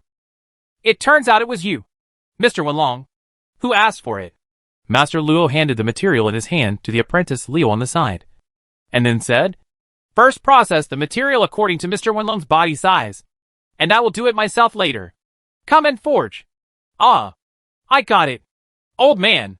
After saying that, Leo happily took the material and started processing it quickly. Ha ha. It's so much easier to have an apprentice who can help.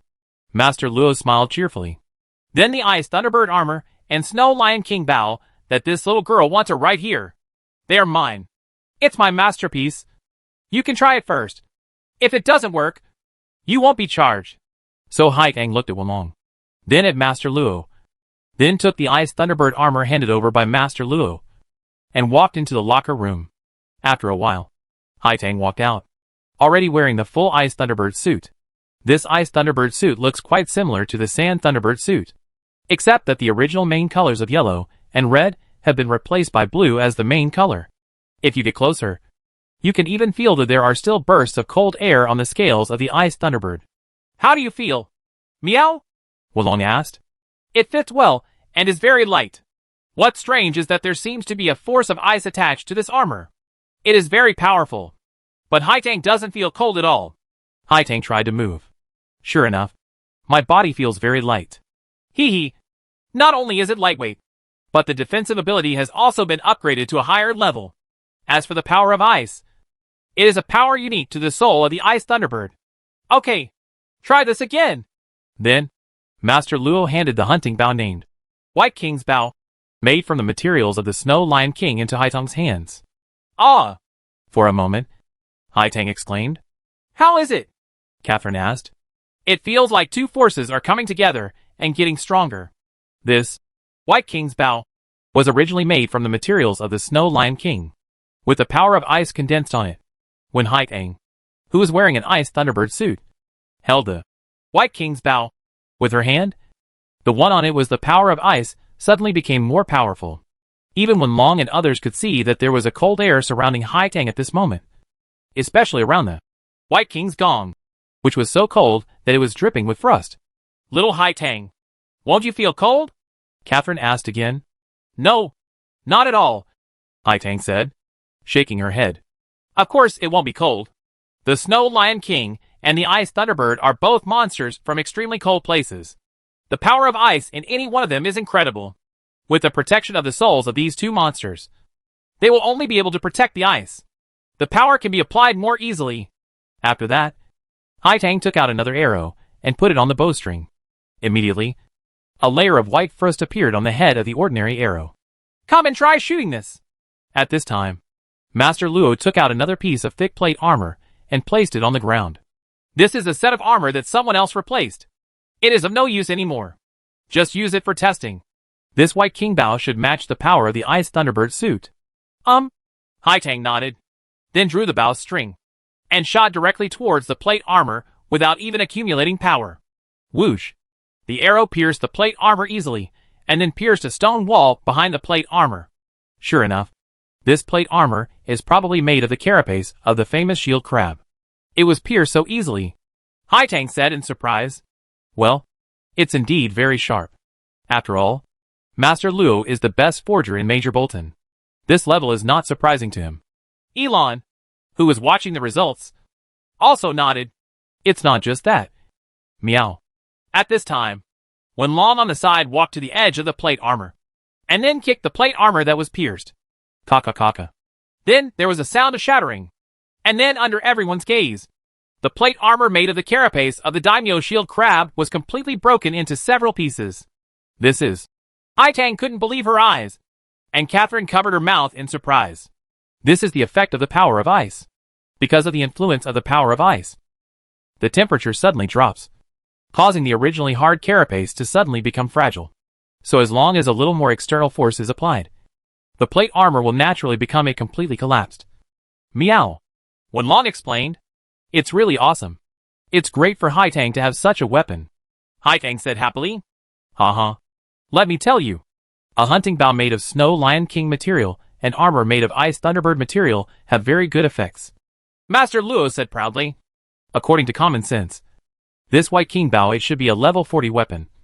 But because of my technical bonus and the increase in ice attribute attack power of the ice thunderbird suit armor, now this white king bow can at least exert the power of a level 48 weapon.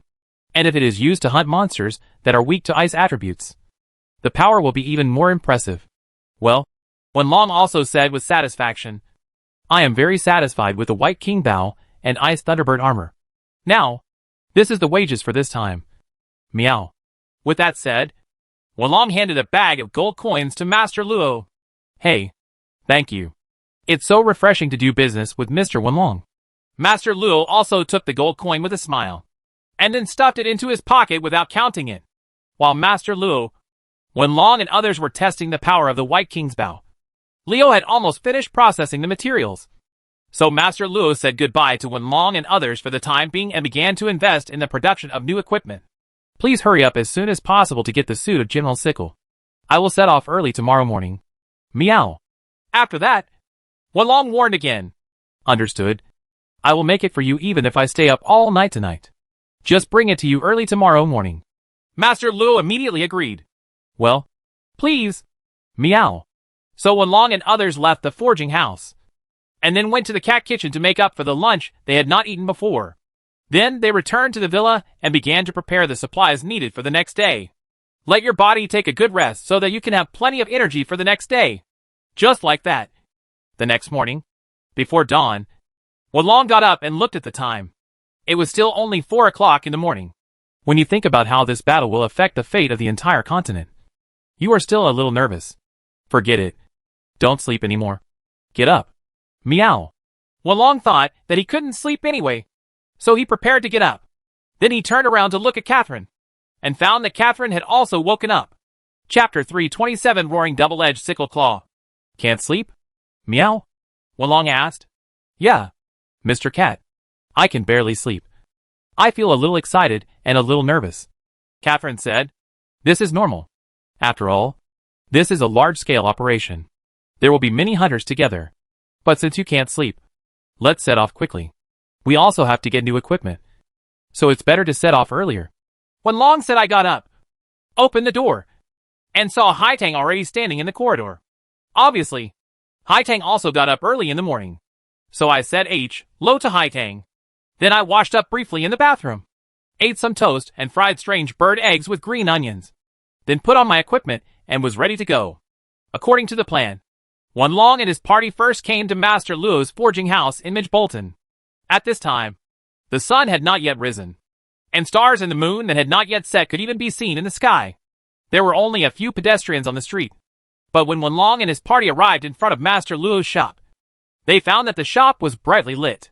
Hey, I knew you would come here so early.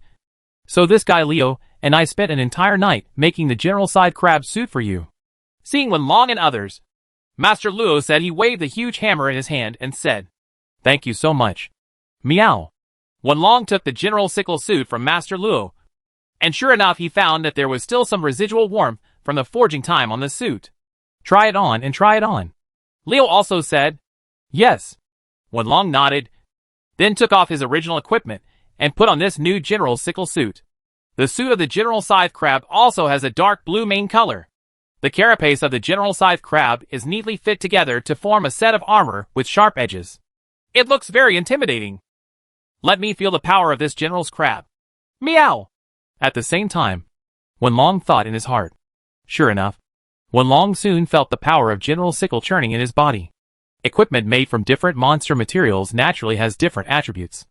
For example, The general sickle crab is characterized by sharp sickle-shaped pliers and fast movement speed.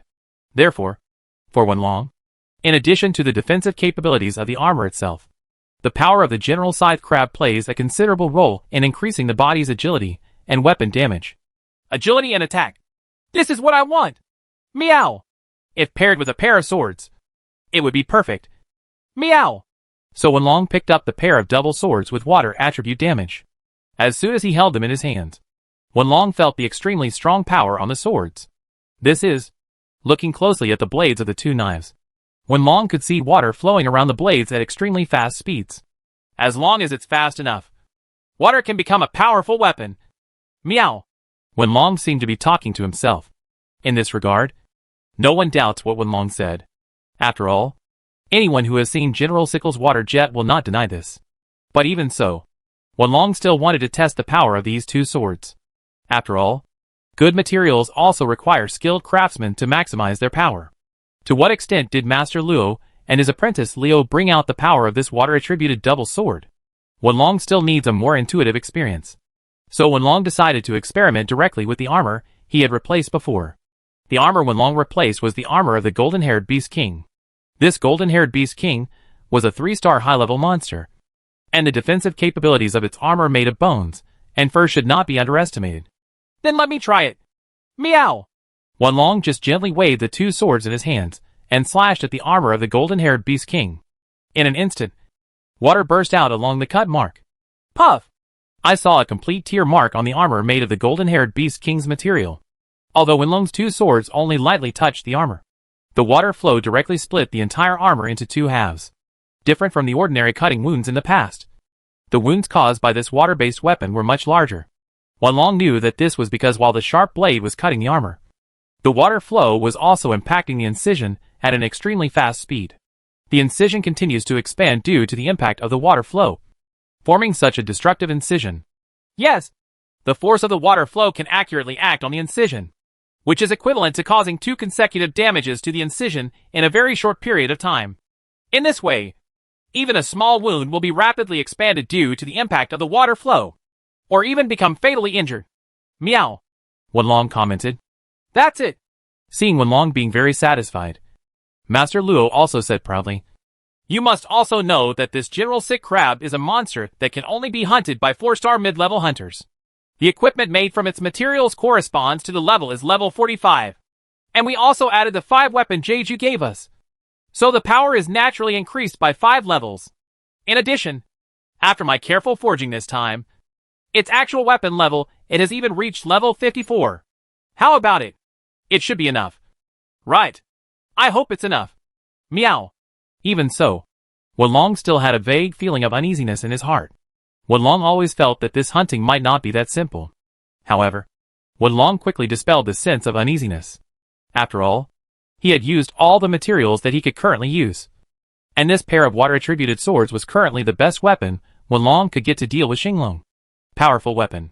Now that he has tried his best, Wenlong has nothing to hesitate about. Then I will accept these pair of Yao Shao double-edged sickle claws. Wenlong whispered the name of the pair of water-attribute swords, then inserted the two swords into the scabbards on his back, and then took out a bag of gold coins and handed them to Master Luo. This is the reward for this time. You should take stock of it. Meow. Hey, 100 gold coins. Mr. Wenlong, you are really generous. Master Luo guessed the number of gold coins just by looking at it. Of course. That's the money for forging weapons plus the money for weapon jade enhancement, plus the overtime pay for you and Leo. Ha ha ha. Mr. Wenlong is indeed reasonable. So, I wish you good luck in hunting. It is said that the success or failure of your hunting this time will determine the fate of the entire Zishard region. You must succeed. Master Luo also blessed and waved goodbye to Wenlong and others. Chapter 328 Competitor. Wangli Hunting Group. After leaving Master Luo's forge, Wenlong walked towards the Hunter Guild. At this time, the sky had begun to get a little brighter. On the road, a small number of people like Wenlong and others could be seen rushing towards the major Bolton Hunter Guild team of hunters. Their expressions were serious and their pace was rapid. It seemed that they had received an emergency call order from the Hunter Guild. Moreover, it could be seen from their equipment that these people were quite powerful. Even the lowest ones were at least 3-star hunters. Sure enough, Old Man Rodent didn't lie to me. The people he summoned were all elites from around Major Bolton. Wenlong thought to himself. In this way, Wenlong and others followed the other hunters to the door of the Midbolton Hunters Guild. There, Wenlong saw two familiar figures. One of them was Elon, who had cooperated with Wenlong the day before, and the other one is naturally Lily, who is holding a sword and a buckler. Huh? There's another one? Wenlong suddenly thought. Wenlong still remembered that when he met Lily and Ellen before, there should be another hunter with them. Isn't the guy named Hefei often teaming up with Lily and Elon? I obviously borrowed his glider last time, but I haven't seen him recently. Wenlong thought in his heart. At this time, Lily and Ellen also noticed Wenlong and his group, and they immediately greeted Wenlong and his group. Hi, Sister Catherine and Sister Haitang. It seems that we are all going to act together this time. Although we are not the same team, we are performing the same mission after all, so we can act together, Lily said enthusiastically. Hello, Sister Catherine. Catherine and Haitang also responded politely. In contrast, Elon seemed much colder, although they had fought with General Kamakura the day before. At this time, Elon only nodded to Wenlong and others to express his greetings. Ellen, why don't you be more enthusiastic towards the newcomers? Don't always keep a straight face. No girl likes this, Lily said from the side. Humph. As long as the so-called friends can play a role in the hunting ground, it is enough. There is no need to do extra things, Elon said with a straight face. Oh, it's true. That's what you are like. Oh, by the way, where is Hefei? Meow? Because of his previous doubts, Wenlong couldn't help but ask about Hefei's whereabouts. Hefei. When Hefei was mentioned, Wenlong noticed that Lily, who had always been cheerful, also looked a little dim. Hefei went to the Wanli hunting group alone, and he will be in a competitive relationship with us in the future. I have to admit that there are many strong men in Wang Li's hunting group, and there is nothing wrong with what he did. At this time, Elon showed a rare expression of approval, but soon changed his tone and said, But the last I will repay the humiliation of losing to Wang Li's hunting group twice as much. Even if Hefei stands on their side, it will be useless. It turns out that the one named Hefei went to Wang Li's hunting group. No wonder I haven't seen Meow recently. After hearing Lily and Ellen's descriptions, Wenlong was relieved of his doubts. Boom, boom, boom. At this moment, the sound of a large propeller turning was suddenly heard over Midbolton. The sound was like thunder and deafening. It was still early in the morning when the sky was just getting bright. Generally speaking, such a loud noise at this time would definitely be considered a serious nuisance. However, except for a few people who opened the windows and cursed a few words, the entire crowd was no one in Major Bolton protested. Even the few people who pushed open the windows quickly closed their windows and shut their mouths after seeing where the noise came from. Isn't it time to set off yet? Why did President Rodent's sweetheart baby take off? When Catherine raised her head and saw that the noise came from a huge airship, she was a little bit asked in confusion. That's not the airship of our hunter guild, although it's a little bit similar. Lily raised her hand and pointed to the side of the airship and said, Look at the coat of arms on it.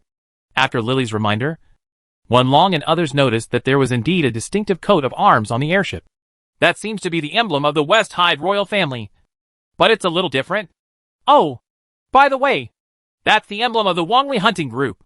Meow, Wenlong said in surprise. That's right. That's the coat of arms of Wang Li's hunting group. I didn't expect the Wang Li hunting group to have such a big airship. Catherine looked a little envious. There is no way. Lily waved her hand helplessly, and then explained, Our president, Shanlan Luodin, and the leader of Wang Li's hunting group, Longyan Zaisa, have known each other since they were young. Although the two have completely different personalities, they are different, and they often have conflicts. But sometimes, the things they do always coincide with each other. Should I say this is fate? Or is it just love? Gay love? What is that? Catherine asked. Well, Sister Catherine, you're still young, so it's better not to know. Lily shrugged and didn't explain much. Gather! Gather quickly! My little sweethearts! Everyone! Gather quickly! Suddenly, a huge roar came from the hall of the Major Bolton Hunter Guild. Even Wenlong and others who were standing at the door chatting with Lily and Elon could hear the sound softly. As expected, President Rodent is angry again. Don't look at his usual behavior. But if he knew that his good friend and rival Caesar had set out before him, he would also be angry. Lily said helplessly, and then greeted Wenlong and others quickly went to the hall of the Midbolton Hunter Guild to gather. So Wenlong and others followed Lily and Elon into the Hunters Guild hall, where they saw Shanlon, Roden, who was blowing his beard in anger. Damn it! Let that guy take the lead again! Shanlon Ludin blew his beard and glared angrily, and then asked loudly, My lovely little sweethearts, if the credit for hunting the Star Dragon this time is given to those bastards from Wang Li's hunting group, would you be willing to take it away? Not willing! The hunters below responded in unison. Moreover, the voice was loud, and the answers were neat. Such a scene is extremely rare in the Hunter Guild, a relatively loose organization. Okay. So, sweethearts, let's set off quickly and catch up with the boys from the King's hunting group. The credit for hunting the Star Dragon this time must belong to our Major Bolton Hunter Guild. Oh! There was a cheer below. Chapter 329, A Pair of Old Enemies. Although this old man Lu Din usually looks rude, he is still very inspiring at critical moments. Meow!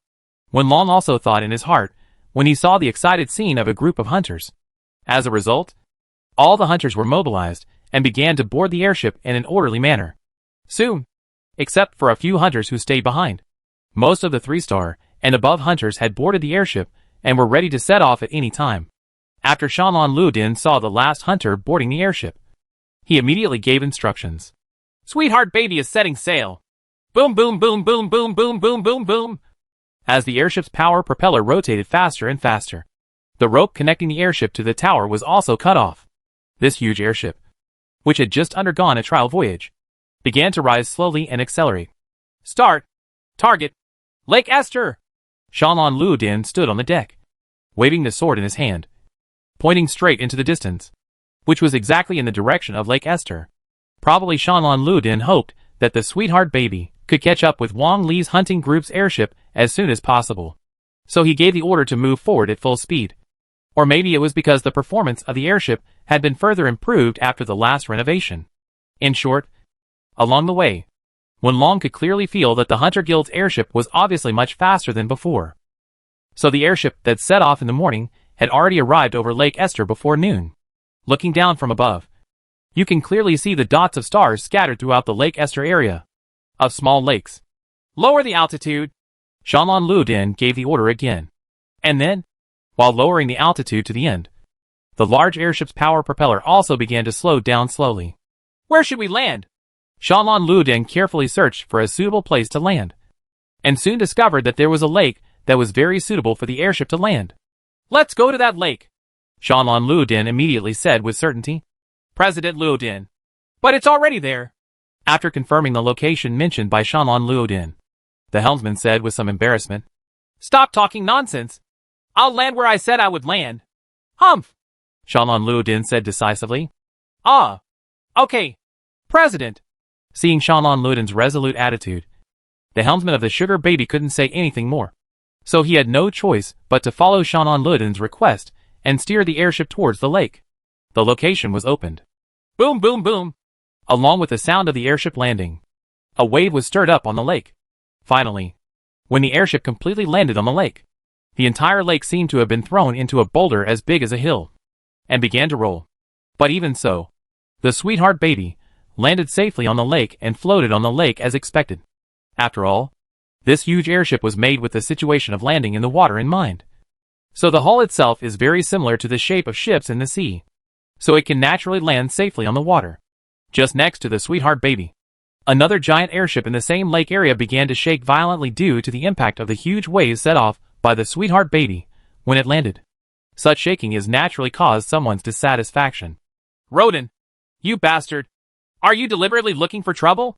Standing on the deck of the airship opposite, shouting was none other than the leader of Wang Li's hunting group. She saw, who is known as Dragon Eyes. This majestic man wearing blue armor and exquisite red gauntlets and shoulder pads actually looked furious at this time. And the large airship that shook due to the impact of the huge waves was naturally the newly built airship, Wang Li Eagle, of the Wang Li hunting group. Hey, sweetie Caesar, we haven't seen you for so long. Why don't you welcome me as an old friend? How about it? Are you satisfied with the meeting gift I gave you? Ha ha ha. Shanlon Ludin seemed to have expected such an outcome. Responded immediately. Huh. You're old and you're not serious at all. You just know how to play tricks like this.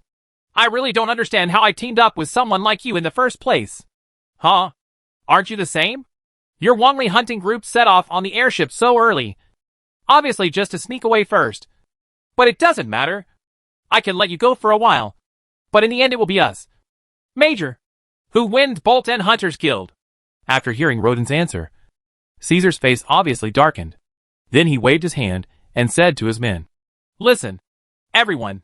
Set off immediately to hide in Lake Esther. Find the Star Dragon for me. I want those losers in the Hunter Guild to know that our Wongli hunting group is the strongest. Yes, Lord Caesar.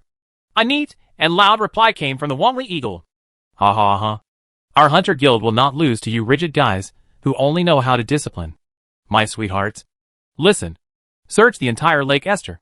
And you must also find the Star Dragon. Victory belongs to our Major Bolt 10 Hunter Guild. Oh. The hunters from the Hunter Guild also let out exciting cheers. As a result, two groups of people from the Major Bolt 10 Hunter Guild and the Wongli hunting group began to set off from two different airships and headed towards the entire Lake Esther. However, because small boats are required for transportation from the airship to the shore of the lake, the hunters line up and set off in small groups and batches. After all, an airship can only carry so much weight. After transporting about 80 well-armed hunters, it can only carry 2 small boats at most. Therefore, it will take a certain amount of time to send all the hunters to the shore. And Wenlong and others seem to be queued very far back. So Wenlong and others can only wait for others to set off. Then let's go first. At this time, Lily, who had already arrived in line, said to Wenlong and others, Sister Lily, there are only 2 people in your team now. Is that okay? Seeing that Lily's team was missing one person, Catherine said with some worry. It's no problem. I'm also very strong. And as a senior, I actually make a junior like you worry. I don't care where I want to put my face, Lily said with a smile. Well, then I wish you good hunting luck, Catherine said again. I also wish you good hunting luck. Lily waved to Wenlong and others, and then set off towards the shore in the boat with Elon. Chapter 330 Indiscriminate Hunting. After a while, it was finally the turn of Wenlong, Catherine and Haitang to set off. They jumped into the small boat along the side of the ship, and then were paddled by specialized sailors. Soon, Wenlong and others arrived at the shore. Ah, Mr. Cat, there are really a lot of people setting off this time. In addition to our Hunter Guild, there are also people from the Wongli hunting group. Looking at the hunters around her, who were coming ashore one after another, Catherine also looked surprised. Yes, there are more people than I thought. But that's okay. After all, both the Wongli hunting group and our Hunter Guild are here to hunt the Star Dragon. At least our purpose is the same. There are so many man. Xinglong shouldn't have a chance to escape this time. Meow. Wenlong also said the same. But Haitang always feels that people on both sides don't seem to be able to cooperate. Haitang also felt this after looking at the hunters from Wan Li's hunting group, who landed not far away, and then at the hunters from the Hunter Guild on his side. Well, everyone should still put the overall situation first. Right. Wenlong knew that. As Haitang said, the hunters of the Wangli hunting group and the hunters of the Hunter Guild were not only very different in their hunting styles, but more importantly, these two groups of people seem to have been together a long time ago. They have accumulated a lot of grievances, and it seems impossible for them to cooperate with each other when hunting the Star Dragon. Especially this time recently. The hunters from the Hunter Guild lost the hunting competition with the Wangli hunting group, which deepened the conflict between the two parties, so that although the two groups of people had the opportunity to meet after landing ashore, but almost ignored each other. Okay, we have to act quickly. I remember that the location where the star feather butterfly was found should be here. Meow. Wenlong looked around, and then at the position of the sun in the sky, basically confirming his position. And then based on Reina's description of the location where the star feather butterfly was found in his memory, he basically determined his approximate direction. So Wenlong and others began to rush in this direction. However, after walking for a while, Wenlong suddenly heard the sound of fighting. This surprised Wenlong, so he looked for the sound and saw two hunters from the Wangli hunting group hunting a large wild boar. King. Of course, in front of the elite hunters of Wang Li's hunting group. A big wild boar king posed no threat at all, and was completely killed within two strokes. What's going on? Meow? Such a scene made Wenlong feel a little surprised. After all, according to Wenlong's general approach, if you are going to hunt some kind of monster, in order to save energy and time, the other monsters you encounter on the road there is no need to go hunting. So in most cases, you just get around these non-target monsters and try not to alert them. However, what the members of Wang Li's hunting group did was exactly the opposite. As Wenlong continued to move forward, he saw more monsters hunted by Wang Li's hunting group, even if these monsters had nothing to do with Xinglong. As long as Wang Li people from the hunting group would not be spared if they encountered them. And among these hunted monsters are low-level monsters such as the peach-haired beast king, the big boar king, and the big strange bird, as well as high-level monsters like the general sickle crab, and even some other small monsters. It can be said that they are almost whenever you see a monster, you will hunt it regardless of whether it is a threat or not. This made Wenlong a little unable to bear it. So when he happened to see a group of hunters from the Wang Li hunting group walking past him, Wenlong asked curiously, "Brothers, are you here to hunt star dragons? Why are you hunting these insignificant monsters?" "Meow? Huh? Of course we want to hunt the star dragon. So in order to hunt the star dragon, we need to clear a hunting ground without interference from other monsters," one of the elites of Wang Li's hunting group replied. "So that's how it is. Okay, you continue." Wenlong shrugged, saying that it's fine as long as you are happy. Therefore, Wenlong no longer paid attention to these, but continued on his way, leading Catherine and Haitang towards the predetermined location. "Mr. Cat, the hunters of the Wang Li hunting group are very different from the hunters of our guild," Catherine couldn't help but say on the way. "Why are you expressing your feelings again? Meow? I don't think the hunters of the king's hunting group look like hunters at all, but more like the knights who maintain law and order that we saw in Midgebolton. No, I should say, they are more like soldiers." Catherine expressed her feelings. "You are right about that," Wenlong said as he hurried on his way. "It is said that Long Tong Shisaw used a military management method to manage the entire hunting group when he established the Wang Li hunting group. And it is said that that man, when selecting members of the hunting group, everything is based on strength, regardless of your character or personality. Because of this, there are rumors that Shisaw personally went to the prison to invite prisoners who were serving their sentences to join the hunting group. Inviting prisoners who are serving their sentences? Is that okay?" Catherine's eyes widened when she heard this. "Of course. It is a Wang Li hunting group after all, with the support of the Wang family of Zigulid behind it. So it is not unusual to get the privilege of directly going to the prison to invite prisoners. And their privileges are not only that. In the Zishert area, they also have the rights to develop many ancient ruins belonging to the Wang family. It is said that the Wang Li hunting group unearths a lot of treasures in those ruins every year, which even the Hunter Guild cannot match." "Meow! This is so awesome!" "Yeah. So it's normal for guys like Elon to lose to the Wang Li hunting group. Of course, if they want to compare with me, they still can't get enough of it," Wenlong said. "Mr. Cat." At this moment, Haitang suddenly shouted loudly, "There seems to be something over there." "What?" He didn't pay attention because he was chatting with Catherine before. But after Haitang's reminder, Wenlong also noticed that there was a huge pothole not far away. And at the entrance of the pothole, there were several black moths. Lu Mao was standing there as if waiting for something. So Wenlong stopped. And the black Elu cats immediately came forward. The leading one among them was Heishan, the original leader of the Black Cat clan whom Wenlong was already familiar with. "Master Chief, you are finally here.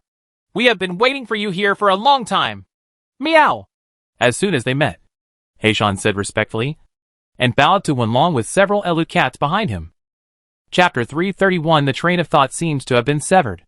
"This is where you found the star feather butterfly. Meow?" Wenlong asked impatiently as soon as he saw Black Mountain. "Yes, sir. The trace of the star feather butterfly was found at the bottom of this cave. Although it is only fleeting, I am sure I saw it right. Meow," Heishan replied. "Okay, let's go down and take a look. Meow."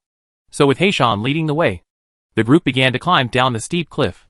After going down, Wenlong discovered that the cave was very deep. All the way down, the sunlight above his head gradually disappeared, replaced by the light blue light emitted by the crystals all over the bottom of the underground lake, which reflected the entire underground cave. A mysterious sight.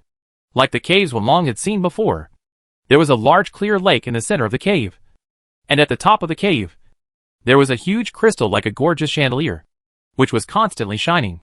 At this time, Heishan, who was leading the way, stopped. Master Chief, I found the star feather butterfly here, but only once. Later I came here to look for it, but I never found it again. I don't know what happened. Meow? Heishan explained to Wenlong. Oh, it's here.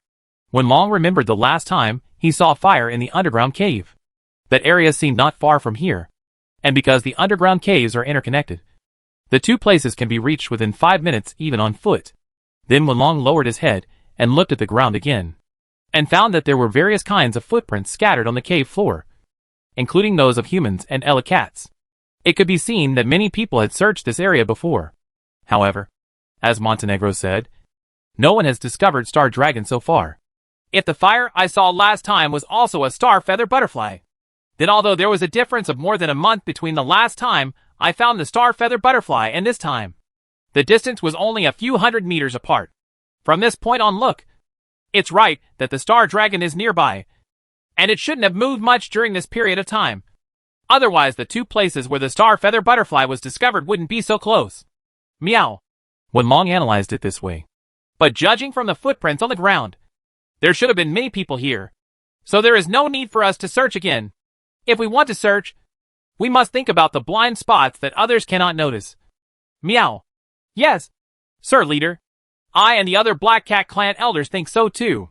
In fact, before you came, we had already searched here dozens of times. And even besides us, there were some hunters too. We have arrived here, but after that we found no trace of the star feather butterfly, let alone the legendary star dragon. And according to your description, the star dragon should be very big. So big, if the thing is really close here, it's impossible that we can't find it. Meow. Heishan said quickly. This is true from a common sense point of view. But a creature like the star dragon cannot simply use common sense to explain this. Let me think about it first. You should also take a rest first. Meow. Wenlong touched his beard, and then started to think. Seeing that Wenlong was deep in thought, others could not disturb him anymore. They could only find a place nearby to sit down and rest for a while. After all, they had already traveled a long distance from the time they set out. It is natural to take a rest at this time. And because it was already noon, Catherine took out the dry food and meat pieces early, as if she was going to prepare some simple lunch on the spot. Only Wenlong continued to think about the possibility of Xinglong hiding. It's probably no coincidence that star feather butterflies are found nearby here twice in a row. And with the existence of star feather butterflies, Star Dragon must be nearby. But why can't we find it yet? Meow? Recalling all the information about Star Dragon, this mysterious monster has only left very few sighting reports in the past long years, and has never been hunted for thousands of years. This is enough to prove that Star Dragon has extremely superb escape and concealment skills. And this skill should not be familiar to us. But how does Star Dragon hide? I really don't understand it. And the information about this aspect is not explained even in the game. It seems that I can only think about it myself. Meow. Ever since Wenlong traveled to this world, whenever he encountered a certain kind of monster that needed to be hunted, Wenlong would directly retrieve the information about this monster from his mind so that he could know himself and the enemy and fight without danger. But a game is a game after all, and some things cannot be fully reflected, so Wenlong naturally cannot know about them. And when faced with this situation, even Wenlong could only choose to think on his own. Could Xinglong be invisible? No. If Xinglong can be invisible, then he should use such skills during battle. However, I have never seen Xinglong use any skills related to invisibility during battle. Then is that the Star Dragon is hiding in a very remote wilderness. So it has never been hunted? That shouldn't be wrong. If it is just hiding in an inaccessible wilderness, it will be discovered sooner or later.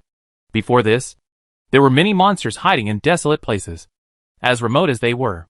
In the end, they were all discovered without exception. And once discovered, they would definitely be hunted. After all, although Star Dragon is not weak, but in terms of strength, it is still far behind the ancient dragon species. Those legendary hunters can even hunt ancient dragon species. So naturally it is impossible to let go of the Star Dragon. If you put it this way, does it mean that Star Dragon actually knows the art of escaping from the earth? So it spends most of its time hiding underground. So it has never been discovered? It doesn't feel right. Star Dragon has to absorb the power of starlight. So why not hide underground? Absorbing the power of starlight? That would be too inconsistent with the characteristics of the star dragon itself. Meow. Then, what else? Thinking of this, Wenlong's thoughts seemed to stop suddenly, and he couldn't think of a reasonable explanation. Mr. Cat, come and eat. At this time, Catherine's voice interrupted Wenlong's thoughts. Wenlong looked up and found that Catherine and others had already made some simple barbecue and enjoyed it with others. Stand up. Oh meow. I'm not in the mood to eat now, Wenlong said with some annoyance. Hey, Mr. Cat, you can't do it without eating. You see, we set off early in the morning and walked for so long. It's already noon now, so it's time to eat. You guys eat first. I'm going to wash my face first and calm down. Meow. After thinking for a long time, Wenlong's head felt a little bloated, and he just wanted to go to the edge of the clear underground lake to wash his face to clear his head. Chapter 332 Passing on the Starlight. Wenlong walked to the lake and washed his face with some lake water in his 2 paws. While washing, Wenlong unconsciously looked at the bottom of the lake and found that the water in the underground lake was very deep. According to common sense, it should be if you can't find the bottom. You can only see darkness. But Wenlong discovered that there was something different at the bottom of the underground lake, because there was something emitting a faint blue light in the dark and deep lake. There is something shining at the bottom of the lake. Meow. At this moment, Wenlong Jiangrang couldn't help but shout out. Hearing Wenlong's call, the others naturally rushed over immediately. Mr. Cat, what's wrong? Catherine was the first to run over and asked as soon as she arrived. Look, there is something emitting light blue light at the bottom of the lake. Maybe this thing is related to the star dragon. Meow. Wenlong pointed to the deep bottom of the lake and said to Catherine, Mr. Cat, is there any light there? Catherine looked in the direction Wenlong pointed, but she only saw darkness and no light. How come there isn't? It's obviously there. It's not the light emitted by the crystal light above the cave shining on the lake. It's a little bit of light from deeper, from the bottom of the lake. Meow. Wenlong emphasized again. But, Mr. Cat, I really didn't see the light. Mr. Cat, are you saying there is a light blue light at the bottom of the lake? Haitang didn't see it either. This time not only Catherine, but also Haitang who came over said the same thing. Only then did Wenlong suddenly react. Oh, by the way, that's it. Meow. Only then did Wenlong remember that the lake was very deep. So the light blue light coming from the bottom of the lake seemed to be very weak, and it would be difficult for ordinary people to notice it. However, Wenlong was an Elu cat after all. Even in the dark night, he could also have very good eyesight. So Wenlong discovered this faint light blue light. So Wenlong stopped asking Catherine and Haitang for their opinions, and instead asked Heishan, who was also an Eluma. And just as Wenlong thought, Heishan's answer was completely different from that of Catherine and Haitang. Yes, sir. There is indeed a slight light blue light there. Meow. Yes, I am indeed right. Meow. Wenlong said happily. But what does this have to do with Star Dragon? Heishan asked puzzledly. There are crystals that can emit light blue light everywhere in this cave. The light at the bottom of the lake is probably just the crystals sunk at the bottom of the lake. It was sent out. Maybe what you said is right. But now I think it's another possibility. Meow. Wenlong stroked his beard and said, Another possibility? The people around him naturally wanted to hear what the other possibility Wenlong said was. Well, when speaking, Wenlong first looked around, and then said slowly as if confirming something. These crystals may not really shine. I don't understand it at all. Mr. Cat. When Wenlong said this, Catherine didn't understand either. In fact, not only Catherine, but everyone else also looked confused. So no one said anything more, just waiting quietly for Wenlong to solve the mystery. So before I do that, let me ask you, do you know why the moon shines? Meow? However, Wenlong did not directly tell the answer, but asked others first. Why does the moon shine? Doesn't the moon always shine? Is there any other reason? Catherine shook her head and said she didn't know. The moon itself does not actually emit light. The reason why we can see the moon emitting light is because the moon reflects the light of the sun. The moon is actually reflected sunlight? Hearing what Wenlong said, almost everyone showed surprised expressions. Only Haitang said thoughtfully, Moonlight is actually the sunlight reflected by the moon. Haitang seems to have heard from a man who often uses telescopes to observe the night sky. Bachelor Wanli said that. I didn't expect you, Mr. Cat, to know such a thing. Oh! After hearing Haitang's confirmation, the others became even more convinced of Wenlong. Ahem. Cough. Anyway, the crystal in this cave is actually similar to the moon. The crystal itself does not emit light, but needs to reflect other light to become brighter. And haven't you noticed this light blue light? Is it actually the same as the starlight at night? Meow? But sir, it's daytime now, and there are no stars. Where does the starlight come from? Heishan asked this time. Idiot! The stars are still in the sky in broad daylight, and they haven't disappeared. It's just because the sun's light is too strong, so it blocks the starlight. Meow! Ah, is that so? Heishan scratched his head in embarrassment. I don't have much education. Leader, please don't lie to me. Meow. I'm not lying to you. This is the truth. These crystals are actually a substance that filters out sunlight and leaves only light blue starlight. Therefore, the light emitted by the crystals we see is all light blue. Wenlong continued to explain. Although the underground caves in Esther Lake are complex and vast, there are also many entrances and exits to the ground. Normal sunlight can shine in through those caves as entrances and exits, and then be absorbed by these crystals. It is absorbed and leaves only the light blue pure starlight. Meow! But Heishan wanted to ask something else, but was quickly interrupted by Wenlong. No need to say anything. I know what you want to ask.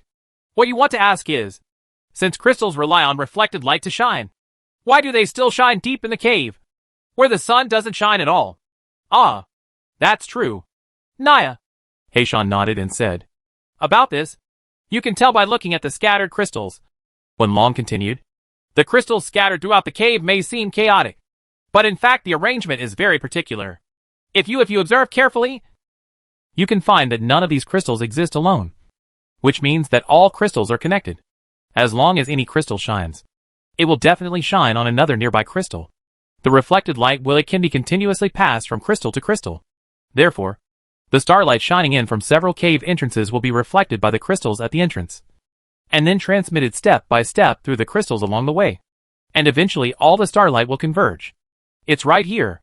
Meow. As he spoke, Wenlong pointed his finger to the top of this huge cave and the top of the underground lake in front of him. And there was the Esther Lake that Wenlong and others had seen. The largest light blue crystal in the world. Chapter 333 L-shaped passage.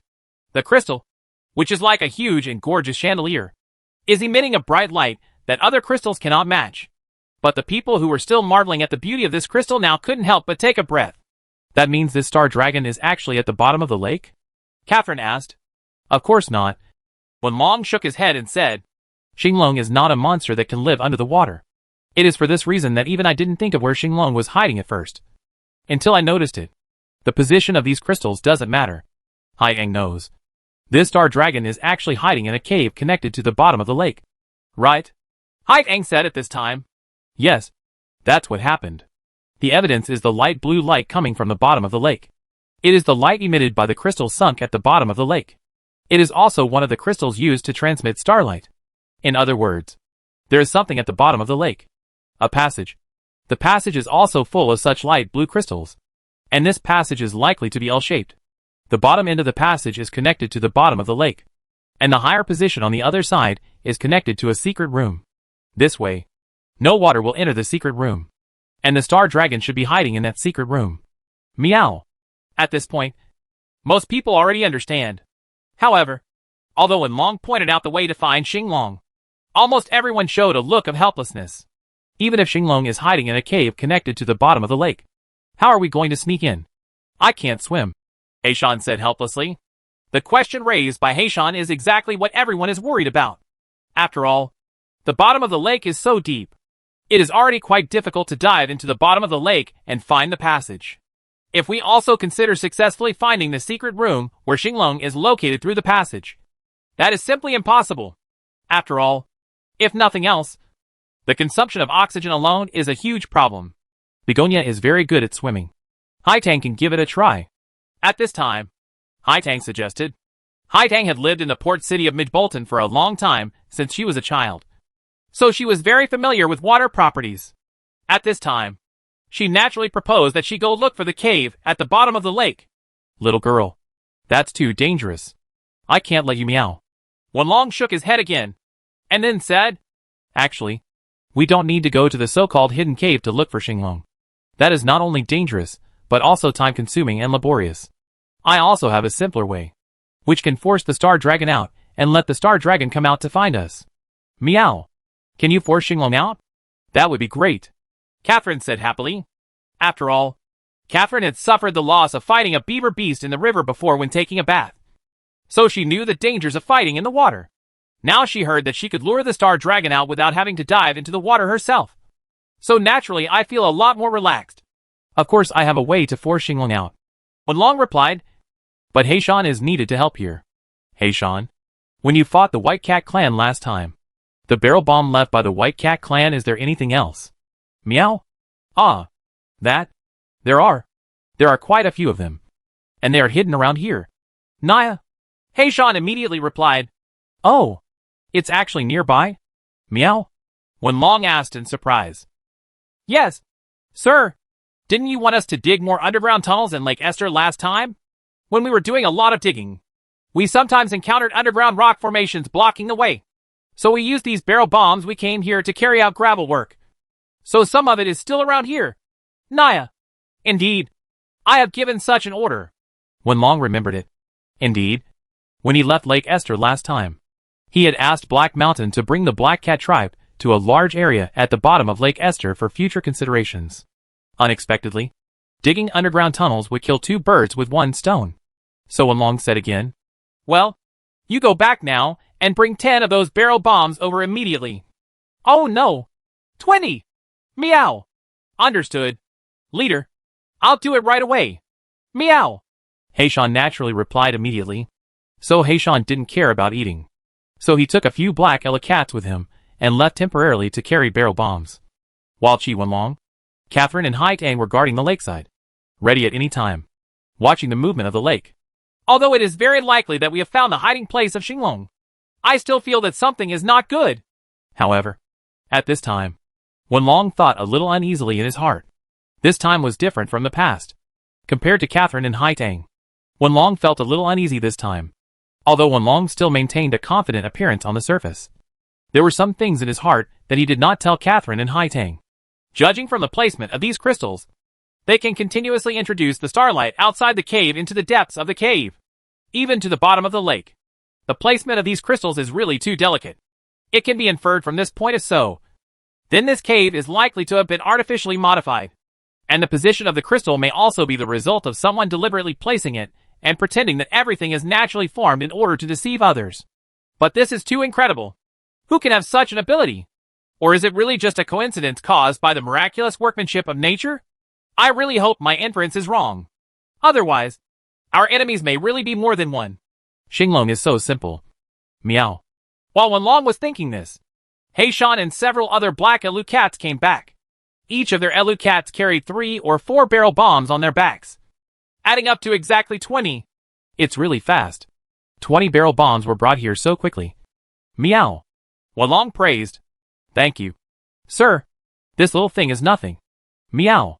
Heishan said quickly. But sir, what do you want these barrel bombs for? Are they all thrown into the lake? But such a big underground place lake. Even if you throw all the barrel bombs into it, it won't have any effect. Meow. Heishan said again. Of course, I didn't tell you that Xinglong isn't in this lake. It's useless to throw barrel bombs directly into the lake. And if you just drop it like this, the fuse will be extinguished before it explodes. Right? Meow. Wenlong, pointing to the fuses on the barrel bombs, he said. Ah. That's it. Meow. Heishan patted his head and said a little embarrassedly. Then Wenlong turned around and said to Hai Tang beside him. Well, little girl, it's up to you now. Do you remember what I taught you just now? Meow. Chapter 334, Cutting Off the Power of Starlight. While Heishan was going out to get the barrel bomb, Wenlong had already told Hai Tang what to do next. Yeah. Hai Tang knows how to do it. So Hai Tang nodded, then opened his hunting bow and put the arrow on the bowstring. But what is different from usual is that this time, there is a long rope tied to the tail of the arrow. Whoosh. The arrow shot out, and then accurately hit the top of the cave, close to where the huge light blue crystal chandelier was. And the rope at the end of the arrow hung down from there, all the way to the ground. After that, Hai Tang grabbed the rope and pulled it several times. After making sure that the rope was strong and the arrow pierced into the rock formation at the top of the cave would not fall easily, she said to Wenlong. Okay, Mr. Cat. Yeah, not bad. Meow. After confirming that there was no problem with the rope, Wenlong grabbed the lower end of the rope and climbed up easily.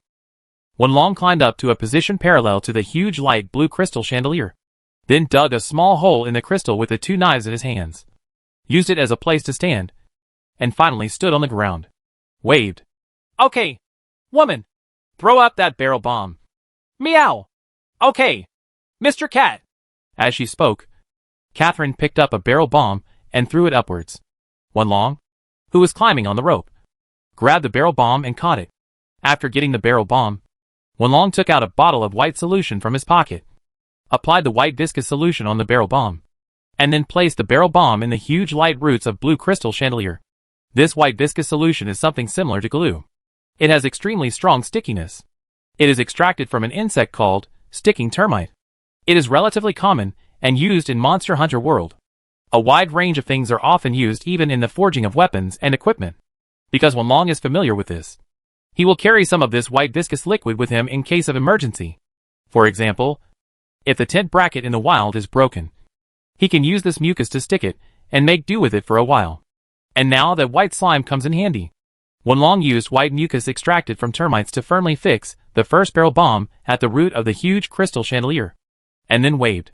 Woman, throw another one up. Meow. Okay. So another barrel bomb was thrown up. Just like before, Wenlong took the barrel bomb skillfully, and then followed the previous method, using white sticky liquid to fix the second barrel bomb on the light blue the base of a huge crystal chandelier. After that, Wenlong connected the fuses of the two barrel bombs together to ensure that both barrel bombs would be ignited when ignited. In this way, Wenlong used the same method to fix all 20 barrel bombs in a circular distribution at the root of the crystal chandelier, and the fuses of the 20 barrel bombs were all connected together, ensuring that as long as they were ignited, the fuse of one barrel bomb will also ignite the fuses of the other 19 barrel bombs. Okay, it's almost time to start. Hey, you guys, stay away first. It would be better if you can find a place to take cover. Meow. At this time, Wenlong once again shouted to Catherine and others below. So following Wenlong's instructions, Catherine, Haikang, Heishan and other Elkits immediately found a way to hide behind the boulder. At this time, Wenlong took out the flint from his pocket, and after hitting it several times, he used the sparks to ignite the fuse of the barrel bomb. After lighting the fuse, Wenlong jumped down from the huge crystal chandelier without hesitation, and then ran quickly on all fours, trying to put as much distance away from the crystal chandelier as possible. Boom! The first barrel bomb exploded, and a lot of rubble fell from the top of the cave. Starting from the explosion of the first barrel bomb, there were 19 consecutive explosions. Each time, more crystal fragments flew out. If Wenlong hadn't run so fast, he might have left these injured by flying gravel. Boom! Boom! Boom! Boom! Boom! When all 19 explosions were completed, the roots of this huge light blue crystal chandelier finally began to loosen. Affected by the explosion, the roots of the crystal chandelier that was originally hanging upside down from the top of the cave began to make a cracking sound. Then the rock formation to which the crystal chandelier was attached finally couldn't bear the same huge weight of the huge crystal chandelier, and the whole thing began to collapse. Boom! As the roots broke, the crystal chandelier fell from above, and finally submerged into the deep lake, setting off huge waves. A lot of the lake water even overflowed the lake surface and flowed everywhere in the cave. At this time, without the maximum lighting, the brightness in the entire cave dropped by several levels, becoming even darker and gloomier. Ah! Mr. Cat, the whole cave has turned dark. After the explosion, Catherine and others poked their heads out from behind the rocks and saw the lake that was still in the wake of the aftermath and the surrounding dimming scene. Well, if you lose this largest lighting device, it will indeed become a lot darker. But only by doing this will the star dragon come out. Meow. But the star dragon hasn't appeared yet? Catherine asked again. Don't worry. If my inference is correct, it should appear after a while. Wenlong explained. After all, the largest crystal that gathers a large amount of starlight power has fallen into the bottom of the lake. In this way, the starlight originally transported the chain of power is equivalent to being cut off by us. For such a thing, the star dragon who is absorbing the power of starlight must not tolerate it. Meow. Sure enough, just as Wenlong said, Suddenly there began to be an earthquake-like vibration in the entire underground cave, and the vibrations were felt from far away and were approaching quickly. Humph. It seems that I guessed it right, Wenlong said to Heishan, who was frightened by the shock. Heishan, you should evacuate here with the other black cats first. What happens next? It's not something you can handle. Also, take this out and light it immediately after it reaches the ground to emit a signal. You know? Meow? Understood. Leader, I'm going now. Meow. Hearing that he was allowed to leave, Heishan naturally immediately took the signal flare from Wenlong's hand, and then headed towards the entrance of the cave he just entered with the other black cats. Ran out. Then Wenlong turned around and said to Catherine and Haitang, Okay. Then, Catherine, Haitang, let's fight too. Meow. Chapter 335, Seeking a Quick Victory. Catherine and Haitang knew that Wenlong would only call him by his name when he was extremely serious. And Wenlong's seriousness also meant that the real enemy was finally about to appear. Catherine and Haitang were immediately ready to fight. But at the same moment, there was a sudden loud bang, and a stone wall not far from Wenlong and others collapsed instantly, and a monster with a red streamer appeared on its body, in front of Wenlong and others. It's Xinglong. When that figure appeared, Wenlong, Catherine, and Haitang confirmed this at the same time. What appeared behind the stone wall was the star dragon, and it was still in its second form. The scales on its body had been strengthened, and red light flowed back and forth on the scales, showing the power of starlight in its body. It has reached a very high level. At the same time, Xinglong also noticed Wenlong and others. So Xinglong raised his head high and let out a battle roar. Ouch. Humph. We cut off the transmission of starlight and can't absorb the power of starlight. So are you angry now? Meow? Wenlong said sarcastically, regardless of whether the other party understood. While speaking, Wenlong drew out his water-attributed double swords.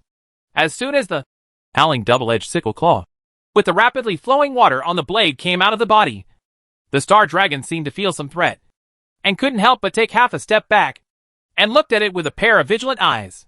Keep an eye on Wenlong. It's quite smart to be able to sense threats. Meow. Wenlong couldn't help but think in his heart. In fact, what scares Xinglong is not only the pair of water-attributed howling double-edged sickle claws in Wenlong's hands, but also the dangerous aura exuded by Wenlong itself. After all, for Xinglong, it was also the third time that he had fought against Wenlong. So Xinglong's feeling was particularly keen on the Elu Cat in front of him. It's strange why the strength has improved so quickly. It seems that this Elu Cat is already stronger than the last time we fought. This is the true portrayal of Xinglong's heart. From the first time they met, they could only cut off one of Star Dragon's scales. To the second meeting, in the desert night, when they were locked in a stalemate with Star Dragon who entered its second form. And now, Star Dragon has understood what is happening in front of him.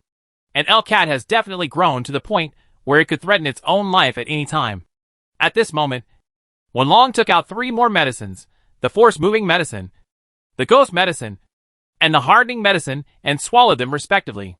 In an instant, his endurance, attack power, and defense were further improved. In an instant, Wenlong's body began to be entangled with a special aura of deep red and orange red, which could be clearly felt even by Xinglong, who was far away. It's so strong that it's incredible.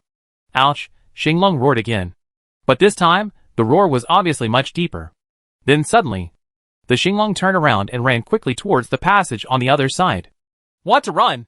Dreaming! Meow! Of course Wenlong would not allow Xinglong to escape. The moment Xinglong turned around, Wenlong reacted. The cat's body shook, and he skillfully entered the realm of ghost humanization. His speed, strength and endurance were once again after being further promoted. He flashed his figure and rushed over first. The speed is as fast as lightning. At the same moment, Catherine and Haitang also took action. They followed Wenlong and rushed forward together. Fight quickly! Make sure to kill it in the second form, and don't let the Star Dragon enter the third form. Meow! These are the words Wenlong left to Catherine and Haitang. The purpose is to get rid of Xinglong as soon as possible to avoid changes in the long run. Because from the beginning, the faint feeling of uneasiness in Wenlong's heart has always been surrounding Wenlong. Even though Wenlong's strength has already stabilized Xinglong at this time, he still dared not relax at all. Xinglong was very fast, but Wenlong was even faster. After a while, Wenlong caught up with Xinglong. At the same time, Wenlong waved his two swords, aiming at Wenlong's tail. Oh meow! Cut off your tail first! However, just when Wenlong's double swords were about to cut down, Xinglong suddenly turned around and swept over with his entire tail, as if he had expected it.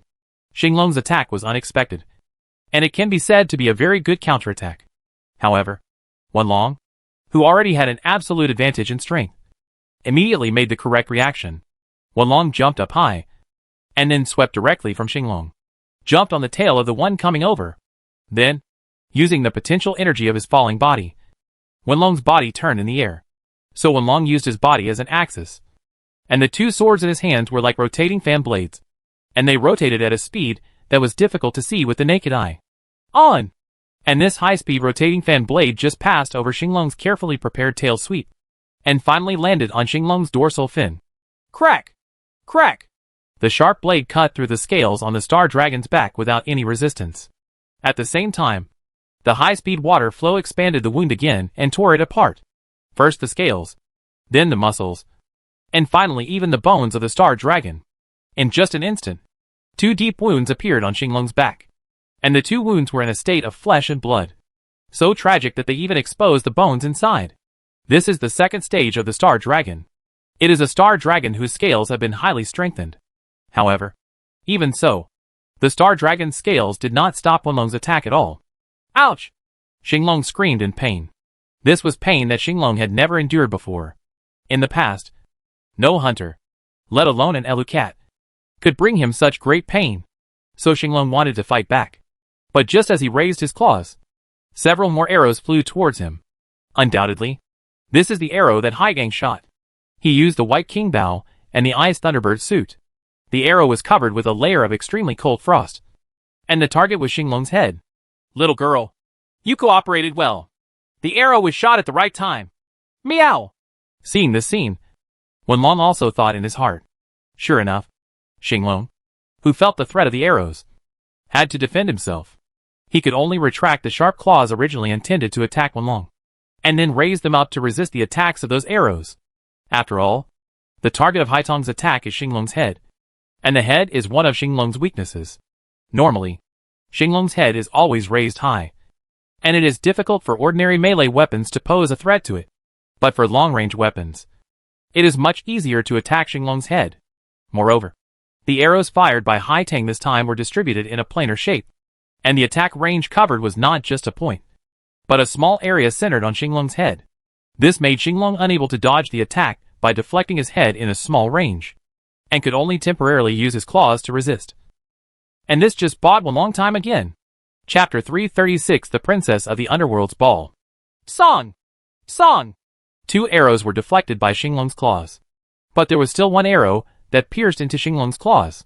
Although it was just an arrow, the original damage it caused was limited.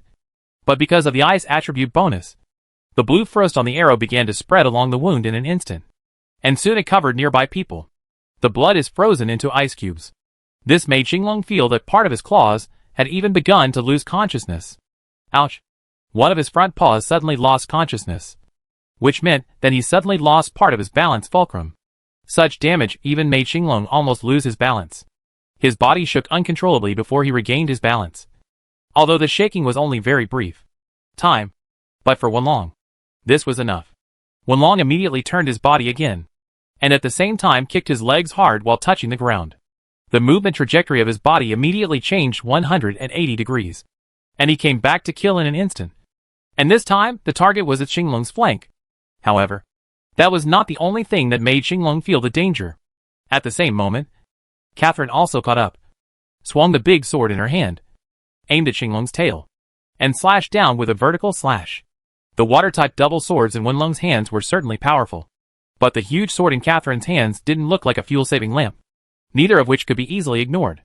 Therefore, in order to avoid the two attacks, Xinglong also quickly rotated his body and swung his tail towards Catherine. At the same time, he quickly turned his body in an attempt to avoid Wenlong's attack. However, Xinglong was still too naive. Faced with the tail that suddenly swept over, Catherine immediately switched to defense mode, blocking Xinglong's attack without any accident, and avoiding Xinglong's harm to herself. While Wenlong on the other side once again showed his superiority to Xinglong. Even faster. As Xinglong turned, Wenlong's body also changed direction quickly. Even before Xinglong's body had stopped, Wenlong had already closed the distance again. Humph. In the world of martial arts, only the fastest can beat you. I am faster than you, so you will never escape from my grasp. Meow! As soon as he got close, the double swords in Wenlong's hands immediately slashed towards the side of the Star Dragon. In an instant, several vertical/horizontal crisscrossing sword lights tore a huge hole in the Star Dragon's abdomen. This time, more blood spurted out, even covering Wenlong. Try it harder, and it will kill you this time. Meow! The flanks have been cut open, and Wenlong will certainly not miss this good opportunity. In Wenlong's view, as long as he goes one step further and inserts the two knives into the body of the Star Dragon, the high-speed water flows surrounding the blades will definitely be able to kill him. The internal organs in the Star Dragon's body are completely torn and destroyed. By then, the Star Dragon will no longer exist. However, just when Wenlong was about to make a fatal blow, suddenly, another ball of fire exploded next to Wenlong. Boom! Wenlong is no stranger to such fire. This is the flame produced when the star feather butterfly explodes. Although judging from the armor Wenlong is wearing now, the simple explosion of the star feather butterfly cannot cause much damage to Wenlong. But even this simple explosion still slightly blocked Wenlong's attack. It turns out that at the moment when he turned his body, the Star Dragon actually released the star feather butterfly on his body. At this time, Wenlong, who had been focusing on the Star Dragon's body before, realized this. After that, in just a split second, more star feather butterflies rushed towards Wenlong. Even Wenlong waved the double swords in his hands at an extremely fast speed, letting the light of the sword shine on his body. An insurmountable barrier formed around it, and those star feather butterflies rushed towards Wenlong without hesitation like moths rushing to the flame. Oh meow! Get out of here! Get out of here! Get out of here!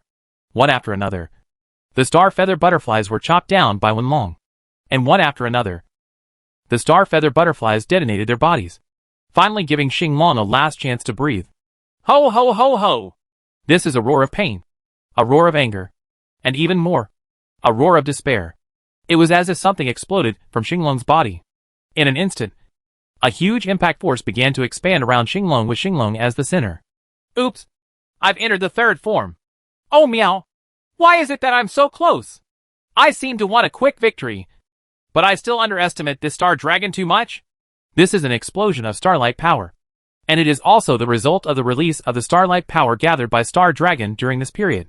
At this time, the crimson energy on Star Dragon's body began to surge. It no longer just flowed on the surface of the scales, but changed from spreading all over the body in this second form to enough to overflow. So around Xinglong, the crimson particles condensed by Xinglong's starlight power were like large particles of dust that could shine, surrounding Xinglong, rotating at high speed with Xinglong as the center. At the same time, the wings on the back of the Star Dragon also grew further, becoming longer, more gorgeous, and more dazzling wings. They spread out on the back of the Star Dragon, giving people a look like a princess attending a royal ball wearing a shining red dress. That dazzling feel of an evening gown. Moreover, this surge of starlight power not only affects the Star Dragon itself, but also the star feather butterflies surrounding the Star Dragon are also greatly affected. After entering the third stage, more star feather butterflies separated from the Star Dragon, and the wings and scales of these star feather butterflies became more beautiful, and their flying speed also became faster, showing more strength, attack power. So strong but also so beautiful. If Star Dragon is the princess of the underworld, then these star feather butterflies are probably the dancers attending the dance with the princess. When seeing this scene, both Catherine and Haitang were stunned and couldn't help but murmur. Idiot! Don't let up! Attack quickly! Meow! Wenlong shouted loudly and rushed over again, facing Wenlong's attack. Xinglong seemed to have already predicted Wenlong's attack method. He suddenly shrank back and avoided Wenlong's attack. Then he rotated his body again and aimed towards Wenlong with his tail. Wenlong swept over. It seems that this is the same attack method as the previous tail sweep attack. However, after entering the third form, Star Dragon's tail sweep has become more terrifying. I saw the huge body of the Star Dragon rising into the air while turning around. It can be seen that the power is already different from before. The greater the power and speed. When the slender and scaly tail swept over with the whistling wind, even Wenlong had to choose to avoid it. Chapter 337 Swift Combos. Wenlong almost pressed his body tightly against the ground and crawled down, feeling the extremely destructive Star Dragon's tail sweep across his back. Wenlong barely managed to avoid Star Dragon's attack. But the star feather butterflies that were coming one after another were unable to be avoided by Wenlong. The successive suicide attacks caused fire to explode around Wenlong, causing Wenlong to roll on the ground to avoid these star feather butterflies' attack. But even so, many explosions still hit Wenlong's body. In this case, Wenlong could only rely on the armor on his body to resist. However, although General Sickle's armor is not low in level, and with Master Luo's skill bonus it is enough to reach level 49, it still cannot withstand such a crazy star feather butterfly attack. After all, these are the star feather butterflies in the third form of the Star Dragon, affected by the overflow of star power from the Star Dragon body. The power of these star feather butterflies has also been greatly improved. The attack wave generated when exploding can even easily the ground was able to lift Wenlong's body away, and the resulting vibration was transmitted to Wenlong's body through the armor, making Wenlong feel as if the air in his lungs was about to be knocked out. Mr. Cat! Here we come! Seeing Wenlong being attacked, Catherine and Haitang naturally immediately took action to save Wenlong. Throw! Sky-shaped arrow! Haitang shot an arrow upwards. The arrow split rapidly in the air, and then fell from the air like raindrops, instantly covering Wenlong's surroundings. So a large number of arrows fell from the sky, hitting the star feather butterfly surrounding Wenlong. Different from the past, the damage caused by these arrows also included ice attribute damage. And when such arrows hit, when the star feather butterfly struck, it instantly froze these star feather butterflies like ice cubes. At the same time, due to the piercing attack and impact force of the arrows, these ice cubes had already frozen before they fell to the ground. It was shattered in the air and made a crisp sound. Ba! Ba! Ba! Ba! Ba! Under the baptism of arrows, the Xingyu butterflies chasing after Wenlong disappeared in an instant. What's even more surprising is that these arrows seem to have eyes, and almost all of them hit Xingyu butterflies, but none of them fell on Wenlong. Just when Haitang was helping Wenlong clean up Xingyu butterfly, Catherine stopped in front of Xinglong. At this time, Xinglong had already raised his sharp claws towards Wenlong, who was being chased by Xingyue. However, just as the sharp claws were swung down, they were blocked by Catherine's sword. Roar! Xinglong stared at the girl in front of him. Although the girl seemed to be relatively tall among human females, she was not muscular. However, even so, it still blocked Xinglong's third form attack. Xinglong felt a little incomprehensible as to why a human being with a body so much smaller than his own could have such powerful power and be able to block his attack abruptly, while his body only took 2 steps back. Xinglong is very curious. So Xinglong wants to know what kind of abilities the human female in front of him has. If you can block 1 attack, can you block 2? 3 times? 4 times? 5 times? 6 times? Or 100 times? 200 times? Xinglong thought in his heart. Xinglong wants to know the answer. Ho ho ho! Xinglong roared again, and then shifted the target of his attack to the woman in front of him. Do you want to protect the Elu Cat behind you?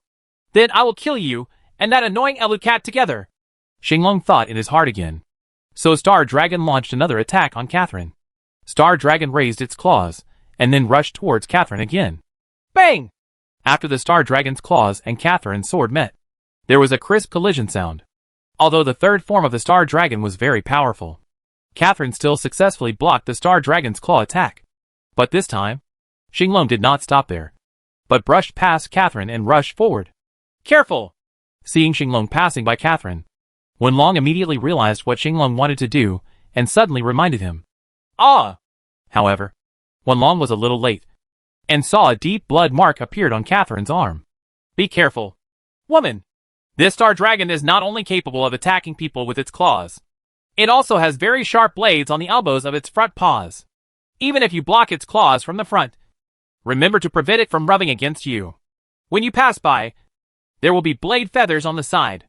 Wenlong immediately reminded. I'm sorry, Mr. Cat. I was careless. Catherine also replied. However, before Catherine could finish her words, the Star Dragon rushed over again. Following Wenlong's previous reminder, Catherine immediately made some adjustments to her defensive actions. Bang! At first, it was the same as before, using her big sword to block Xinglong's front paws. Then when Xinglong passed by, Catherine's body also turned together, letting the blade feathers of Xinglong's elbow rub against the edge of her big sword. The blade of the sword passed by. Sure enough, this time, Catherine successfully dodged the Star Dragon's blade attack. Mr. Cat, I succeeded, Catherine said happily immediately, having only failed once. She successfully mastered the method of dodging Star Dragon's claw strikes and elbow blade feather combos. Catherine does have something to be happy about. However, Idiot! Not yet! Meow! Just when Catherine succeeded for herself, the Star Dragon turned around again, and its huge tail swept towards Catherine again. Snapped!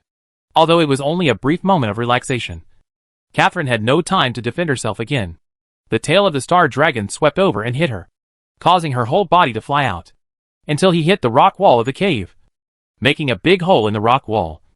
And then he fell down and fell to the ground. Woman! Wenlong exclaimed. Little girl, cover her quickly. Meow! Understood! Haifeng replied immediately. The reason why Wenlong said this was because when Catherine fell, many star feather butterflies immediately surrounded her, preparing to pursue Catherine, who had lost her defense ability. So Wenlong asked Haifeng to attack Catherine, immediately carry out rescue, and help drive away the star feather butterflies that are surrounding them. Wenlong also endured the pain caused by being surrounded by a group of star feather butterflies before, and struggled to stand up. And while drinking a bottle of recovery medicine G, Wenlong was also thinking silently in his heart. Elu Cat 7 Revolutions and 8 Rising Techniques. Activate! Chapter 338 The Art of 7 Turns and 8 Rises. This, Elu Cat 7 Turns and 8 Rise Techniques, is one of the Elu Cat skills mastered by Wenlong. Wenlong's predecessor used it when he fought the Snow Lion King on the Snow Mountain. The effect is that every time if you get knocked down, your attack will be further improved when you stand up again. This skill can be said to be an Elu Cat skill that makes him stronger as he fights. It is also one of Wenlong's trump cards after his plan to quickly eliminate Xinglong failed and entered the stalemate stage, and after previously solving the Snow Lion King and fulfilling the wish of another soul in his body. This skill was naturally completely mastered by Wenlong. So while getting up, Wenlong activated the Elu Cat 7 Turns and 8 Rising Techniques to increase his attack power by a level. And then Wenlong immediately rushed toward Xinglong. Come on! Come and confront me! I want to see how many times you can defeat me! Meow! Wenlong shouted loudly, just to attract the attention of Xinglong. Of course Xinglong noticed that Wenlong rushed over again. Xinglong, who had experience in the previous 2 battles, would never dare to look down upon this inconspicuous-looking Elu Cat. So when Wenlong rushed over, the Star Dragon immediately turned around and took a stance to attack. And this time Wenlong also adopted a completely different tactic from before. He did not avoid detours, but rushed directly toward Xinglong from the front. Wenlong's doing this seems to be a good thing for Xinglong. After all, Wenlong usually uses his speed to constantly look for gaps, which makes Xinglong very angry. But now, Xinglong finds that the opponent no longer avoids around the corner, but rushed directly towards his front, which made Xinglong feel that the opportunity seemed to severely damage this Elu Cat.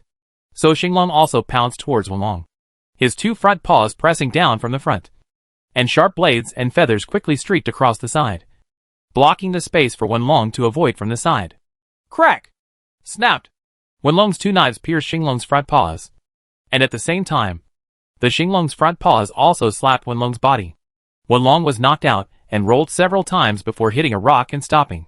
At the same time, a line of blood dripped from Xinglong's front paws. This is already the 2nd time that Xinglong's left front paw has been injured. The first time was when he was still in his 2nd form. Haitong's strengthened ice attribute arrows not only caused wounds to Xinglong's front paws, but also caused additional damage. He suffered frostbite. And this time, Wenlong's 2 swords stabbed into the same place again. Wenlong thrust 2 knives into Xinglong's frostbite and wound at the same time. The rapid water quickly expanded the wound again and tore it, causing more blood to spill out. Of course, Wenlong also paid the price for this, although he drank the recovery medicine G before, which allowed his wounds to recover to a certain extent. But after receiving a heavy blow from Xinglong in the front, Wenlong still felt that his body was about to collapse. It's falling apart, and it seems like all the joints are hurting just by moving a little bit. However, continuing to endure the pain, Wenlong used his 2 swords to support the ground and stood up. You can even see that the armor on Wenlong's chest still has scratches left by Xinglong's sharp claws, which seem to have almost penetrated the entire armor. It can be seen that if Wenlong hadn't obtained the armor of the high-level General Kamakura, Wenlong would not have dared to conflict with Xinglong like this. After all, if Xinglong's claws directly acted on the body of a human or an Elu cat, then Wenlong would it's no problem at all if the whole body is torn apart. Hey! Elu Cat 7 turns and 8 rising techniques. Activate. However, Wenlong said with a smile, Xinglong has never seen such an opponent. Even after he was knocked to the ground, he could still stand up with a smile. Moreover, although he looked a little reluctant when he stood up, he could still see the aura of this Elu Cat. It seems to have become stronger again. This shouldn't be an illusion. This Elu Cat seems to be getting stronger with each fight, Xinglong thought in his heart. Moreover, waves of severe pain continued to come from all parts of Xinglong's body, reminding Xinglong that his body was not in the best condition at this time. This is the result of Wenlong and others' previous fierce attack in the second form. Especially the wound that Wenlong cut on Xinglong's abdomen was partially repaired by the starlight power that overflowed after entering the third form. But due to the strenuous exercise, it began to tear again, and more blood continued to leak out. Mr. Cat! At this time, Catherine also stood up. Just now, Haitang had helped Catherine clear away the nearby star feather butterflies, which finally gave Catherine a chance to get up from the ground. Compared with Wenlong, Catherine's condition at this time was not much better. The armor made of rock dragon material had cracks in many places, which showed the force of the impact. But even so, Catherine stood up and raised the sword in her hand. Xinglong felt something was wrong. Xinglong also knew very well that his current state was not perfect. He had suffered too much damage when he was in the second form, which made his abilities weakened even after entering the third form. In addition, Xinglong has also sensed that the power of starlight in his body has reached a very high level, and he should be able to evolve into the Misfortune Star Dragon. Soon, when I become the Disaster Star Dragon, you ants will be destroyed. But before that, Xinglong glanced at the 3 opponents in front of him. An Elu Cat that becomes stronger after falling and standing up. A human female that can block her own attacks. And an archer that may pierce her scales at any time and cause freezing damage. After carefully evaluating the opponent's combat power, Xinglong finally made up his mind. Run away. Escape has never been a shameful thing for Xinglong.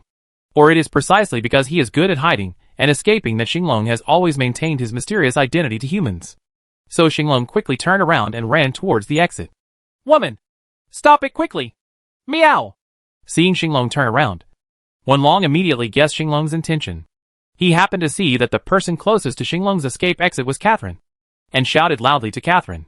Catherine, regardless of the scars on her body, immediately rushed forward and stood in front of Xinglong. Roar! Suddenly, Xinglong jumped up. Xinglong jumped high. The height of the jump far exceeded Catherine's expectation, and it actually jumped directly over Catherine's head. Chapter 339 Desperate Pursuit. Kaka! Star Dragon's claws easily embedded into the rock wall, and then he exerted force upwards. His whole body quickly climbed up, and at the same time, its wings flapped together to provide additional lift for the body. Hit its injured front paw! Meow! At this time, Wenlong shouted again. Obviously, Wenlong's order was issued to Haitang, because at this time, only Haitang, who was able to carry out long-range attacks, was still able to attack Xinglong, who had climbed to half the height. Seeing Xinglong preparing to escape from the underground cave, Haitang behind him immediately pulled out the bowstring and started to charge up. When Xinglong climbed to half the height, the arrow in Haitang's hand was aimed at Xinglong. The injured right front paw shot out. Swish swish. This time Haitang used continuous shooting. Several arrows were shot at very short intervals, and all of them hit one point according to Wenlong's instructions. Star Dragon's injured front paw was attacked again, and the already torn front paw began to be covered with ice again. And then, there was the sound of something breaking. Kakaka! That was the sound of the phalanges of Xinglong's right front paw breaking. Due to repeated attacks and the invasion of extreme cold, the phalanges of Xinglong's right front paw became extremely fragile. In the end, they could not support the violent climbing movement and completely shattered. So, Xinglong, who was climbing up and preparing to escape, suddenly slipped his right paw, and along with the gravel that was caught, Xinglong's entire body fell down instantly. Star Dragon, who was about to escape, was about to fall down again, but relying on the wings on his back, Star Dragon finally did not fall completely to the ground. Although Xinglong's body did not fall completely, Xinglong's long tail was still dragged to the ground due to the entire body's decline. And at this time Catherine finally chased after him. Ah! Catherine raised the big sword in her hand high, and then slashed at the tail of the star dragon. Crack! Whether it was scales, muscles, or bones, they were all completely severed by this blow. In an instant, blood spurted out from the section of the tail like a spray of water, and at the same time, the end of the star dragon's tail finally fell to the ground. Ouch! Xinglong screamed wildly, and the severe pain from his tail made Xinglong clearly feel that part of his body had been cut off. However, Xinglong did not fall from the rock wall due to the extreme pain at this time. Instead, he closed his front paws with super perseverance, and even though he endured the pain, he still clung to the rock wall to prevent his body from falling. At the same time, he exerted force again, and while his wings accelerated the flapping frequency, his hind limbs also pushed upwards with all his strength, and finally jumped out of the cave. At this time, Catherine and Haitang could no longer catch up with Xinglong. After all, with Xinglong's extremely strong climbing ability, even though it was dozens of meters high and almost vertically upward on a smooth rock wall, it was only 5 meters away. It takes less than a second to climb out, which is beyond the reach of ordinary humans. Ah, Xinglong! He ran away! I can't catch up! Catherine, who cut off the tail of Xinglong, could only watch helplessly as Xinglong disappeared above the entrance of the cave. Catherine wanted to chase, but found that the moss-covered rock wall was not so easy to climb. And even if it took time to finally climb up, the star dragon would probably have run away long ago. Oh, meow! Chasing star dragon! Let me come! Meow! At this time, Wenlong shouted loudly as he rushed over. In an instant, Ethelyn understood what Wenlong meant. So Catherine turned around to face Wenlong, crossed her fingers with her palms upward as a pedal, and then squatted down. Mr. Cat! Here! Meow! Wenlong rushed over and stepped directly on Catherine's palm. Then Catherine suddenly stood up and pushed her hands upwards. With Catherine's power, Wenlong's body flew upwards as quickly as a bullet. Even the rock wall with a height of tens of meters was reached in an instant. When Wenlong landed on the ground, he found that the star dragon had not escaped yet. You want to run away now? It's not that easy. Meow! So Wenlong immediately accelerated his speed and chased Xinglong. And at the same time, he also swallowed a powerful medicine to replenish his body's physical strength. After all, the state of being transformed into a ghost consumes too much physical energy, and it cannot be maintained for a long time without the support of force-traveling drugs. This makes Wenlong always remember to replenish the force-taking medicine. Otherwise, once the physical strength is exhausted, the body will instantly enter a fatigue state with low combat effectiveness, which is likely to lead to a reversal of the situation. At this time, Xinglong also felt that something was chasing him. He glanced back and found that it was the annoying Elu Cat that was chasing him. This surprised Xinglong. After all, before this, Xinglong thought that neither Elu Cat nor human beings could climb such a high rock wall in such a short period of time. And you can use this time difference to escape as far away as possible or even fly short distances until the opponent can no longer track you. But the fact that is now before Xinglong's eyes is that Xinglong has just escaped from the cave, and the Elu Cat has already caught up with him. Seeing Wenlong getting closer and closer, Xinglong knew that he would soon be caught up by the Elu Cat, especially since he had lost a lot of blood, and one of his front paws had been injured, and his speed had also been affected to a certain extent. Under the influence, it is even more impossible to escape. Since you can't escape, let's fight to the death here, before the 2 humans who are following the Elu Cat arrive. Let's kill the Elu Cat completely here, Xinglong said in his thought. Roar! Suddenly, Xinglong's body turned, and then his whole body shook, and some blade-like scales flew towards Wenlong's location. This is the blade feather that can be used to hatch the star feather butterfly, because it is extremely sharp and extremely fast. It can also be used as a special long-range attack method when launched. Huh? I expected you to be like this. Meow! However, all this was expected by Wenlong. Seeing Xinglong turn around, Wenlong had already realized that something was wrong. The moment he saw the blade feather shot out, Wenlong immediately rolled to the side and hid. In the past, those blade feathers finally penetrated deeply into the ground, but none of them hit Wenlong's body. However, Star Dragon's attack did not stop. Even if the launch blade feathers failed, Star Dragon still raised its head high, and then opened its terrifying bloody mouth. Roar! The Star Dragon let out an unprecedented roar, deafening. Chapter 340 The Queen of Earth and the King of Sky. Wenlong suddenly felt a special energy wave spreading in the air. Wenlong knew that this was Xinglong preparing to wake up those Xingyu butterflies. As long as they receive the power of starlight emitted by Xinglong, these blade feathers will immediately turn into star feather butterflies and be controlled by Xinglong. This can be said to be a situation that Wenlong expected, and there is nothing special about it. But what makes Wenlong feel a little strange is that the starlight power emitted by Xinglong this time seems to be stronger than ever before, and can even spread to very far distances without fading. And this is what happened before. Never before. Why release so much starlight power? This is not the first time to summon Star Feather Butterfly. It obviously doesn't require too much starlight power. Meow! Although Wenlong had such doubts in his heart, Wenlong didn't have time to think too much. After all, how to prevent Xinglong from escaping was the most important thing now. At this time, the blade feathers that fell on the ground had begun to split. One blade feather hatched out of a star feather butterfly, and eventually dozens of star feather butterflies hatched out of it. Moreover, these star feather butterflies had just hatched and immediately rushed towards Wenlong's location. Do you want to use the Star Feather Butterfly to delay time and escape again? But this time, I won't give you another chance. Meow! Looking at the overwhelming Xingyu butterflies rushing towards him, Wenlong did not choose to escape. Instead, he took a deep breath and began to lower his body.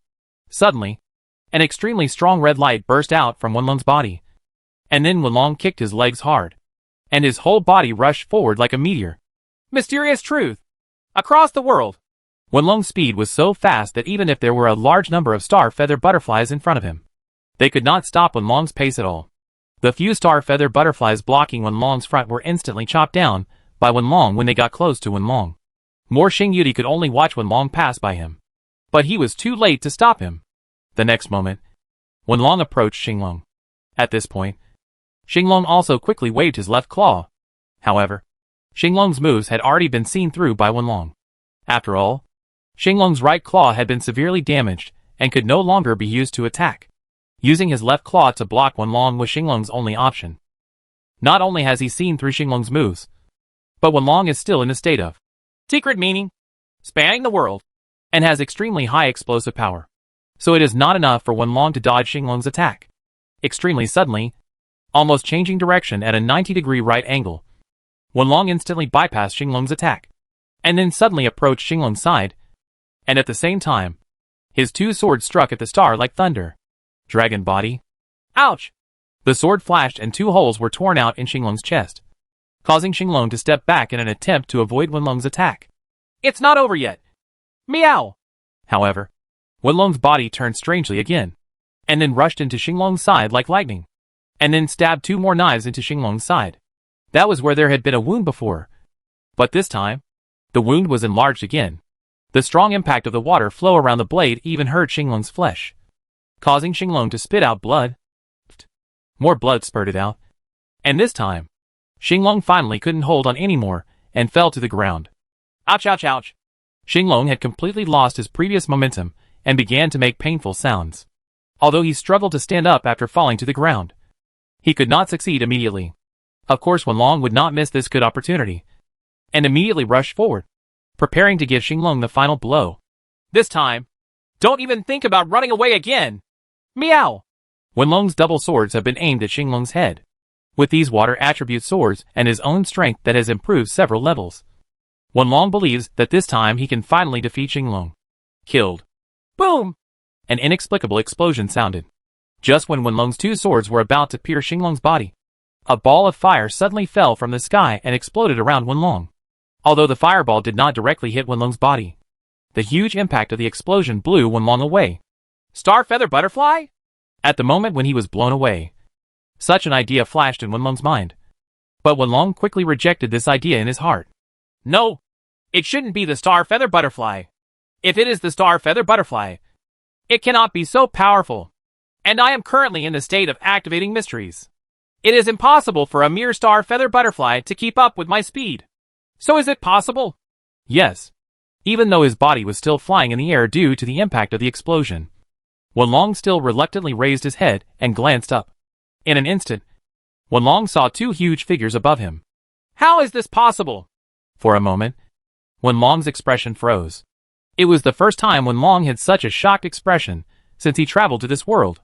Those were two familiar figures. Although this was the first time Wenlong saw them after coming to this world. When he was in the game, Wenlong had fought against these two monsters countless times. So Wenlong quickly recognized their identities: the female fire dragon, Queen of the Earth, and the male fire dragon, the King of the Sky. These two monsters can be said to be the most representative existences among the flying dragon monsters. And they are also extremely powerful existences. And this can be seen from their titles. And now, the female fire dragon and the male fire dragon appear at the same time. And it is obvious that their target is Wenlong, who is attacking the star dragon from the beginning. In that case, the starlight power released by the extraordinary roar just now was to report his position to the male and female fire dragons? Wenlong suddenly thought. No, this is impossible. Xinglong isn't it a very aloof existence? Why do you still need help? Could it be that my previous understanding of Xinglong was wrong? Meow? Wenlong really couldn't understand it. And he didn't have time to understand it at the moment. Because the fireball explosion just now blew Wenlong away.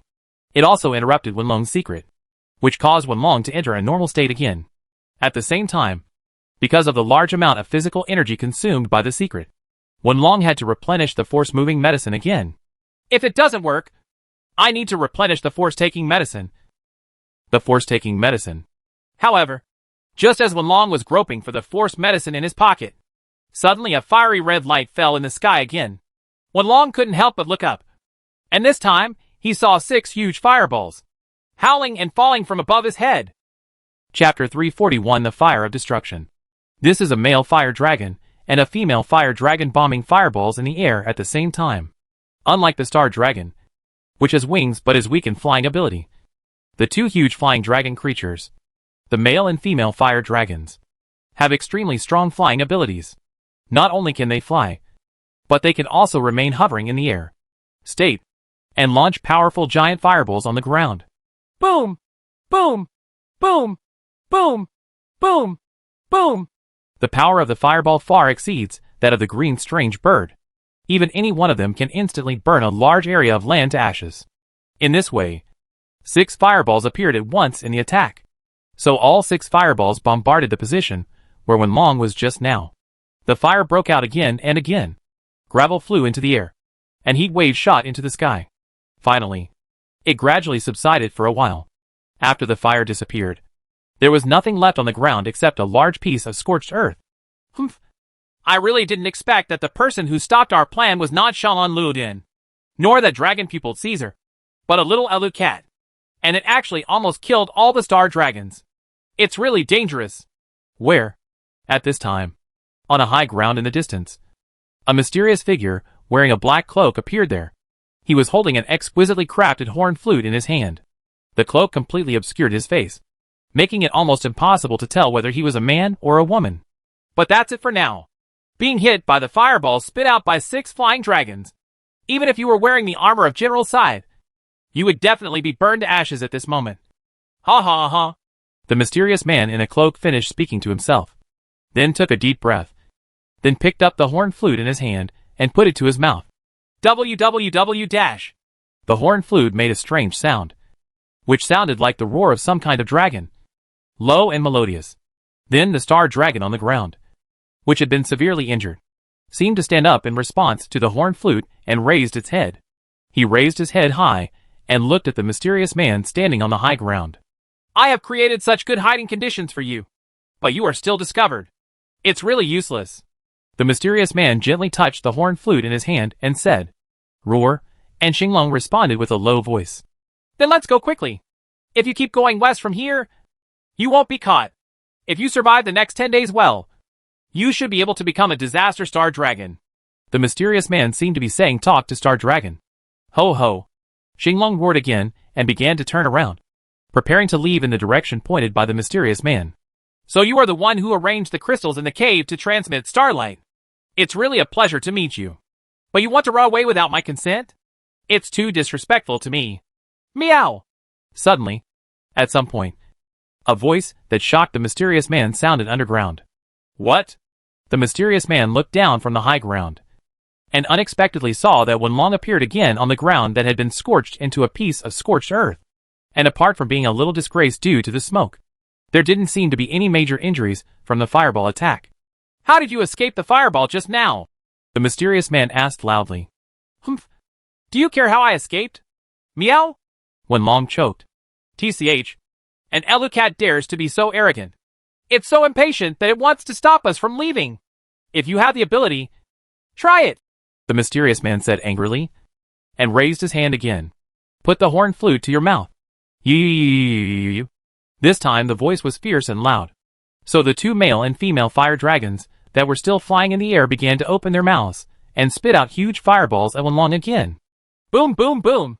This time, the number of fireballs was more numerous and more violent than before. Large pieces of soil were thrown away, and the ground turned into a sea of fire again. This annoying Elu Cat should be dead this time. The mysterious man thought so. But when the fire became slightly smaller, the mysterious man saw traces of a tunnel exposed in the large crater blasted out by the continuous fireballs. These underground tunnels were dug by Wenlong more than a month ago when Heishan and the others were asked to do so. On the one hand, the purpose of this was to facilitate the transportation of various materials by the Black Cat clan. On the other hand, it was naturally because Wenlong had already considered possibility of using these tunnels for escape. It can be said that Wenlong had planned from the beginning that if he could not defeat him, he could at least be able to hide. Now he is taking advantage of the tunnel effect to the extreme, using the already excavated vertical and horizontal tunnels to move underground, so that he can chase Star Dragon without being hit by fireballs in the air. This guy. Actually, at this moment, the mysterious man finally woke up. So the mysterious man immediately turned his head and looked towards where Xinglong was. Sure enough, he saw the fleeing Xinglong, and a tiger-skinned Elu Cat emerged from the ground. Come out. Damn it! No wonder it was able to dodge the attack of the fireball. It turns out that this Elu Cat is moving through the underground tunnel. The mysterious man was angry at his carelessness. At the same time, he waved his hand holding the horn flute and yelled loudly. You two! Kill him quickly! The mysterious man knew that facing Wenlong who was moving underground through the tunnel, the fireball jets of the two large flying dragons had lost their threat. Once Wenlong caught up with the seriously injured Xinglong, he would not have much ability to resist. The Star Dragon will be unable to withstand Wenlong's attack and will be hunted. Therefore, the order given by the mysterious man to the male and female fire dragons was to immediately lower their altitude and pursue Wenlong from a low altitude. Following the instructions, the two fire dragons began to lower their altitude, and then flew at a low altitude almost close to the ground, preparing to escort the Star Dragon. It's true that two troublesome guys are catching up again. Meow. At this moment, Wenlong was chasing the Star Dragon in front of him. And on the other hand, Wenlong had to always pay attention to the two male fire dragons and fire dragons that were following closely behind him. Female fire dragon. Just like a mantis stalking a cicada with an oriole behind it. Wenlong was like the mantis stalking the cicada. Although he had to hunt the target carefully, he also had to be careful of attacks from behind. The Xinglong in front of Wenlong was also running with all his strength, because even Xinglong knew very well that if he was caught up by the Elu Cat behind him, he might lose his life at any time. Chapter 342 Fury of Life and Death. Oops. Because I used the secret, my physical strength feels less and less now. Seeing Xinglong getting closer and closer to him, Wenlong also felt that his physical strength was quickly running out. The feeling of extreme fatigue came over him like a mountain. And at the same time, Wenlong's breathing became more and more rapid. Wenlong could only rely on his own perseverance to support himself. Wenlong ran desperately, and finally reached an arm's length distance from Xinglong. Now Wenlong felt that his body could no longer support high-intensity exercise for too long. This was not a problem of physical strength that could be replenished by taking drugs, but a problem of the entire body's own endurance. But behind Wenlong, the two powerful male and female fire dragons had just joined the battle. They were not injured and had extremely strong physical strength. They would catch up in a few seconds. If you delay it any longer, it will only become more and more disadvantageous. If you don't succeed, you will become a benevolent person. Right now. Meow. Wenlong gritted his teeth and thought. Suddenly, Wenlong tried his best, then jumped up high, with both swords downwards, aiming for the back of Xinglong's neck. This was an attack in which Wenlong used up his last strength. The power was naturally extraordinary. Wenlong believed that as long as this attack hit the target, the already shaky Xinglong would fall completely. Ah! Wenlong jumped high and landed smoothly on Xinglong's back. He squatted half-crouched and stabbed his two knives into Xinglong's back as a support to prevent himself from being thrown off the running Xinglong's back. Taking a step forward, Wenlong's double swords can be inserted into the back of Xinglong's neck. By then, Xinglong will definitely die. Behind Wenlong, the male and female fire dragons were still some distance away from Wenlong. And these two flying dragons did not dare to launch a fireball attack on Wenlong. The reason was that they were worried that the star dragon, which had already been hit hard, would not be able to withstand the same attack. Lie the damage caused by this huge fireball explosion. This undoubtedly gave Wenlong a good opportunity. So Wenlong took a step forward and raised the two swords in his hands. Go to MHOL! Wenlong shouted. Suddenly, a piece of crimson with golden wings appeared in front of Wenlong's eyes, and then turned into a piece of fire. Oh meow! There is still one star feather butterfly that hasn't been cleaned up. At this moment, Wenlong felt like he was screwed. Boom! The power of the explosion was not too great. But for Wenlong, whose physical strength was almost exhausted at this time, it was enough to blow Wenlong off the back of the bumpy Xinglong. Xinglong only swayed slightly, which was nothing serious. Instead, because Wenlong was thrown off his back, Xinglong's pace seemed to become more brisk. Xinglong did not look back at the Elu cat that was thrown off his back. At this time, Xinglong knew that he only needed to run away and keep running away. After running for some distance, a valley appeared in front of Xinglong's eyes. And then Xinglong jumped decisively towards the valley. Although Star Dragon's flying ability is relatively weak, there is still no problem in gliding with the help of the airflow in the valley. So the seriously injured monster gradually disappeared into the dense forest in the distance, and finally disappeared. Besides, Wenlong, who was blown off Xinglong's back, rolled several times after landing. Before he could stand still, he suddenly felt an even stronger fire coming towards Wenlong from behind. This is when the male and female fire dragons behind them saw Wenlong fall down. They immediately sprayed two huge fireballs at Wenlong. At this time, Wenlong had no time to find the tunnel. Am I finished? Boom! There was no way to hide, no way to avoid it. So two fireballs hit Wenlong's body. Then due to the explosion, Wenlong's body was thrown high, and then fell heavily to the burning ground. Mr. Cat! Because it took some time to climb out of the underground cave. Catherine, who had just arrived, happened to see the scene. She saw Wenlong being attacked by a fireball. And then the fireball exploded. Wenlong's powerless body was blown away by the waves generated by the explosion. For a moment Catherine was stunned. However, the next second Catherine began to rush forward crazily. Ah! I'll fight you two monsters! Catherine shouted loudly. Although Catherine has never seen a male or female fire dragon, this does not prevent her from understanding the power of these two monsters. Just from the fireballs ejected by the two fire dragons, it can be seen that this monster is definitely the most powerful monster Catherine has ever encountered so far. But Catherine doesn't care. Not even the more powerful ancient dragon species. In Catherine's opinion, the most important thing now is to drive away these two powerful creatures, and then find the whereabouts of Wenlong. Sister Catherine! Haikang shouted loudly from behind, trying to stop Catherine from making impulsive actions. However, Catherine didn't seem to hear Haitang's voice, but raised the big sword in her hand. At this moment, the male and female fire dragons also discovered that there was an enemy approaching behind them. So these two powerful fire dragons began to turn around at the same time, and once again sprayed two huge fireballs at the same time. Ah! Catherine did not stop, but just blocked the big sword in front of her and rushed over. This is an approach that completely fails to follow the basic stance of sword defense, and is also reckless in its consequences. Boom! Boom! The two fireballs directly hit the sword in Catherine's hand, and then exploded.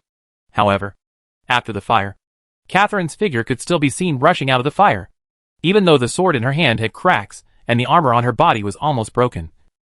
Catherine still didn't stop. Seeing Catherine getting closer and closer to them, the male and female fire dragons opened their bloody mouths again, and blazing flames began to condense in the dragon's mouth. Soon, the flames condensed into shape, and two more fireballs shot out. However, Catherine still had no idea of stopping. Instead, she swung her sword out in an attempt to ward off the fireball with her sword again. Boom! Boom!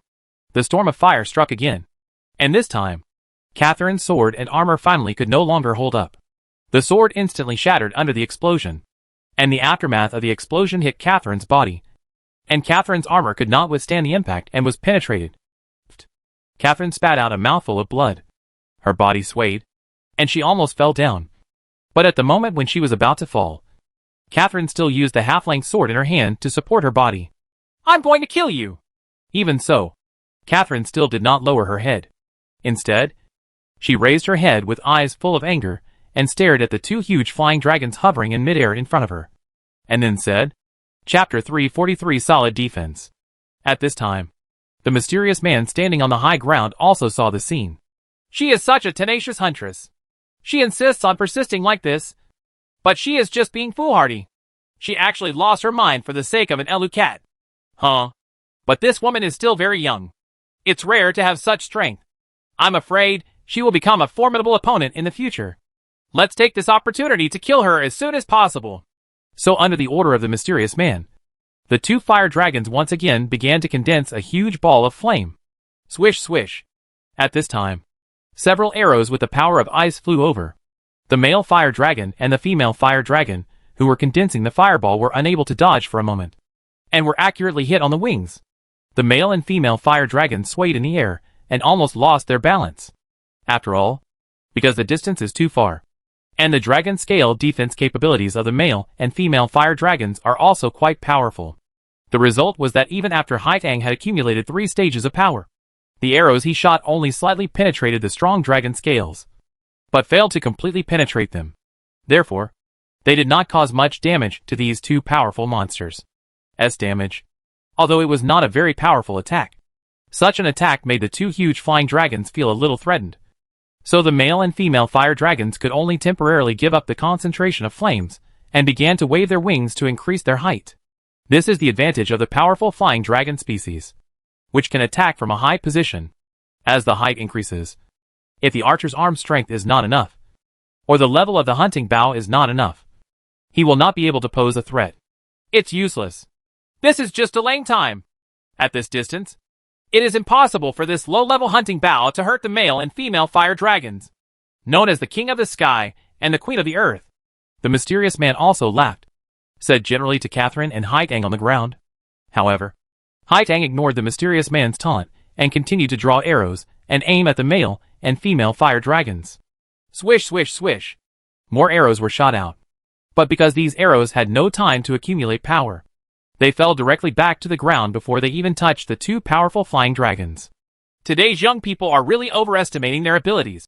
The mysterious man mocked again. However, before the mysterious man finished speaking, he suddenly noticed that something in the distance suddenly flashed a cold light. Originally, the mysterious man should have noticed the flash of light earlier, but the mysterious man's eyes were previously attracted by the arrows shot by Haitang. As a result, he only noticed the flash of light when it was almost close to him.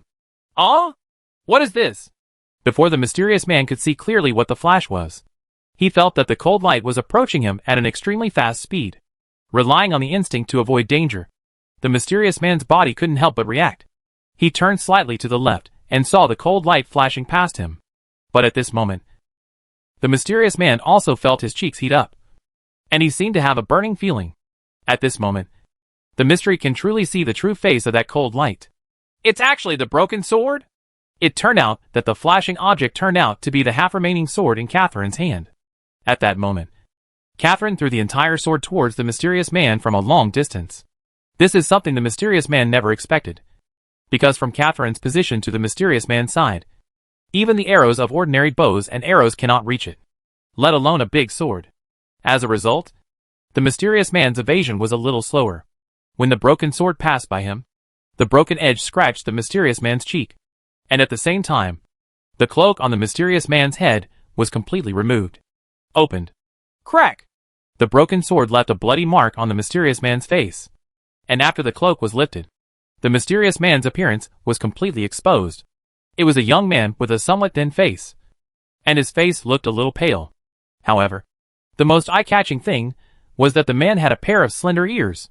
Dragon tribe? The sharp-eyed Haitang shouted in surprise. In contrast, Catherine didn't seem to react. She just silently bent down, picked up a large stone from the ground, and made a gesture to throw it. Are you kidding me? Do you think it's a child playing house? He lost his big sword and wanted to hit me with a stone? The face of the mysterious dragon man was twisted in pain, and the wounds on his face oozed more blood, making him look even more terrifying. King of the Sky and Queen of the Earth. Kill that woman! Tear her body apart! Devour her as food! And burn her to ashes! The mysterious dragon man shouted hysterically. The male and female fire dragons took action immediately after receiving the instructions. The difference from before was that this time the male and female fire dragons no longer chose to attack with fireballs from a high place, but suddenly dived down from a high place and aimed at the target. Catherine rushed over. Two huge flying dragons suddenly rushed down from a high place at an extremely fast speed. Coupled with the extremely sharp claws of the giant dragons, Catherine, who had lost her sword and armor at this time, had no way to stop them. "Sister Catherine, run!" Haitang shouted anxiously. At the same time, Haitang also shot arrows continuously in an attempt to prevent the male and female fire dragons from attacking Catherine. However, in the end, these arrows only barely caused some skin injuries, and did not stop the surprise attacks of the two powerful flying dragons. But Catherine still didn't seem to hear Haitang's voice, and continued to lift the rocks and throw them in the direction of the dragon man in the distance. "Childish!" The mysterious dragon tribe holding a horn flute just smiled contemptuously. Then the mysterious dragon man waved his hand, and the male and female fire dragons immediately changed their flight trajectories, and suddenly stood between the dragon man and Catherine, completely blocking Catherine's sight. Then in an instant, the so-called boulder was grabbed into pieces by the claws of the male fire dragon in the air. But the male fire dragon itself did not slow down at all. Catherine had no way to escape, and saw two giant dragons already above Catherine's head. Two giant dragons with 4 sharp claws aimed at Catherine's body and pounced at the same time. "Kong! Kong!" At this critical moment, 2 solid figures appeared in front of Catherine. They blocked the claws of the male and female fire dragons with their weapons, and the 2 giant dragons seemed to have hit an impenetrable wall, like a high wall that had been crossed. He was instantly blocked in midair, and could no longer move forward even half a minute. Chapter 344 Shanlan and Montong. Of the 2 people who suddenly appeared, one used a simple sword, while the other used a weapon called a gun. Of course, it goes without saying that the user of the big sword must have strong strength, to be able to defend against the attack of the male fire dragon so easily without even taking half a step back proves that the user of this big sword is an absolute top master. As for the user of the gun, he is holding a large shield with a height of more than 1 meter. This shield is used to defend against the claws of the female fire dragon. Like the user of the big sword, even if it is hard to resist, he didn't retreat even half an inch from the large flying dragon's swooping attack, and easily intercepted it in midair. The man's other hand held a special weapon that was similar to a spear, but was somewhat different from a spear. The weapon has a sharp tip like a spear, but there is a hole-shaped barrel near the tip, which seems to be similar to a ballista. TSK. Unexpectedly, the troublemaker is here at this time. This woman is destined to be lucky.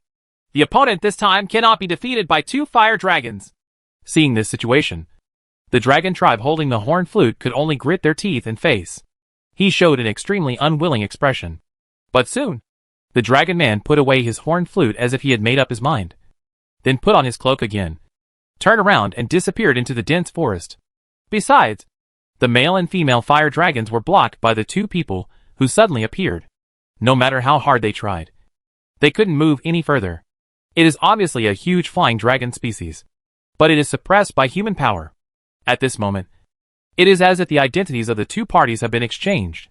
The seemingly powerful and terrifying flying dragon species has become a monster in front of a much smaller human being.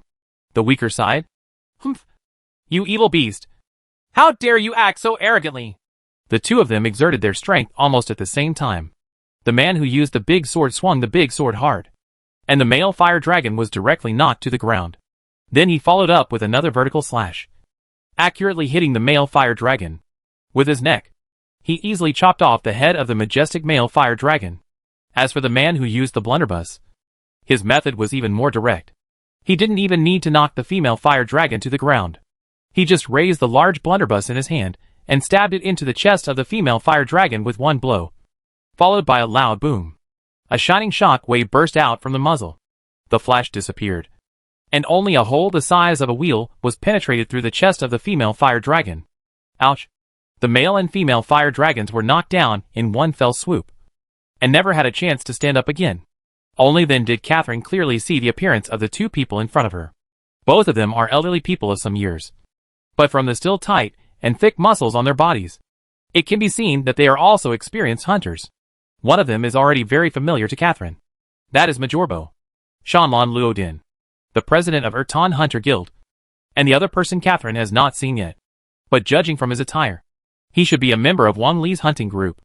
But these are not important to Catherine. Catherine has no time to think about who the hunter is with a weapon called a blunderbuss. After the crisis is resolved, the first thing Catherine does is to immediately run to kill him. Wulong hugged him while he was on the ground. Mr. Cat! Mr. Cat! Catherine shouted. Wulong didn't answer. Mr. Cat! I will give you a recovery medicine right now. As long as you drink the medicine, you will get better. Mr. Cat! Catherine said, almost crying. After rummaging through her pockets in a panic, Catherine poured out all the recovery medicine then opened bottles one by one and fed Wulong. However, even if these potions were poured into Wulong's mouth, they flowed out quickly and could not be swallowed at all. So Catherine put the potion in her mouth again, and then fed her mouth to mouth, so that the potion could be poured into Wulong's mouth. Just like this, he poured the recovery medicine into Wulong's mouth bit by bit, but Wulong still didn't react. Mr. Cat!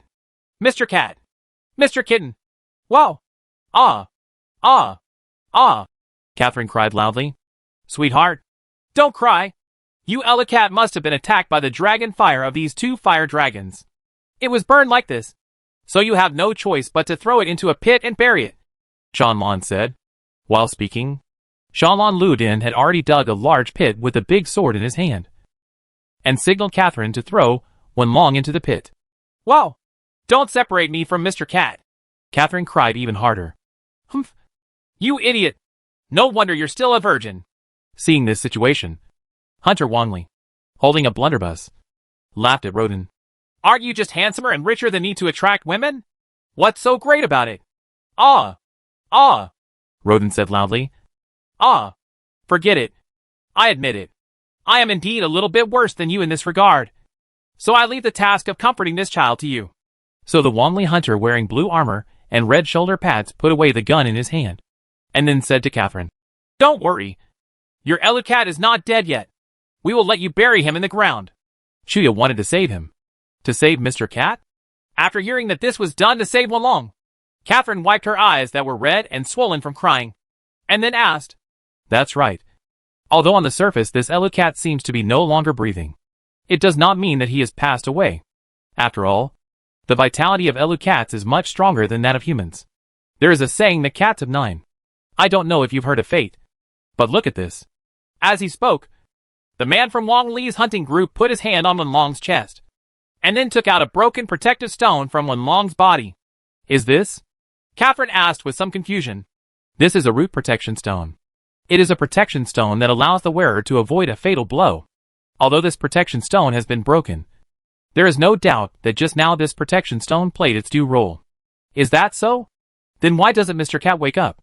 Catherine choked. After all, your Elu Cat was attacked repeatedly by the male and female fire dragons. The damage was indeed beyond imagination. So it will be much more difficult to recover. So we have to bury him in the soil. Not understand. Have you ever heard of Elu Cat's quick recovery technique?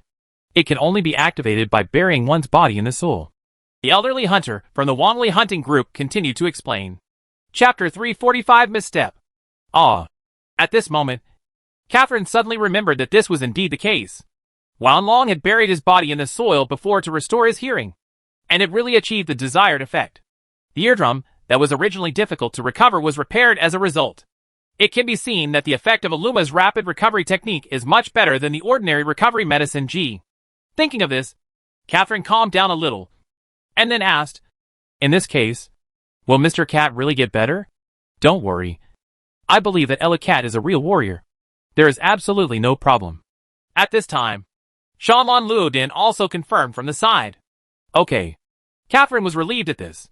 Then, according to the instructions of the two, Catherine put Wulong's body into the big pit that had just been dug. Mr. Cat, please get well soon, Catherine murmured. Sister Catherine, Haitang knows that Mr. Cat will be fine if he is so powerful. At this time, Haitang also comforted him, while Catherine and Haitang were praying for Wulong. Shanlan Ludin dug up large chunks of soil with a big sword in his hand, and then buried Wulong. At this time, more and more hunters are gathering around. Among them are the elite hunters from the Major Bowl 10 Hunter Guild and the Wang Li hunters from the Wang Li hunting group. They can be said to be the most powerful force in the entire Major Bowl 10 today. However, The faces of these top hunters from Major Bolton did not show the proper confidence and momentum at this time. Instead, they all looked heavy-faced, and it was clear at a glance that something bad had happened. Report to the president. At this time, a hunter who looked extremely strong and had sharp eyes reported to Shanlan Luodin. We have arranged a defense line to prevent Xinglong from escaping as per your request. And we encountered the escaping Xinglong dragon. But just when we were about to round up the star dragon, two golden-haired beast kings suddenly sprang out from the nearby woods and attacked us. We were too late to respond. And as a result, the star dragon escaped. Well, after hearing the report, Shanlan Luodin nodded thoughtfully, and then said, forget it. There is nothing we can do about it. In fact, you have done a good job. But we did not expect this situation to happen. There are actually people who can control monsters to attack humans. This is a new situation that has never happened before. We need to pay more attention to it in the future. Yes, President. The hunter who reported the report immediately replied. On the other side, a middle-aged hunter from the Wongli hunting group also said to the man with some white hair, but still strong and majestic with a gun on his back. Captain, my subordinates are incompetent. You asked us to intercept that man. We failed the mission of a mysterious dragon man. This person turns out to be the leader of Wang Li's hunting group. She saw, known as Dragon Eyes. At this moment, Catherine noticed that the man holding a blunderbuss, who had just comforted her with Shanlan Luodin, turned out to be Wang Li Caesar, the leader of the hunting group. He couldn't help but click his tongue, and at the same time sighed, with some surprise in his heart. At this time, Longtong Zaisa also said to the middle-aged man who reported to him, Oh, Star, tell me, how did you fail? Yes. At that time, I led a small team of hunters to guard the important passage leaving Lake Esther from the northwest. Sure enough, we saw a man in a cloak running past in a hurry. So we went forward to investigate. Unexpectedly, the man suddenly threw a flash bomb, which caught us off guard. When we finally recovered our eyesight and were ready to continue the pursuit, we suddenly saw a general sickle crab appearing in front of us, blocking the way. As a result, when we saw the general sickle, the so-called mysterious man disappeared without a trace. Humph. It's simply incompetent. Your performance today is not even as good as an Elu cat. Unlike Rodin, who was kinder to his subordinates, Longtong Zaisa appeared to be particularly stern, and his tone of voice was much colder. Yes, Commander. You have taught your subordinates to work harder and live up to expectations. At this time, the middle-aged man who reported the report immediately replied, Okay, step back. Shisa waved his hand to signal the other party to step back. Yes. However, just as the middle-aged man was about to retreat, Caesar suddenly said, Oh, by the way, the corpses of the female and male fire dragons on the ground. Please help peel off the materials from them. Give it all to this lady. She deserves it. As he said that, Longtong Zaisa pointed at Catherine, who was already covered in scars and looked embarrassed. My subordinates understand. At this time, the middle-aged man saluted again, and then led a small team of hunters to start peeling off the materials of the male and female fire dragons. Hey, Rodin, you won this competition. At this time, Longtong Zaisa said to Shanlan Rodin on the side, After searching for so long, the hunters of our hunting group can't even find the location of Star Dragon. And the hunters of your hunter guild not only found the hiding place of the Star Dragon, but also almost hunted the Star Dragon. Even I admire it very much. Of course, seeing the young people today, they really look like me in those days. I feel like I have gone back in time. I miss the days when I hunted every day. Shanlan Luodin also responded. Humph. It's really shameless. I praise your subordinates, but it has nothing to do with you. At this time, Longtong Caesar walked up to Catherine and Haitang and said, Two of you, are you interested in joining our Wongli hunting group? I can give you and your Elu Cat enough money and rights. How about I will personally train you to become truly great hunters? Isn't it much better than being in that smelly old man's guild? Hey, are you really poaching people in front of me like this? Although you are my little sweetheart, I can't sit back and do nothing like this. Also, what do you mean a stinky old man? We are obviously the same age as you. Same thing, Shanlan Luodin said quickly. Humph. I told you not to equate me with you. People like you who have no lofty ambitions are at the same level as salted fish at most, Caesar said to Rodin. After saying that, Caesar asked Catherine and Haitang again, How are you two ladies? Are you interested? Chapter 346 Invitation from the Strong. Well, I'm sorry. I don't have this idea yet, Catherine said. Haitang will only be with Mr. Cat and Sister Catherine. So if Mr. Cat and Sister Catherine don't agree, Haitang won't go. Haitang also said. Ha ha. Let's talk. The hunters under me will not go to your fake and serious Wangli hunting group. Everyone in the hunting group likes to have a bitter face. As if they are bitter and have a deep hatred. What else can they say? To have great ambitions. It is better for hunters to be more free. So that they can enjoy the joy of hunting. Okay. Well, it's really too difficult for you to make a decision so early. However, Longtong Zaisa ignored Shanlan Luodian, who was mocking at the side, and continued to speak to Catherine and Haitang. But this is not a problem. I still have time to wait. And it doesn't matter if you don't want to join our Wangli hunting group.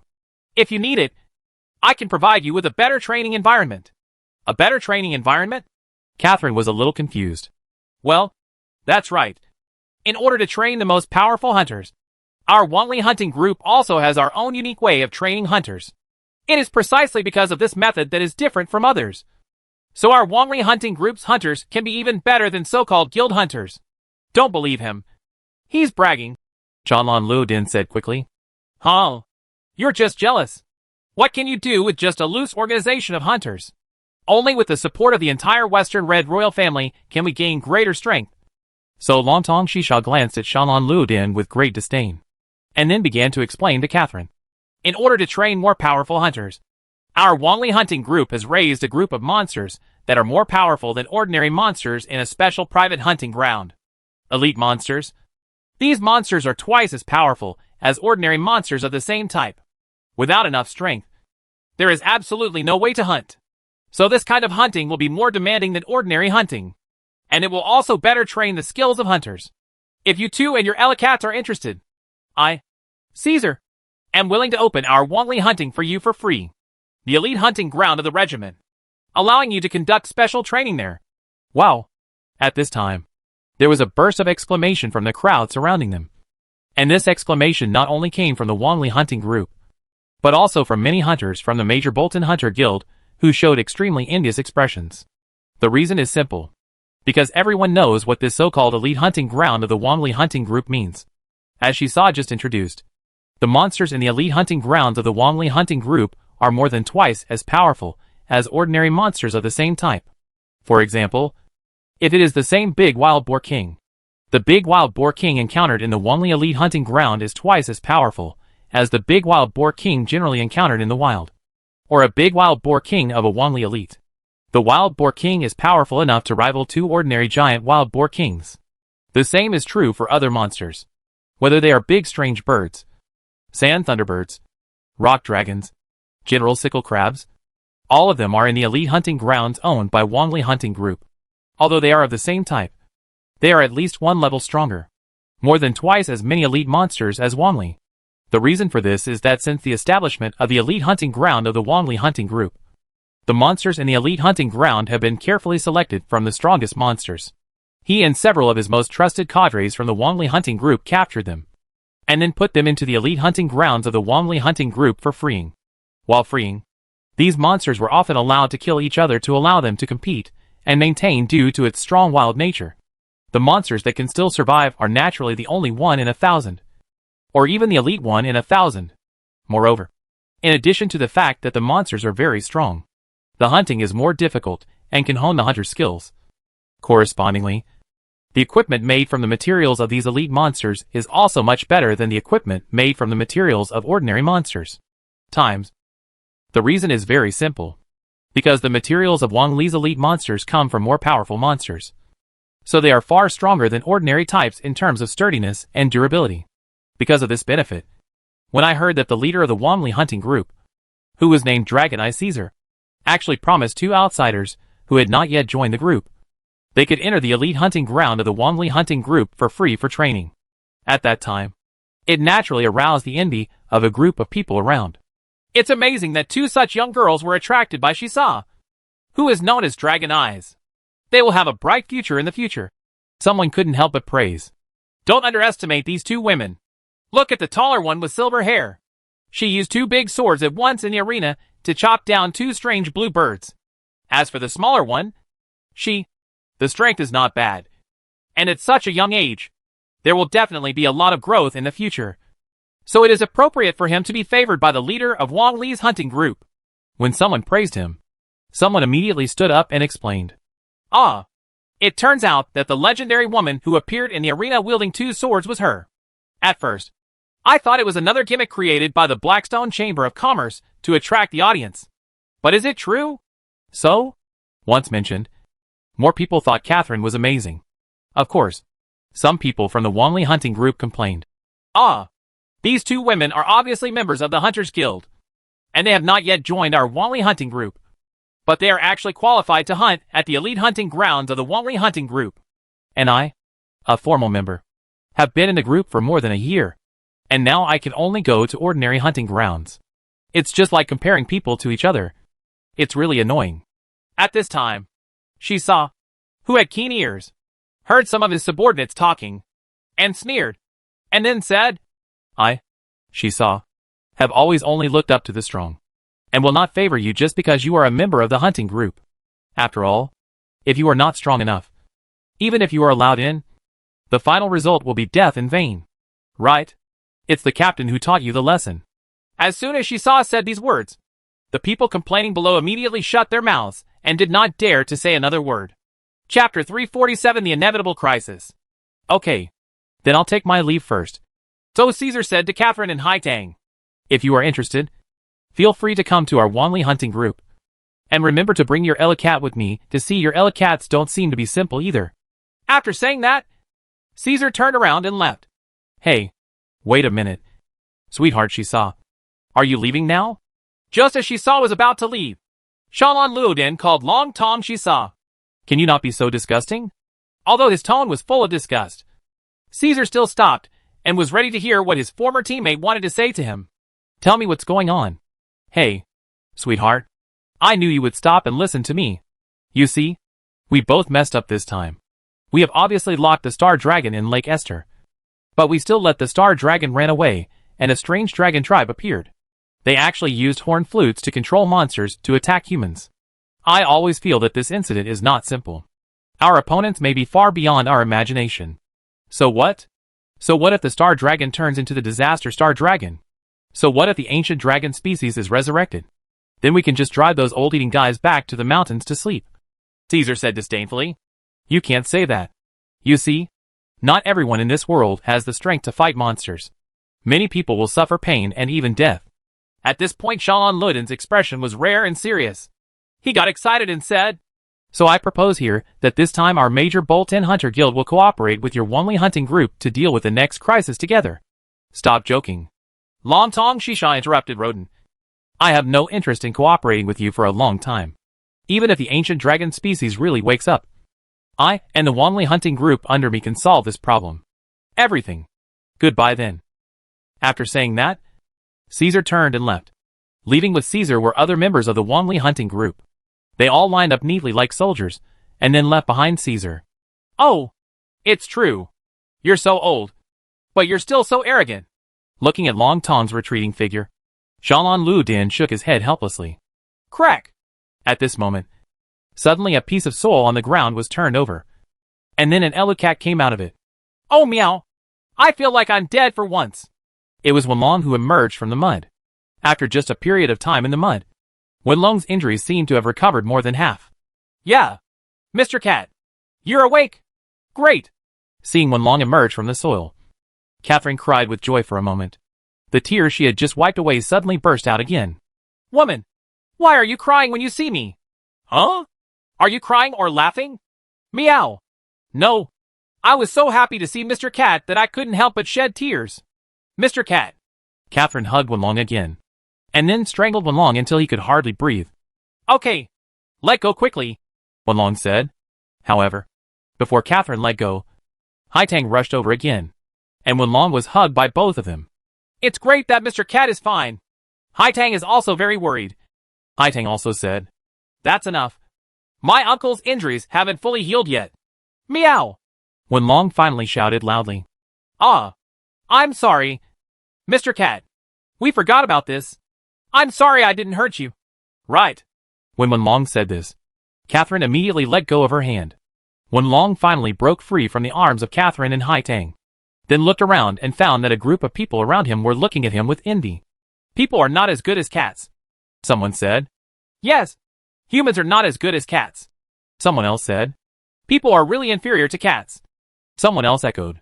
Why don't we get this kind of treatment? It must be President Rodent's fault. Why is it the president's fault? Because the president is already over 70 years old and has never had a girlfriend and is still single. Yeah. We were also affected by him. Right. The aura of being single is really scary. No wonder. I said I'm so handsome. Why don't I have a girlfriend? It turns out that it wasn't me who was wrong. It was President Rodent. Humph, Elon snorted coldly, appearing indifferent. Hey, but I think President Rodent and Captain Caesar are also good, Lily concluded in the end. Cough, cough, cough. Xiaolon Ludin finally couldn't help but coughed loudly a few times, signaling for others to be quiet, and the discussion subsided. All right, dear little sweethearts. We can see from today's hunting that your strength still has many shortcomings. So many of us have not caught even a single star dragon. It is really a failed hunting. Here I am admitted. I also bear a lot of responsibility. It can even be said that my underestimation of this incident at the beginning was the main reason for the failure of this mission. However, through this operation, we have gained nothing at all. At least we found that the Xinglong incident does not seem to exist alone. But there seems to be some kind of force behind Xinglong that is using Xinglong. If they use the power of dragons to achieve their goals, our future tasks may become even more difficult. After all, according to previous calculations, Xinglong should soon transform into a Misfortune Star Dragon in more than 10 days. Once the Misfortune Star Dragon appears, it will not only be stronger than Xinglong, but also a step forward. The improvement, and it is said that it will also cause the awakening of the ancient dragon species. By that time, I think the entire West Holred region, and even the entire continent will usher in a turbulent era again. In the face of the upcoming crisis, I wonder if you have any thoughts. Are you ready, sweeties? Rodent's words made everyone quiet down, and the expressions of those who had been joking before suddenly became serious. Because through this failure, everyone present has realized that they are far from reaching the level of I am ready. It seems that everyone has realized their shortcomings. Xiaolon Ludin looked around and found that everyone had serious expressions, and no one dared to say that he was ready. So Xiaolon Ludin said loudly again. In short, everyone, let's work hard to become stronger. Not only to survive when the crisis comes, but also to protect the land we love. For the glory of the guild. Oh, to protect this land we love. For the glory of the guild. The crowd became excited again. Chapter 348. There is no end to the road to becoming stronger. Although the seriously injured Star Dragon was allowed to run away in the end, the hunt was finally over. So the hunters began to return to the Hunter Guild's airship, Sweetheart Baby, one after another. When Wenlong and others returned to Midbolton on the airship, Sweetheart Baby, it was already evening. Afterwards, the hunters who participated in the hunt for the Star Dragon did not drink, chat and relax together after the hunt as before. Instead, they returned home and began to prepare for the future. The reason for this is firstly because after a day of hunting, most people are already very tired. And secondly because almost all hunters are planning to seize the time to improve their strength. After all, everyone knows that this time, not only is the transformation of the Star Dragon into the Disaster Star Dragon an irreversible fact, but also the mysterious dragon tribe that can control monsters is actually on the opposite side of the Hunter Guild. Such a powerful enemy for hunters, who are almost only good at hunting monsters, but not good at dealing with human machinations. They naturally find it even more unfathomable and difficult to deal with. Since this is the case, it is the right choice to seize the time to improve yourself and cope with crises that may occur at any time in the future. And Xiaolon Ludin did not stay in the guild to deal with official documents as before, or chat with the receptionist Preeny and complain about the depression of being single for more than 70 years. Instead, he chose to take the Sweetheart Baby and sail to the east, Daruma. It is said that the reason why Xiaolon Ludin did this was to personally report the results of this operation to the Hunter Guild headquarters in East Daruma and the newly emerged mysterious dragon people who can control monsters. No matter what, the atmosphere of the Hunter Guild is very different from before. Oh meow! We have been preparing for this hunt for so long, and yet we caught nothing. Wenlong also complained angrily. Wenlong, who returned to Major Bolton, was lying in his villa after taking a bath and asked Catherine to apply the recovery medicine G on himself. Although Wenlong had a chance to repair all the scars on his body when he burrowed into the earth and used Elu Cat's quick recovery technique, it was too time-consuming to do so. So not long after Wenlong regained consciousness, he immediately got out of the mud because he was worried about the safety of Catherine and Haitang. As a result, there were still many scars burned by the flames on his body that had not had time to recover. Therefore, after returning to the villa in Major Boltan, Wenlong lay on the bed and asked Catherine to apply the medicine on himself. After all, some scars on the back could not be applied by himself. It would be more convenient for others to help. You can't say that, Mr. Cat. Our harvest this time is not small. After hearing what Wenlong said, Catherine, who was applying the recovery medicine G on Wenlong's back, said quickly, At least we got the male fire dragon, and it's the material for a female fire dragon. The reward for that little material can't quell my anger at all. Meow! Wenlong said dissatisfied. Hey, but I think the material should be very good. It is said that the equipment made will be better than the equipment we have now. Humph. I can see a lot of materials that are much better than this. The materials for the male and female fire dragons are really nothing. At most, they are better than nothing. Meow. Wenlong said nonchalantly. Well, since the material is not enough. In order to make Wenlong happy, Catherine thought for a while, and then said, Oh, by the way, the old man named Shisaw seems to have said that we can go to his Wangli Elite Hunting Ground. It's hunting, and it's free. What? Wang Li's Elite Hunting Ground? Is it the one from Wang Li's hunting group? Meow? Wenlong was stunned for a moment, and then asked again. Because when Caesar invited Catherine and Haitang before, Wenlong was still under the ground and had not emerged from the soil. And Catherine was too focused on healing Wenlong and forgot to mention it to Wenlong. So Wenlong was not interested in this matter. Things are not informed. Naturally, I felt a little surprised. Yes, it's the Wangli Elite Hunting Ground. It seems that Grandpa Zysa is the leader of the powerful Wangli hunting group. And when he hunted the female fire dragon, he used a strange weapon called a blunderbuss. Boom! One shot penetrated the body of the female fire dragon. Catherine excitedly described the situation to Wenlong.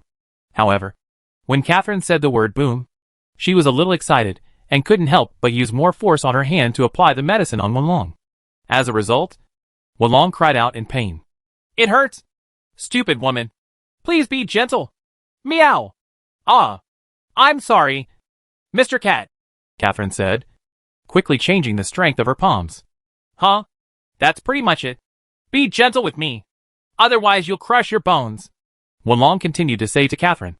It's true that the leader of Wang Li's hunting group is called Shisaw, and he is also a person. Although it's still far behind me. But the other party knows that he invites us to hunt at the Wangli Elite Hunting Ground, which proves that this person still has some discernment. What? Mr. Cat, is it better to go to the Wangli Elite Hunting Ground than to obtain materials for male and female fire dragons? From Wenlong's tone, Catherine, who didn't know much about it at first, also noticed some clues.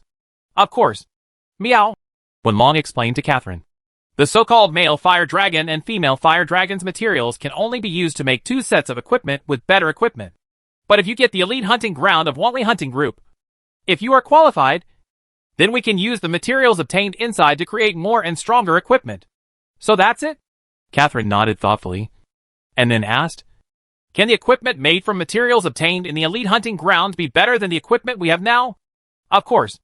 Even if it is the same monster material, what you get in the Wangli Elite Hunting Ground will be much better.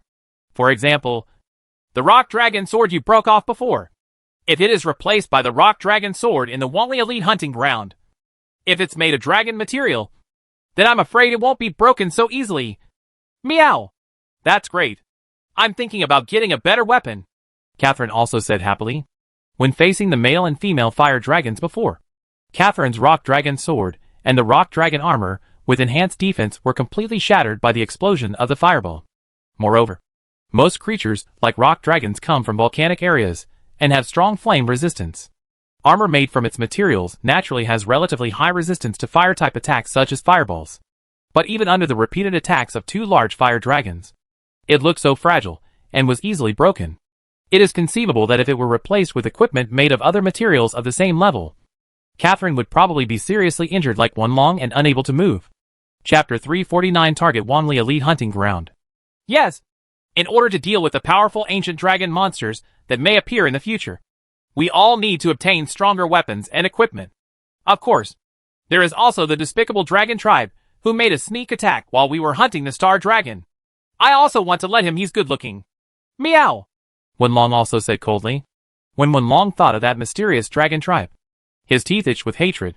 I wish I could tear the opponent into pieces. After all, this kind of person is different from Bai Mao, who was against Wenlong before. Bai Mao just made Wenlong feel disgusted.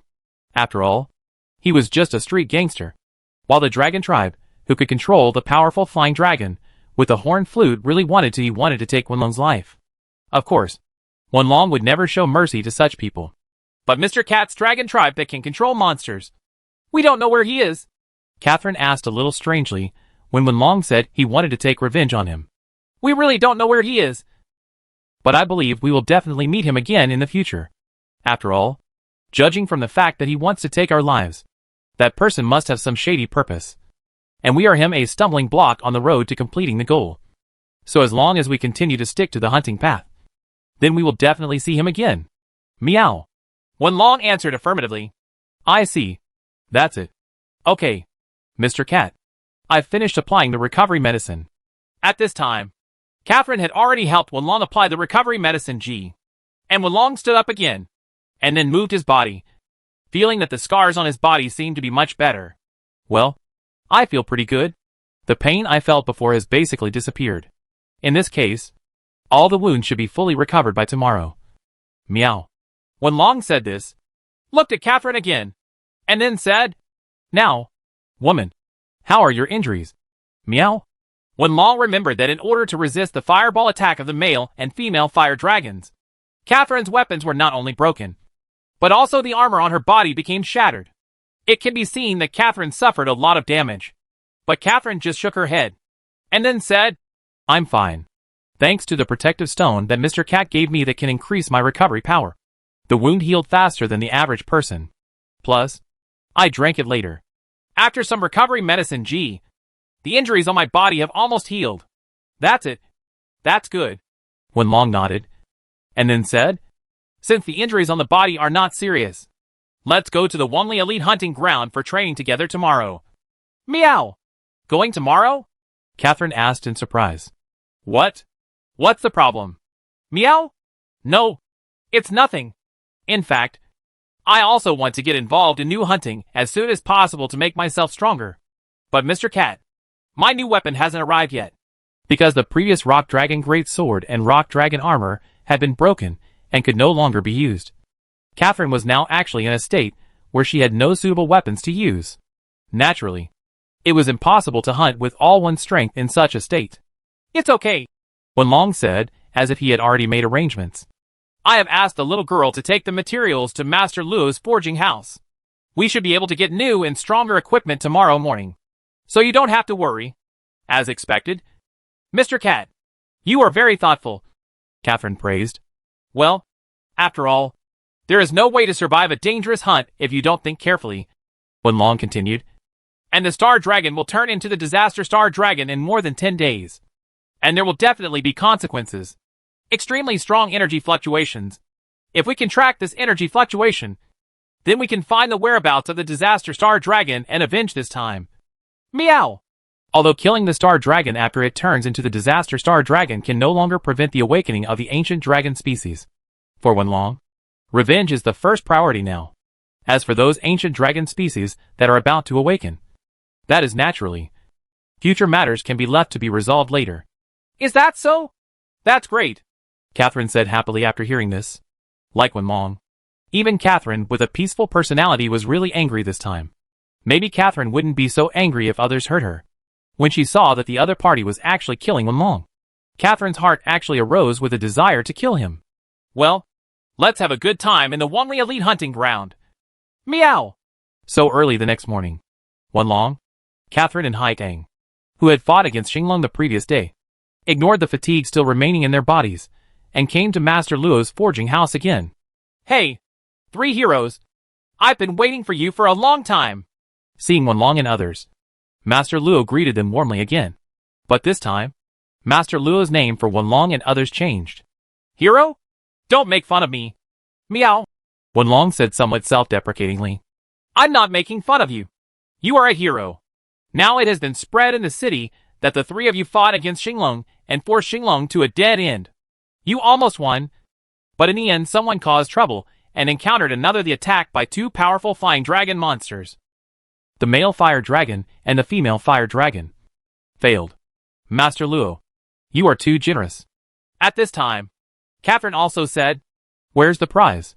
This time, the elite hunters from the Wongli hunting group and the hunter guild all went out together. In the end, they didn't find Xinglong. Only you found it. Isn't that awesome enough? And you also forced Xinglong into a desperate situation. Newcomers who have just arrived at MHOL. You have already done a great job. Master Luo said loudly again. But we can do better. Meow. Wenlong said still somewhat reluctantly. No matter how good it is. No matter how good it is. What will the other hunters do? I, Major Boltan, have been a blacksmith for decades. This is the first time I have seen a hunter as powerful as you and with such rapid progress. As time goes by, I will definitely make it a great weapon. Believe me, my Lao Luo's vision is not wrong. Master Luo said confidently. Okay. Thank you for the compliment. Wenlong also knew that the other party was sincerely praising him, so he didn't say anything more and just asked. By the way, the weapons and armor I asked you to help build yesterday. Is it done? Meow? Chapter 350 Super Specification Exclusive Equipment. Don't worry. It's been built. It's definitely an excellent suit, because it uses both male and female fire materials. The power is just as powerful, and it's even higher than weapons of the same level. Master Luo said. Do you need to use so many materials? Catherine was also a little surprised when she heard this. Although Haitong's equipment previously used materials from two monsters, the Snow Lion King and the Ice Thunderbird. They were used to make weapons and armor respectively, and were not mixed together. But this time, from what Master Luo said, it seemed that the materials of the male and female fire dragons were used together to create weapons and armor that were different from the past. Well, Master Luo said very confidently, the sword made this time uses the claws of the male and female fire dragons and their tail spines on the blade. So it not only has the flames from the two fire dragons, the attribute damage also comes with the poison attribute damage from the two fire dragon tail spines. In this way, one sword strike can cause two different types of damage, which is super powerful. After a slight pause, Master Luo continued. In addition, the armor also uses double layers of dragon scales. The dragon scales of the male fire dragon and the female fire dragon are alternately used and superimposed. And the armor is made using a special method. The defensive effect is absolutely unparalleled. It's worth it. Okay. I won't say any more nonsense. Miss Catherine, you'll know after you try it. So Catherine nodded, then took the new weapons and armor that Master Luo had prepared and walked into the dressing room. Different from the past, this time Catherine's dressing time seemed to take longer than usual. However, when Catherine came out of the dressing room, everyone showed surprised expressions. It does fit very well. And this set of equipment feels completely different from the previous equipment. Naya? Wenlong touched his beard and said, You know, Wenlong is very familiar with various weapons and equipment, so he rarely praises the skills of the blacksmiths. But this time, Wenlong really felt from the bottom of his heart that the equipment was well made. Of course. Many of the things that my apprentice Leo and I built together have been improved. Or it's not an exaggeration to say it's innovative. As he spoke, Master Luo looked at Lei, who was building equipment for other guests. Europe. Innovation? At this time, Haigang asked curiously. Yes, it's innovation. This is my apprentice Leo's suggestion. Although young people are still lacking in skills, they always have some fantastic ideas, which are worth learning from us old guys. Ha ha. Master Luo said loudly, smiled. Oh, it turns out that it's like this. The young people's ideas, coupled with the master's skills, can actually create such sparks, which makes even my uncle stand in admiration. Meow. Wenlong finally understood why he felt that this time's weapons and equipment had a different feeling from those made by Master Luo before. It turns out that the weapons and armor this time were based on Leo's ideas. So the style is naturally different from the rigid weapons and equipment in the past. Humph. Old man, You finally admit my talent. At this time, Leo, who was building equipment for other guests, also said, Ha ha. I have always valued you. It's just that you are usually too arrogant. In order not to make you proud, I often reprimand you. So this time, I will give you 99 points for your performance. One less point. It's because I'm afraid you'll be proud? Humph. Leo had a proud smile on his face. But this time the weapons and armor seem to be heavier than usual. At this time, Catherine also waved the sword in her hand, and then expressed her feelings. Of course it's heavier because it uses double the material. But the performance improvement it brings is definitely huge. In comparison, it will definitely not be a loss, or it won't be called an innovation. Master Lu explained. But this is also specially designed for you, Miss Catherine. Considering that Miss Catherine has the experience of using a big sword with one hand, we did not take the weight of the weapon into consideration when designing it. If it were someone else, we would also don't dare to do this. Is it specially designed for me? Catherine asked. Of course. Master Luo confirmed again. And if you find it inconvenient, Miss Catherine, we can also dismantle the added part, so that the weight will return to the same specifications as an ordinary weapon. Just by doing this, the weapon and the performance of armor will also become more ordinary. Well, then don't dismantle it, Catherine said immediately after hearing that restoring the weight of ordinary weapons would affect its performance. Except that this weapon and armor are a little heavier. They are all very good. The armor also fits well and can be used for attacking actions. If there's no inconvenience when it comes to weight, it should be fine as long as you get used to it a little bit. That's good. This proves that our hard work was not in vain. Master Luo also said happily. Hey, woman. Suddenly, Wolong said to Catherine very seriously. What I want to say is that although this big sword has not reached the weight of 2 big swords, it is equivalent to 1.5 big swords. Yes, as well as armor. Because twice as many scales are used. The weight has also increased a lot. Even if you are strong, wearing it for hunting will be very difficult. And you may have to work harder for this. How can you become proficient in sweating? Do you still want to use this equipment now?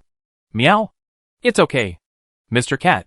I will definitely overcome the difficulties and won't let you down, Catherine said firmly. Well, you can use it as long as you find it useful.